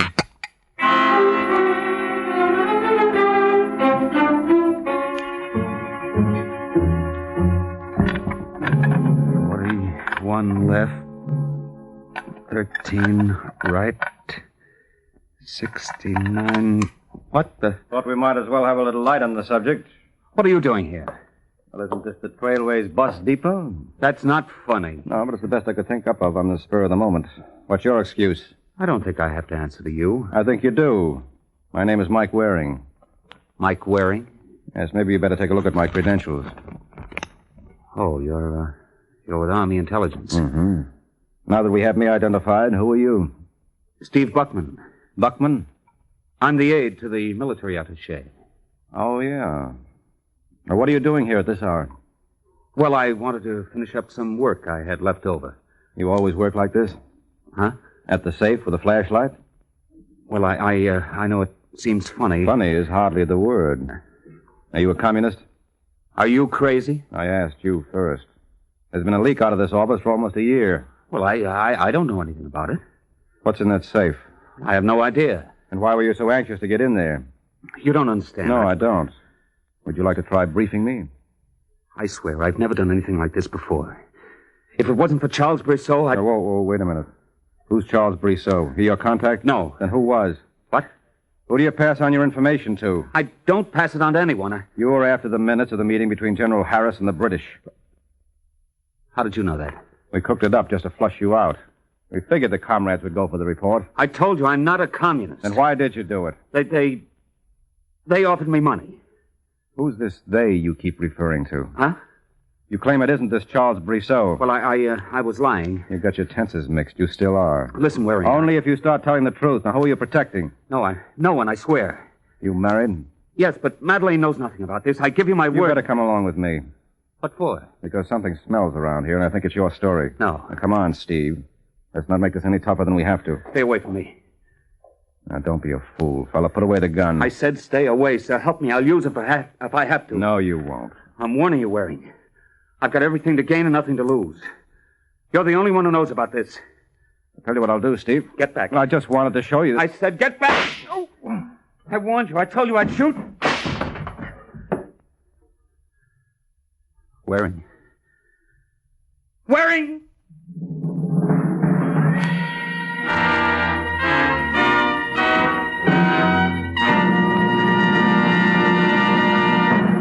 Some drivers like to travel at night because the highways are less crowded than in the daytime. Do you?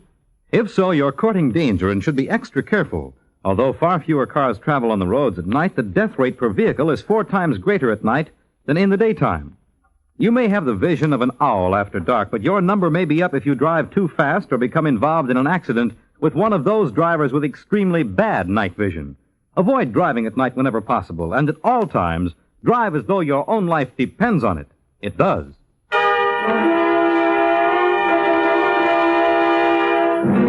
Now back to the adventures of the Falcon.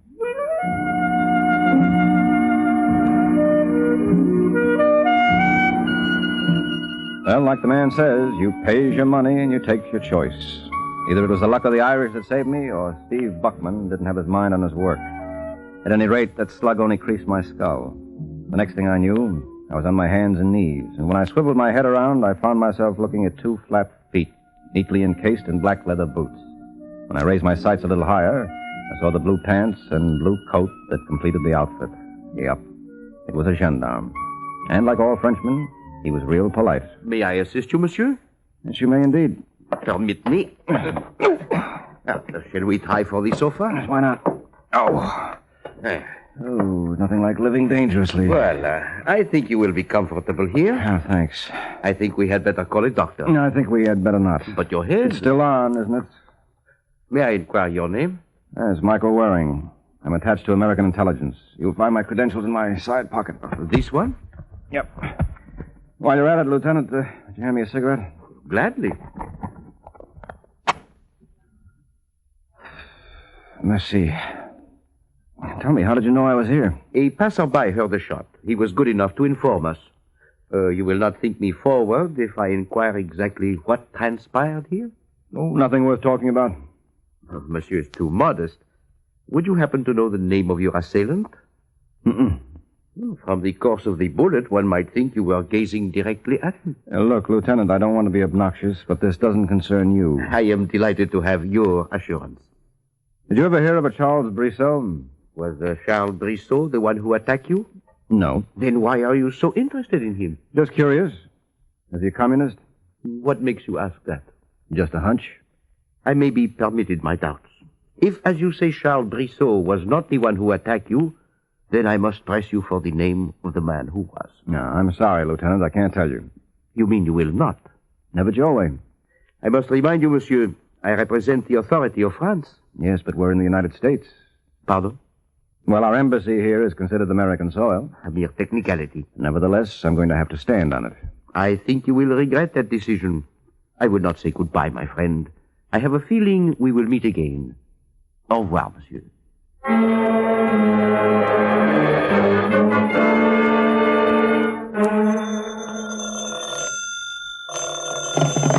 Intelligence, Major Harris speaking. Hello, Dixie. Mike Waring. Where the devil you been hiding yourself? Oh, I've been having a ball. You find out anything at the embassy? Enough.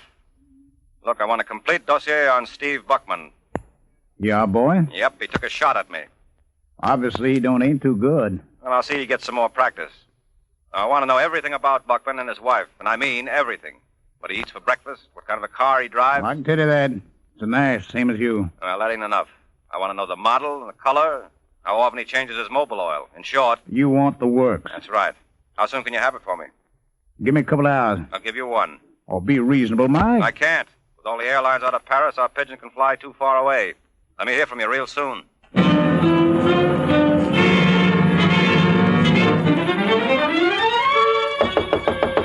Madeleine.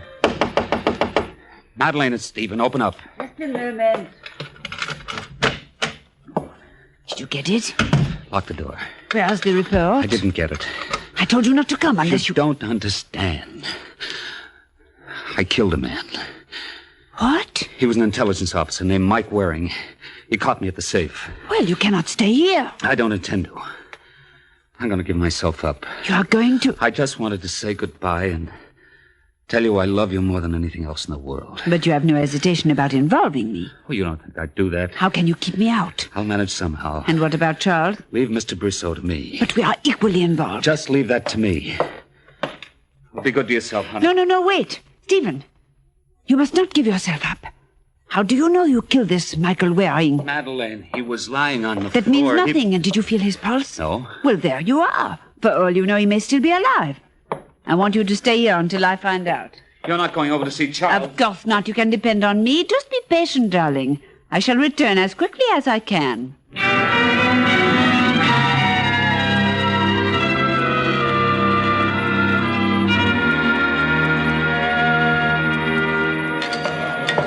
Hello, waiter. I am looking for Monsieur Charles Brissot. I know he's generally... Oh, never mind. I see him. Charles. Madeleine, what a pleasant surprise. Do sit down. Merci. This was not very clever of you, darling. I could not help myself. Stephen get the report? No, he was apprehended at the safe. How do you know? He is in my hotel room now. He killed an American intelligence officer named Michael Waring. C'est incroyable. It would have been in the papers. Perhaps they have a reason for suppressing it.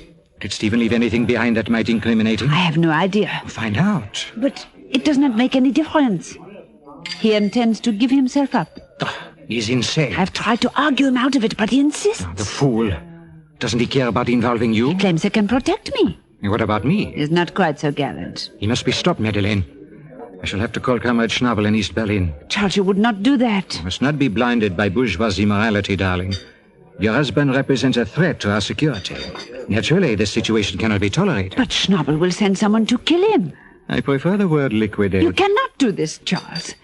Stephen's only crime was to fall in love with me. Are you permitting sentiment to interfere with duty? You never do you? Never. I don't want you to go back to the hotel. I want you to go directly to your apartment. I will not do it. Yes, you will. On your way, darling. I must make my telephone call.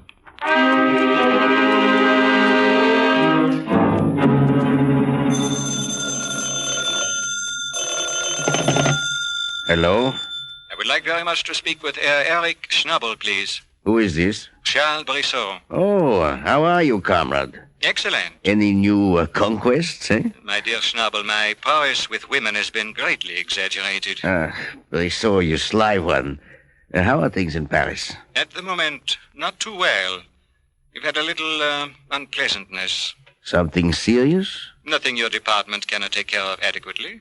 How many men will you need? One should be sufficient. What are his instructions? I prefer to give them to him personally. Will you be kind enough to have him report directly to me at my apartment? You have the address? Naturally. I will look over my files and send the best available man to you on the first flight to Paris. Dankeschön. I know whoever you choose will be more than satisfactory. Auf Wiedersehen, comrade.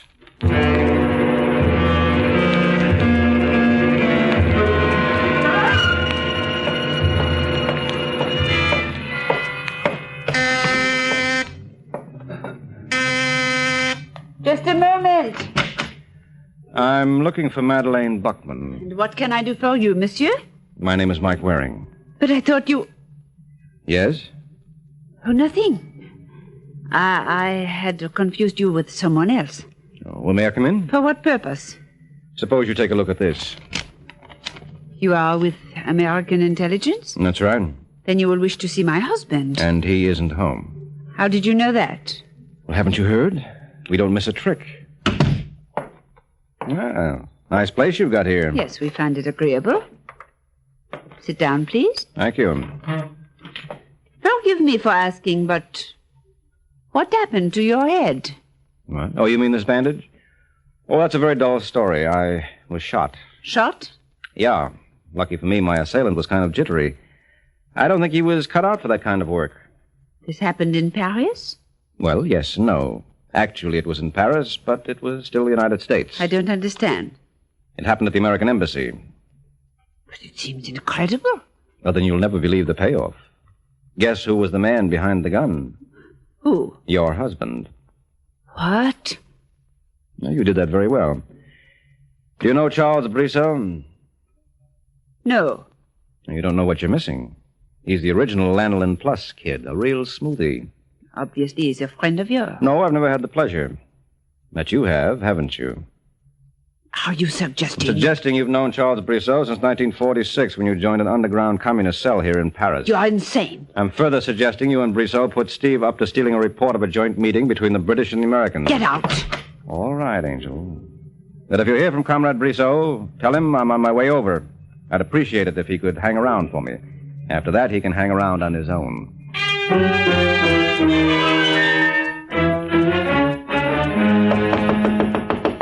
Just a moment. Yes? Hi, Charlie. You busy? Who are you? I'm not fussy. I'll answer to anything. Oh, of course. You're one of Schnabel's boys. Who? Eric Schnabel. Never heard of the man. I admire your discretion, comrade. Come in. Thanks. Well, I did not expect an American. Well, it takes all kinds to make a world. How true. Care for a drink? No, I never touch the stuff. Perhaps a cigarette, then? Now you've got yourself a customer. Here, try one of these. I have them specially blended. No kidding. Hey, it's not bad at all. I assume you would prefer to conclude this transaction immediately? You in a hurry? Unfortunately. There's a man named Stephen Buckman in Suite 4A of the Savoy. I should like you to pick him up. Steve Buckman, eh? Yes, but I do not wish him killed there. In fact, I prefer that his death appear an accident. Uh-huh. Well, how would you handle it? Well, you are the expert. Oh, no, that's okay. I don't mind listening to amateurs. Every once in a while, you pick up a pretty good idea. Well, if you could arrange for it to look as though he jumped off one of the bridges into the Seine. That's too tricky. You never know who's going to be watching. Then, perhaps an automobile accident. Suppose he was struck by a car. Oh, you disappoint me, Charlie. You start getting fancy, you're going to louse yourself up but good. Personally, I like to keep it simple. You know what I mean? No. Well, let me demonstrate. Now, make believe you're my pigeon. What are you doing with that gun? You made a couple of mistakes, Charlie. First of all, my name is Hank Lewis, and your friend Schnabel didn't send me around. What? And your ideas how a torpedo should operate are ridiculous. Put away that gun. I just want to prove my point. Are you going to... You see what I mean? Why go to all the trouble when a couple of these will take care of everything? Like I always say, you got to keep it simple.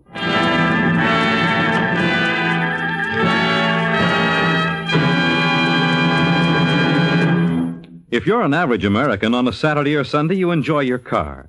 You take a short drive or a long trip. And if you use your automobile a lot on weekends, you have a good idea how many millions of cars pour out onto the highways on Saturdays and Sundays. That's one reason why the traffic death toll is so high and why the utmost caution is needed in weekend driving more than at any other time. So on weekends particularly, remember to drive as though your life depends on it. It does.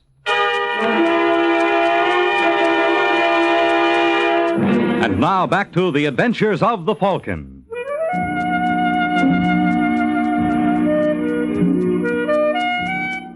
Well, that's life for you. And it took Hank Lewis exactly 3.5 seconds to end it for Charles Brissot. But the first I knew of it was an hour later when I walked into Brissot's apartment and found him lying on the floor. I had a sneaking suspicion something was wrong, but obviously Brissot wasn't going to tell me what. So I did the next best thing. I started going through his desk.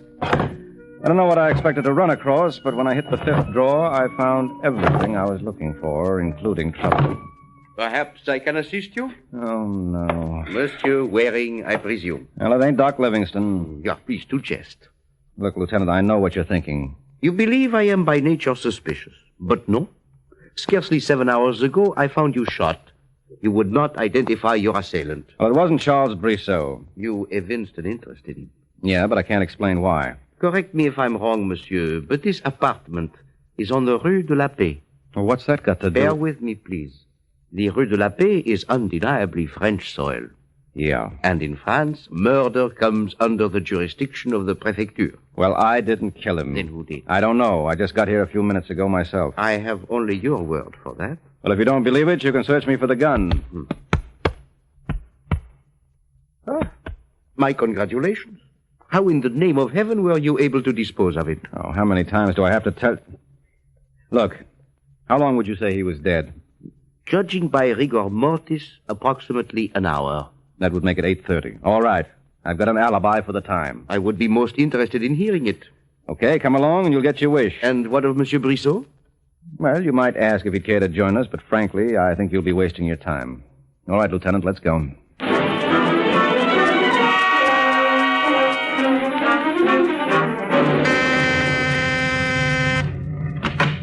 Yes? Hello, Madeleine. I warned you before, monsieur. Oh, careful with those threats, Angel. This gentleman is Lieutenant Briand of the Prefecture. Enchanté, madame. If you wish to see my husband... No, we wish to see you. What is the meaning of this? You better brace yourself for a shock. We just came from Charles Brissot's apartment. He was murdered. No. Here, you better sit down. Let me go. Who did it? Who did it? Well, I had accorded Monsieur Waring the honor, but naturally he declined. Naturally. And we both know why, don't we, Madeleine? Do we? Well, where were you at the time? Are you insane? I was right here with you. Remember, we were talking about Stephen. What do you say to that, Lieutenant? Apparently, I owe you an apology. I do not understand. You have just substantiated Monsieur Waring's alibi. Not that I needed it. 5 will get you 10. Brissot was killed by a professional gunman. What makes you say that? There were no powder burns on the body, which means the killer wasn't standing too close. Yet those 2 holes he drilled in Brissot could have been covered by a 25-franc piece. Then the problem arises, who hired this man? Yeah. Where's your husband, Madeleine? I will not tell you. You'll have to eventually. You believe it was Buckman who hired the assassin? Oh, no. That was Madeleine's work. What are you talking about? Well, Charles's murder was supposed to come as a great big shock to you. Yet you were all set with an alibi when no one mentioned the time he died. Oh, I guess your boy reported back to you, hmm? I could kill you for this. Yes, I wouldn't be at all surprised. And since I'm leaving for home tonight, I better not take chances. All right, Lieutenant, she's all yours.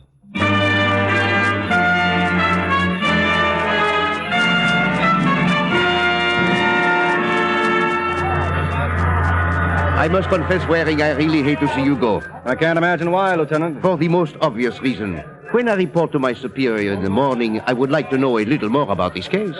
Well, you picked up that pro-gunman, Hank Lewis. Most assuredly. Well, he should have been able to fill in all the gory details. Yes, but what he cannot tell us was Madeleine Buckman's motive. I thought she was in love with Brissot. Well, sure, but she finally stopped deluding herself that she meant anything to him.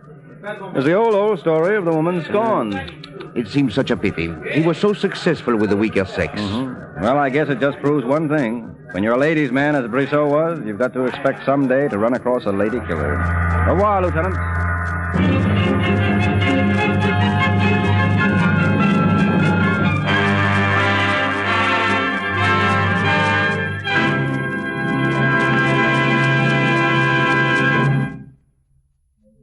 Ladies and gentlemen, with this broadcast, we conclude the present series of The Adventures of the Falcon. But we'll be back with you real soon. How soon depends a great deal on you.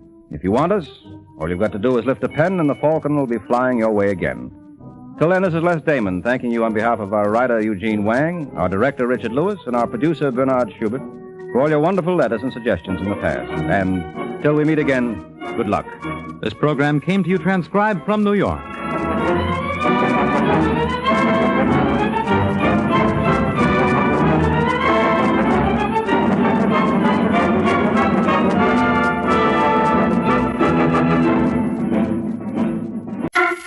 The Kraft Foods Company brings you The Adventures of the Falcon, starring Les Damon. Hello. Yes, this is the Falcon speaking. Oh, Claire. I'm glad you called. No, you'll have to give me a rain check, Angel. I've got to teach a boy a lesson. Somebody once told him talk was cheap, but the way he runs off at the mouth, it figures he'll be stopped dead.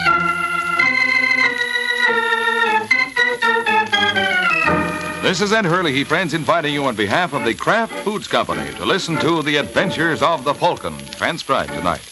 You met the Falcon first in his best-selling novels. Then you saw him in his thrilling motion picture series. Now, join him on the air when the Falcon solves the case of the loose lip.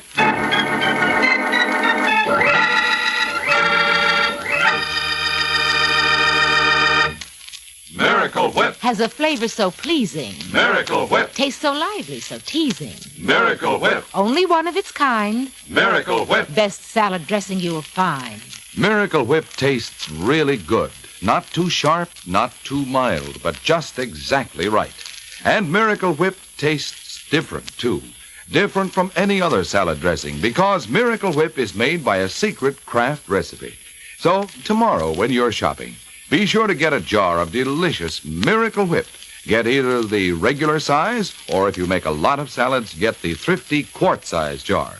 Remember, no other salad dressing tastes like the one and only Miracle Whip.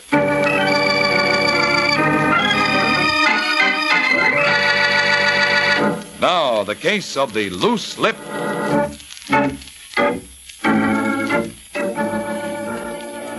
It's Wednesday evening in New York City, and a shifty little character named Lippy Mayo consults the phone book in the rear of the 68 Club.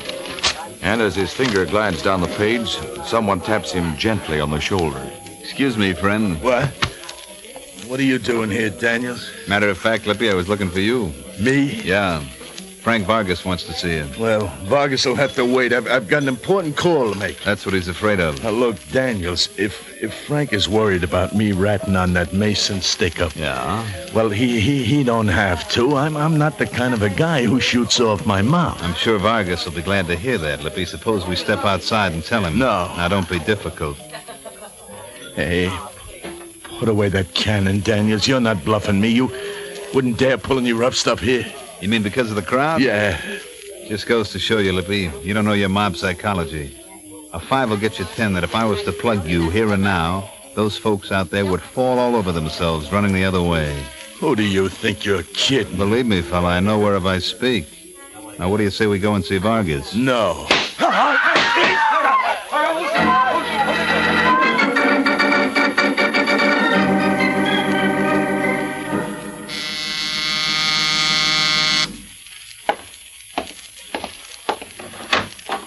Yes? Hello, Mike. Steve Mayo, come in. Thanks. Well, haven't seen you since the end of the war. When'd you pull into town? About 20 minutes ago. What brings you here? My brother. Did you ever hear of a character named Lippy Mayo? You mean you're related to Lippy? Only on my father and mother's side. Oh, I see. You ever run across him? Well, It's all right, Mike. I can understand why no one would be overly fond of Lippy. Matter of fact, I'm not too crazy about him myself. You know he was shot tonight. Yeah, so I heard. How is he? Doc says he'll pull through, but he'll be paralyzed for life. Too bad. You wouldn't happen to know who was responsible? No, I wouldn't. Suppose you could find out for me? No, I don't think I'd care to, Steve. Suppose I put it on a professional basis as a private detective at your usual fee. Oh, I still wouldn't be interested. First of all, it's a job for the police. And secondly? Well, secondly, I think I got an idea what you have in mind. And you don't approve? Nope, not a bit. Okay, friend, no hard feelings. I suppose there are other ways of finding out. Listen to me. Sorry, Mike, I haven't time. Got a lot of work to do. I better be on my way.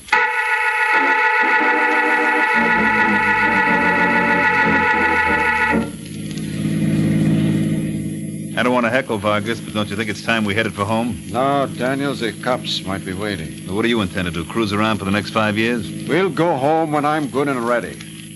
Anything you say. You think you killed Lippy? I didn't wait for the autopsy. You shouldn't have shot him. Why? What were you planning to do? Buy him an annuity? You didn't have to pick out such a public place.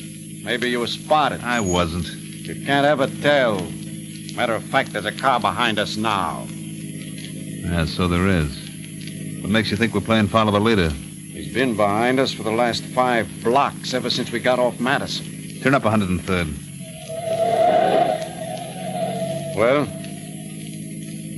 You're right. What should I do? You're the boss, remember? Don't be such a wise guy. You know I don't know this neighborhood. When you get halfway up near the next block, make a sharp right. There's an alley there. What does it lead to? Nowhere. It's a dead end. Just drive in and cut your motor. Now, easy now. You don't want to pass it. Here? Yeah. Turn off your lights. You see him? Not yet. Here he comes. There he goes. It's not a squad car. I didn't think it was. You got a cigarette? Sure. Thanks. What's the matter, Frank? You're shaking. Well, I guess I'm kind of jumpy. I ain't been sleeping so good lately. Too much coffee, I bet. Look, Daniel, just because I thought that car was following us. It was. What are you talking about? Didn't you notice the make? It was a Nash. A green Nash. Does that ring a bell? I gave one like that to Eileen Dewey. And then you gave her the air. Think Eileen was following me?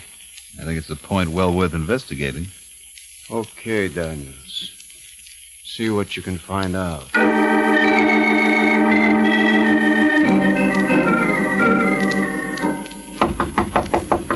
Just a second.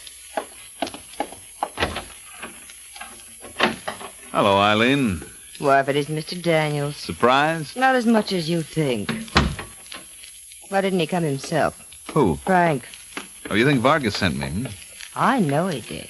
You're absolutely right. You mind if I sit down? I certainly do. You can tell Mr. Vargas for me. I don't care what he's got to say. I'm through with him. All right, let's have it. What? Whatever he wanted you to tell me. Not that it's going to do him any good. After what Vargas did to me. Yeah, it was a rotten trick. And after you gave him the best years of your life. I knew he'd get tired of that Georgia peach he's been running around with. Not so you'd notice it. You mean Frank didn't send you here to... Effect a reunion? Yeah. No. You're lying. Frank's crazy about me. If he is, he certainly got us both fooled. Danny, please don't rip me. I couldn't take it. What did Frank have to say? I want you to stop chasing him. Chasing? Yeah, it's awfully bad for his nerves. It was quite a scare you gave him tonight. When'd you start trailing us? I don't know what you're talking about. It was you in that car. I haven't been out all evening. Not what your doorman told me. If you think I'd run after a meatball like Frank Vargas, you're crazy. I can't even stand him. All I have to do is whistle and I could have 1,000,000 guys. And with more money, too. Sure you could, Eileen. So stay away from Frank. I tell you, I hate him. I'd like to see him dead. If I could get my hands on him for just...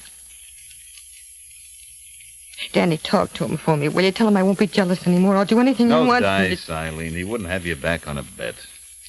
Who does he think he is? I'll show him. I know what he's been up to. I saw him tonight in front of... Yeah? Go on, Eileen. What were you going to say? Nothing.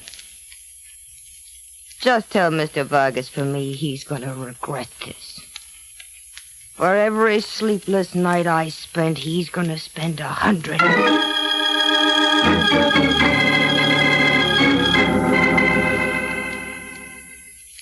that's the story, Frank. I got the impression Eileen was kind of peeved with you. So it was her in that car. That would be my guess. What are you going to do about it? I'll take care of it. When? When I'm good and ready. Now, there's something you don't realize, Frank. And there's something you don't realize, Daniels. You're working for me. Get smart and you'll be out. Do we understand each other? Sure. What time you got? It's almost 10. Wonder what's keeping that tomato. I don't think Betty Lou would like hearing you call her that. When I need your advice on how to handle women, I'll let you know. Call downstairs. I imagine that must be the little lady now. Forget it. Since you asked so nicely. You Frank Vargas? That him? Now, just a second. You Vargas? Who are you? Steve Mayo? Mayo? Yeah. Maybe you know my brother Leo. No. Oh, sure you do, Frank. He's the boy they call Lippy. You keep out of this, mister. Throw him out, Daniels. I asked you something, Vargas. You know my brother? Just to say hello to. What about goodbye? Huh? He was shot a couple of hours ago. Or haven't you heard? Dead? No. Might just as well be. Completely paralyzed. Paralyzed? What do you know about it? Nothing. Do we, Danny? Nope. See? I got a tip you were looking for Lippy tonight. Who says so? Never mind. What'd you want him for? I didn't want it for anything. Whoever says I did is full of baloney. If you're lying, Vargas. Cut it out! Try to kill my brother? No! Who did? I don't know. Will you be in around 1 o'clock tonight? Why? Because I may want to talk to you again. If you think I'm staying here... Yes, I do. You know what's good for you. You won't move till I come back. Just remember that. You know something, Frank? I think Mr. Mayo meant every word he said. Get out. Why? What's the matter? You were a great help. Why didn't you stop him? Well, to be perfectly honest, I did think of it, but I'm glad I stifled the impulse. Because it confirms a suspicion of mine. Yeah? Yeah. You're not so tough. You think so? I know so. And if a guy like you can get along, I think I'll go in business for myself.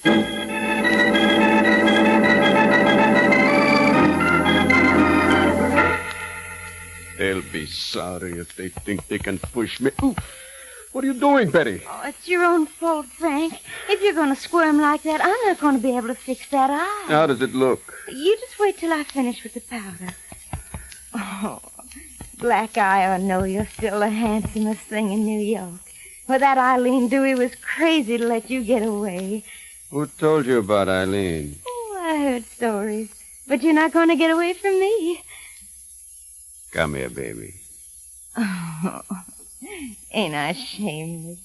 They used to say back home there wasn't a man born who could turn Betty Lou Morse's head. How is it down there? Down where? Where you come from, Georgia. Oh, it's just wonderful, Frank. You'd really love it. Okay, we'll leave tonight. But first we go to California. I got some business there. I want you to get 2 tickets on the chief. What now, sugar? I couldn't leave on such short notice. Why not? Well, I got my career to think of. Professor Nagel says Don't that make me laugh. As soon as you pick up the tickets, give me a ring. I'll tell you where to meet me. Well, what are you waiting for? Well, I don't have any money. Oh. Well, remember that envelope I gave you last Saturday? You mean the one with all those $100? How did you know what was in there? Frank, you hurt my arm. Where's the dough? In my hotel safe. Get it. But Frank... Go on, get it. You better be back before 12:30, because if I got to come looking for you, you're going to lose more than that accent.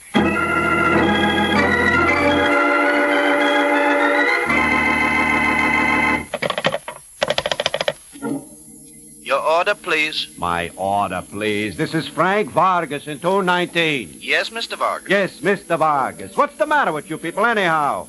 I asked you to send up the barber an hour ago. Well, I'm sure he must be on his way. How's he coming? By Pony Express? Listen, you, if that guy isn't up yet... Hold it. Okay, I heard you.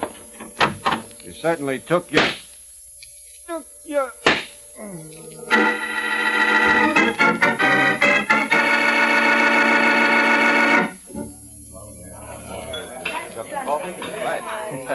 Oh, hi, Mike. Hi, Ed. Hey, is Sergeant Corbett around? No. That's funny. He told me to meet him here at your luncheonette. It didn't sound like his mind was on food. Is yours? Well, now, Ed, I'll tell you, I don't really know. Corbett was so bothered, he got me all hot, and I don't think I'm very hungry. Mike, I know just the thing for you. Just the thing to perk up your interest. You do? I sure do. The prettiest. Blonde or brunette? Coolest. Coolest? Crispiest, greenest salad you ever ate. Oh, fine. That's what I mean, Mike. A salad like that is fine for perking up your appetite. And, Mike, I'll make it with Miracle Whip. Why, Ed, how exciting. You really mean it? Mike, I wouldn't joke about that. You know, the salad dressing is one of the important things to consider when you make a salad. And Miracle Whip is the right salad dressing to consider because it makes salads taste better than ever. The folks at Kraft tell me it's made from a secret recipe. That's why it tastes so different and good. Gives salads a peppy flavor, you know, and not too peppy either. I'd say it makes them taste just right. Wouldn't you?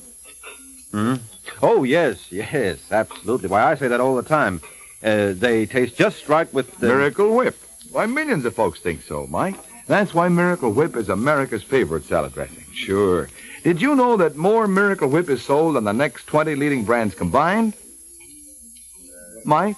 Huh? Oh, gee, I'm sorry, Ed. I was thinking about that pretty blonde, cool green salad you mentioned before. Fix me one, huh? Okay. And how about one of your super deluxe hamburgers, too? Okay, Mike, you're forgiven. Miracle Whip is such a swell salad dressing, I guess I get carried away sometimes. I see that's a hamburger and a salad. Hey, that sounds pretty good, Ed. Suppose you fix that for me, too. Will do, Sarge. Oh, about time, Corbett. You know how long I've been waiting? Well, I was detained. You know Steve Mayo? Why? I hear tell he was up to see you yesterday. Yeah, he wanted to know who might have gunned his brother, Lippy. Did you help him out? Nope. Why not? Because I was afraid of what he might do if he ever caught up with the character. Well, of course, I've got no proof, but I heard it was Frank Vargas. That's what I heard, too. Well, apparently everybody was in on the news, so I don't suppose Steve had much trouble finding it out. What are you talking about? Vargas was killed an hour ago. No. Yes. And you think Steve Mayo? Uh-huh. Is he in the brig? Yeah. I gotta see him, Corbett. Well, what about the food? Well, Ed'll have to keep it for us. Right now, there's something more important we've got to do.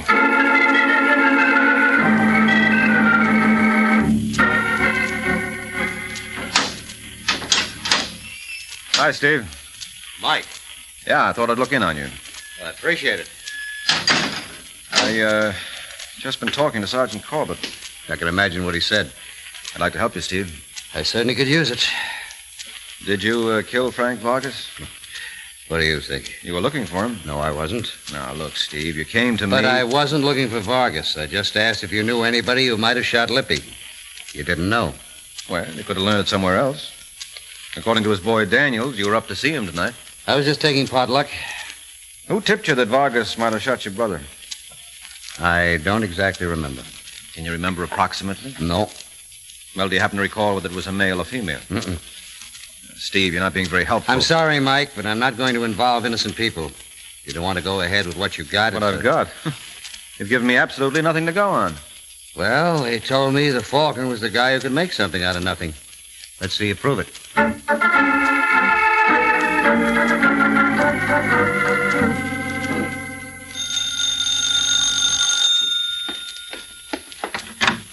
Yes? How do you do? What do you want? Well, it all depends. You, Eileen Dewey? Supposing I am. Well, then I'd like a few minutes of your time. Who are you? Waring is the name, Mike Waring. Oh, I'm not the Falcon. Well, now I know it pays to advertise. Hey, don't tell me you're drinking alone. You don't approve? Well, not when you can have company. Help yourself. Oh, thank you. Oh, isn't this cozier? What's on your mind? Murder? Anyone I know? I think so. Ever hear of a gentleman named Frank Vargas? What about him? Well, he's the late unlamented. Is that supposed to be a hot flash? No, I was sure you must have seen the papers. As a matter of fact, that's where I picked up your name. I think I read something about your carrying a torch. That's a lie. Well, I'm sure it is, Eileen. Why, a man would have to be out of his mind to give up a girl like you. But then some men don't know when they're well off. You can say that again. Sure, Frank must have been crazy to let that, what's her name again? Hey, look, what are you up to? I was just trying to find out if you nursed any grievances. Me? Oh, don't make me laugh. All I had to do was to pick up that phone and Frank would come running back. Well, then you wouldn't be the one who killed him, I thought the police nabbed the man who did. You mean Steve Mayo? Mm-hmm. No, it's a funny thing, Eileen. Is it? Yeah, I think so, because all it said in the papers was that the police were holding an unidentified suspect. They didn't mention names. So? So, that forces me to one conclusion. You must have been the one who tipped off Steve Mayo that Vargas did that job on Lippy. Get out. Now, Are Eileen... you going to get out of here? If I thought for 1 minute I'll that you meant... show you. You certainly did. You... All right, Eileen. I'll give you another chance when your temper and your aim improve.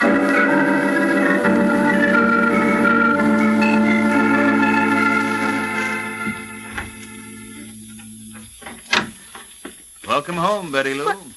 How'd you get in here, Danny? I told the room clerk I was your brother from the South. You what? Yeah, you should have heard me, honey. Can you all tell me where all... You got your nerve.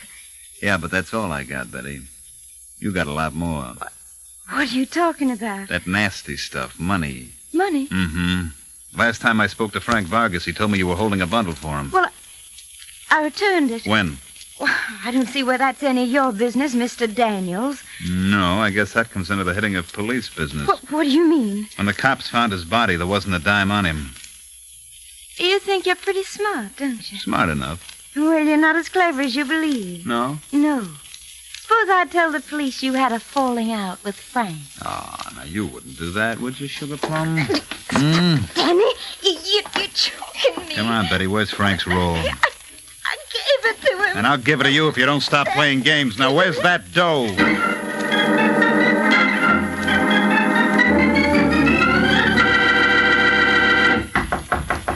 Who's there? Mike Waring, Daniels. Open up. Who? Mike Waring. Just a second. Okay, come in. Hello, Denny. Well, what brings you down this neck of the woods? Well, it's a long story. Well, you better save it, then. I'm catching the 9 o'clock plane from St. Louis. Well, that's all right. You still got a half hour. I've been wanting to talk to you for some time. About what? Frank Vargas's murder. Don't tell me you're working for that Steve Mayo character. Yep. Well, lots of luck. I'm going to need more than that. You used to know Vargas pretty well. You might even say we were inseparable. Well, who do you think killed him? What about your client? You naturally can't expect me to go for that. Then I don't know what you're going to do, Waring. You can't suggest anyone else? Nope. You know, there's a slight flaw in your story, Danny. Yeah? Wish you'd show me where. Well, if you and Frank were inseparable... We were.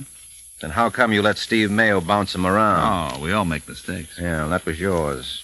Because the police might think you wanted to see Frank get hurt. So you think when Mayo didn't do it for me, I did it myself, hmm? Well, you claimed there was no one else in the picture. Go on, get out. That thing loaded? It is. And I'd be within my rights if I plugged you. You're trespassing here. How do I know you're not a burglar? Well, my, you do know your rights. Maybe we can work out a deal. Cut it out, you jerk. You would try a stunt like that. Operator, get me the police. I just shot a burglar.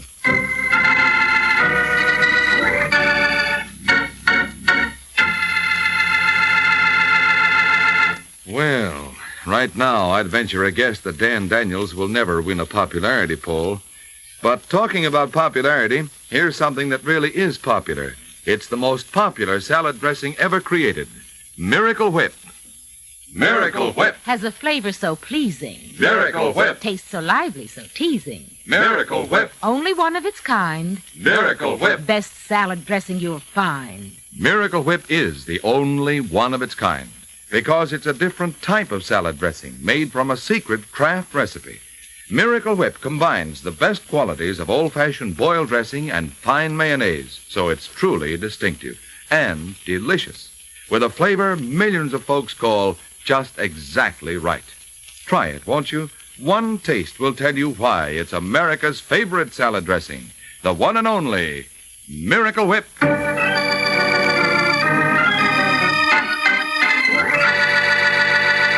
Now, back to the adventures of the Falcon.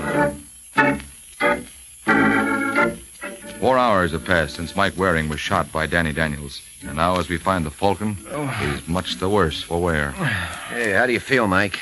Rotten, thanks. I can't move my right arm. Well, no wonder it's in a sling. Huh? Oh, you'll never learn. I'll lay you 2 to 1 you'll be doing the same thing again next week. What hospital is this, anyway? Hospital? Don't you recognize a prison infirmary when you see it? A what? Well, you know breaking and entering's a penal offense. Breaking and entering? That's what the man claimed. Daniels? Uh-huh. Listen, Sergeant, I got this whole thing figured out. Now, look, why don't you just relax? Daniels killed Frank Vargas. Where's your proof? Well, what else would he plug me for? Well, he thought you were a thief. Are you? I might consider it if I thought the rest of the force wasn't smarter than you. I tell you, Danny killed Vargas, and I can prove it. How? Well, Vargas gave Eileen Dewey the heave-ho for another girl. So? So Daniels denied that Frank had anyone else on the string. Now, why would he say that? This other girl must have seen Danny kill Frank. That would be the best reason of all to keep her out of this. Makes sense. Well, now all you got to do is find her. Oh, that's the easiest thing in the world. Her name's Betty Lou Morse. How did you know that? Well, contrary to popular belief, we do work occasionally. Well, then it's a cinch. All you got to do is get this Betty Lou to talk. Well, that's a part that's going to be tough. Even you couldn't get anything out of this girl. Uh-oh, don't tell me. All right, I won't. But in case the guy in the next bed's curious, She's dead.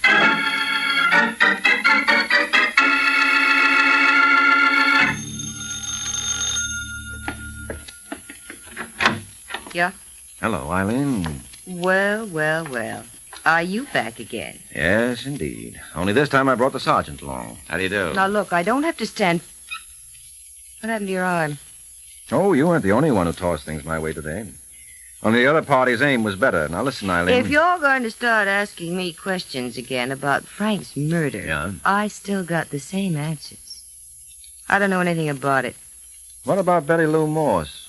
Betty Lou Morse? Yeah, she was killed with the same gun. I don't even know the girl. Well, you know she picked up with Vargas where you left off. I didn't kill her. No one says you did.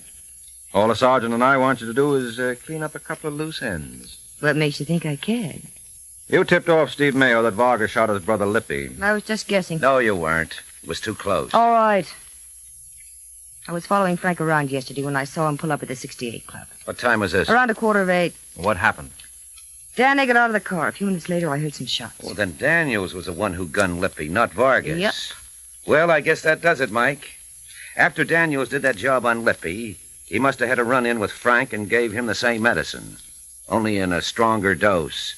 Hey, I'd better get a wanted out on him. Yeah, you better. And as for you, young lady, Mm-hmm. we're going to have to hold you as a material witness. No. Well, must you bother her with that, Sergeant? What's the matter, Mike? You know the law. Well, that's the point I'm trying to make. If you want to hold Eileen, why not make it for murder?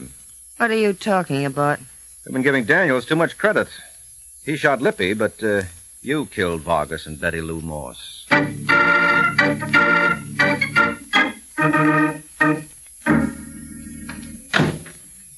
Madison and 59th First, driver. Say, Mike, you weren't kidding about Eileen killing Frank Vargas? No, of course not. Why did she do it? She was crazy about him. Great way to show it. Well, he brushed her off. What about Betty Lou Morse? Well, if Eileen murdered Frank, she certainly wasn't going to let her rival get off scot-free. How do you know? You told me. Me? Yes, you said both Vargas and Betty were killed with the same gun. So? So that eliminated Steve Mayo and Daniels. Oh, I can see Mayo. He was in a brig. But how do you figure Daniels? Well, look, what time was Betty Lou killed? Well, like I said, 8:30. And you remember when I went up to visit Daniels, he claimed he was going to make a 9 o'clock flight and he had a half hour to kill? Sure. If Daniels was pumping lead into you at 8:30, he couldn't be doing it to Betty Lou. That leaves only Eileen. There you are. See how simple it is? Any further questions? Yeah. How do you account for the fact Daniels didn't kill you? Luck of the Irish. Oh, you call that luck? With that right arm in a sling, what good are you for the next week? That's your drinking and romancing arm, isn't it? Yep. Then you're better off dead. Oh, it has its compensations. That's also my check-grabbing arm. Driver. Yeah? He'll take care of it. Good night, friend.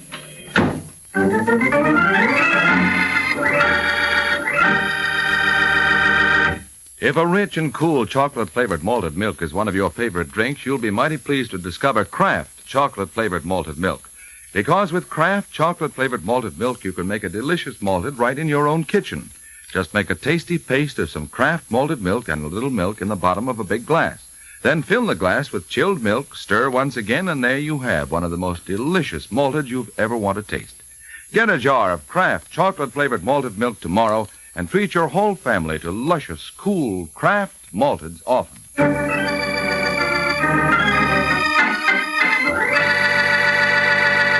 The Case of the Beautiful Bait. The Case of the Beautiful Bait. That's the title of next week's adventure of the Falcon. When Mike Waring learns that if people play with dynamite, somebody is likely to explode. So be sure to listen at the same time next week to another exciting adventure of the Falcon, brought to you by the Kraft Foods Company. The Adventures of the Falcon, transcribed tonight, are based on the famous character created by Drexel Drake, produced by Bernard L. Schubert, written tonight by Eugene Wang, and directed by Richard Lewis. Music was by Arlo. Les Damon was starred as the Falcon with Chuck Webster as Sergeant Corbett. This is Ed Hurley speaking for the Kraft Foods Company. Berry Kroeger was a film and television actor. Kroeger had over 30 film credits, including Act of Violence, 1948, Gun Crazy, also known as Deadly as the Female, 1949, and an uncredited role as a village elder in Young Frankenstein, 1974. He got his acting start on radio as an announcer and actor, playing for a time The Falcon and the Shadow. He was discovered by filmmaker William Wellman on the Broadway stage, and he began appearing in films in 1948. Kroeger specialized in playing slimy bad guys. This San Antonio, Texas-born actor appeared in dozens of television programs, guest starring on shows including Get Smart as the Fat Man, a takeoff on actor Sidney Greenstreet, and The Man from... For the old-time radio researchers, I'm Ron Spiegel, your announcer. Les Damon was born March 31, 1908, in Providence, Rhode Island, in the United States, where he was given the name Lester Damon. Les was of medium height and build, with brown hair and blue eyes, and played football, baseball, and tennis in high school. While attending high school in Providence, Les was railroaded into playing a non-singing role in the school opera, and he enjoyed this so much that he stayed on in Providence for several years after to play with the Albee Stock Company while he attended Brown University and the Rhode Island School of Design. After a short time in Stockbridge, Maine, he set out for the Old Vic Theatre in England for the 1934-35 season. He then returned to the U.S., where his big break came in the role of Babyface Martin in Dead End. He also toured with a company starring as Curly in Of Mice and Men. The touring plays led him to Chicago, where he first tried his talents in radio. Most of the radio serials moved to New York in 1940, and so did Les. A year later, he had his first starring role when The Adventures of the Thin Man premiered on July 2, 1941. Les never missed a Thin Man performance until he joined the Army on February 15, 1944. While in the Army, Les was attached to the Armed Forces Radio Service, including a year in the China-Burma-India Theater, where he earned the Bronze Star. Les was discharged on March 21, 1946, and returned to his role as the Thin Man on May 6th after his second honeymoon with his actress wife, Ginger Jones. He is best remembered for his roles on television, including Rosie Rittenhouse in Kitty Foyle, 1960, James Jim Lowell in As the World Turns, 1956 through 1957, Bruce Banning in The Guiding Light, 1956 through 1960, Tilbury in Have Gun Will Travel, and Mr. Tebbets and Dr. Seifer in The Honeymooners. Les's radio work included Words at War in 1943 through 1944, Adventures of the Abbotts, 1945 through 1947, The Adventures of Christopher Wells, 1947 through 1948, Cavalcade of America, 1949 through 1953, The Falcon, 1950 through 1952, 21st Precinct, 1956, X-1, 1955 through 1957, and Suspense, 1962. Les Damon's TV and film career include Have Gun Will Travel in 1962, The Detectives starring Robert Taylor, also in 1962, The Dick Powell Show, 1962, Window on Main Street, 1961, The New Breed and Kitty Coyle in 1958, The Edge of Night in 1956 and again in 1957-1958, As the World Turns, 1956 through 1957, and The Guiding Light in 1956 through 1957. He appeared in episodes of the following series: Decoy, The Honeymooners, Robert Montgomery Presents, and The Jackie Gleason Show. Les Damon died at the UCLA Medical Center of a heart ailment on July 21, 1962, at the age of 53, leaving behind his wife Virginia, a daughter Lisa, and a sister, Mrs. Arthur Silva, of Providence, Rhode Island. He is buried at Beverly National Cemetery, Beverly, Bullington County, New Jersey. For the old-time radio researchers, I'm Bob Hicks. Hello? Yes, this is the Falcon speaking. Oh, Yvette. Oh, I'm glad you called. No, I'm going to stay in Paris for a while, Angel. I'm out to prove 50 million Frenchmen can be wrong when it comes to murder.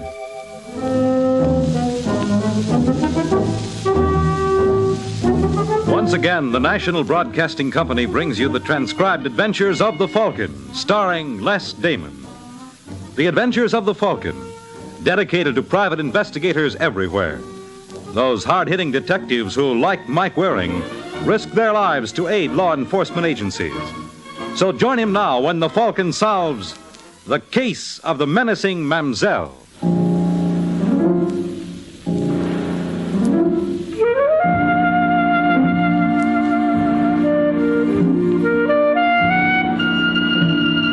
The boy who said good Americans, when they die, go to Paris must be wrong. Here I am in the City of Light and very much alive. Still, you never know. If the French cab drivers don't get me, there's always a chance someone like Jerry Collier will. Mr. Collier's the good-looking citizen who just checked into the pension on the Rue de Belleville. Obviously, he doesn't believe in traveling light. That's a Colt 45 he's packing. It may look small, but it sure holds a lot of lead.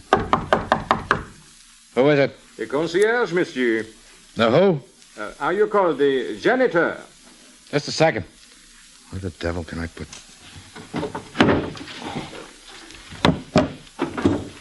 Okay, come in.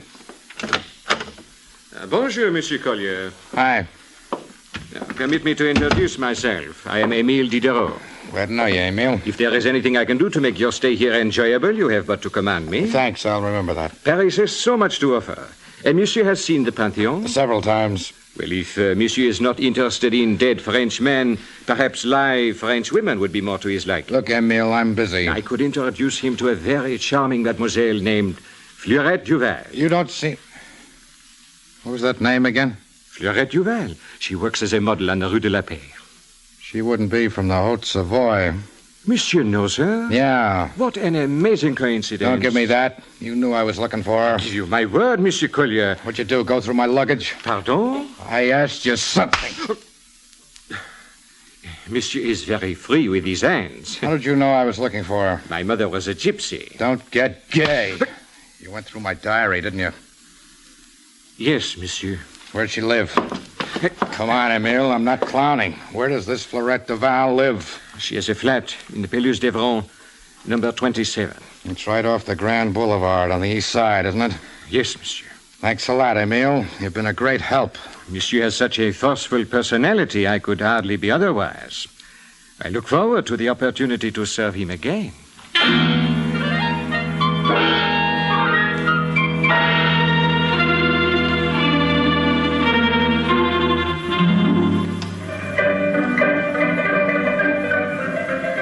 Monsieur is looking for someone? Yes, an English gentleman with a monocle. Oh, never mind, I see him.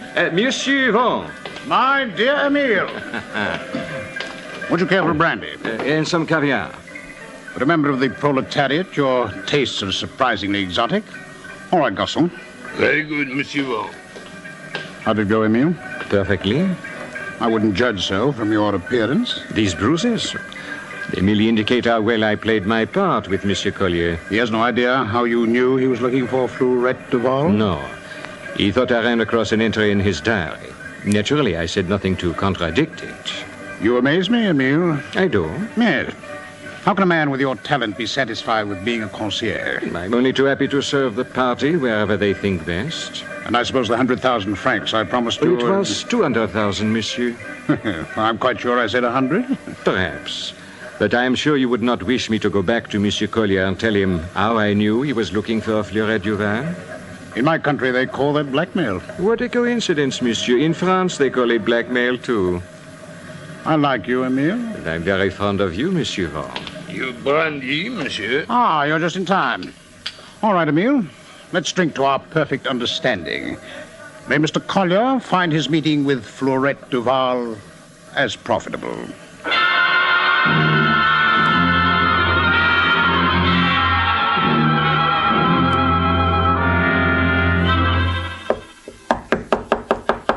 Un moment, s'il vous plaît. Fleurette Duval. Oui. I'm Jerry Collier. Jerry Collier? Doesn't my name mean anything to you? Of course. You are the American who is going out with Gigi. No, I'm going out with you. I do not understand. Well, I'll make it real easy. Mind if I sit down? Really, monsieur? I'm expecting company. This won't take long. During the war, you lived in Annecy in Haute-Savoie, right? Why do you ask? Believe me, I got a good reason. Would you like to see it? Very much. Well, what do you think of this? What? Why, the gun? You never heard the name Jerry Collier before? No. Maybe you'd be more familiar with my brother's. Your brother's name? He had to bail out over occupied France during the war. He landed in Haute-Savoie. He was befriended by a family named Duval. Duval? Yeah, they hid him from the Nazis. But what I forgot to mention was that they had a daughter. She was a mercenary young thing. For a small consideration, she turned him over to the Gestapo. Guess what her name was? You give up? It was Fleurette. And you think I am... Who told you that? Maurice Lafarge. I do not know any such person. Well, he knows you.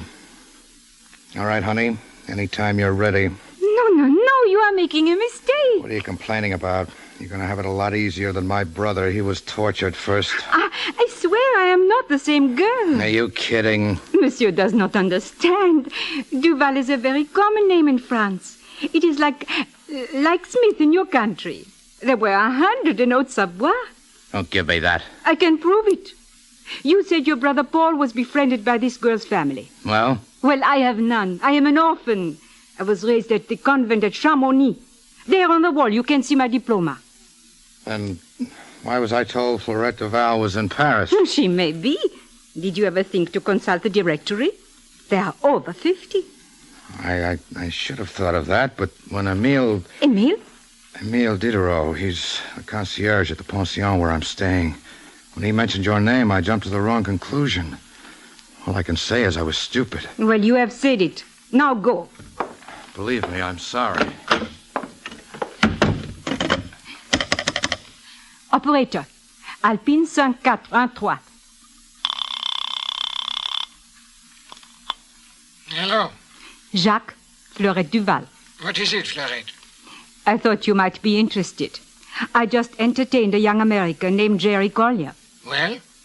Perhaps entertained is not the right word. He was going to kill me. How did you talk yourself out of it? You know how inventive I can be. Well, I'll take care of Monsieur Collier immediately. You better. I should hate to play this little scene again. Next time, we might not have a happy ending.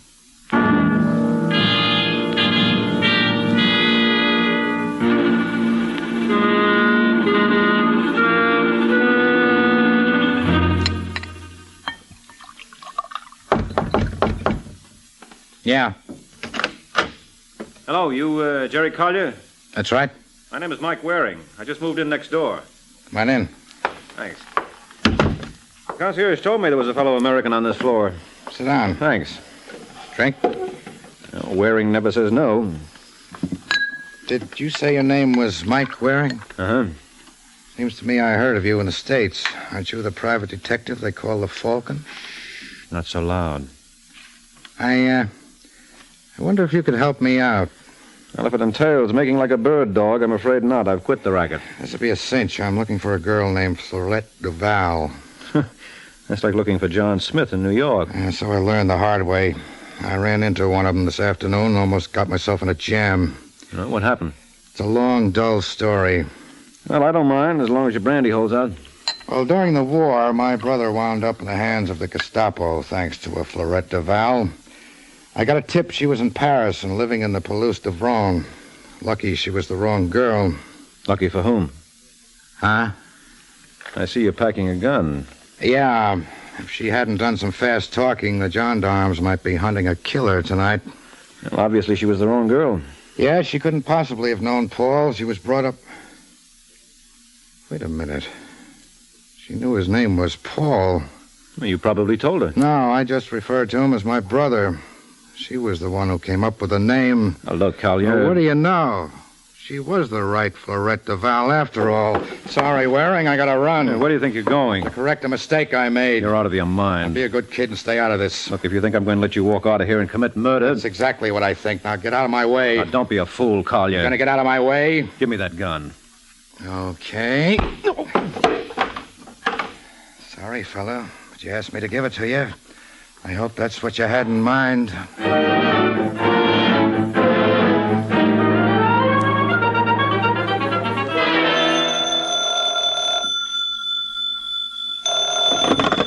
Hello. Have I the pleasure of speaking to Monsieur Robert Vaughan? Is that your idea of pleasure? This is Emile, Monsieur Vaughan. I thought perhaps you might be interested in the latest developments. Always. You are prepared to pay for them? Remember the party, Emile, you show a sordid interest in money? Alas, I am afraid you are right. Shall we say another 200,000 francs? Let's hear your information first. Well, a short while ago I heard a disturbance in Monsieur Collier's room. When I went to investigate, I discovered a new tenant there, a Monsieur Waring. He was on the floor, unconscious. This Waring chap, his first name wouldn't be Michael. You know him? We met in Vienna last week. He's an American agent? So it would seem. Is he still unconscious? Yes. It might serve our purpose just as well if he never came to. I do not understand. Of course you do, Emile. Would be fairly simple to manage. Two Americans indulge in a drunken brawl. One leaves, the other's found later by the gendarmes with a knife in his chest. Monsieur makes it sound logical, but you cannot expect all this for 200,000 francs. You'll be serving the party. Oh, please do not think unkindly of me, but I prefer to serve myself. Ha-ha. You're a man after my own heart. Shall we say 500,000 francs? When would I collect? Well, don't worry, Emile. You'll get it. You'll get everything that's coming to you. First attend to Mr. Waring.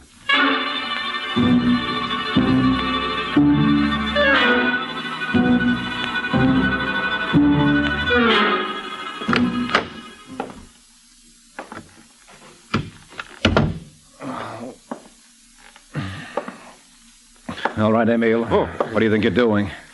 Monsieur Waring, you startled me. Yes, well, I meant to. What have you got behind your back? Nothing. Let's see that. No! By you, this is nothing. Well, I can explain the knife. You better. Well, I heard a disturbance in Monsieur Collier's room. I thought there might be thieves present. Naturally, I came prepared to defend myself. Mm-hmm. Well, that's not bad for an ad lib. Monsieur does not believe me? What a question. How long ago did Collier leave? Perhaps 20 minutes. You suppose he went over to see Florette Duval? Florette Duval? I do not know the name, monsieur. I've got a hunch you know it real well. I don't understand. Well, I'll make sure to explain it later. Right now, I've got a call to make. Get me a cab. I'll be down in a minute.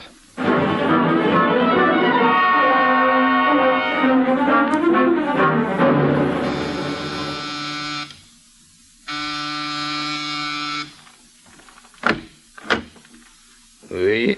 I'd like to see Florette Duval. Oh, but of course, monsieur. Whom shall I say is calling? Mike Waring. Just follow me, please. You are a friend of Mamselle Duval? You might say that. Well, if you will just step in here. All right. What's the idea? You wish to see Florette Duval? Is that? Yes.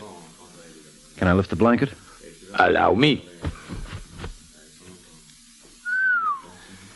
Yes, it isn't very pretty, is it, monsieur? Oh, hardly. Well, a 45 caliber Colt does a great deal of damage. She must have been lovely. You say that as though you had never seen her in life. I didn't. Yet you claim to be her friend. Well, only in a manner of speaking. Permit me to introduce myself. I am Georges Marin. You the prefect of police? Oh, nothing so impressive. I am merely a small wheel in the machinery of justice. It would correspond to sergeant in your country. What do you know of her murder? Nothing. Yet it comes as no surprise to you. Well, I heard someone threaten her. And the gentleman's name? What makes you think it was a man? We have his fingerprints. Now, look, Mara, this isn't as simple as it seems. I am afraid I must insist, monsieur. The gentleman's name? Jerry Collier. Merci. It merely illustrates the harmony that exists between our two countries. I supply the victim, and you supply the killer. Believe me, monsieur, France is forever in your debt.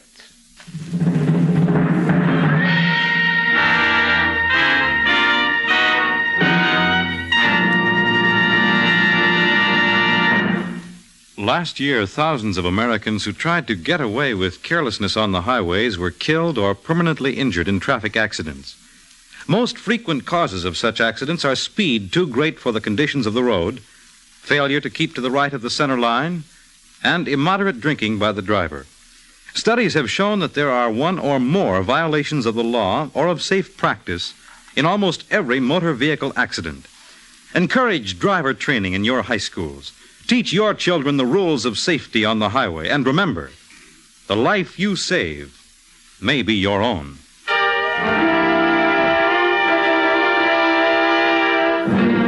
And now, back to the adventures of the Falcon.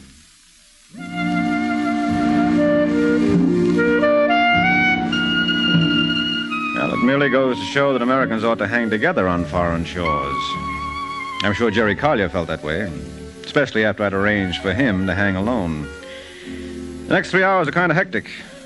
First, Marat took me down to the prefecture of police in the Palais de Justice, where I saw how the French do it. And you know something? They do it just like us. In 5 minutes, they had a dragnet out for Jerry Collier. But I guess they weren't looking in the right places, because when I got back to my room in the pension, the phone was sounding off. When I picked it up, I was surprised to hear an American accent. After all, it was a French phone. Yeah, I don't have to ask who this is. You're a hot buster. I guess I can thank you for that. Well, I couldn't help myself. Listen, Waring, I swear I didn't kill that girl. You gotta believe me. Where are you now? Near the bridge that goes to the left bank next to Notre Dame Cathedral. It's a miracle you haven't been picked up yet. Now, look, do you know Vera's bar on the Boulevard des Capucines? Why? Well, don't ask questions. Just go there and ask for Vera. She'll take care of you. I'll be by in 20 minutes.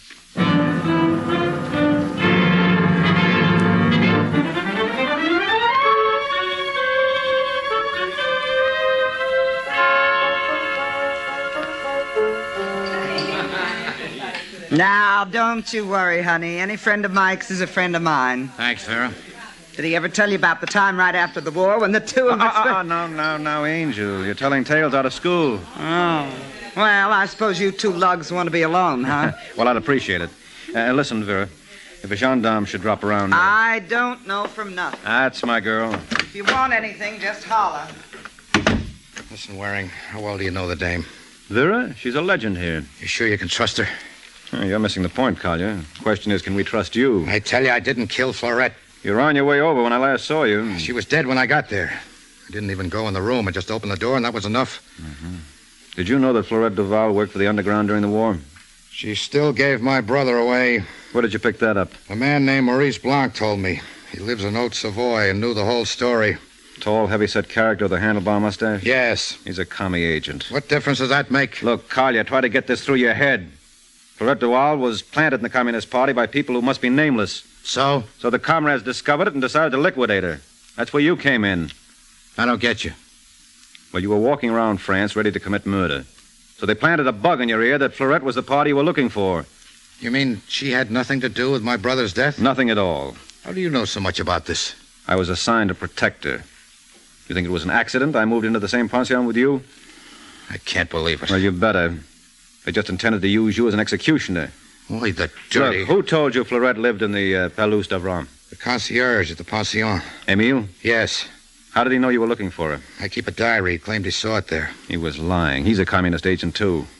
They just led you around by the nose. I'll get him for this. Haven't you learned your lesson yet? You said that once before. I'm sorry. Well, you should be. Now, you leave Brother Emile to me.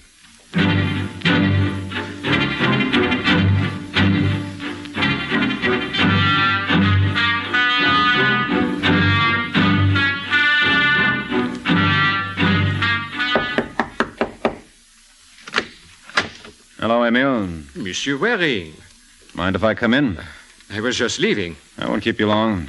Well, I guess you heard about Mr. Collier. All Paris says by this time. He claims you told him where he could find Florette Duval. Me, monsieur? All right, let's stop playing games, Emile. You're working for the comrades. It was your job to see Collier located, Florette Duval. You are mistaken. Now, who do you take your orders from, Robert Vaughn? How would a humble concierge know a comintern officiel? But you do know he stands high in communist circles. One reads the papers, monsieur. One might, but one never saw it there. Mr. Vaughn hates publicity.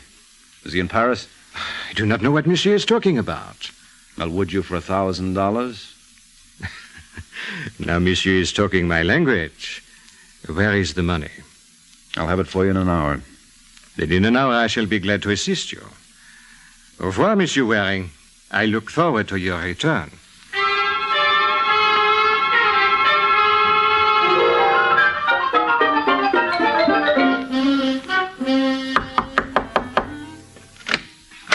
Oh, no. Monsieur Waring, I believe. What are you doing here, Marat? Or shouldn't I ask that of a police official? Oh, please do. Where's Emile? Where would you naturally expect to find him? Is that the same blanket you used to cover Florette Duval? Alas, Monsieur, France is poor. We must be economical. Can I see him? Oh, I insist on it. Well, now I know what they mean when they say right between the eyes. Was it the same gun? Monsieur is in the best position to know. What are you getting at? Ask yourself this question. In the last 12 hours, there have been 2 murders in Paris, and each time you appear on the scene. How do you account for it? Just lucky, I guess. Yes, but no one's luck can last forever. May I see your hands? Now, look here. Please, oblige me. Well, if you're looking for powder marks, Merci, monsieur. Hey, what's the idea of the handcuffs? Merely a precaution. You seem to know Paris so well, it might occur to you to take French leave. Shall we go?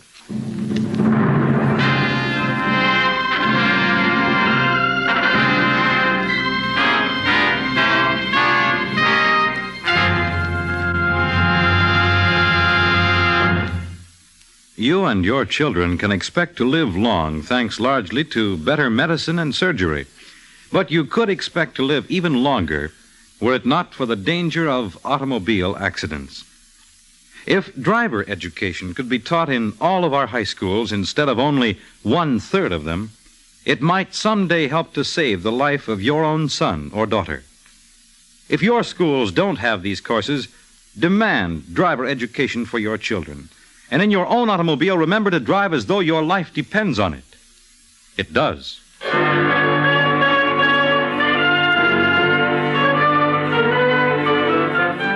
Now back to the adventures of the Falcon.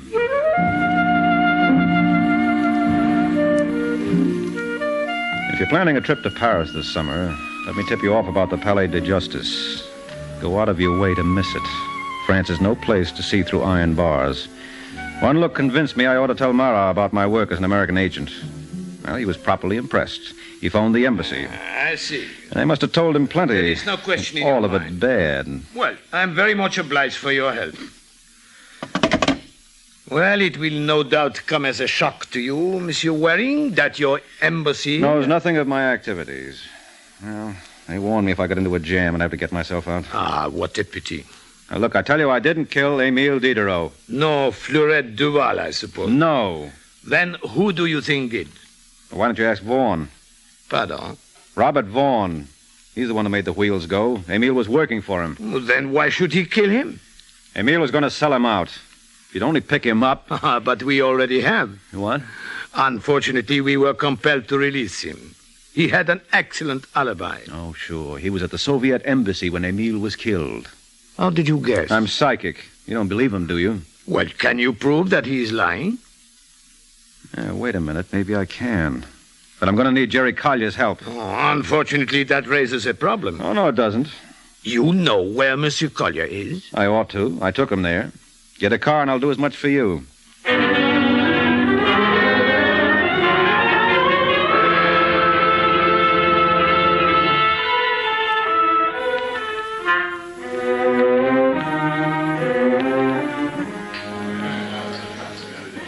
Mike, honey, Oh, excuse me, fellas. I got to say hello to an old friend. Hiya, Vera. What have they done to you, sweetie? Not a thing. Well, if you're trying to start a new fad with those iron bracelets, forget it. I don't think it'll catch on. Vera, this is Inspector Marat of the prefecture. Enchanté, madame. Likewise, I'm sure. We've come for Jerry Collier. What? You know, the boy... Oh, yeah, I know. You're turning him in? I don't have much choice. Well, they say you learn something new every day, but this is kind of a shock. I never took you for a rat. I'm sorry, Angel. Is he still in the back? All right, Marat, let's go. Your friend seems disillusioned. I can't say I blame her. Here? Yeah. That you, Vera? Oh, it's me, Collier. Who's he? The cop. Why, you dirty... I couldn't help myself. They had me pegged as the killer. You? Yes. I guess I'm selfish, but I'm kind of attached to this neck of mine, and I'd hate to give it up to the guillotine. Correction, monsieur. We hang you now. Not me. Collier's going to bail me out. How? Remember me telling you about that Robert Vaughn character? The commie? Yeah. Well, it now develops he has a cast-iron alibi. Now, get this. He claims he was at the Soviet embassy when Emile was killed. You mean Emile, the concierge? Uh-huh. When did that happen? Well, if you don't know, no one does. After all, you murdered him. You know what you're saying? I think so. You're out of your mind. Where's my motive? You felt he was responsible for your killing Florette Duval. And I suppose he was. You're crazy. I told you she was dead when I got there. Yeah, that's what you told me. You also said you didn't go into her apartment the second time. Well, I didn't. I just stood in the doorway. Then how could you see the body? It was in the bedroom. You see my point? 5 will get you 10. He's still got the gun on him. You're darn right. All right, both of you. Stay where you are. Don't be a fool, Collier. Let me have it. You asked for it once before. Remember what happened? Yeah, but I think your luck's run out. I'm warning you. Monsieur Waring. It's all right, Marat. He wouldn't dare shoot. No? Didn't fire. Yes, but mine will. Shall I demonstrate, or will you take my word for it?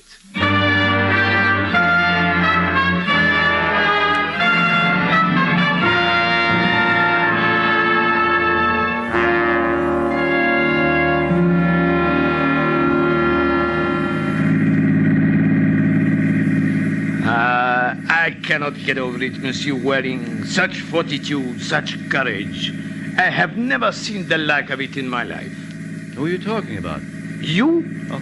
The way you walked up to Collier when he had that gun pointed directly at you was most impressive. There's nothing, Marat.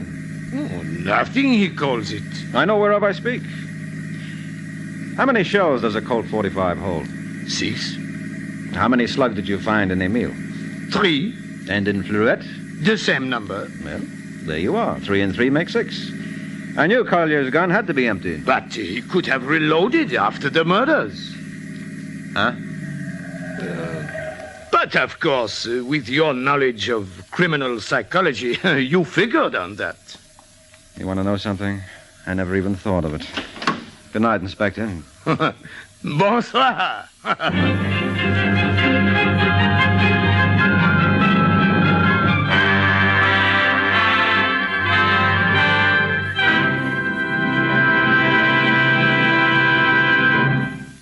The Case of the Babbling Brooks.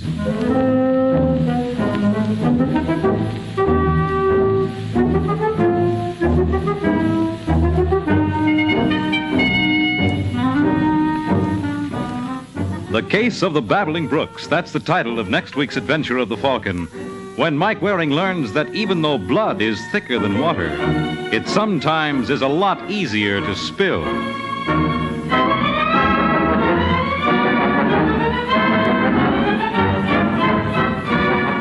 The Adventures of the Falcon are based on the famous character created by Drexel Drake. Produced and transcribed by Bernard L. Schubert, written by Eugene Wang, and directed by Richard Lewis. Les Damon was starred as the Falcon, with Helen Coulet as Florette. Others in the cast were Ralph Bell, Betty Gard, Ken Lynch, Brett Morrison, and Everett Sloan. This program came to you from New York. This is Fred Collins speaking.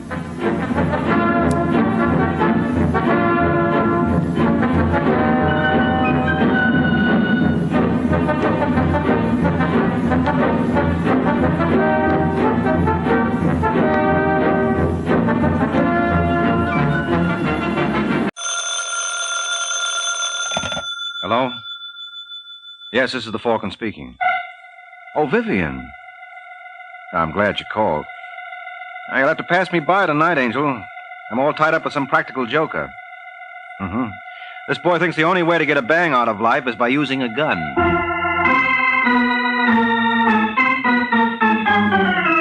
This is Ed Hurley, friends, inviting you on behalf of the Kraft Foods Company to listen to The Adventures of the Falcon, starring Les Damon.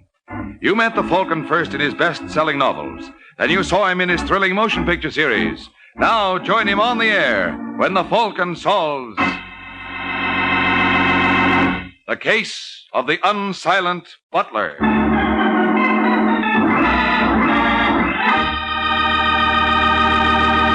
Before we join the Falcon in his latest adventure, I'd like to tell you folks about Kraft's Golden Velveeta. Velveeta is such good eating. Just taste that grand, rich, yet mild cheddar cheese flavor. And Velveeta is so good for you. It's rich in important food values from milk, and it's digestible. Velveeta is as digestible as milk itself. For swell-tasting snacks, for good hearty sandwiches, for thrifty, easy hot dishes, it's smart to keep stocked with Velveeta. Get it tomorrow in the handy half-pound package or in the economical 2-pound loaf. The pasteurized processed cheese food of top quality, Velveeta, is made only by Kraft.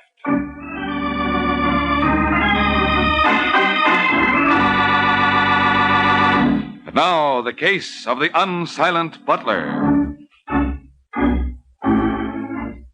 It's early afternoon in New York, and in the swank offices of the Conrad Oil Company, the president of the outfit thumbs through a stack of correspondence. It's quite obvious that Mr. Conrad is a big operator, and if you're wondering how he got there, just watch him in action. What is it, Miss Rogers? I'm sorry to bother you, Mr. Conrad, but there's a Daniel Lyons here to see you. Daniel Lyons? He used to be with the Cooper Detective Agency. He says he has a 3:30 appointment. Oh, yes. Send him in. Mr. Conrad will see you now, Mr. Lyons. Miss Rogers. Yes, sir. See that we're not disturbed. Mr. Conrad? That's right. I'm Danny Lyons. This is indeed a pleasure, sir. Won't you sit down? Thanks.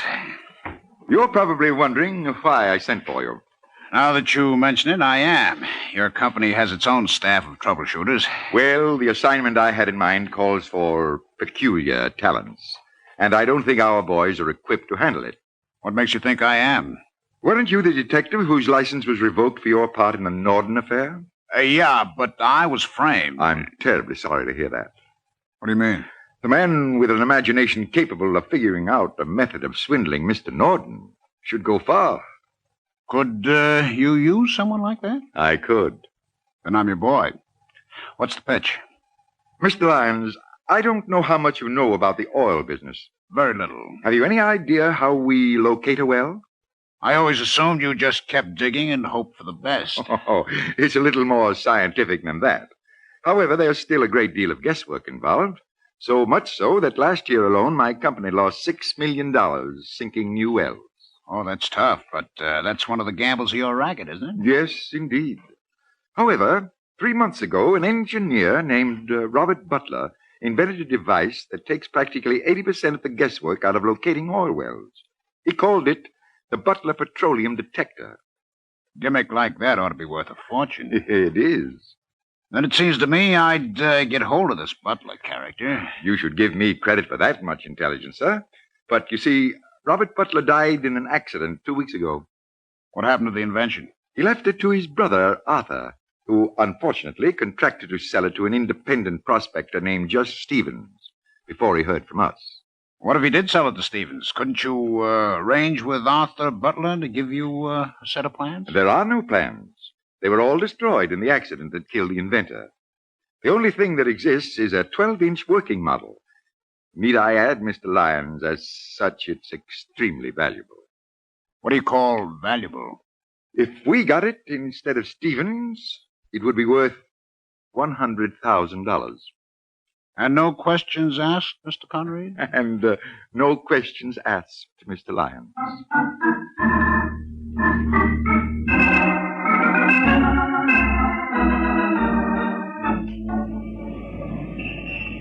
Taxi! Taxi! All right, driver. Let's go to the... Oh, excuse me a moment. Say, mister. Hey? Yeah. What's the trouble? No trouble. My name's Arthur Butler. I like to make things easy for people. Huh? I got a date with a fella named Jess Stevens. What? I'm supposed to meet him at Mike Waring's apartment at the Belmore. What's that supposed to mean to me? Well, it should mean something. You've been trailing me ever since Friday, and seeing as how I'm only going to be in town another few hours, I wouldn't want to lose you now. So long. All right, driver, let's go.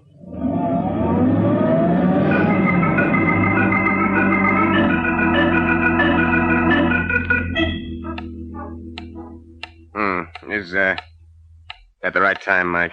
More or less, Stevens. What's keeping our friend, Mr. Butler? Now, relax, Jess. He's only 5 minutes late. He'll probably be here. What did I tell you? Come in. Well, good afternoon, gentlemen. Oh, hi, Butler. We were just talking about you. I'm sorry I'm late. Oh, that's okay. I just didn't want to miss my plane to San Francisco. I've got to leave in half an hour. Can we get going? No, I don't see why not. All right, Mike. Suppose you take over. Well, I don't think there's much for us to do. Did you bring the model of the petroleum detector with you, Butler? Yes, sir. I got it right in this grip, chained to my wrist. All right, get your key ready. According to the contract, you were to get $25,000. Stevens gave you $1,000 when the contract was signed, and right here I have his check for the balance. Mm-hmm. Is it certified? No, but I can assure you it's good. Well, how do I know that? Hmm? Well, this is on a San Francisco check.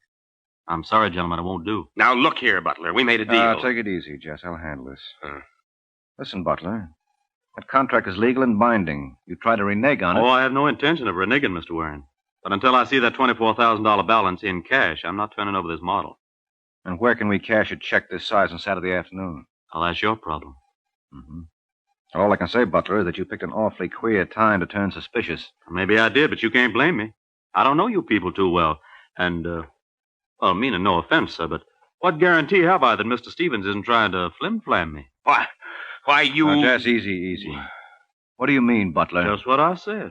If everything's on the up and up about this deal, why is Mr. Stevens in such a hurry to leave New York? And why has he had me followed? Followed? Have you had a tail on him, Jess? Well, help me, Mike. The guy's crazy. You must be imagining things, Butler. Don't tell me that. I've seen the same gentleman too often. Yesterday, he posed as a bill collector. This morning, he was a telephone repairman. What did he look like? He's a heavy-set lad. Must weigh about 210 pounds. Brown curly hair. Oh, and across the bridge of his nose was a small scar. Sounds like Danny Lyons. Lyons? Who's he? The private detective who recently lost his license for being mixed up in some swindle. Mm-hmm.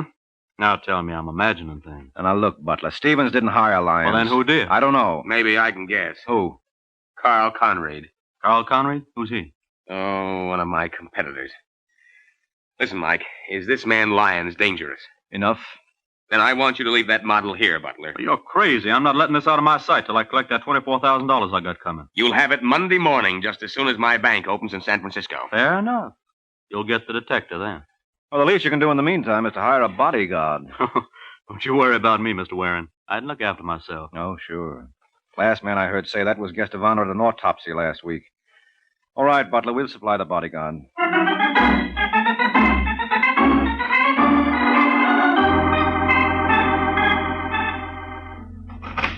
Yes? Is John Webster in? Do you have an appointment? Well, I think he'll see me. Where is he, in there? Just a second. That's all right. I'm an old friend of the family. Come back here. You can't walk in like that. Hey, what goes on here? Hello, Johnny. Mike Waring. I tried to stop him, Mr. Webster, but That's he wouldn't... okay, Pat. This is the Falcon. We used to play hooky together. Oh, I'm sorry. I didn't know. How could you? Sit down, Mike. Thanks. Haven't seen you in months. How's it going, Johnny? Oh, it couldn't be better. Right, Pat? Oh, yes. Everybody seems to want to hire Mr. Webster. Mm-hmm. Well, what about the... Oh, the furniture? Well, I was referring to the lack of it. Oh, we took it out. We ordered a new batch. You know, that modern chrome stuff. Pat thinks it's kind of flashy for a private dick's office, but I didn't. What do you say, Mike? Well, I say I'm awfully glad to hear you're doing so well. Yeah. I'm working on a case now that's a humdinger. $5,000 fee. Well, I guess I'll have to find myself another boy. What do you mean? Oh, I had a little routine bodyguarding job, but I could see you wouldn't be interested. Whoa. Sit down, huh? No, I really got to go, Johnny. Not until I get that job. But this would only last 48 hours and pay $20 a day. That's 40 more than Pat and I saw all week. Oh? I was bluffing, Mike. I haven't had a case in months. Do I get yours? Sure, Johnny. Thanks. What's the story? Well, there's a man named Arthur Butler staying at the Belvedere. He'll give you all the dope. He the boy you want me to keep an eye on? Mm-hmm. You're not to let him out of your sight for a minute. He's got an oil detector gadget on him that's worth a fortune. You expecting me? Yeah, but I better call him and tell him you're on your way over. Oh, Mike. Huh? That don't work. The phone company and me are feuding. You mean they're sore because you don't pay your bills? Ain't that ridiculous? Oh. Okay, Johnny, I'll phone him from outside. There's a booth in the lobby. Yeah, I'll see you. Hello, Pat. Been nice knowing you. Thank you. Well, baby, what do you think? I don't like it, Johnny. Why? Don't ask me. I just don't like it. Don't be silly, Pat. I got a hunch this is where our luck starts to change. On a $40 case? Guys have made fortunes in this racket, starting with less. I wonder how much that gadget this Butler character owns is worth.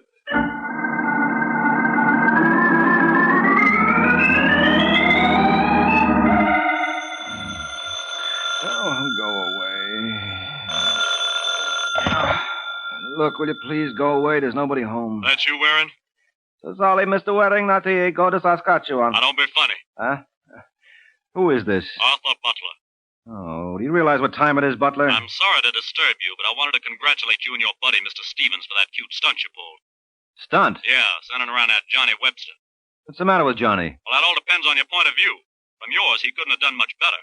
Oh, look, Butler, you're not making sense. Let me talk to Webster. Put him on. Oh, that's a nice act, fella, but it won't sustain. What are you talking about? Your friend Johnny skipped. Johnny skipped. What about the model? Oh, don't feel badly. He didn't overlook it. He's got it all right, but I want it back, Warren. And if I don't hear from you within 1 hour, you'll be hearing plenty from me.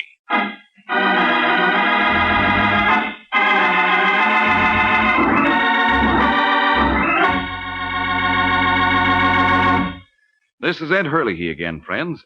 Well, it seems that if Mr. Butler doesn't hear from Mike, there'll be trouble. And if you ladies don't hear this idea I have for you this afternoon, you might have more trouble than necessary in planning your Lenten menus.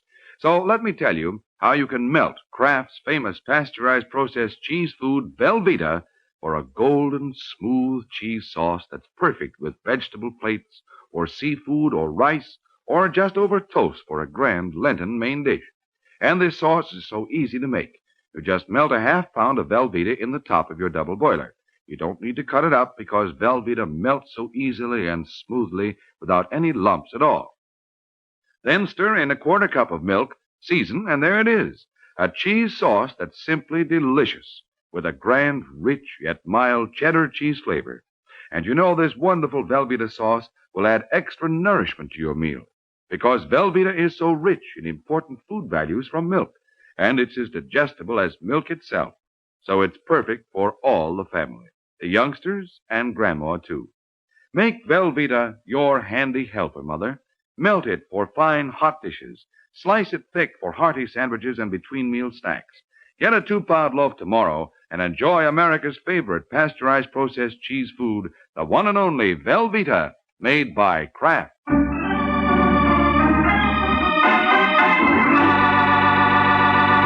Now, back to the adventures of the Falcon.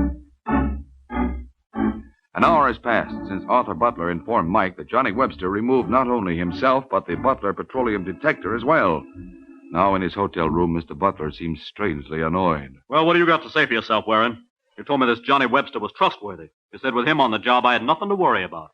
How did you learn that he skipped, Butler? I woke up at 3 in the morning and discovered this. That's the chain you had on the grip, isn't it? Yeah. You always sleep with a chain to your wrist? Only since I got to New York. But as you can see, somebody took a pair of wire clippers to it. Where did you leave Johnny before you went to bed? On the sofa. He said he was going to read for a while, or so he claimed. Now, listen, Butler. You've got to believe me. I recommended Johnny Webster in good faith. I'll get back that model for you. When? As soon as I can find him. Yeah, well, that may be years, and I can't afford to wait. I'm going to the police, Warren. Now, you don't want to do that. Don't I? You just watch. Look, you're wrong, Butler. Publicity is the last thing you want in this case. No use talking. I made up my mind. Did you ask your cab to wait? Nope. No, there's usually one down at the corner. Well, seems like you're out of luck. Taxi? Hey, taxi! Wait a minute, Butler. I said you're not going to talk me out of this. No. Look over there. Look over where? That Chevy parked across the street. Well, what about it? That's Johnny Webster's heap. What? I'm sure of it. If I remember correctly, the rear right fender was off. If this is some kind of a gag, Warren... Well, what would be the point? Hey, what did I tell you? This is Johnny's car, all right. Now, why do you suppose he left it here? Maybe he ran out of gas. No. What Johnny ran out of was luck. Look behind the front seat. What do you mean? Oh. That's right. He's dead. And judging by that knife on his back, it wasn't due to an overdose of sleeping pills.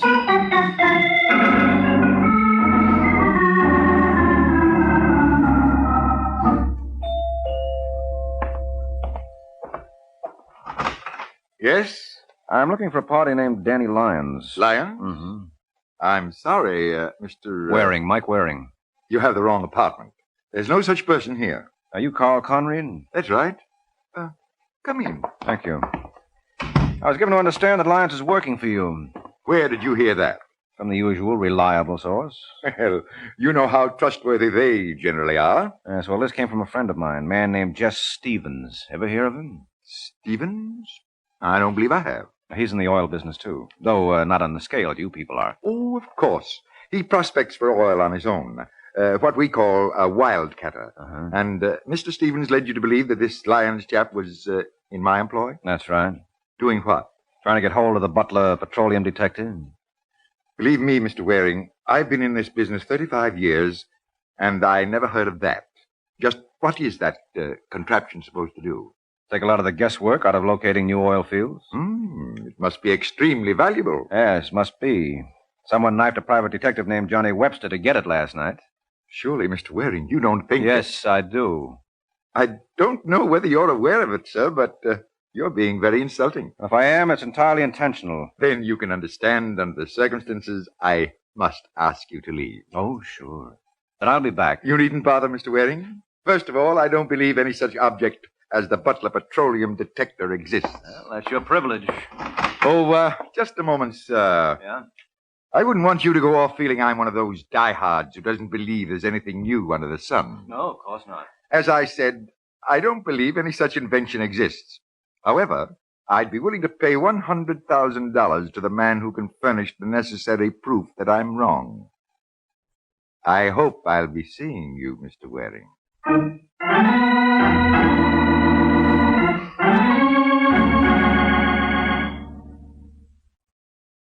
Where do we go from here, Mr. Waring, or don't you know?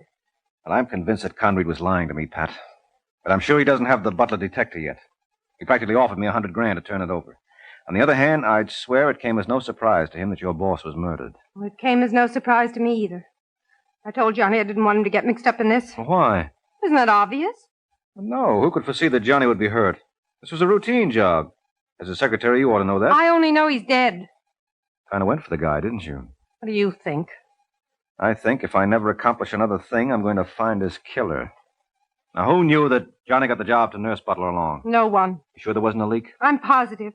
Johnny left this office a couple of minutes after you did. Did you tell anyone? Did I tell anyone? Inadvertently or otherwise. You've got your nerve. Well, I'm sorry, Pat, but I can't afford to overlook any possibilities. How long had you worked for him? That's none of your business. And he couldn't have been paying you very much.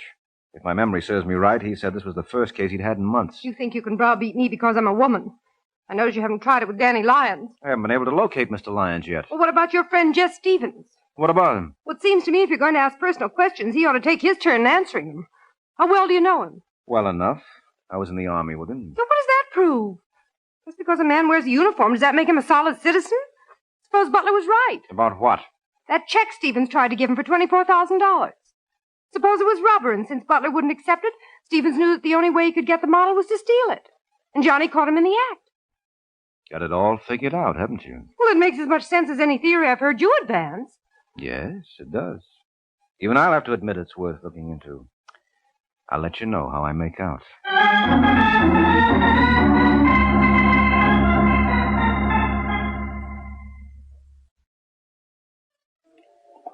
Hey, bartender. Let me have a bourbon and water. There you are, Jess. No. They told me at the desk I'd find you in the bar. Anything new, Mike? Well, yes, no. What do you say we squat, huh? Yeah. I've been doing a lot of legwork this morning. Okay. You want a drink? No, I'll sit this one out. Say, bartender, serve that drink over here, will you? Well, what's the story, Mike?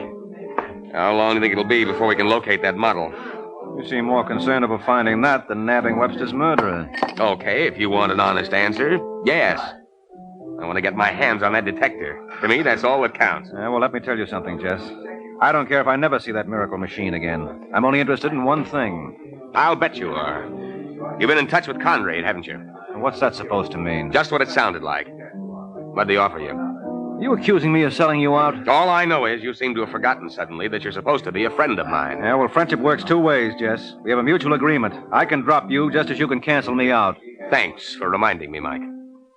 I may have to do just that.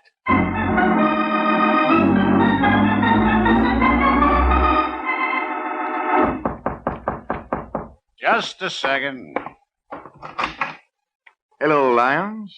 Mr. Conrad, what are you doing here? Well, if that mountain wouldn't come to Muhammad, Muhammad must necessarily go to the mountain.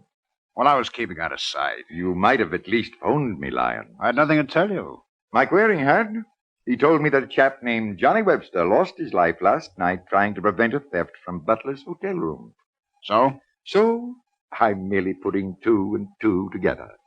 Sometimes you wind up with 22 that way. Let me ask you a question, Mr. Conrad. Suppose I told you I haven't got Butler's whatchamacallit. I wouldn't believe you. I thought you'd say that. How high will you go for it? We made a bargain last week, Lyon. Yeah, but the whole thing was strictly spec then. If I guaranteed to bring it over to your place in an hour, what would it be worth to you? I still think the stipulated price of 100,000 was more than ample. Will you go 50 more? 25, and that's my limit. Okay. What time have you got now? 9 o'clock. Go to your office, start counting it out. I'll see you at 10.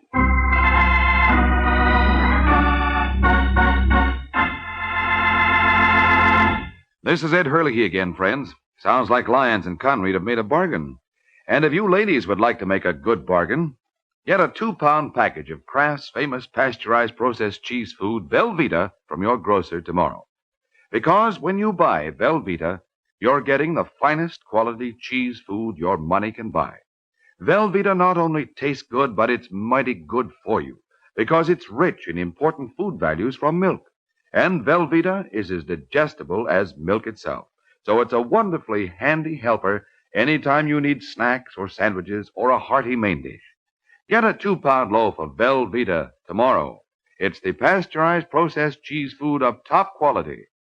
Made by Kraft.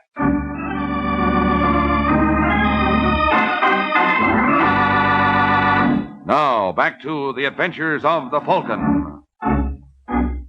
An hour has passed since Danny Lyons promised to deliver the Butler petroleum detector to Mr. Conrad. Now, at Mike Waring's apartment, the Falcon is just returning home. Come on in, Waring. The water's fine. What are you doing in my apartment, Lyons? Don't ask so many questions. Just shut the door like a good boy. You mind pointing that gun elsewhere? Now, don't tell me it makes you nervous. Yes, very. You have no idea how easily those things go off. What makes you think I don't? Well, I assumed you preferred knives. What kind of a crack is that? I was thinking of Johnny Webster. Now, listen, Waring. Don't get me any more annoyed than I am now. I made an appointment for 10 o'clock, and it's 5 after already. That's too bad. Yeah, I phoned my party a couple of minutes ago, and he's getting real impatient. Well, don't let me keep you, fella. You won't. Where's the thingamajig? You mean the Butler petroleum detector? Yeah. I don't know, and what's more, I don't care. Well, I care plenty. So open up, Waring. Oh, careful, friend. I just had the suit pressed. Now, listen, I never liked you, and I wouldn't need much excuse to part your hair with this cannon, so let's not have any smart answers, you understand? Well, I just can't help it. I used to be a quiz kid. Let go. Come on, Lyons, drop it. I'll drop it, Waring, right where it does the most good.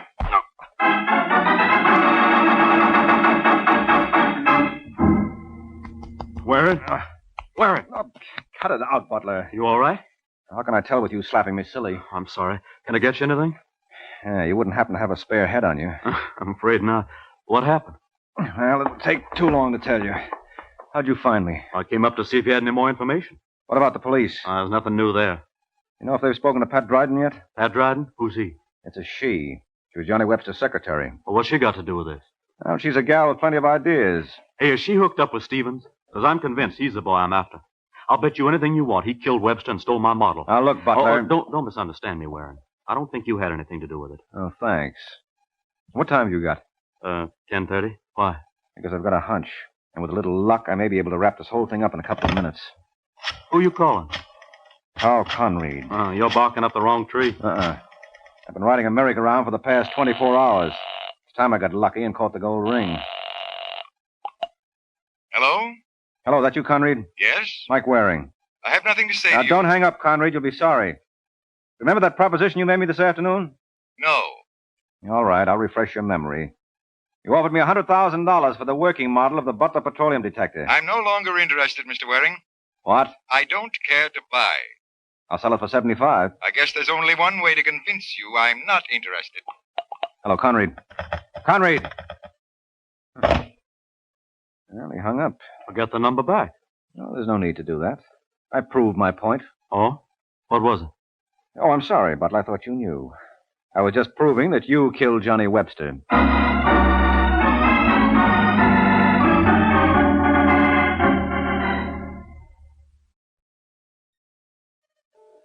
The one thing I can't decide, Mike, is just who owes whom an apology. I suppose we call the honors even, Jess. We both made mistakes. You sure you didn't make one in turning Arthur Butler over to the police? Oh, no, there's no question about that. Butler killed Johnny, all right. Why? Well, to convince us that the detector had been stolen from him when it never had been. But why should a man steal from himself? No reason, except he could make a very handsome profit thereby. I don't get it. You know that contract you had with Butler? Yes.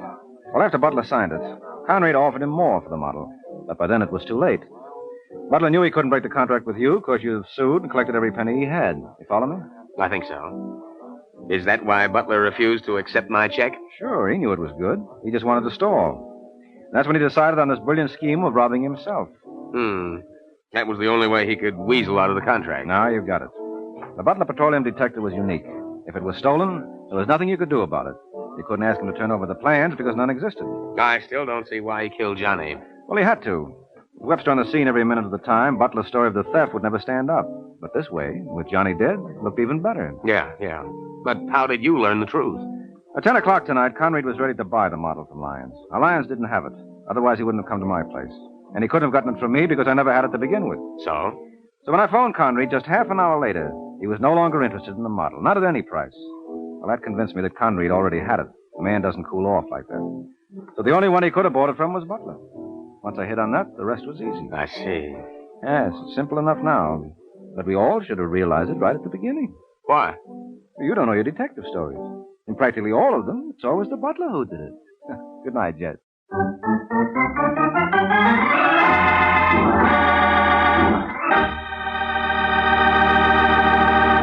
There comes a time in the life of every homemaker when she has to fix a dinner fast. And that's when Kraft Dinner is such a help. You see, in just 7 minutes cooking time, Kraft Dinner makes delicious macaroni and cheese. Wonderful, tender macaroni with fine cheese flavor all through, just like I said, in only 7 minutes cooking time. That's because every package of Kraft Dinner gives you a special quick-cooking macaroni and just the right amount of Kraft grated for that grand cheese flavor. So, tomorrow, get a couple of packages of Kraft Dinner.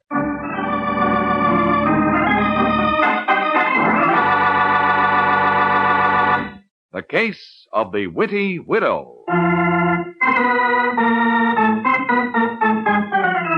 The Case of the Witty Widow. That's the title of next week's adventure of the Falcon, when Mike Waring learns that some women use guns on their menfolk only because they have scruples about divorce. So be sure to listen at the same time next week to another exciting adventure of the Falcon, brought to you by the Kraft Foods Company. The Adventures of the Falcon are based on the famous character created by Drexel Drake, produced by Bernard L. Schubert, written today by Eugene Wang, and directed by Richard Lewis. Music was by Arlo. Les Damon was starred as the Falcon, with Elspeth Eric as Pat. Be sure to hear the great Gildersleeve next Wednesday evening over most of these stations. In next Wednesday's broadcast, Gildy comes face to face with an hilarious problem and solves it in a way that will keep you laughing for days. Remember the show, the time, and the place. The Great Gildersleeve, next Wednesday evening over most of these stations. Check your local newspaper for time of broadcast.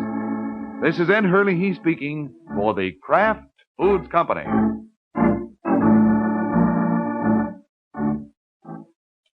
Enjoy Phil Regan's camp show today, and remember Tallulah's big show on NBC.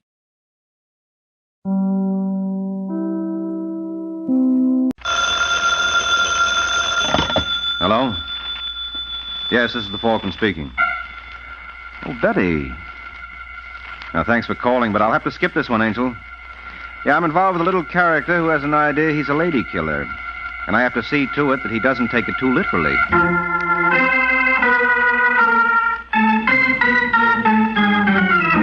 This is Ed Hurley, friends, inviting you on behalf of the Kraft Foods Company to listen to The Adventures of the Falcon, starring Les Damon. You met the Falcon first in his best-selling novels. Then you saw him in his thrilling motion picture series.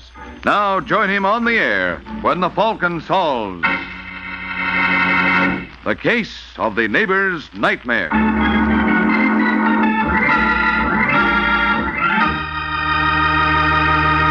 In just a moment or two, we'll join the Falcon for his latest adventure. But first, I'd like to tell you ladies how you can make delicious snacks and sandwiches, salad toppings, and appetizers more quickly and easily than ever.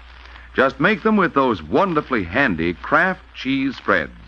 There are 9 grand varieties, you know, some sharp-tasting and others delightfully mild. But all are delicious, and of course of the finest quality, because they are made by Kraft. And for years, Kraft has been famous for foods of the finest quality. Try some of these handy helpers tomorrow. Take home several of the 9 famous Kraft cheese spreads.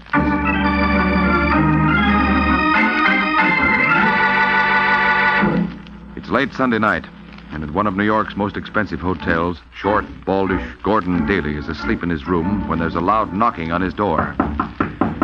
Daly sits up, fumbles for the bedside light, then staggers sleepily to the door while putting on his bathrobe. At the door, he stops and puts his head close to it. Who is it? I have the room across the hall. I must talk to you. Well, it's late. Yes, I know, but please open the door. I'm afraid. Afraid? Why? Open the door, I'll explain. Just a minute. Now, what is... Let me in, please. But it's late, and suppose, somebody this time of night... Just for a minute till I collect myself. Well, all right. Thank you. I know this seems strange, and when I explain, you're going to think I'm silly. Am I? I'm afraid so. You see, I had a nightmare. Oh? I was afraid to be alone. Isn't that childish? Well, I guess so. I get so frightened I just can't stand it. Look, do you have a cigarette? Why, yes, just a minute. Here you are. Thank you. Look how my hand's still shaking. Well, here, I'll light it for you. There. I saw you on the elevator and coming in here a few times. You look, well, understanding. And when I get these awful dreams... I know how you feel. I've had nightmares. It's really my own fault. I should have put the money in the bank instead of splurging. What? You see, I've never had much all my life. And then all of a sudden to have $25,000, it's like coming into a fortune. Did somebody leave you money? No, I made a lucky investment. You see, I'd saved up a few $1,000s over a period of years, and then I heard of this opportunity, a new process for refining oil, so I put in all my savings. And you took out $25,000? Yes, in just a few months. I probably should have left it in. I might have been really rich. But $25,000 seemed like rich to me. I bought furs and jewelry, and I'm living here. Your $25,000 won't last long at that rate. Well, I may reinvest some of it, but I want to have my fun first. Yes, I see how you feel. The only trouble is I never had anything before. I was always so careful. That's how I saved up the few thousand I had. So now with my room full of expensive things, I keep getting these nightmares that somebody's trying to break in and rob me. Yeah, but now about this investment... I get so frightened when I have those dreams. I suppose it's because I...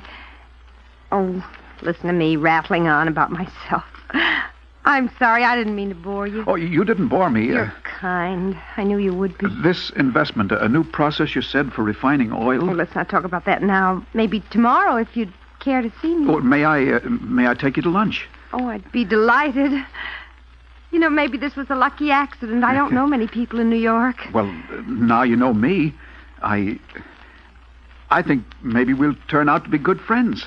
I know we shall.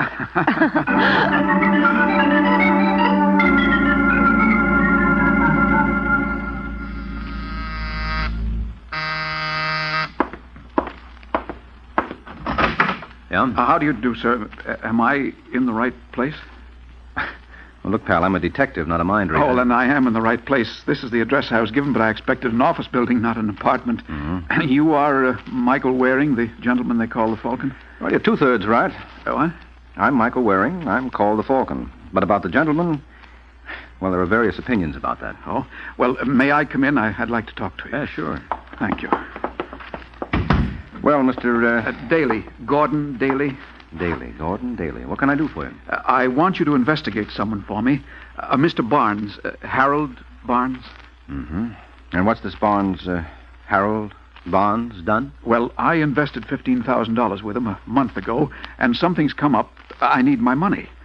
I've asked him for it, but he keeps putting me off. And you think he's pulling a fasting? I'm not sure what he's pulling. That's what I want you to find out. Well, how come you invested with him in the first place? Well, you see, Muriel, a friend of mine, put her money in Barnes' company, and she made a fabulous profit. Fabulous is a nice word for it. Just how good a friend is this Muriel? Oh, very good. Uh-huh. For how long? Oh, about a month. Mm-hmm. She crooks the finger, you rush in and get stung. Oh, now, don't get the wrong idea about Muriel. She's a nice girl. Oh, no doubt. She wouldn't lie to me. No, of course not. She claimed dealing with Barnes is profitable for her. Well, I'm sure it is. A nice fat profit for every sucker she lands. Now, you're wrong. Well, in that case, do you still want to hire me? Yes, but you'll find out how wrong you are. All right. You're thinking of this as a swindle, but it's not. Barnes meant to pay off, I'm sure of that. He did pay off to Muriel, but now something's happened and he's stalling.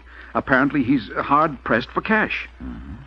Well, if Mr. Barnes is so hard-pressed for cash, I think I'll offer him some and see what happens.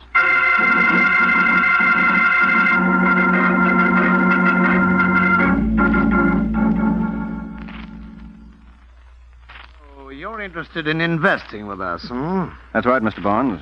And you say Mr. Daly recommended us? Mm-hmm. Oh, strange. To be perfectly frank, Mr. Daly hasn't been too happy with us lately. Oh, he's not afraid of getting his money. It's just a matter of time. He happens to need it now. But me, I'm in no hurry, so if you'd care to outline the proposition... I'd be glad to, Mr. Warren, did you say it is? That's right. Oh. Are you sure you didn't mean Waring? What gives you that idea? Don't be so modest, Mr. Waring. The Falcon is a famous man. And the cops and robbers set. Which are you? Well, I can't pretend to be a cop. As for the other, that's what you're trying to find out, isn't it? Yeah, and this conversation seems to give me my answer. But not your proof. Well, I imagine any fair to middling accountant could take care of that. Why not get one and see? That's a good idea. Well, so long, Barnes. Sorry I bothered you. Oh, that's all right, Waring. Oh, but before you go... Yeah? Take this!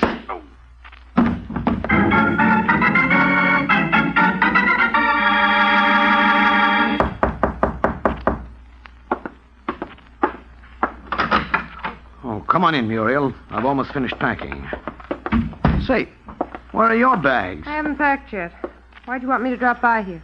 Because I wanted to know what happened. I thought you were going to keep Daly in line. I said I'd keep him happy. He's happy. Yeah, so happy he hires a detective. Well, he's the cautious type. Well, this is the end of the line. With Waring on us, we've got to move. We were stretching it pretty thin anyway. One of the suckers was bound to get restless. We're just lucky we have time to pull up stakes. But we'd better hurry. That gunbutt's not going to keep Waring asleep all day. You shouldn't have slugged him. You'd bluff. What's to bluff?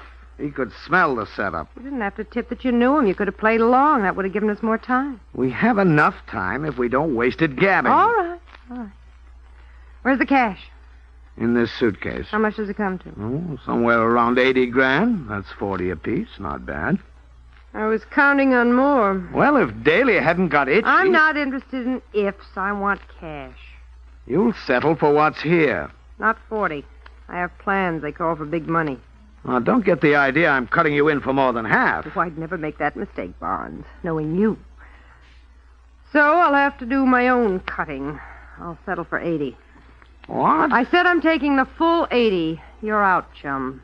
And if you don't believe me, maybe this gun will convince you. Hey, now, kid, wait a minute. I don't have a minute. So get out of my way. I'm taking the bag. That's what you think? No, don't. Oh.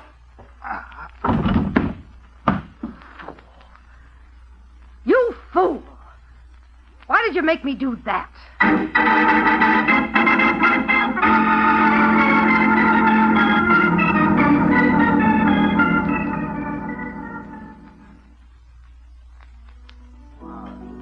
Hello, Gordon. Oh, Muriel, there you are. I've been waiting since 6. I know, I'm sorry. I'm so late. Something awful happened. Yes, I can see you. You look like you've had another nightmare. This one's real. I've got to talk to you, but I don't want anybody to hear. Oh, there's a table in the corner. All right. I see mademoiselle has arrived. You wish to be seated now, Mr. Daly? Yes, please. That table over there, if we may. Oh, certainly. You said you got here at 6, Gordon? Yes, that's when our reservation was for. And you gave your name when you arrived, didn't you? Yes. Yeah, good. This table, monsieur? That's right, thank you. And before we order dinner, I think we'd better have a double brandy for the young lady and a glass of sherry for me. Yes, monsieur, right. Thanks, Gordon. Well, now, what's wrong? It's terrible. You've got to help me. I'll try. I knew you would, darling. You're wonderful. Well, now, Gordon, Mr. Barnes phoned me. He said he wanted to talk to me at his apartment. His apartment? Yes, he said it was very important, so I went. But when I got to the door, I heard arguing inside, and then a shot. You mean a shot? Yes. Then the door opened, so I hid on the stairs, and I saw Peter Somerset come out and go to the elevator. Who's Peter Somerset? Oh, he's someone who invested with Mr. Barnes, too. Oh, I see. Well, then did you go in? Yes. It was awful. Mr. Barnes, he was dead. Oh, dear, that means my money... You never know. Maybe Somerset took it. Excuse me. Brandy for mademoiselle, sherry for monsieur. Oh, yes. Thank you. Not at all. Well, Gordon? Well, we'll have to tell the police about Somerset. Well, that's just it. I can't. I don't dare. They might think I killed Mr. Barnes. Why should they? Well, they jump to conclusions. I was there at the time of the murder. That's what's so awful. I was thinking, Gordon... I know it's a lot to ask, but I was thinking... Yes? Well, the shooting took place at 6:15. You were here in this restaurant. You got here at 6. The waiter saw you. You have a perfect alibi. Well, yes, but what's that? Well, suppose you say that you were at Mr. Barnes tonight at around 5:30. And as you were leaving, you saw Mr. Somerset go in. Oh, I couldn't do... Well, Mr. Somerset was there. I saw him. And you're in the clear as far as the murder goes because you were here when it happened. I know, but a thing like that... For me... I don't know what to say. Look, Mr. Waring, he's a detective. If I tell him what you saw, maybe... No. You mustn't tell anyone that I was there, especially a detective. No, if you won't help me, Oh, you know I'll help you. But if there's only some other way... There isn't any other way. The only way you can help me is to say you were there yourself. All right, Muriel. I was there at 5:30.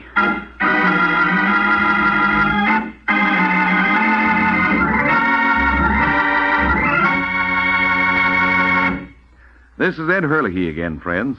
Well, it looks like Muriel is a girl with ideas. And here's an idea for all you folks who really like good salads. An idea for a wonderfully different salad dressing you can make easily.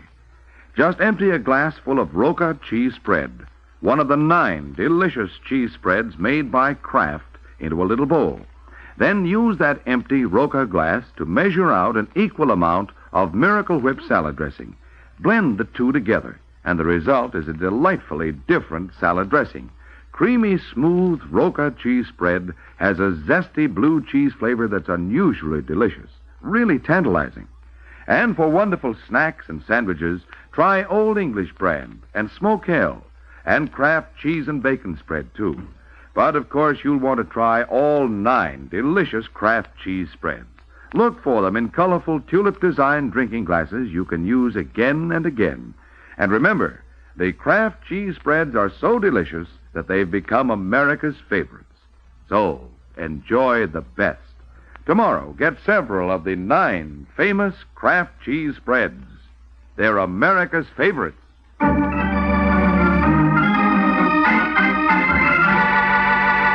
Now, back to the adventures of the Falcon. A half hour has passed since Gordon Daly agreed to save Muriel's neck by placing himself at Barnes' apartment at 5:30. Now he's phoning the Falcon. Hello. Hello, Mr. Waring. This is Gordon Daly. Oh, yes, Daly. I'm glad you called. I've been trying to reach you. Well, I saw Barnes for you. Looks bad for your money. He plays dirty pool. I've got the head to prove it. What? He slugged me and skipped. I called in his description to the police. They're looking for him. What, they found him. I just heard on the radio he's been murdered. What? Yes, that's why I'm calling. I think I know who did it. Yeah, who? Mr. Somerset, Peter Somerset. How do you know that? I saw him. You see, I went up to Mr. Barnes' apartment this afternoon. You went up there? Why? Well, he phoned and asked me to. What did he say when you got there? Nothing much. He asked you to go over so he could tell you nothing much, huh? Look, why are you asking me all these questions? Aren't you working for me? Well, I thought so, but you seem to be taking matters in your own hands. Well, but Barnes asked me. Uh-huh. That's the truth. And as long as you're so skeptical, before you get the idea I had anything to do with the murder, I want you to know I was in a public restaurant in front of witnesses at 6:15 when the murder was committed. I see. Now, how come you know when the murder was committed? What? Oh, that was on the radio, too. Well, if you weren't at Barnes' at 6:15, how come you're so sure Somerset is the murderer? Well, I'm not sure, only he was there. At the time of the murder? I don't know. He just went in as I was coming out. When was that? 5:30. 45 minutes before the murder. Well, it's just a lead, but I thought you ought to know. The important thing now is my money. If Mr. Somerset is the murderer, maybe he... Yeah, maybe he. Where can I find him? He's in the phone book. All right, I'll check on him. So long, Daly.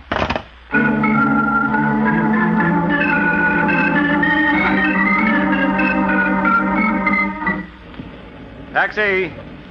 Wait a minute, Waring. Huh? Oh, Sergeant Corbett. I'll save you a fare. You want to go someplace? I've got a squad car. Well, you're too good to me, Corbett. Don't mention it. I want to talk to you anyway. All right, fine. What do we discuss? Existentialism or dialectics? Let's discuss Harold Barnes.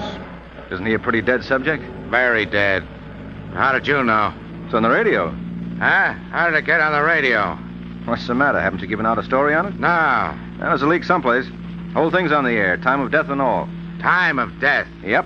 6:15. Waring, you'd better have that radio of yours checked. Could stand a new tube or something. Why? I've got news for you. Barnes wasn't killed at 6:15. No? No, he was killed at 5:30.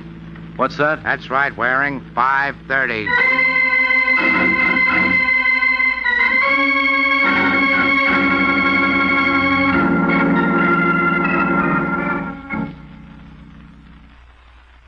Waring, you gonna talk? I've been talking. Ever since we got to headquarters. But you haven't said anything. What do you know about the murder? Nothing.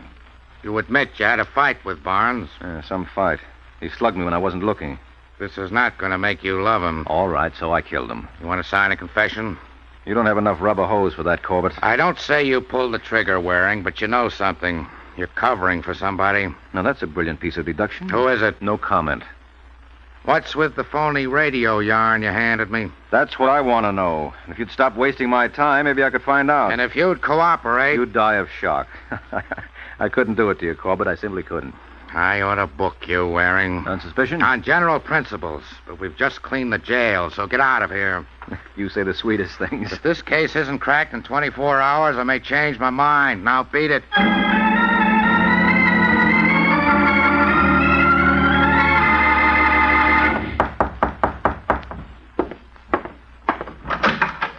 Oh, Mr. Waring, come in. Yeah, Daly. Daly, where'd you get the idea Barnes was killed at 6:15? Oh, I told you, the radio. Wasn't on the radio. But I heard it. No, it's no use, Daly. That's too easily checked. Well, I have nothing else to say. You know, chum, when somebody has the facts of a murder before the story is out, it usually means he had something to do with it. I have an alibi. Uh-huh. So this isn't the usual situation, especially since those facts of yours happen to be incorrect. What do you mean? I mean that the murder didn't take place at 6:15.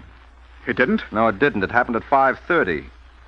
What? Yes, just the time you admitted being at Barnes. Oh, no, there's some mistake. And you made it. I didn't kill him. Well, I don't think you did. You wouldn't have stuck your neck out so far if you had. I'm glad you realize that. Yeah, so that leaves just one explanation. Does it? You mentioned a friend when I first talked to you, Muriel. Yes? Nice girl, you said. She wouldn't lie to you. Not much. She'd just trim you out of your savings and then frame you for murder. Well? I don't know. It was Muriel, wasn't it? Now, come on, Daly, wasn't it? Stay right where you are, Waring. Don't you move. Oh, dear. How chivalrous can you get? A gun because I accuse your girl? I trusted her, Waring. I believed her. I loved her. As long as you're putting that all in the past tense, why the gun? You don't think I'm going to let her get away with this, do you? Well, you don't need the gun to get even. All we need is your testimony. If we can pin the killing on her... Well, I'm not going to wait. And I'm not interested in just giving testimony. For once in my life, I'm going to do something. Now, wait a minute, No, Daly. You stay right there. This is between me and her. We're going to have it out, and don't you try to follow me. If you do, I'll kill you. I'm not joking, Waring. I'll kill you.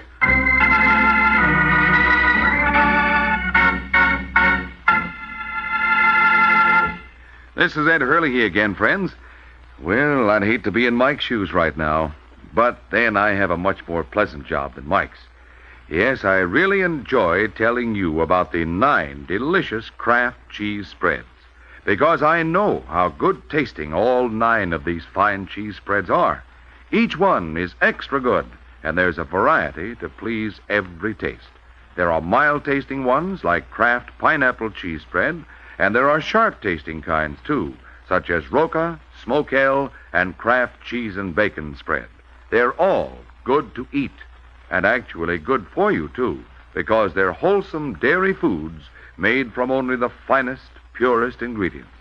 For easy sandwiches and snacks your folks can help themselves to, keep your refrigerator stocked with several of the 9 delicious Kraft cheese spreads.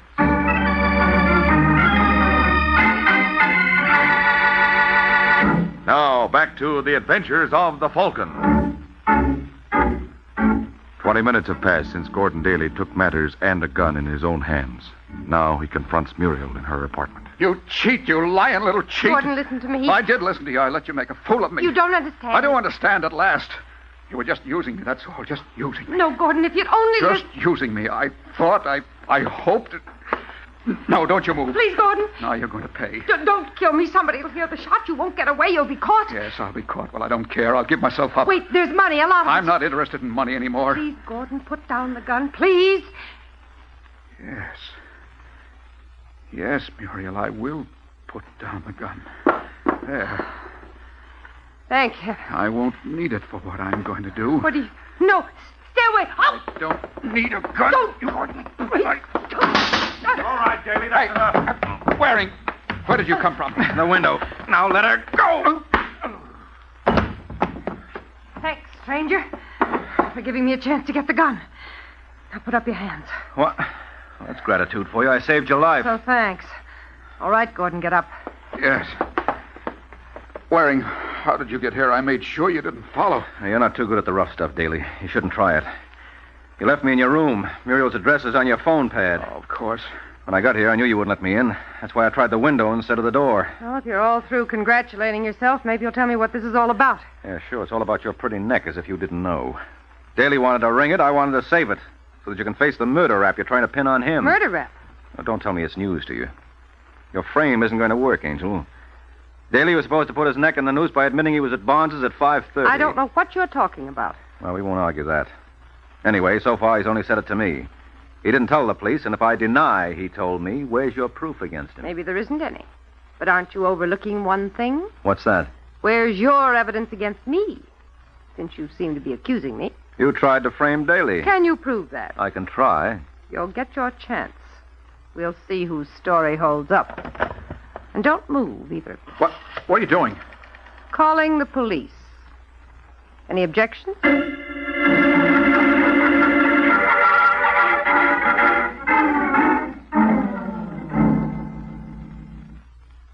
Gordon has admitted being at the murder scene at 5:30, Sergeant. That's why he tried to kill me. No, that's not it. Daly, you and Waring both admit you tried to kill the girl. Well, I lost my head. Sure, just like you lost it when you killed Barnes. But, Corbett, can't you... Yeah, Waring, I see you're trying to build up Daly as a nice, innocent little sucker. So what's a nice, innocent little sucker doing with a gun? I told you, Sergeant. Muriel, she gave it to me. She told me Peter Somerset might try to harm me because I accused him, and I'd needed to protect myself. Sergeant, you don't believe... You bet I don't believe. Waring gives me a lot of double talk. Now he admits he was covering for Daly. He admits Daly pulled a gun on him, and the gun turns out to be the murder weapon. Murder weapon? That's what ballistics says. So, with the gun, with the second murder attempt, with Waring's double talk, no. There's only one answer this time. Can't you see it's a frame? Did you ever see a murderer who wasn't being framed, Waring? But the girl told him what to do. She didn't tell him to pull a gun on you. She didn't tell him to try to strangle her. She didn't tell you to hold back on me. Her story makes sense. Yours and Daly's still doesn't. All right, Corbett, you win. But do you know how much I win, Waring? What? I could hold you, too, for obstructing justice, and don't think I wouldn't love it. Oh, come now, Corbett. I know that behind that stony facade there beats a heart of granite. Keep up the bright dialogue, chum. But you've just got one out. Otherwise, I throw the book at you. And what's my out? You sign a statement saying Daly admitted to you he was at Barnes at 5:30. All right, Corbett. No, Waring, don't. The truth, Daly. But it'll clinch the case. I don't mind about myself, but this means Muriel will go free. She'll get away with everything. What can I do? Go ahead, Corbett. Have the statement typed out. I'll sign it.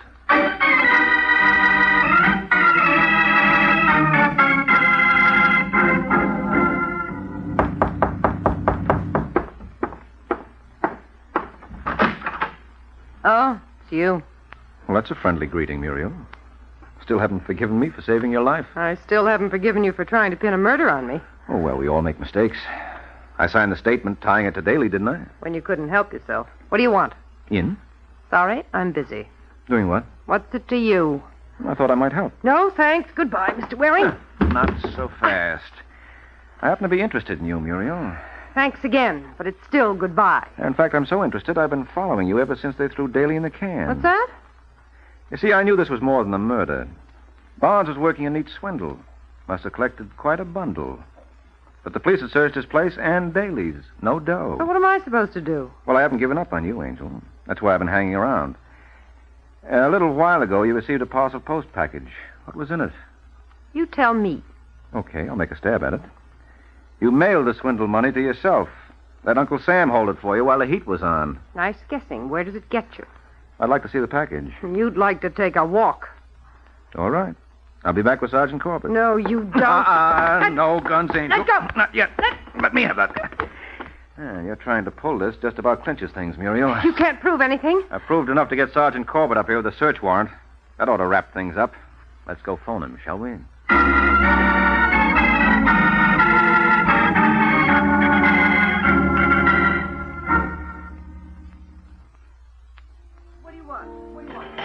For a while, Waring, I thought you'd let me down. Oh, for a while I had to, Daly. Well, you worked with Sergeant Corbett before. Wasn't there any way you could convince him? Sure, by getting proof.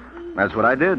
And in the meantime, I had to sit in jail. I wasn't worth it to save you 15 grand? Not to mention your neck? It was worth it to get even with Muriel. You sure are one for revenge. I think of how much I loved that woman. I still do, I guess. That's why I hate her so much. Well, that makes sense. It does. Well, at least I've learned my lesson. From now on, I'm through with women. They're nothing but trouble. That's all they are, Waring. Trouble. Uh-huh. Well, I've got to be going. Oh, yes? Where? Oh, just out looking for trouble. Good night, Daly.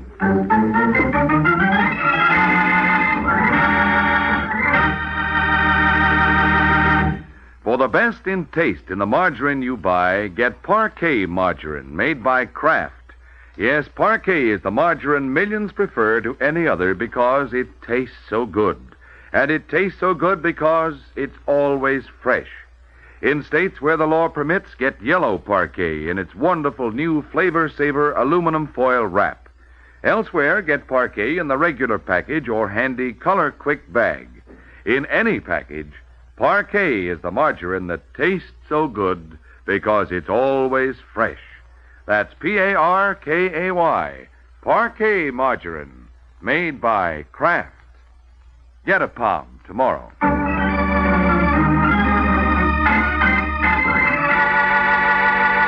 The Case of the Mighty Muscle.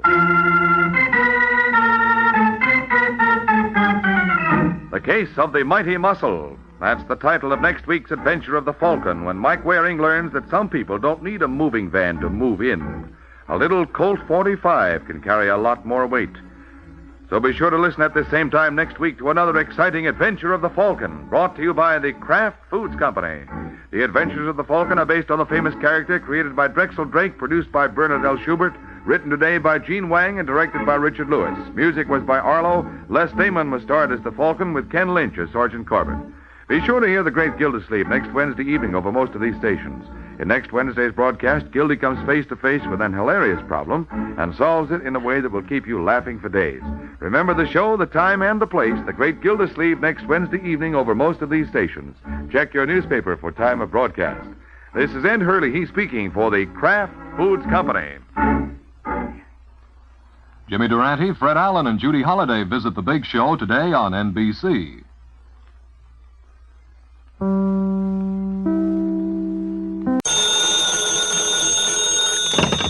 Hello?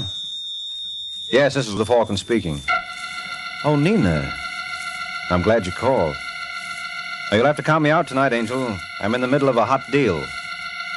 Some boys I know are interested in the big money, and they figure if we put all our capital in a gun, we ought to make a killing.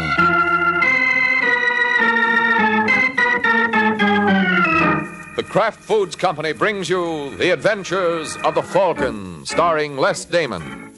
You met the Falcon first in his best-selling novels. Then you saw him in his thrilling motion picture series.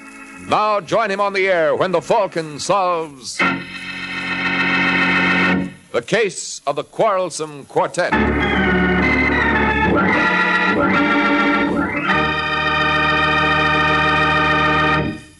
Before the Falcon starts on tonight's case, I'd like to say just a word about something extra delicious. Kraft mayonnaise. Here's really true mayonnaise at its finest. One taste will tell you that. Just one taste of delicate, exquisitely flavored Kraft mayonnaise will tell you that here is mayonnaise to delight even the fussiest cook. Try it. Try it and see for yourself. Tomorrow when you shop, get a jar of wonderful tasting Kraft mayonnaise.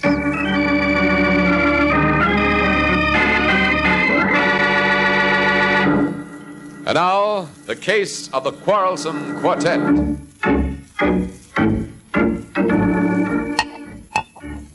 It's late evening in New York, and in a shabby apartment on Manhattan's West Side, a short, heavy-set boy named Dixie Taylor watches his companion, Georgie Reynolds, attack an age-old problem: how to dispose of an empty bottle. But George is equal to the occasion, for, spying the fireplace, he comes up with a practical solution. Well, I guess that's one way to get rid of your empties. Anybody ask you, Taylor? No. All right, then shut your face. Hazel? Hazel! You want me, George? No, I was just rehearsing. I'm going in for hard calling. Oh, I'm sorry, sweetie. I was busy. Well, I hope I wasn't interrupting anything important. No, honey. Get me another bottle. Well, darling, don't you Didn't think... I tell you something? All right, George. There's one in my bedroom closet. Well, what are you staring at, Dixie? I was just wondering about Hazel. Well, don't. If you're going to do any wondering, think about Martinez. Although he'll be here. Yeah, when? He was due an hour ago. Or maybe he had some trouble finding Saunders. Oh, that's just ducky. What goes on with you guys anyway? Do I have to tell you? That's probably Martinez and Saunders now. Hazel? Yes, George? Didn't you hear that?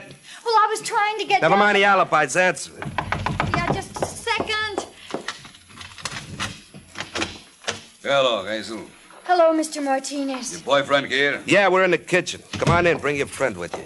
Hi, Georgie. Hello, Taylor. Hello, Louis. Well, you took your own sweet time getting here, Martinez. Well, I have a little bit trouble finding Mr. Saunders here. Gentlemen? Bring in a couple of chairs, Hazel. Yes, dear.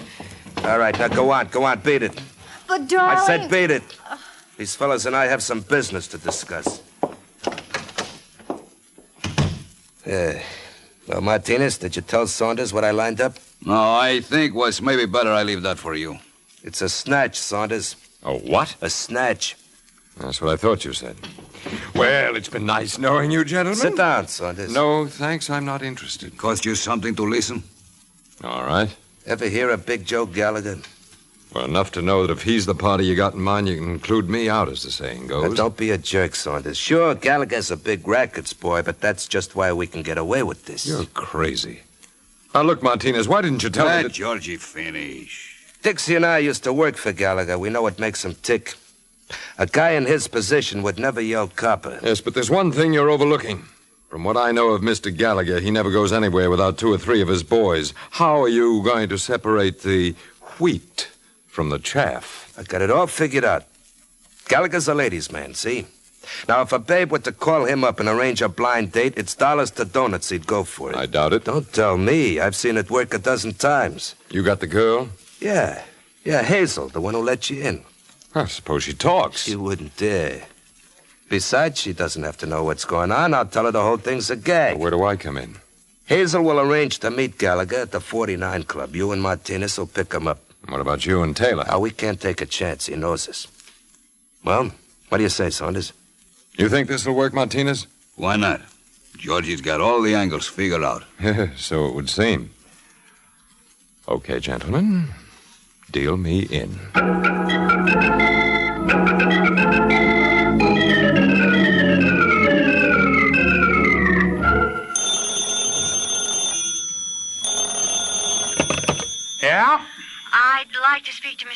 Gallagher, please? Who wants him?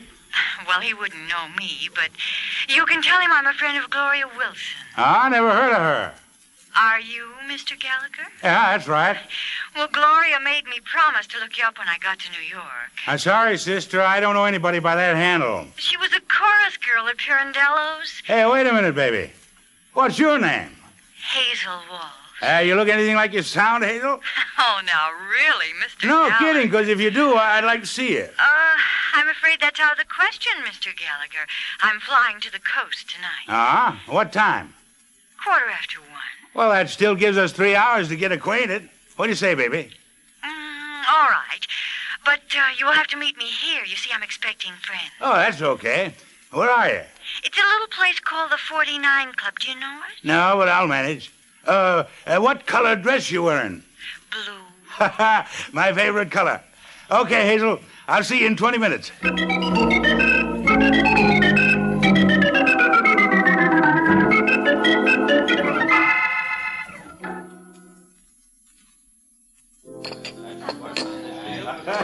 Say, buddy. Who, me? Yeah, you wouldn't happen to have seen a blonde around, huh? Blue dress? Yeah, that's right. I'm glad to know you, Mr. Gallagher. Oh, who are you? Hazel's cousin. Didn't she tell you we're having a little farewell party in her honor? Well, she said something about friends. Oh, now don't get frightened. We'll be pushing off in a few minutes, and that'll give you enough time to talk to Hazel alone. Where is she? She's in the back room with the rest of the family. Well, let's go. Right down here. By the way, fella, I don't believe I caught your name. Well, it's the same as Hazel's. Related on your father's side. Yes, that's right. Oh, here we are. Hiya, fellas. Hello, Louis. This is Hazel's friend. Pleasure to know you, Mr. Gallagher. Where's Hazel? Oh, she just stepped out for a minute. Well, where's the rest of the crowd? Crowd? Yeah, her cousin told me she had a flock of relatives down here. Never believe Saunders. He's a big joker. Saunders? I thought his name was Walsh. What goes on here anyway? Watch him, Saunders. Just keep those hands where they are, Mr. Gallagher. Frisk him, Martinez. Get your hands off me. Don't get excited, Mr. Gallagher. He's bad for your blood pressure. Is he clean? He is now. Good. Would you be kind enough to accompany us, Mr. Gallagher? Oh, no, you're not getting me to walk out of here. Well, as long as you feel... You have to hand it to him, Martinez. He said he wasn't walking out of here, and, he was right.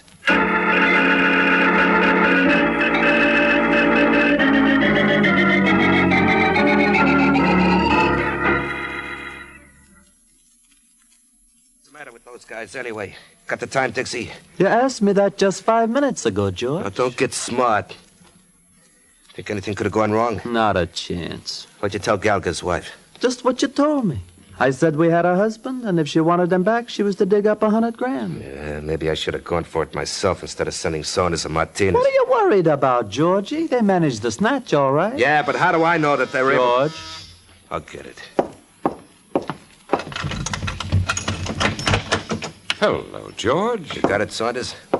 What does this bag look like? All right, let me have it. How'd it go off? All the clock works. As soon as Mrs. Gallagher gives us the money, I give her the key and tell her where to find her husband. Oh, nice work, Louis. Yes, I guess congratulations are in order all around. $100,000. Just think of it. You'd think of it, Saunders, because that's as close as you're getting to it. What do you mean, George? Well, I tell you, friend, it's like this. The boys and I had a little talk. And you decided why split 4 ways, huh? Well, you catch on fast. But didn't you think I'd have anything to say about that? All right, put away that gun, Saunders. Yeah, Georgie was only clowning. Yes, I'll bet. You know, I'm a little surprised at you, Dixie. Look, if we were going to double-cross you think we'd send you for the dough? Sure, that doesn't make sense, does it? No, don't move, Palsy. Just drop the gun. Nice going, Martinez. Well, Mr. Smart Guy, what do you say? That's enough, Georgie. Go on, Saunders. Beat it. All right. Gentlemen, if this little get-together hasn't been pleasant, it has been informative. Well, I'll be very glad to show you what I learned next time we meet.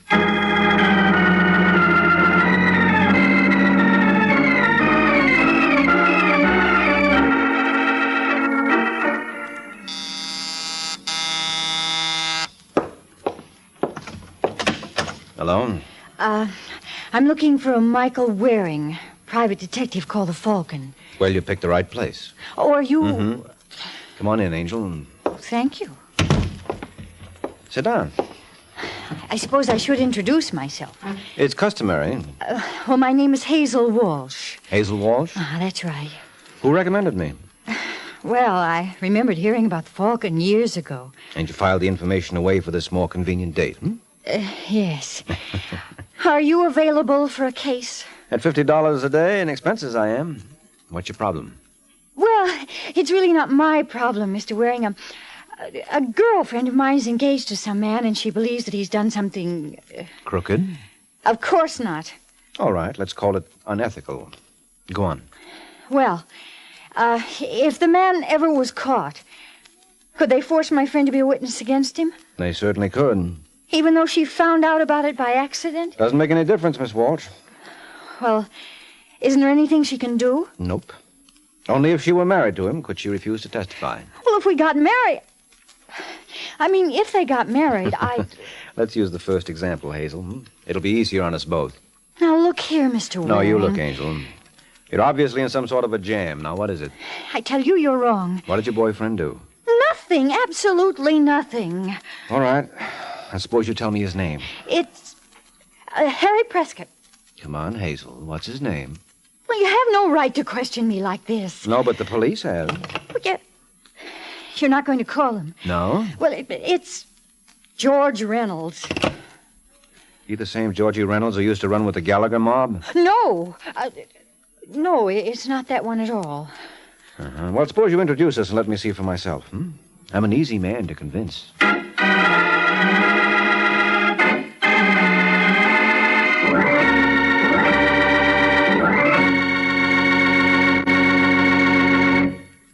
Well, sounds as though Mike follows that good old theory that seeing is believing. Of course, that's a pretty smart idea, I think.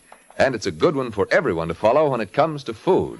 For example, I can tell you how satiny smooth Kraft mayonnaise is. What an amazing, creamy, rich texture it has because of the special way Kraft blends it. But to really appreciate just how smooth Kraft Kitchen Fresh mayonnaise is, get a jar and see for yourself. That way you can taste for yourself, too.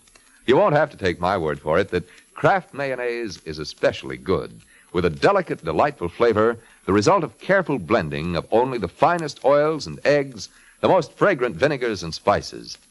Yes, the best way to tell is to taste Kraft mayonnaise yourself. Try it on a cool and colorful salad of hollowed-out tomatoes topped with spicy deviled eggs and garnished with fresh and tangy watercress. It's really delicious. So tomorrow when you shop, get a jar of Kraft Kitchen Fresh mayonnaise. Whether you're serving a simple, everyday kind of salad or a fancy company special, you'll enjoy it more with true mayonnaise at its finest. Kraft mayonnaise.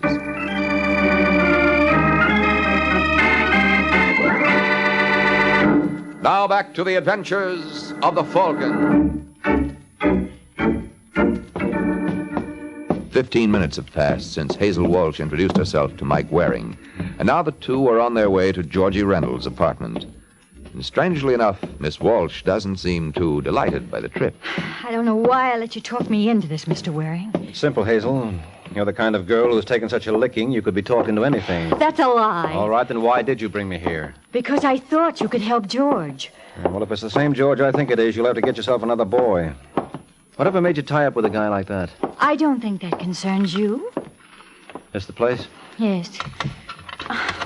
Can I help? No, thanks. Where's the light switch? A little over to your right. Have you got it? Yeah.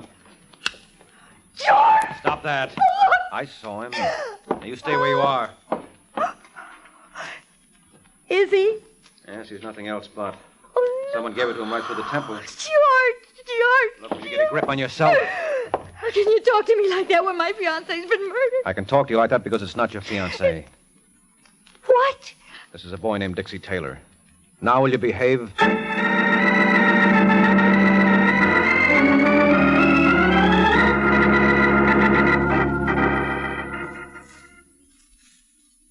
Believe it, Mr. Waring. There must be some mistake. What's the matter, Hazel? You disappointed it isn't George? Of course not. Did you know Taylor? Well, he was a friend of George's. I saw him around here once or twice. Who else was a member of this fraternity? Just a man named Louis Martinez. Oh, well, that's some select group. I've heard of all of them. Did they blackball anyone recently? I don't know what you mean. Did your boyfriend and Martinez cross anyone lately? I don't think so. Hazel, you better stop lying. You don't do it very well. Well, there was a Nick Saunders. Good-looking boy, around 35? Yes. What did they fight about? I don't know. You think Saunders might have killed Dixie? I suppose so. How about George? No. Oh, Hazel, don't be a sucker. You think he'll appreciate your loyalty? Why don't you ask him, Waring? Georgie. All right, I will. Isn't it nice of her not to suspect you, George?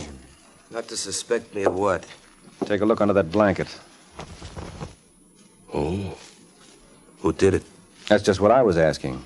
You got any suggestions? Nary a one. Say, who invited you here anyway? She didn't. Oh, is that so? Darling, I was only thinking of you. Now, that's the truth, George. Never have I seen a woman show so much concern. All right, Waring, beat it. I don't need you. How about Hazel? She don't need you either. Go on, Hazel. Tell him. I made a mistake, Mr. Waring. I'm sorry. You mean that? Yes. Okay, so be it. Oh, when the police show up, tell them I had to leave. It'll be a pleasure. Listen, Georgie, I know what you're going to say. Do you? Oh, darling, I was only thinking of you. I know what you, Dixie Martinez, did to Saunders. That's why I went to Waring. Well, that was smart. But I was worried about Saunders. And I'm worried about you, Hazel. You think you'll ever learn to keep your mouth shut? Or do I have to teach you?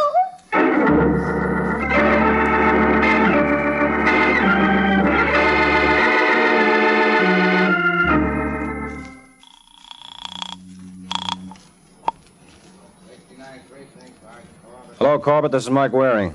Oh, what's on your mind, Mike? Listen, what kind of caper has Georgie Reynolds pulled recently? Well, there's some talk going around that Big Joe Gallagher was snatched last week. Oh, that's crazy, Sergeant. I saw him on 48th Street yesterday. I know, but that's the story we got. According to one of my pet stoolies, his missus laid out $100,000 to get him back. You think Georgie Reynolds was behind it? Wouldn't be at all surprised. Well, can't you do anything? You tell me how when we got no proof, and Mrs. Gallagher hasn't seen fit to make a complaint. Was Nick Saunders in on it? You seem to know more about it than I do. What do you know about Saunders? Not quite enough, Sergeant. I'll let you know the minute I learn more. Oh, by the way, there is a body over at Georgie Reynolds' apartment. Go over and pick it up like a good fellow, will you?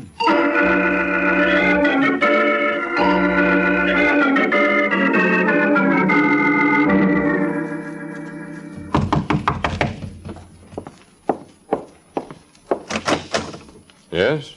Hello, Saunders. Remember me? Oh, sure. You're the Falcon, aren't you? Mm-hmm. Can I come in? Why not?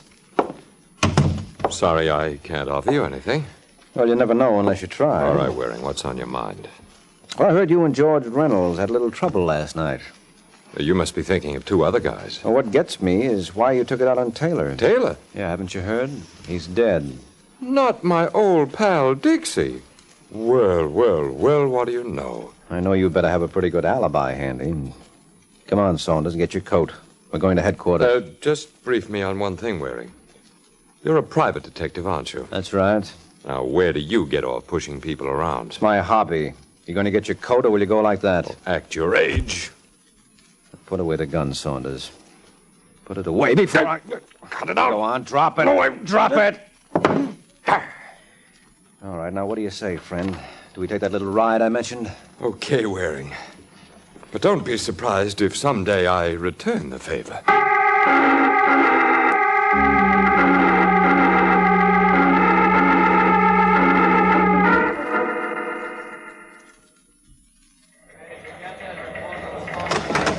Is there a guy named Mike Waring here? That's me, Inspector. Come in here. I want to talk to you. Okay. See you later, Sergeant. You bet.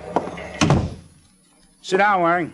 Oh, thanks. Sergeant Corbett tells me you're the boy who brought in Saunders. Yeah, it was a pleasure. Well, I'm glad you got a kick out of it, because I just talked to headquarters about you. What for? To see how they feel about attempted blackmail. What are you talking about? Didn't you try to shake down Saunders? Is that what he claimed? No, I can put two and two together myself. Well, you ought to go back to school, Inspector. There's something wrong with your arithmetic. I doubt it. When you start shoving a guy around just because he's got a record, there's only one answer. Oh, you're crazy. I tell you, Saunders killed Dixie Taylor. How? He shot him, that's how. From Philadelphia? Oh, what are you talking about? According to the coroner, Dixie Taylor died at 8:30 p.m. So what? Well, at 8:25, Saunders was picked up by the Pennsylvania State Police for carrying a rod without a license. And he wasn't released until 2 hours later. Now, who doesn't know his arithmetic?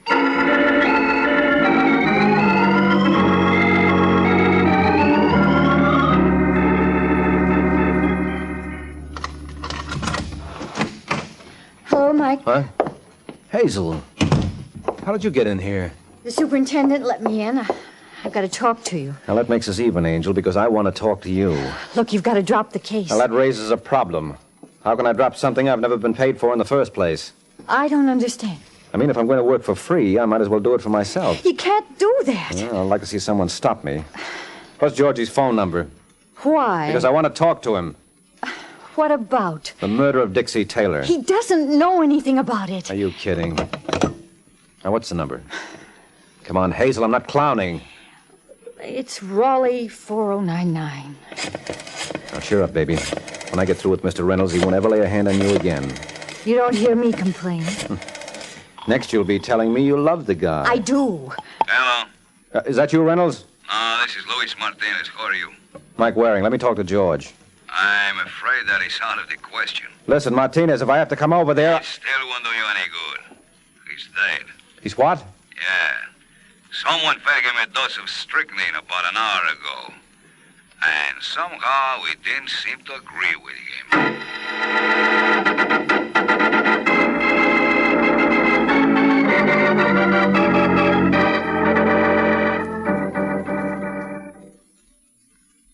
It's not true, Mike. I don't believe it. Martinez was lying. I suppose we go over and check. But George is dead. Oh, come on, Hazel. Get a grip on yourself. You're better off without him. Oh, how can you talk that way? Because it's the truth. He was no good. That's a lie. No, don't give me that. You knew he was the brain behind the big Joe Gallagher snatch. No, you're wrong. Who are you kidding? Oh, so incidentally, what happened to the loot? The loot? The ransom money Mrs. Gallagher paid off. How would I know? Well, you would if anybody would. You can't keep it, Angel. I didn't intend to. Then where is it? Well, they didn't tell me, but I watched them through the keyhole. Where did they put it? Under the middle cushion of the sofa in George's apartment. Okay, let's get it before someone else gets the same idea. I wouldn't be surprised if we're a little late now.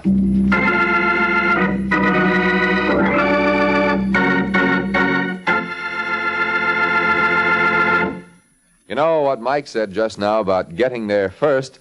Sounds like the race that usually goes on at my house for the last piece of cold chicken in the refrigerator. But a chicken sandwich sure makes a swell snack, especially when you put lots of Kraft mayonnaise on the bread. The delicate flavor of Kraft mayonnaise is just exactly what you want. And Kraft mayonnaise is so creamy, rich, and smooth. Just try it.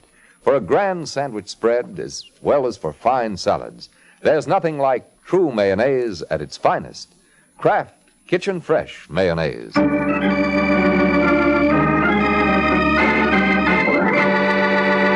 Now back to the adventures of the Falcon. A half hour has passed since Mike Waring learned that with the recent death of Georgie Reynolds and the earlier demise of Dixie Taylor, the original quartet was now working as a duo on $100,000 worth of loose notes. And now as we rejoin the team of Mark and Hazel, they're making their entrance at Georgie Reynolds' apartment. But Hazel seems to be suffering with a bad case of stage fright. What's the matter, Angel? Having trouble? I guess I'm a little nervous. Here, let me try. Come in, folks. Louis. What do you expect? Shut the door, Waring. Look, Martinez. I said shut the door. I'll raise them high. All right, you don't have to worry. I'm clean. I don't believe in taking chances. What's the matter? No sporting blood? Yeah, I guess I'm yellow. Too bad Georgie didn't have as much sense. Where is he? Move the club chair. What? Yeah, go on. He's behind it. That won't bring him back. You killed him? Well, while we're on this subject, where were you at 11:30? She was waiting for me in my apartment. Nice. Look, you better watch that mouth. And you better watch yours. All right, Hazel, where is it? Where is what? The dough we got from Gallagher. I don't know. Don't give me that. I want it, honey bunch, and nothing's going to keep me from it, understand? I wouldn't count on that, Louis. What? No. Don't bother turning around, Martinez. It's only me. Listen, Saunders. Don't mind if I do, Martinez, but first drop the gun. That's a sweetheart. You want me to pick it up? No. Don't trouble yourself, Waring. I can manage. Oh, what happened to Georgie? The same thing that happened to Dixie Taylor. And he was such a sweet guy, wasn't he? Oh, by the way, when I walked in here, Martinez was asking you a question. I don't remember your answering it. Would you like to now? You'll never see a penny of that money. Come on, Hazel. We're wasting time. Where is it? You better tell him, Angel. I think he means business. I do, and make no mistake about it. It's under the middle cushion of the sofa. What? Stay where you are, Martinez. I'll do my own checking. Oh, now, isn't that pretty? Listen, Saunders. I'm afraid I haven't the time, Louis. You'll have to find it, Saunders. What? Get down, Hazel! No! Hey! Had enough, Saunders? Yes, he has. Oh, hello, Sergeant. Hiya, Mike. The inspector sent me around to apologize. Oh, what happened? 20 minutes ago, a call came through from Philly that Saunders they picked up there was this guy's cousin. I thought there was something screwy playing. Well, if you fellas don't mind. Just a minute. Where are you going, Martinez? Well, I just figure it's no point of my hanging around just now. Well, you better get used to it, Louis. You're going to do quite a bit of it from now on. What are you talking about? You killed Dixie Taylor and George Reynolds. You're crazy. Well, maybe you're right. Here I've got you hanging when any kid knows that in New York they burn you. All right, Sergeant, prove it to him.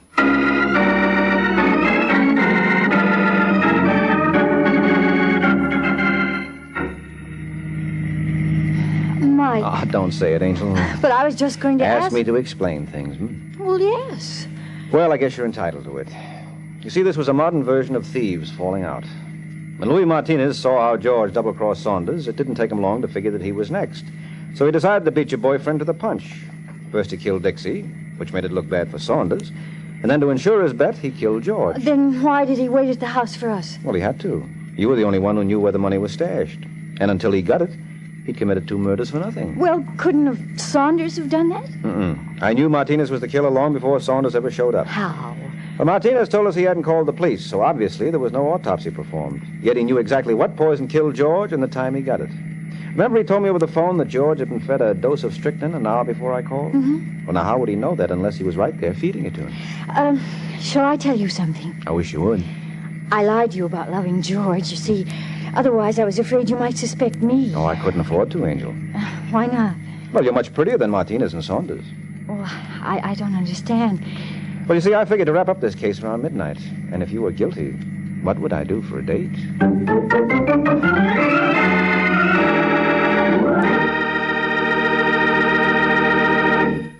Folks, here's sure, pure enjoyment for the whole family. Real, honest-to-goodness malteds made with Kraft chocolate-flavored malted milk. Easy to fix, too. You just make a tasty paste of Kraft malted milk in the bottom of a tall glass. Then fill the glass brimful of milk and stir it. Enjoy the best malted you ever put to your lips. Include Kraft malted milk on your shopping list for Tuesday. Enjoy a Kraft malted for snacks, with meals, or before bedtime. But be sure it's Kraft malted milk. At your food store now.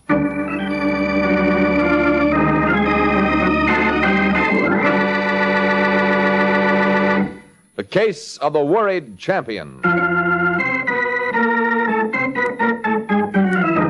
The Case of the Worried Champion. That's the title of next week's adventure of the Falcon, when Mike Waring learns that a boxing title is something a number of people are willing to shoot for. So be sure to listen next week at this same time to another exciting adventure of the Falcon, brought to you by the Kraft Foods Company. The Adventures of the Falcon are based on the famous character created by Drexel Drake, produced by Bernard L. Schubert, written today by Gene Wang, and directed by Richard Lewis. Music was by Arlo. Les Damon was starred as the Falcon, with Amzie Strickland as Hazel. This is Jay Jackson speaking. This is NBC, the national broadcast. Hello? Yes, this is the Falcon speaking. Oh, Nancy. You'll have to include me out tonight, Angel. Some boys are planning a surprise party for me, and I'll be hanged if I don't show up. And then again, I may be hanged if I do.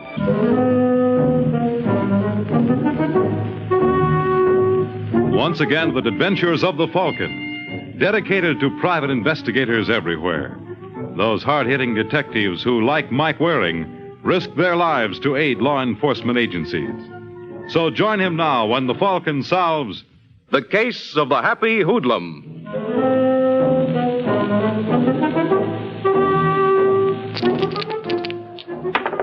It's early evening in New York.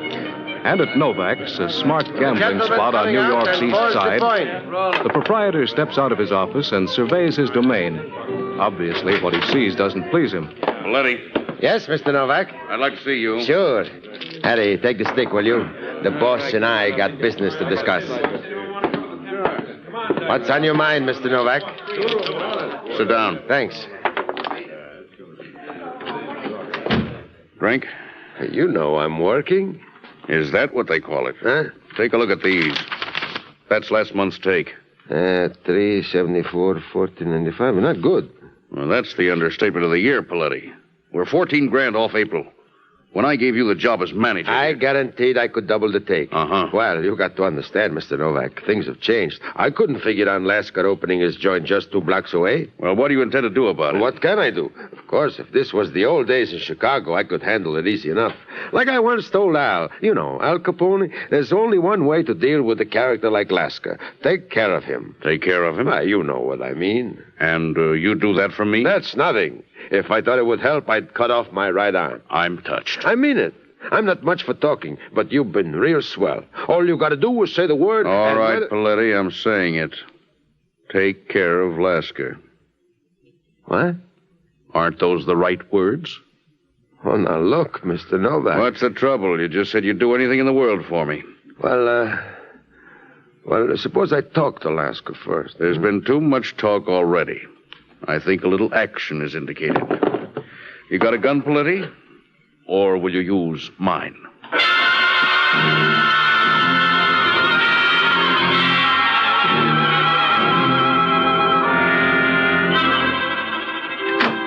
That you, Monty?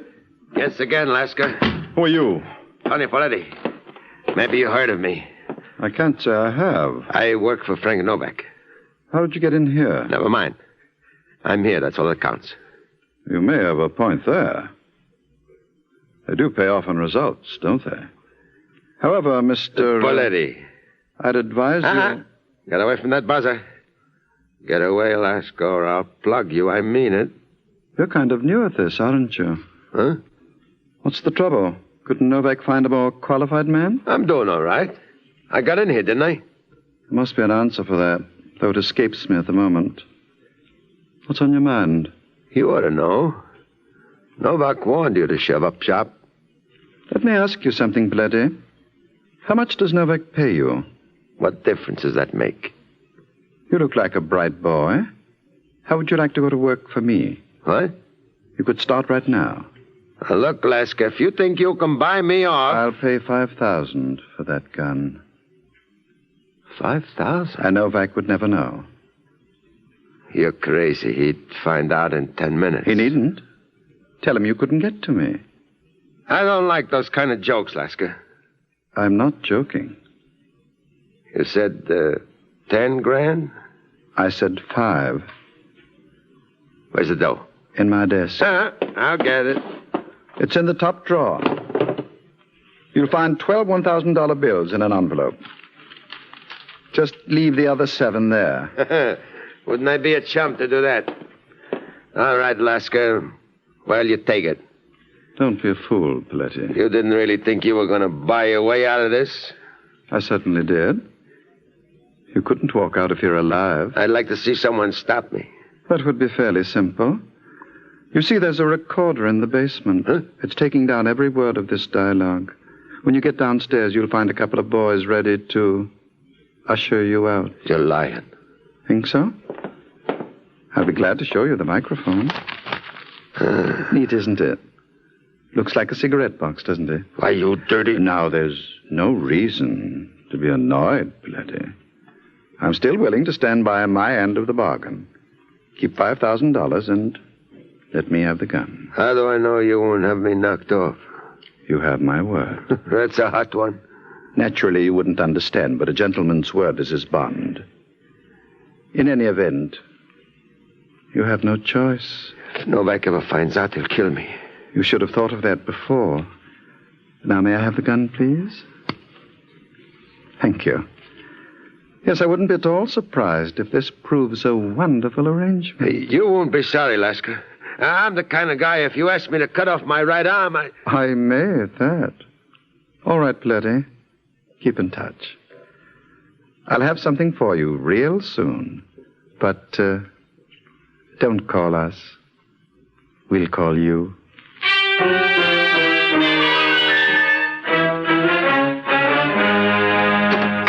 That you, Paletti? No.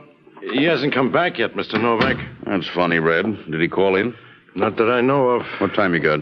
7:15. Better check his hotel. He should have... Want me to get... I'll get it. Yes? I'd like to talk to Frank Novak, please. This is Novak speaking. You got a Tony Paletti working for you? Why? I just thought you might be interested. He sold you out to Lasker. Come again? Lasker bought him off. Paid him $5,000. Who is this? Well, let's just say I'm a troublemaker. You wouldn't care to leave your name. No, I don't think so. I just wanted to show my gratitude. Well, that's all right, Novak. I'll get my kicks reading the papers. He hung up. Did you hear that, Red? Yeah. What do you think? I think I made a mistake in Paletti. I never should have dealt with an amateur. Wire Brackett in Detroit and ask him to send us an expert. On second thought, ask him to send a couple. Yeah. We'll find enough work to keep him busy.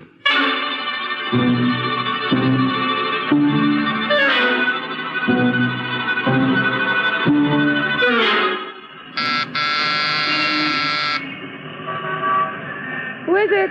Mike Waring. Just a second. Hello, Marie. Well, suppose you want to see Tony. Is he in? Sit down. Thanks. Tony, you got a visitor. Who is it, honey? Come out and see. Mike Waring, you old so-and-so. What are you doing here? Well, I was in the neighborhood, so I thought I'd drop by. Well, if you're not a sight for sore eyes. Hey, Marie, put up a pot of coffee, will you, sweetie? No, don't bother. That's no bother at all. Right, honey? When have you ever been wrong? What a girl. Always got a comeback. Yeah, so I've noticed. Hey, Mike, you remember that night around Arnheim when you, me, and Irving Fox went out on that patrol and Irving brought in that prisoner? Yeah, only he turned out to be a chicken colonel from the 76th Division. Oh, that was a night. I was just saying to Marie the other night, I haven't seen you or Irving in, gee, it seems like years. Not to me. Get her. Always clowning. Yeah, that's me, Milton Berle. If you'll move, I'll set the table. Please don't trouble yourself. I just stopped by to see if everything's under control. Why shouldn't it be? Well, I don't know whether you've heard, soldier, but you've got a namesake in town. There's another Tony Paletti. You call that news? According to the phone book, there are 11 of them in New York. Yeah, well, the one I had in mind works for a gambler named Frank Novak. So? So I got a rumble that a couple of hoods just moved in from Detroit looking for him. What's that got to do with me? Nothing, I hope. But these boys are kind of trigger-happy. I'd hate to see him make a mistake. Listen to him, Marie. Ain't he the limit? Well, mistakes have happened before, Tony. That's how they finally caught up with Murder Incorporated. They got the wrong man. What do you think he should do? Well, I've already called the police, and if you people have no objection, I'd like to stick close for a couple of days. You're out of your mind. Why? I think it makes sense. Oh, now look, honey, there's nothing to worry about. What do you mean there's nothing to worry about? Didn't you just hear him say? Mike was always a great warrior. You should have seen him at Remarkably. Well, just the same, Tony, if you don't mind. I do mind. The day I need a nursemaid, I'll be ready for the old soldiers' home. Now, come on, Captain, drink your coffee. We're going to fight the Battle of the Bulge all over again.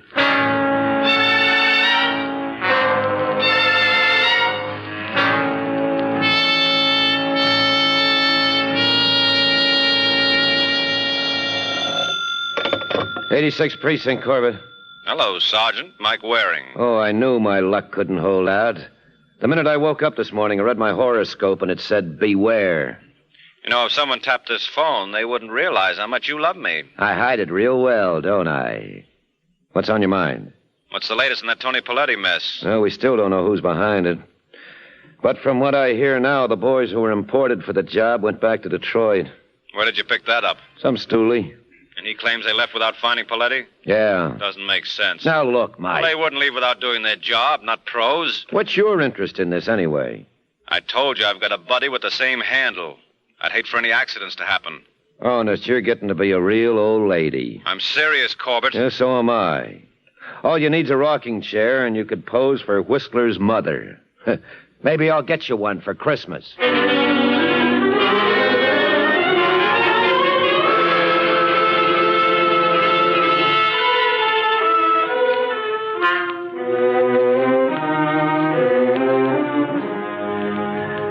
Taxi! Taxi!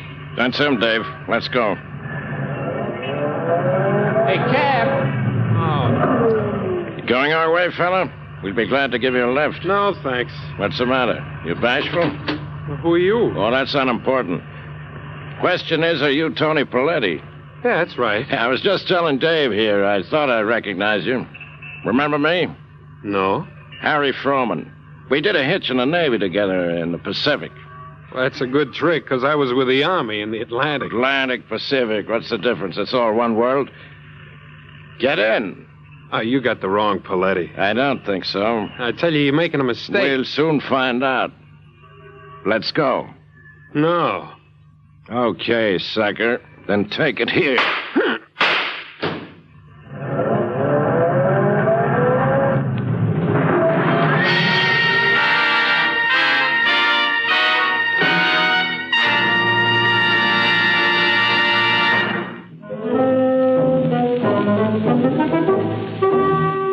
45 minutes have passed since Tony Paletti was shot down on a street corner.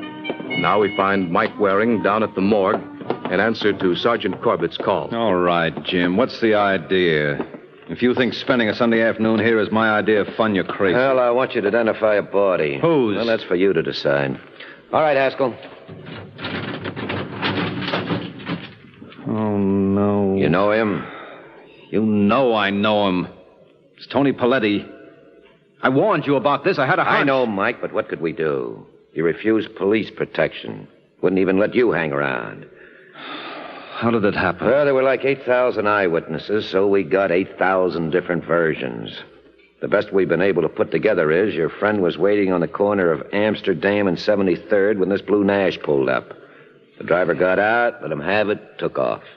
Anybody get the license number? Yeah. Stolen from a doctor in Brooklyn. Left the keys in the car. Seen enough? Yes, too much. Well, I ordered a pickup on the other Tony Paletti. He ought to know who was responsible. Yeah, but until you find him, you're stymied. Well, you aren't. Somebody's got to break the news to his wife. What? You mean Marie hasn't been told yet? No. Looks like you're elected. Oh, now listen, Corbett. He served in your outfit, Mike. That's the least you owe him. Now hop to it like a good kid.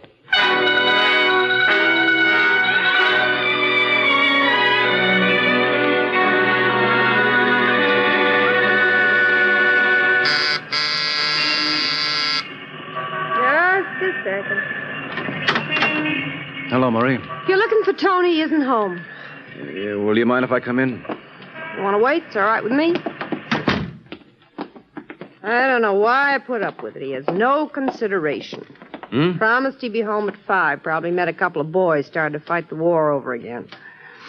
Yeah, well, listen, Marie, there's something I've got to tell you. What did he do?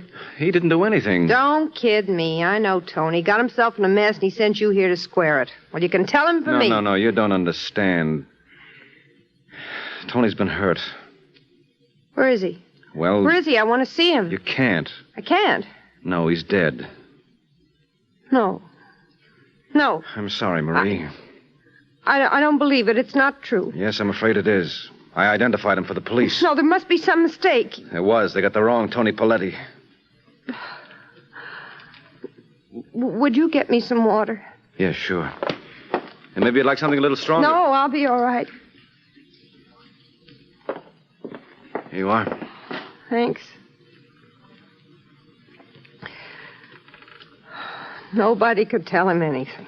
Well, actually, who could figure this would happen? You did. You warned him just a couple of days ago, but he was too smart to listen. He knew everything. Look, aren't you being a little hard on him? Think it's going to be easy for me? No, I suppose not. Well, look, have you got any family we can notify? Family? There's some friend or relative who could stay with you. Well, I got a brother in Newark. I suppose we get him over here, huh? If you let me have his phone number... I'll call him myself. Listen, Marie, I promise you one thing. I'll get the party who was responsible. If it makes you feel better, go ahead. To me, it makes no difference. Won't bring Tony back, but you do what you like.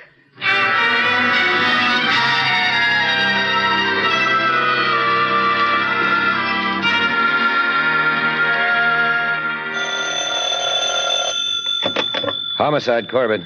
It's me, Sergeant. Oh, how are you, Mike? Did you see Mrs. Paletti? Yep. How'd she take it? Just the way I expected. Carry on much? No, not Marie. She's your pioneer type. What's the news at your end? We just picked up Tony Paletti. Oh, you mean the genuine article? Yeah. I want to talk to him. Well, I haven't had a crack at him myself, but if you hurry, you can join the party. Try and make it real soon.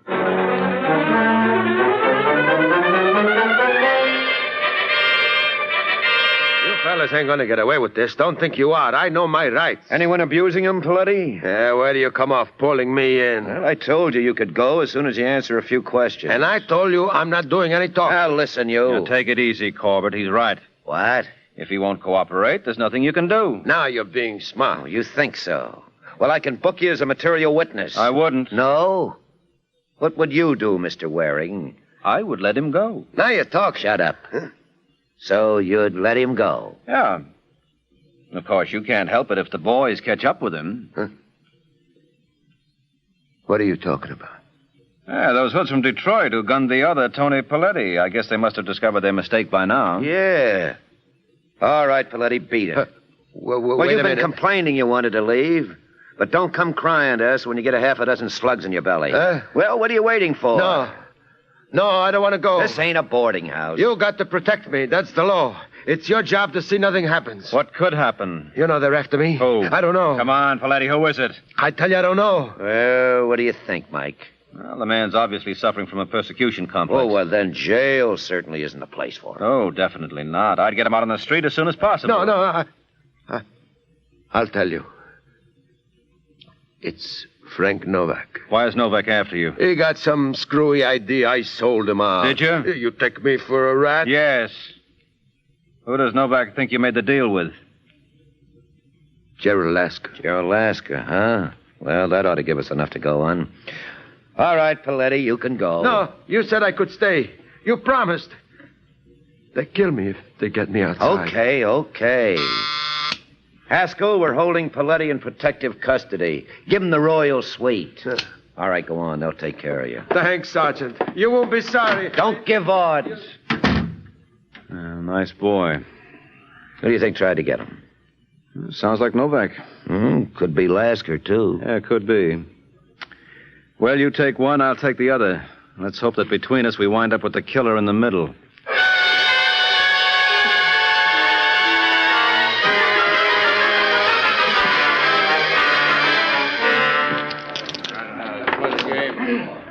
Looking for someone, friend? Yeah, where does Frank Novak keep himself? Who? You heard me. You're just trying to pad your part. Is that his office? Wait a minute, Buster. Mr. Novak is busy. I think you'll make time for me. Look, I told you something. Hello, Novak. Well, if it isn't that high-flying bird, the Falcon. I think he needs his wings clipped. Maybe you're the boy to do it? Maybe I am. That's enough, Red. Mr. Waring's an old friend of mine. Well, I wouldn't say that. Look, you... It's all right, Red. I can handle this. Now get back to the floor. I'll be seeing you, mister. You got a date? I don't think he likes you, Mike. Well, on the other hand, who does? You got a point there. What brings you here? Tony Paletti. Huh? Not the one who worked for you, but the one who was murdered this afternoon. I got a feeling you were responsible. Oh, don't be silly. I didn't even know the man. No, neither did the killers. That was the trouble. They meant to get the other one. Where'd you pick that up? From the original. He told you I was sore at him? Weren't you? Of course not. Just between us, I think the man's crazy. Look, Novak, Tony Paletti was my friend. And naturally, you want to avenge his murder. I'm going to. You know, Mike, I like your attitude. I'm not clowning. Neither am I. Is that all you've got to say? No, I've got lots more. You'll have to keep. I just remembered I got a call to make. But drop around again when you're in the neighborhood. Only give us a little notice. Next time, I'd like to be ready for you.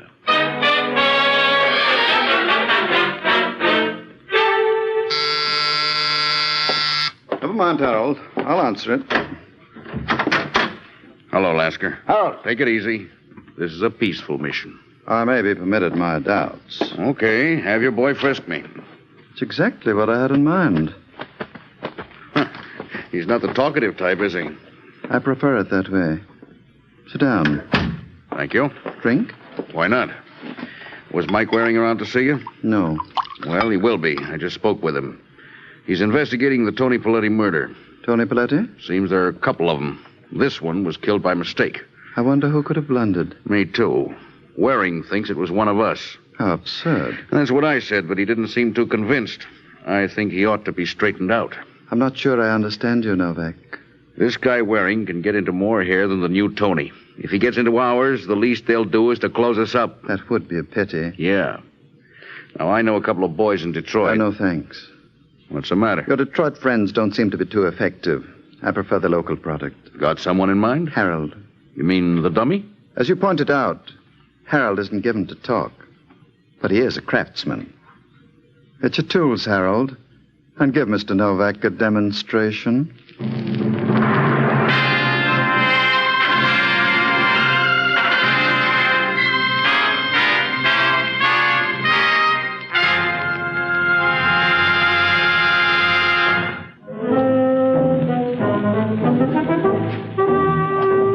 20 minutes have passed since Mr. Lasker's boy Harold was instructed to give Mike Waring a demonstration of his talents. Now, as the unwilling subject and Sergeant Corbett get out of the elevator, they compare notes. So you talked to Novak, got nowhere, huh? Well, you admit you didn't do any better with Lasker. No, can't say as I did. Well, let's go in and hold a cup. Hey, your mouth's open. What do you make of these scratches? Huh? Near the lock. Someone used a gimmick there. Must have company. Yeah. Lights out? Uh-huh. Wait till I get ready. Okay, kick it open. Get down. You all right, Mike? Yeah. The flash came from behind the sofa. All right, you, come on, throw your gun in the middle of the floor. I'm going in after him. Don't make like a hero. It's your last chance, feller. I'm going to count to 3. There he is. I think you got him. Don't move. He's awful quiet. Cover me while I hit the lights. You got him. Yeah, it looks like. Turn him over. Well, what do you know? You recognize him? Yeah, they call him the dummy. His name is Harold Plant. I wonder what he had against me. Well, you were trying to find Tony Paletti's killer. You think this is our boy? Well, he worked for Lasker. But I didn't see Lasker. No, but I bet Novak did.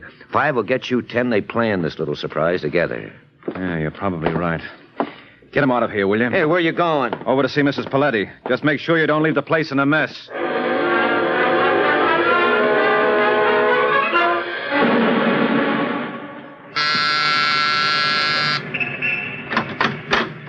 Hello, Marie.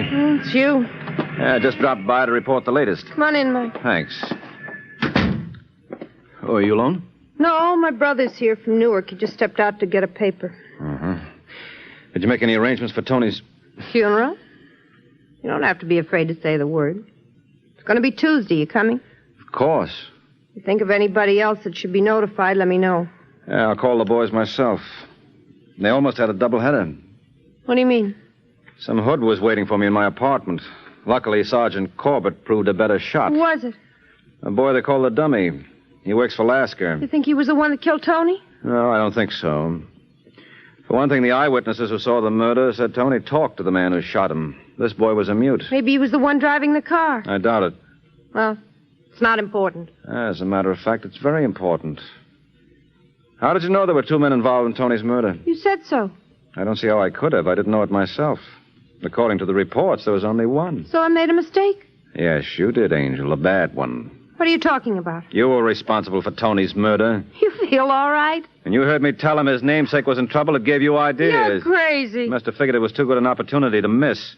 Why did you do it, Marie? He loved you. You know, you can be pretty dull. Well, if you think I am, wait till you get a load of Sergeant Corbett. Get your coat. What for? We're going down to headquarters. Okay, if it'll make you happy. Yeah, hold it. Just leave your bag right there. You wouldn't expect me to go out with a good-looking man without powdering my nose. I said drop it. Let go. Come on, Marie, drop it or I'll break your arm. Go. Frankly, after your little stunt, I don't even need that much excuse.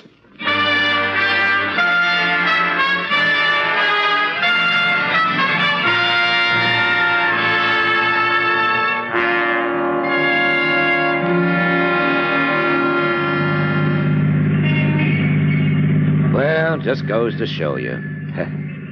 Who'd ever have thunk this was just a case of a dame trying to get rid of her husband? Well, I would have if I'd had any brains. The signs were there all along, Corbett. I don't see where.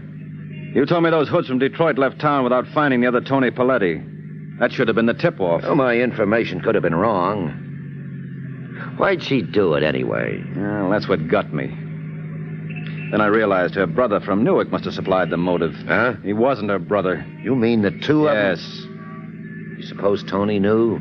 No, he was the trusting type. I can't help thinking it's all my fault. Don't be a sap. Well, if I hadn't told him about the other Tony Paletti being hot, this stunt might never have occurred to Marie. Don't kid yourself. When a dame like Mrs. Paletti makes up her mind about something, that's it. She didn't need anyone to give her ideas. She had plenty of her own. And her last one was murder. Well, good night, Sergeant.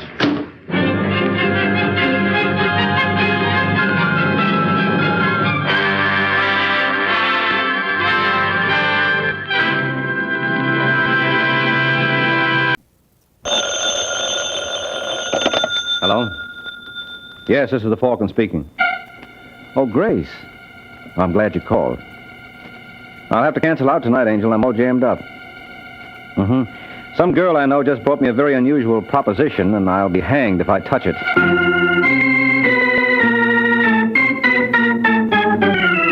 The Adventures of the Falcon, starring Les Damon. You met the Falcon first in his best-selling novels. Then you saw him in his thrilling motion picture series. Now join him on the air when the Falcon solves the case of the Talented Twins.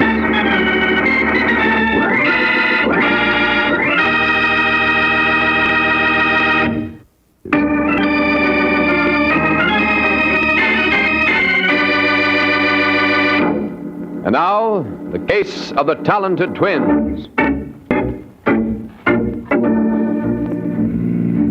It's late evening in New York, and the yellow convertible tears down Riverside Drive. At the wheel is George Alexander, who operates the car as though he owned the streets. Yeah, Mr. Alexander is a big operator. And the blonde alongside of him knows it. You warm enough, Masha? Oh, I'm fine, Mr. Alexander. My friends call me George. Now, why don't... Oh, you passed it. Huh? You should have turned right on 76th. What for? Well, that's where I live. Oh, I'm not taking you home, Masha. Now, really, Mr. Alexander... George. The only reason I consented to go with you was because Mr. Kemp introduced us. You like singing at Mr. Kemp's club? Yes, of course. What's that got to do with it? It's got everything to do with sweethearts. I own the joint. Oh. Sure. Whose idea do you think it is for Kemp to give you a job in the first place? I didn't know. Well, anytime you don't know something, Masha, you just ask George. He's got all the answers. Well, if you don't mind, Mr. George, I'd like to go home. Really, I've got a splitting headache. That's okay. I have my boy fix you up something at my place. Why don't you sit a little closer? I'm perfectly comfortable over here. Nah, it's too far away. Please, Mr. Alexander, you better look where you're going. Come on, Masha, be sociable. What do you want to sit there all by... Look out! Huh? You're going to hit that man! Shut up! You're not going to leave him lying there. Why not? He may be dead. And we can't do him any good. Let me out. Get your hand off that door, Masha. I'll let you go when I'm good and ready. And I'm not ready yet.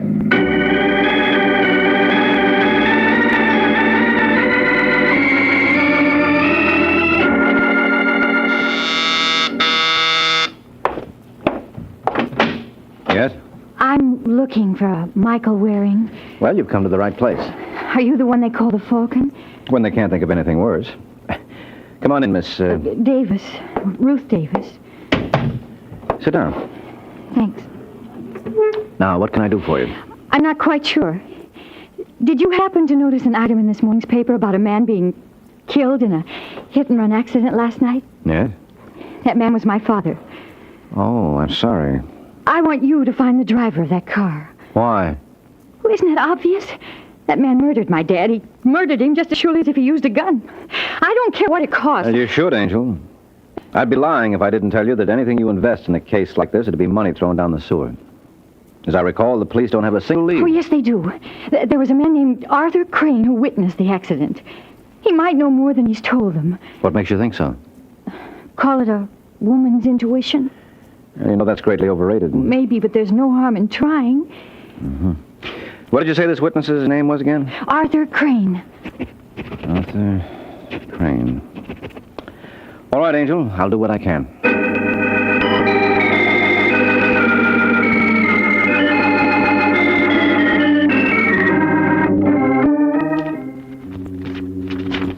Here it is, Artie.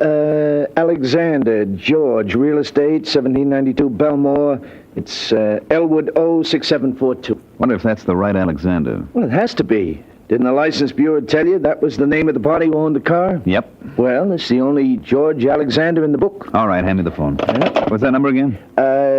Elwood 06742. See who that is, will you? You expecting anyone? Nope. Too early for Jack to drop around.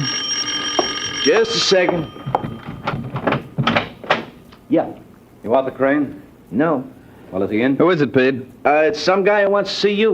How do you do, Mr. Crane? How do you do? My name is Mike Waring. I'm a private detective. Private detective? Yeah, at the moment I'm working for Ruth Davis. Who? Ruth Davis.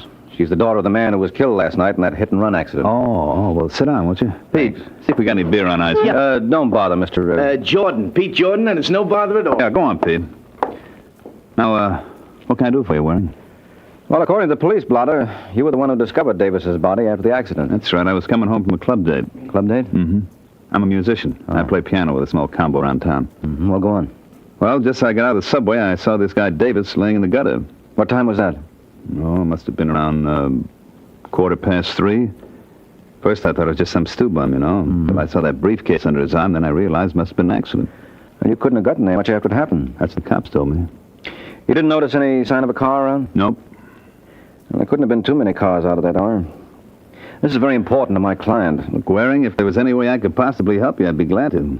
Any driver who pulls a stunt like that ought to get it in the neck. Yeah, sure, but you can't tell me any more than you have, huh? Not a thing. I'm sorry. I wish I could. Well, here's your beer, gents. I'm afraid I'll have to ask for a rain check, Jordan. You going already? Yeah, I got to. But I'll leave my card. If you think of anything... Just leave it to me, Waring. If I think of anything, I'll know what to do.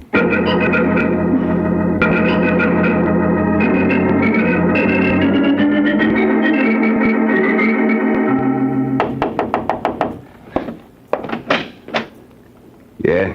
Is Mr. George Alexander around? Who wants to know? My name is Artie Crane, but I don't think it'll mean much to him. Just say I'd like to talk to him about a yellow Buick convertible. You what? Tell him I admire his taste in cars. You're nuts. Mr. Alexander doesn't own any convertible. That's not what the license bureau told me. Maybe you better come in, Buster. Yeah, maybe I better. Sit down. I'll get Alexander. Hey, that's a nifty-looking piano he's got there. Mind if I try it? Just so you don't break it.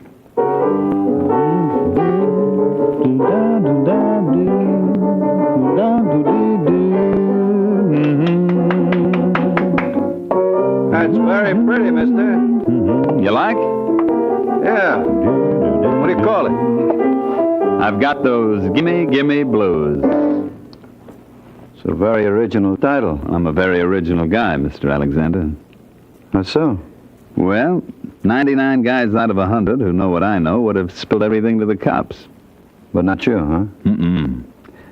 Little Artie knows when to keep his mouth shut. For instance? Keep out of this, Vince. Go on, Crane.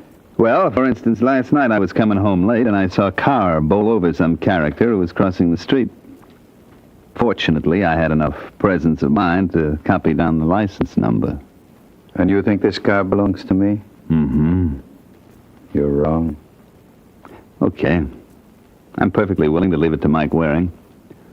The Falcon? That's right. He's working for the daughter of the poor slob who got hit. He was around to see me this afternoon, wanted to know if I could help him. And you told him? Not a thing. I thought I could help you more. How much more? What? Why, you dirty little... Let go. Should I throw him out, Now, George? calm yourself, Vince. Don't be so free with your hands, You shouldn't mister. blame... Vince never liked black men. Well, that little pushing around is going to cost you another $5, Alexander. What? Take it easy, Vince. You think the money was coming out of your pocket. So now you want $15,000, eh, Artie? Otherwise, I go straight to Waring's and from there to the cops. Well, I wouldn't want you to make such a trip on my account. Then you better get it up. Okay, Artie. You leave it to me. I'll take care of you. And when I get through, I bet you don't complain.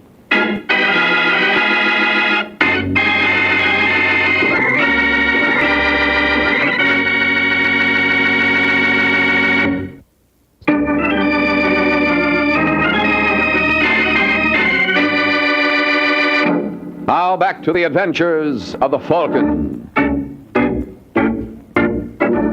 2 hours have passed since Artie Crane made his little call on Mr. Alexander. Now we find Mike making a call of his own. Only his isn't nearly as successful. So when you come right down to it, Mr. Waring, you've made no progress at all. Well, I could give you a big song and dance, Ruth. No, thanks. I'm in no mood for entertainment. You see, the truth of the matter is I'm stymied. The only potential witness we had was this musician, Artie Crane. And he couldn't tell you anything? No, not a single solitary... Oh, wait a minute. What's the matter? That briefcase your father was carrying... That won't help you. They found it clear across the street where it was knocked by the car. Well, if it was knocked there by the... Say that again. This Artie Crane character told me he realized that it wasn't some drunk sleeping it off when he noticed the briefcase under your father's arm. What's wrong with that? Hey, you just said it, Angel. The car sent that briefcase flying. If Crane saw it under your father's arm, it could only have been while your father was alive. Then Crane was lying. That he was. You think... I think I ought to have another little talk with that boy. Oh. Let's see if we can get him up here. He won't suspect anything? Not if it's put to him the right way. What'll you tell him? Now, don't you worry, Ruth. I'll ad-lib something. Hello? Hello, I'd like to speak to Artie Crane, please. Who wants him? Mike Waring. Well, Artie isn't here. This Pete Jordan? No, Pete isn't here either. Well, where is everybody? Unless there's been a change in plans, you might try the morgue. Hello, you still there, mister? Yeah, I'm just waiting for the top right. Hey, wait a minute. Is this Sergeant Corbett? Sure is, Mike. All right, Corbett. Give it to me gently. Who did what to whom? Well, whom is your friend Artie Crane. The what was a half-dozen slugs through his head. As far as the who is concerned, we got no idea. Have you, Mr. Waring?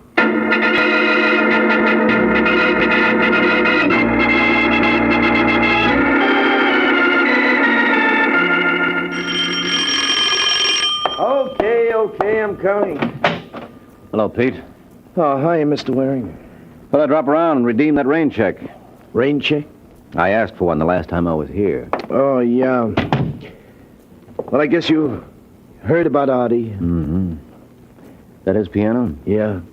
To think he'll never touch it again. Just how good was he on it? Oh, you can have the Duke and Count Basie. I'd have taken Artie any time. You a musician, too? Yeah, but I wasn't in his class. I used to sing a little. Oh. Well, how about an audition? What do you mean? Well, you never can tell, Pete. I may want to sponsor you. So let's hear how well you do in the voice department. Who killed Artie? Oh, look, you can't talk to me like that. Come on, Pigeon, sing. I did. Ouch. You wouldn't try that. If your big brother was around. Let me go. Not before we have a solo. Now, who killed Artie? How should I know? You should if anyone would. Who had it in for him? No one. Everybody liked him. Uh-huh. So one of his admirers pumped 6 slugs into his face so even his own mother wouldn't recognize him. Incidentally, how did you? There wasn't a thing on the body. Well, I found him here. Might have been a visitor from Mars. Yeah, but he had a flag tattooed on his shoulder. A patriot, no less. Who was the hit-and-run driver who killed Davis? I don't know what you mean. Yes, you do, Pete. Artie must have told you everything. He saw the car that killed Davis. No, he didn't. You know, you won't look so good singing without those dazzling white teeth. Well? There's a fellow named Alexander. Does this fellow have a first name? George. George? You mean Arthur tried to shake down George Alexander? You know him? Well enough to realize that Artie made a serious mistake trying it. Let's hope we all profit by his example.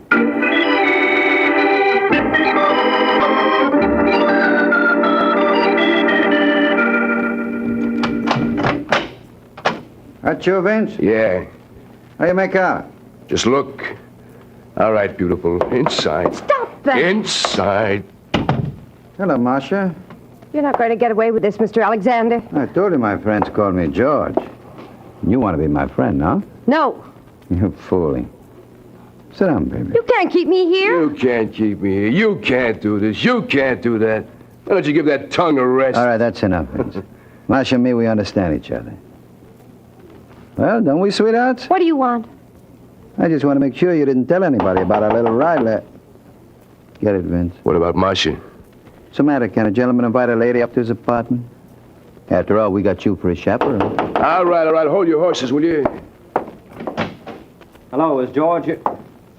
Oh, I see he is. Wait a minute, Buster. Not so fast. It's okay, Vince. This is the Falcon. He's an old friend of mine. Well, I wouldn't go so far as to say that. Oh, I beg your pardon. Am I interrupting something? No. Marcia, meet Mike Waring. How do you do? Well, generally I do all right, but I see George does even better. Cute kid, eh? Yes, indeedy. Well, if you gentlemen are through discussing me, I'll say goodnight. Hold it, sister. He's got her hypnotized. Vince just thought maybe I want to tell her something. It's okay, Marcia. I'll give you a call later. All right, George. You wish you were in my shoes, eh, Mike? Hardly, George. I wouldn't care to face a murder rap. I'm afraid I don't understand you, Waring. Well, it stems from the manslaughter charge. Manslaughter? Mm-hmm. For killing Ralph Davis with your car last night. You know, Mr. D.A. could tell this story very effectively. It's got a wonderful moral, how one crime leads to another. Now, the opening scene would show you driving along. Get out. Well, you might let me finish, George. It's got great dramatic possibilities. You heard him. Get out. Who's this little Sir Echo? If you're not out of here by the time I count 3... You mean you're not interested in how my little script ends? No. And you keep up like this, Mike, and you won't be around for the end.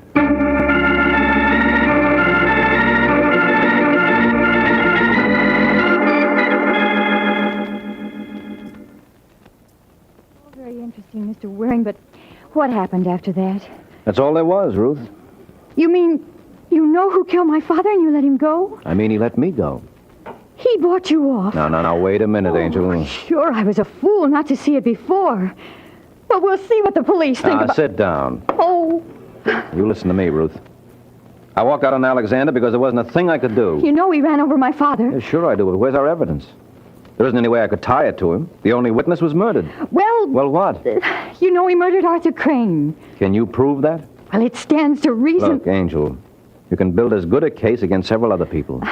Who, for example? For example, you. What? Sure. You knew Artie Crane could identify the man who killed your father. And when he refused to give you any information, you murdered him.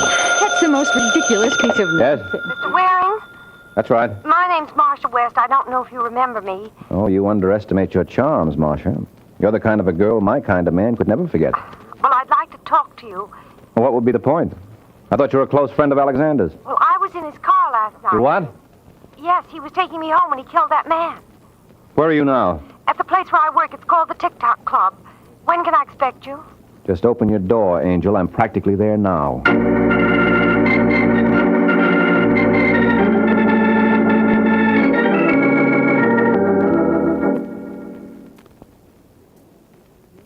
Come on, you creep. Snap into it. We haven't got all night. The show goes on in a few...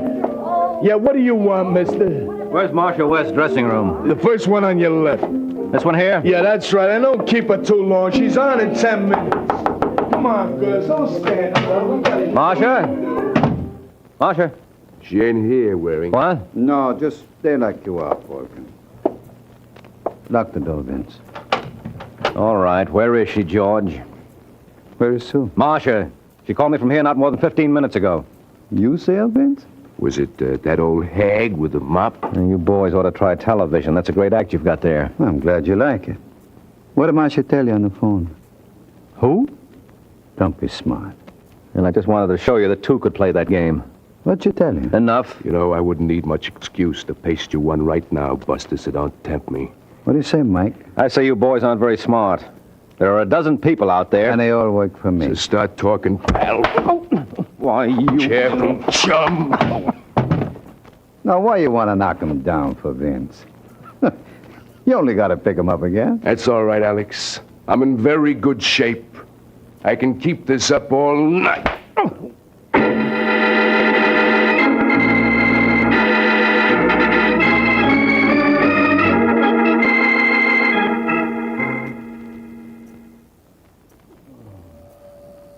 Well, Sleeping Beauty, I didn't even have to kiss you to wake you up. Huh? Yeah, this isn't the Princess Palace. It's Bellevue Hospital. No kidding. Okay, Mike, who slugged you? First, I want to know where you found me, Sergeant. On West 8th Street. How did I get down there? I can tell you one thing. I don't think you made it on foot. Someone must have given me a lift. Oh? A character named Vince, working at the behest of George Alexander. What do they want to do that for? Because Alexander was the one who drove the car that killed Ralph Davis last night. Last night? Well, isn't it Sunday? Where have you been? Don't bother answering, I know. All right. What day is it? Monday. Holy smoke. Where's Marcia? Who? Marcia West. She was in the car when Alexander killed Davis. She tell you that? Yes, and I wouldn't be surprised if she knew all about the Artie Crane killing, too. Is that tied up with this? Definitely. You see, Crane tried to blackmail Alexander, and Not so fast. Can you prove that? No, I can't hear Corbett. So let's go where I can.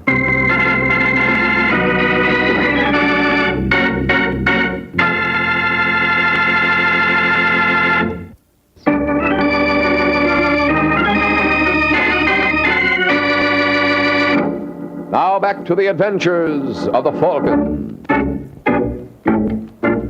A half hour has passed since Mike Waring set out with Sergeant Corbett to try to tie the case together. Their destination, the apartment of George Alexander. You're a pretty sick man, Waring. You don't know what you're saying. No, it's no use, George. We've got all the evidence we need. Right, Sergeant? Right. So why don't I hear from the district attorney? You will, shortly. You're still bluffing, Mike. Admit it. All right, then how do I know you paid off to Artie Crane? You know? Yes, and I can prove it. How about that, Mr. Alexander? Well, you see, it's like this, Sergeant. It was no shakedown. I gave Artie the money. Oh, because you were impressed by his musical talents and wanted to see him further his career? Why, Mike, you take the words right out of my mouth. Oh, no. Something wrong? You don't think the DA will buy that? Why not? If it's okay for me to help young ladies interested in musical careers, why not young men? Sounds logical. Oh, come on, Corbett, be smart. You don't believe that? I didn't say I did. I just said it sounded logical. That's all I ask. Where's Vince? Why? I want to talk to him. You're going to have a long wait. Vince left town Friday night. Friday? Yeah. I suppose that was his double who bounced me around backstage at the TikTok Club on Saturday. I don't know what you're talking about. Sure. Next, you'll say you never heard of a girl named Marcia West.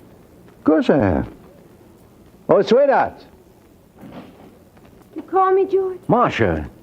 Is this the girl you mean? All right, never mind the act, George. Listen, Marcia. This is Sergeant Corbett. I want you to tell him everything. Everything? Yes, beginning with your call to me on Saturday night. My call to you? Don't you remember? I don't see how I could be expected to, Mr. Waring, seeing this is the first time we've met. What? But it's been a real pleasure. Let's do it again sometime.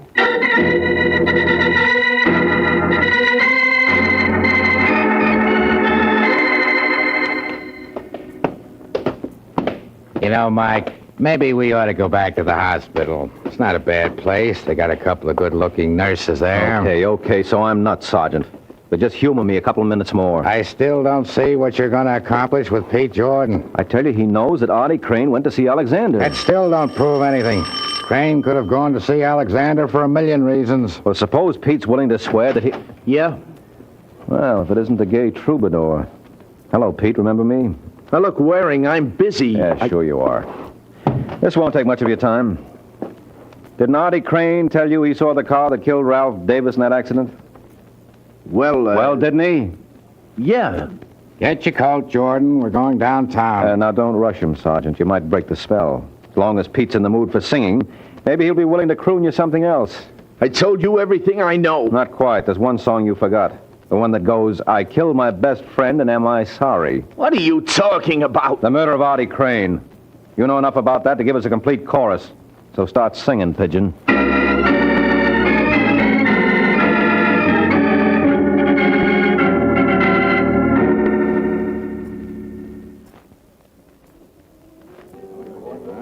Well, girls, that's the whole story. Alexander goes up for manslaughter and Pete Jordan for murder. Any questions? I have one, Mike. Oh, so have I. I think Marcia was first, Ruth. All right, go on, Marcia. Well, first, I think I owe you an explanation. Yes, I wouldn't be surprised. Well, Alexander made me say I didn't know you. He and Vince caught me phoning you that night. Yes, I figured as much. I was afraid of what he might do, not only to me, but to you. Well. I thought she had a question to ask. Oh, well, all I wanted to know is what made you suspect Pete Jordan. Very simple thing, Angel. As you recall, when the police found Artie, there was nothing on him. So? So the question arises, Ruth, what happened to the hush money Alexander paid him? I don't get it. I pulled one bluff on Alexander that worked. The only reason he admitted giving money to Artie was that he thought I could prove he did. And you couldn't? No, because there was no money found on the body. Oh. And it stood to reason that Alexander and Vince didn't remove it. Otherwise, they would have known I was bluffing.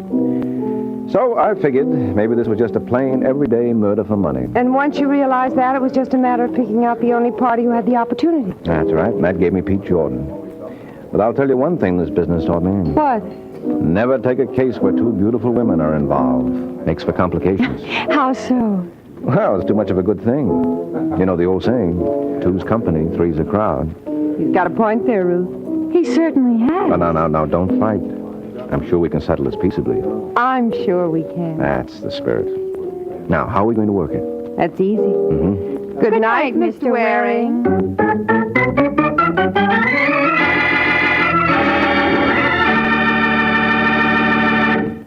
Please turn the cassette over at this point to begin side 2.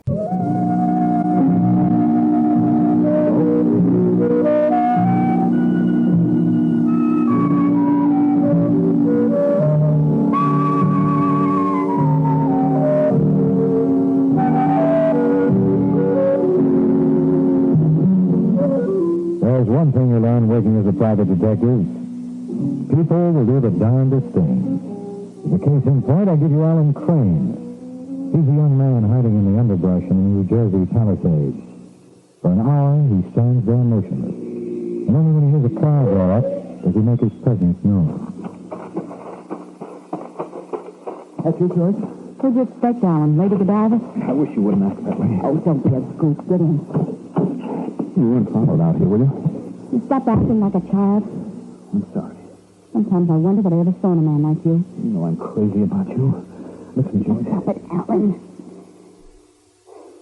I want to talk to you about Frank. Must we talk about your husband now? Why do you think I asked you to meet me out here? Well, I thought that... You couldn't have. Otherwise, you would have realized I wouldn't take a chance. Now, Alan, listen to me. I think I finally found the angle. Ever hear of Sam DeMarco? The man who owns the stables? Yeah, that's the boy.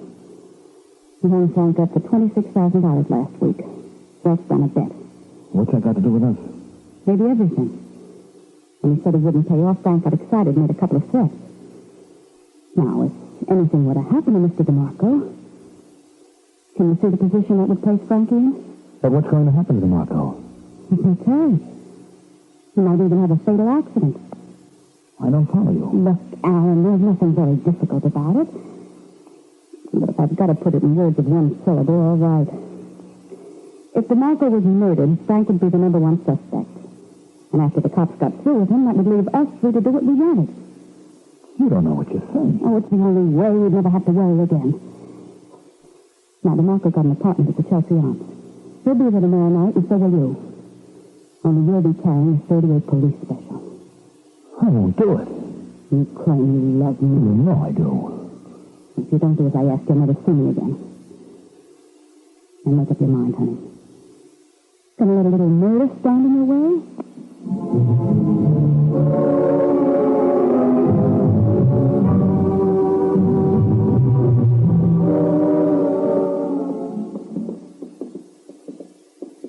-18, 19.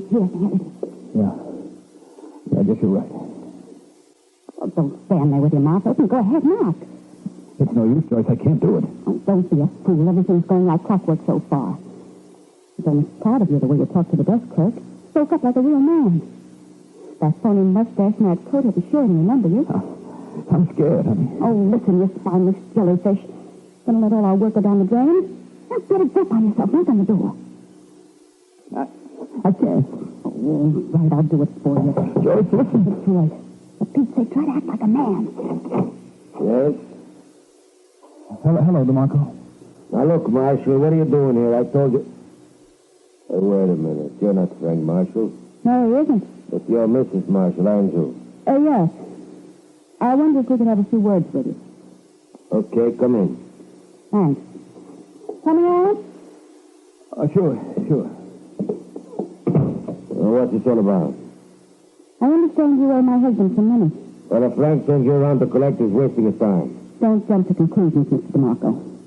I've got no more love for Frank than you have, so I thought you might be interested in helping us pull a fast one on him. Oh. What do you mean? Suppose Mr. Crane here can show you something that'll solve all your problems. I don't get it. All right, Alan. Show it to him. Huh? Well, what are you waiting for? Put him with a gun. What do you think you... DeMarco? DeMarco. Joyce, I killed him. Shut up. I killed him, Joyce. We better get out of here. I killed him. Shut up. Now, pull yourself together. Joyce, somebody may have heard the shot. Not a chance. Maybe it's the sound. Joyce, please. Listen, I didn't go this far to have your life strings up at the last minute. Give me the gun. You wipe off the print? Yeah. Okay, now tear off a button from Frank's coat. What for? Because I want the police to find it clutched in DeMarco's hand. Now pull it off. I can't. Oh, must I do everything around here? There. Now open his hand. No. Come on, he won't bite you. He's dead. All right, but hurry. That's the way. You know, Alan, I'll make a man of you yet.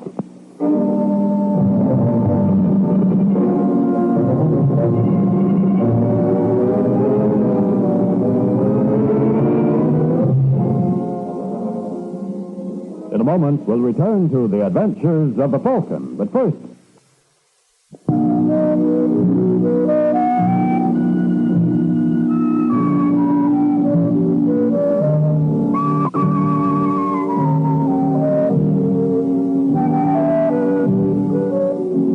And that's where Mrs. Waring's little boy Michael got himself involved.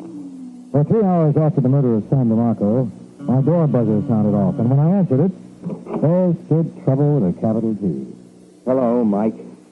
Well, if it isn't Frank Marshall. Ain't it awful? Come in. Thanks. You wouldn't have a drink, Sandy. A bottle of bourbon deluxe in the bar. Help yourself.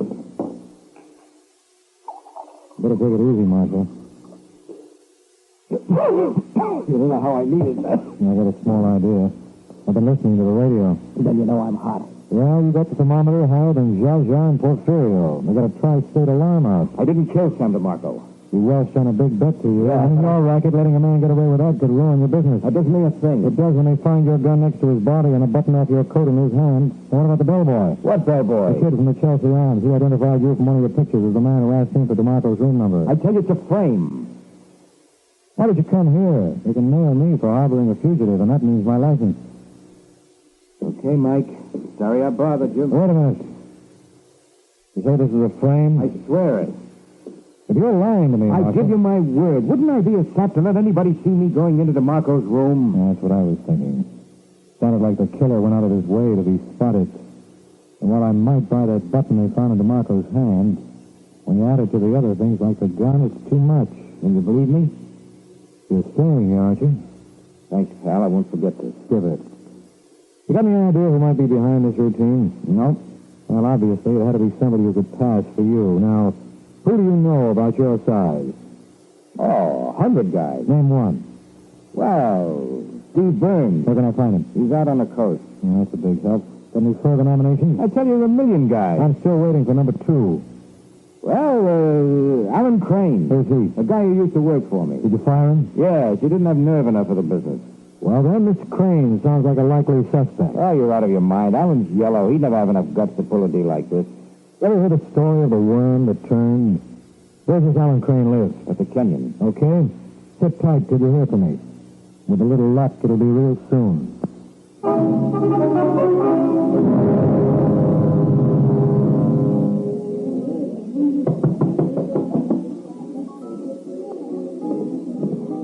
All right, Buster, what's on your mind? You talking to me? That's right. I understand you wanted to see me.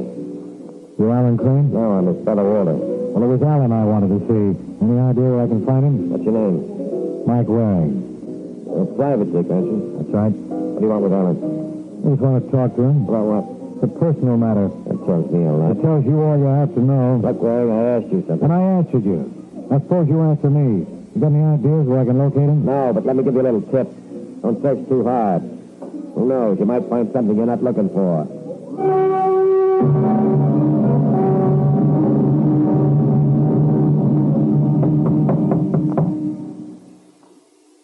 Is it? It's me, Walter. Open up. Hi. Shut the door. I ran into Harold Plant. He said you wanted to see me. Just what have you been up to these past few days? Nothing? Why was Mike Waring asking about you? Who? Mike Waring is a private dick they call the Falcon. Don't ask me. Well, who am I going to ask? This such thing, Frank Marshall's wife? No. You better not if you want to stay in one piece. I swear, I'm telling you the truth. Yeah, I guess you are.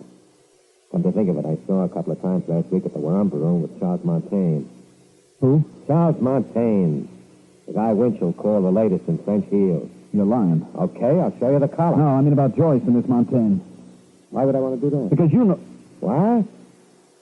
You just told me you packed her in. Yes, but if she's going with this man... I knew I'm going to get a straight answer if I have to tear you apart. Are you still seeing that dame? Let me alone. Has she been using you for any dirty work? Let go of me, Walter. I'm old enough to take care of myself and Mrs. Marshall, too.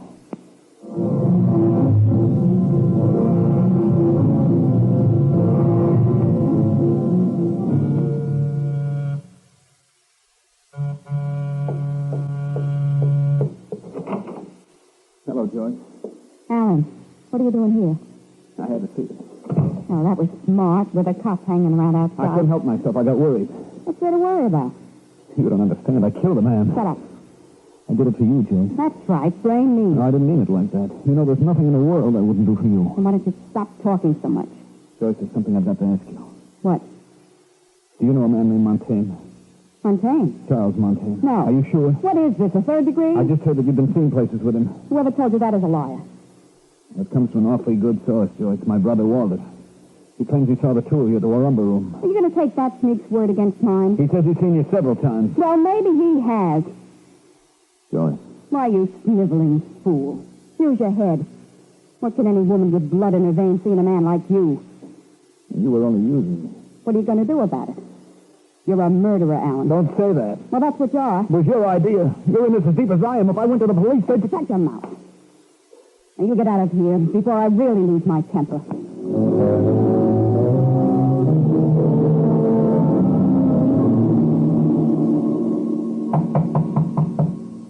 Get it, Arthur. Is Alan Crane in? Yeah, who wants to know? Oh, hello, Sergeant. Isn't this a little off your beat? Oh, hiya, Mike. You know the rest of the boys. Sure. Hi, Artie. Hi, Dick. What goes on here? What would be your guess? Now, look, Corbett, you don't have to be a brain to figure out what plays when you find half the homicide division here. Where's Crane? I took him down the morgue about 5 minutes ago. What happened? What didn't? Someone got sore and took the old blunt instrument to him. Should have seen his face. Yeah, I'll take your word for it. Yeah, it's just as well. All right, you guys. How about getting back to work? What'd you want with Crane, anyway? I just wanted to talk to him. Yeah, about what? Various things. Like why he was afraid of Frank Marshall? Listen, Sergeant, Marshall had no part in this deal. How would you know? Because I've known the man for years. Well, he's changed. He's killed Crazy Mike. He killed Sam DeMarco and Alan Crane. Why should he? DeMarco welched on a bet. What about Crane? Well, he was playing around with Mrs. Marshall. Who says so? I do. Crane kept a diary.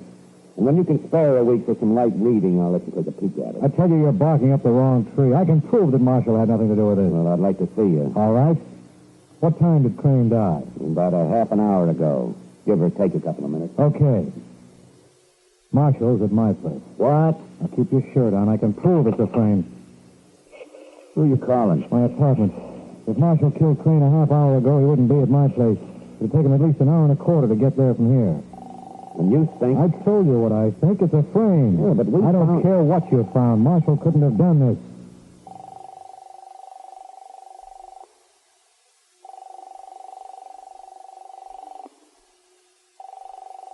Well? There's no answer. Well, there goes the ball game.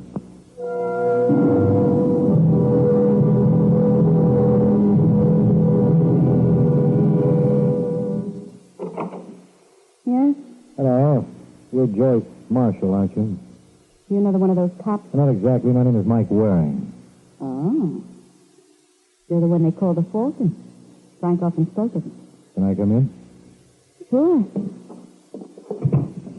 Sit down. Thanks. Can I offer you anything? I'll settle for a little information. You know Frank's in a bad spot. The police think that he killed Sam DeMarco. You don't have to tell me. I always warned Frank that crazy temper of his would get him into trouble.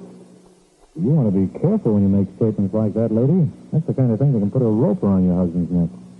Oh, did I say something wrong? Look, Angel, let's stop trying to kid each other.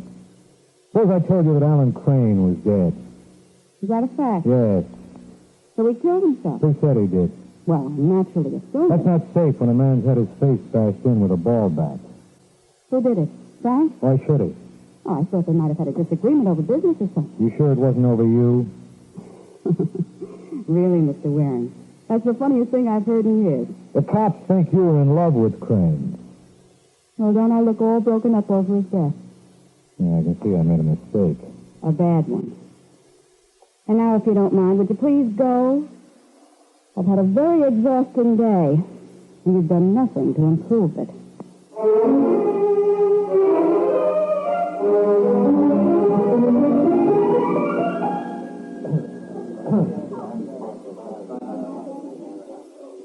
Well, I told you you'd be wasting your time with that Marshal dame, Mike. When I lay my hands on her... You'll know no more than you do now.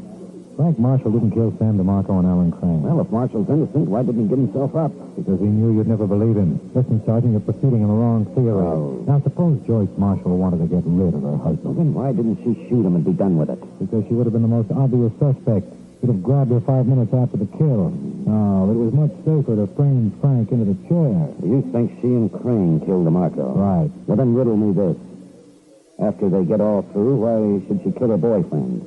The dame's crazy enough about a guy, she ain't gonna knock him off later. Wait a minute. Maybe Alan Crane was just a stooge. Suppose there was another man in the background. You mean they were using Crane as a patsy? Yeah. Well, how are you gonna find out who this third party is? Well, there's two ways to do that, Sergeant, and I prefer the easy one. Let's go up and ask her.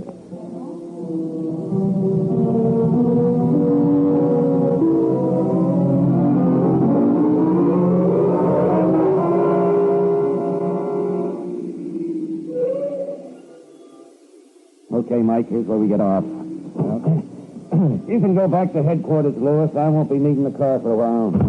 Hiya, Sergeant. Oh, hello, Al. Mike, meet Officer Burt. Hi, officer. Anything new, Burt? No, sir. She's going off duty. Where's the relief? What relief, sir? Well, you know you're not supposed to go off your tour until you're replaced. Well, I thought this case was in the back, sir. Oh, who told you that? Mr. Marshall. What? Well, he went inside about 15 minutes ago. Oh, you blithering idiot. Take it easy, Corbett. Listen, Burt, you say Frank Marshall's in there? That's right, sir. And you didn't stop him? Well, he had a safe conduct pass signed by the commissioner. Well, it was a phony. Well, how should I know that? Why didn't you check with your precinct? Come on, Corbett, we're wasting time. I'll talk to you later, Burt. Where are your keys? I think maybe this baby ought to do it. Yeah. You see him? No. Maybe they're in one of the other rooms. What's this lead to? The living room, if I remember. Okay, stand back. I'll give you the word, open the door and get down. Now! All right, Marshal, get him up. Well, wouldn't you know it? Nobody there? Only Mrs. Marshall, and she don't count. He's dead. Let me by. I better call the coroner.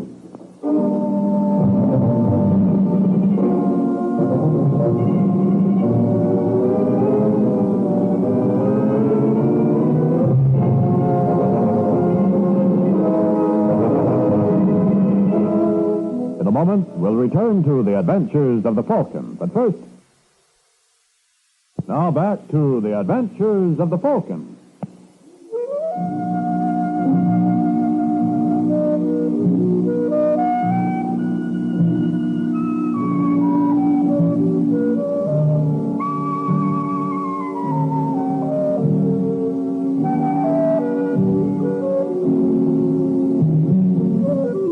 And so death came for Joyce Marshall.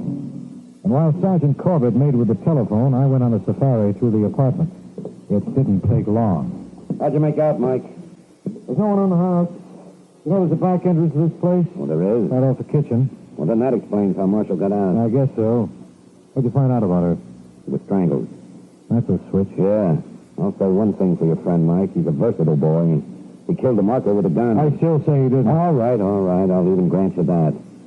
Suppose Joyce here and Alan Crane murdered DeMarco. That gives Marshall a better motive. He found out what his wife and her boyfriend were up to, so he killed them both. And where does Charles Montaigne fit in? Charles Montaigne? Who's he? I found these letters from him to Joyce in her vanity. Oh, hot stuff? Hotter and hot. Okay. I'll arrange to have him picked up for questioning. But why don't you come clean, Mike? What do you mean? I got an idea you know where I can find Frank Marshall. Maybe I do. All right, Sergeant. Get me a phone book.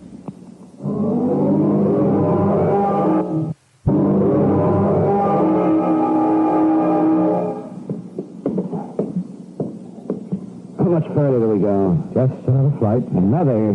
Well, you said you wanted your killer. How do I know this ain't a rib? You'll have to take my word for it. What makes you think we'll find my party here? It's the only logical place for him to hide out. Yeah. Now look for apartment 4C. Oh, see. There it is. Yeah. Better let me take it from here. Well, go ahead. But I warn you, if your friend starts acting cute, I'm prepared. That's you, Waller? Yeah. Okay, come in. Did you get... You're not Waller? No. Well, you know... Look out, Sergeant. He's got a gun. I'm warning you, Marshal. Okay, friend, you asked for it. You all right, Mike? Yeah, I think so. Well, let's take a look at our friend. Marshal. You're wasting your time, Sergeant. I can see that. No, I mean for another reason. He's not Frank Marshall. If you remove that phony mustache, you'll see he's Alan Crane.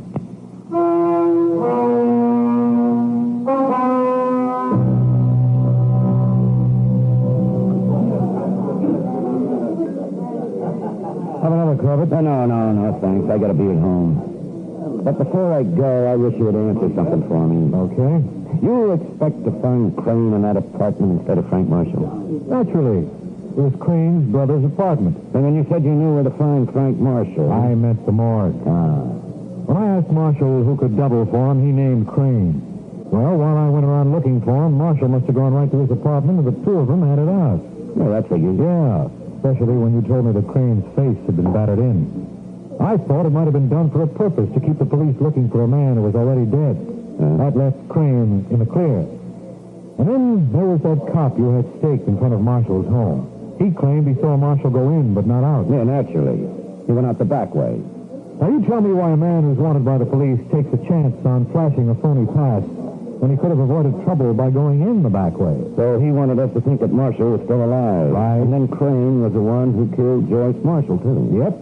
Must have found out that she was using him for a fall guy. Well, it only goes to show you. Never can count on the worm not turning. Yeah. Well, that reminds me. If I don't want to get killed, I better be at home. The woman's waiting. Give her my love, Corbett. Yeah, well... Oh, incidentally, Mike, you ever give any thought to settling down? What do you mean? Well, you know, get married, go home at night to a loving wife. Oh, that's not for me, Frank. From what I saw tonight, that marriage stuff is murder. Good night, Sergeant.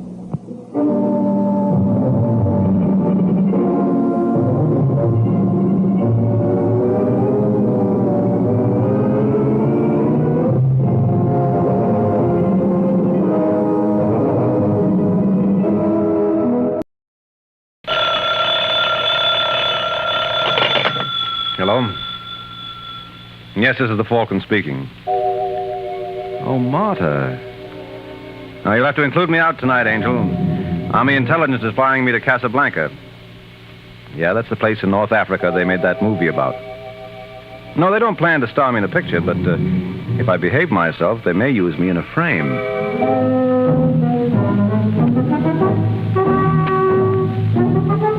Once again, the National Broadcasting Company brings you the transcribed adventures of the Falcon, starring Les Damon. The Adventures of the Falcon, dedicated to private investigators everywhere. Those hard-hitting detectives who, like Mike Waring, risk their lives to aid law enforcement agencies. So join him now when the Falcon solves the case of the broken key.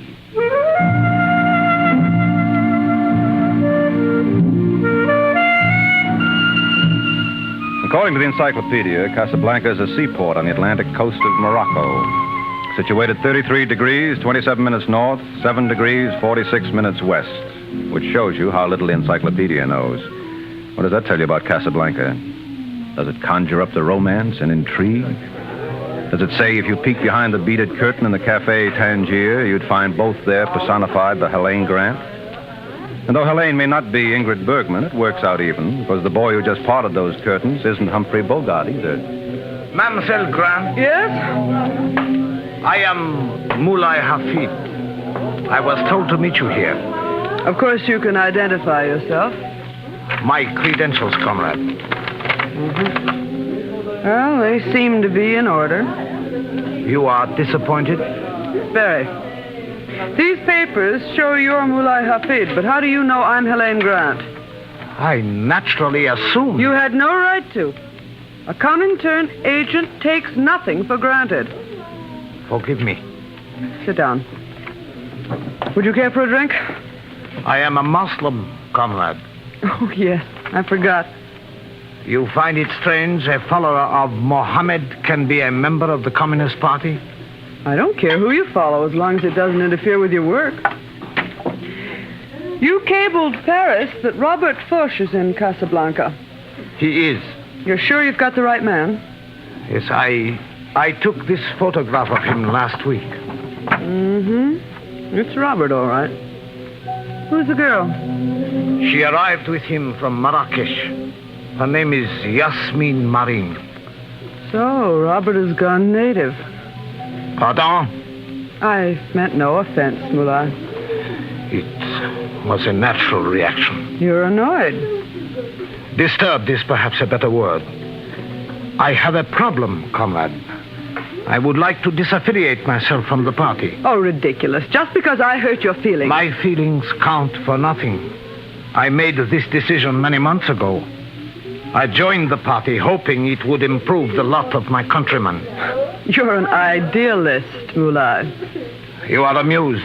Oh, I realize such people exist. Even among ignorant natives. I apologized for my remark. Now, about Robert Foch and this woman. Mamselle has not answered my question. Mamselle has the same answer for you she has for Robert Foch. Why do you think we're looking for him? I have no idea. Comrade Foch was a member of the party in France, a valued member. 10 months ago, he asked to resign. Naturally, the party couldn't release him, so he disappeared. Now he turns up in Casablanca with a... native girl. Yes. And I've been sent here to reason with him. Mamselle had better work quickly. He leaves tonight from Kazes Airport. What? He purchased a ticket this afternoon for Cairo. Oh. Well, maybe I can talk him into canceling out. Get a car, comrade. We'll try.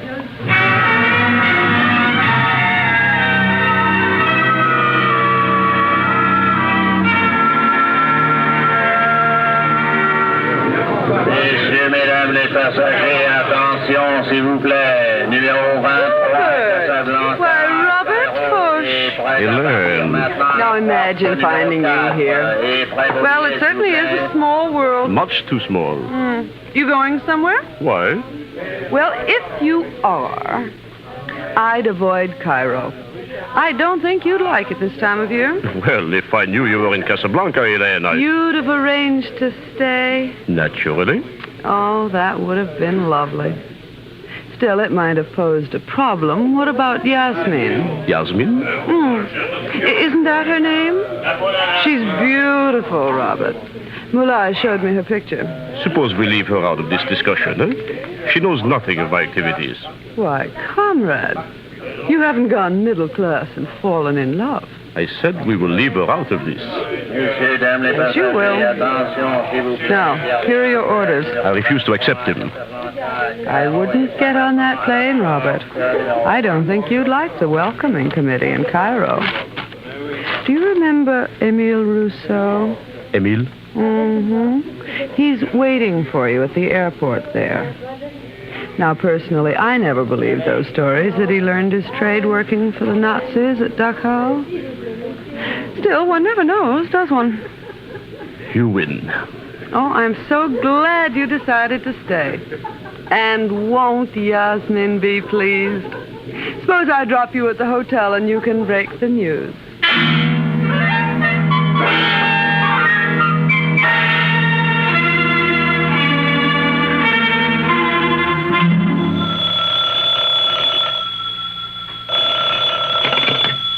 Yes? Have I the privilege of speaking with Yasmin Marin? Who is this? I am called Mulai Hafid. What is it you wish? For myself, nothing. I merely desire to be of service to mamselle. You are acquainted with Robert Foch? Oh, you are a friend of Robert?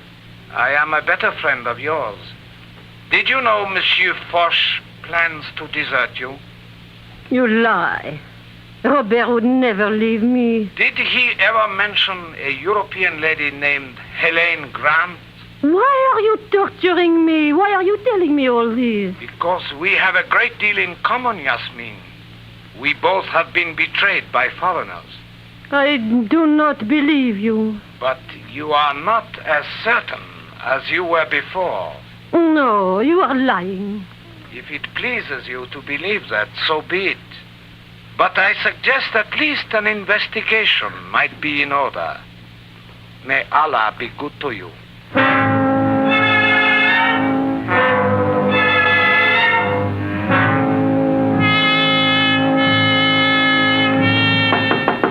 Robert. Robert, open up, Robert.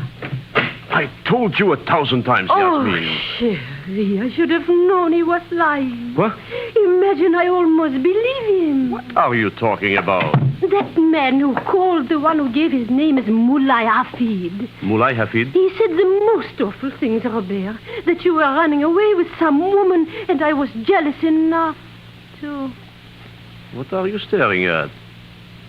Those suitcases. Well? He was telling the truth. You are planning to leave me? Don't be a fool, Yasmin. Then why are the bags packed? Oh, this is none of your concern. I suppose Helen Grant is none of my concern either. What is she to you? Nothing. Absolutely nothing. Yet you were going away with her. Look, Yasmin, there are certain things you will never understand. Because I am an ignorant native. That has nothing to do with it. It's true I was running away. So you admit it? I'll kill you. I'll kill you both. Oh, you little fool. Put that knife. I'll show you. You are insane. Put it down. Robert. Put it down. You idiot. Now get out. Oh, no, Robert, please. I never want to see you again. I did not mean it, Sherry. I would never do anything to hurt you. Will you get out or must I make put you? Me down. Put me down. Not till you are outside. I'll kill you. You will never have another opportunity. Robert, please. Let me in. I did not mean it, Sherry. Go away. Not unless you say you forgive me. There's nothing to forgive. Promise you will call me. Otherwise, I will not go. All right. You promise. I promise. You won't be sorry, darling. Women can be difficult, can't they? What? Where did you come from? Your bedroom. I suppose I should apologize, but I didn't want to be spotted coming up here. Who are you? Take a card. Michael Waring, Private Investigations, New York. Oh, it's the wrong one. Here, try another. You are with American Intelligence? Uh-huh. Now you can understand the reason for my dramatic entrance. What do you want? Well, I thought you might be interested to know there are several Comintern agents looking for you. Oh, that's absurd. Oh, I suppose Helene Grant is in Casablanca for her health. What has this to do with you? We want you to come over to our side. Well, you think I would betray my friends? I think the shoe's on the other foot. They betrayed you. What? Well, they sold you a bill of goods about what the party stood for, and you discovered they were all lies. Isn't that why you left? Well, isn't it? Yes. All right. We'd like you on our team. You're in a position to tell the free world what communism really means. You do not realize what you are asking. They would kill me. No, they won't. We'll get you out of Casablanca. How? They're watching my every move. Oh, we'll manage somehow. I don't suppose Trailways runs out this far. Huh? Wait a minute, I got it. Isn't there a railroad that runs between Fez and Tangier? Yes. All right, I'll rent a car and drive you to Fez. You'll use my name. When you get there, look up a man named Abd Ilkrim. He'll know what to do. And what about Yasmin? That little bundle of trouble who was just in here? Yes. Can she go with me? No, she'll have to wait. You can meet her later in Algiers. Well, she would never understand. You saw... Now, let me take care of her. And Elaine Grant? Well, this seems to be my day for girls. I'll take care of her, too. Now, you hurry up and pack. We leave first thing in the morning.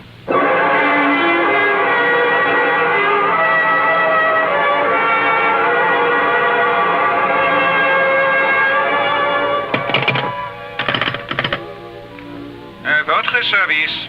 This is Helene Grant in 412. Oui, mademoiselle. I don't want to make a noise like a tourist, but 1 hour ago I called room service. I haven't heard from them yet. 1,000 apologies, mademoiselle. Well, what do I have to do to get... Oh. Well, never mind. They finally made it. Just a second. I said just a second. Well, what do you... Oh, no. No, you mustn't. You can't. You don't know. You don't know.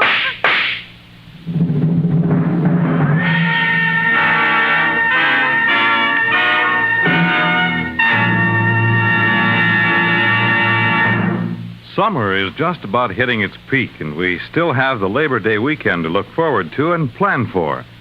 That's fine for most of us, but we should always keep in mind that these long weekend holidays are often tragic times for some of us who start out gaily to enjoy them. More than 1,300 American families will lose one or more of their loved ones in accidents on the highways. At all times, and particularly on long holiday weekends, drive as though your life depends on it. It does.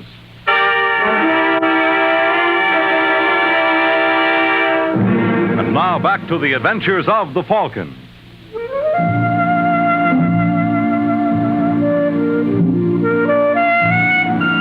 Well, that's Casablanca for you. Not a bad place if you want to live it up, but a horrible spot if you've got to die.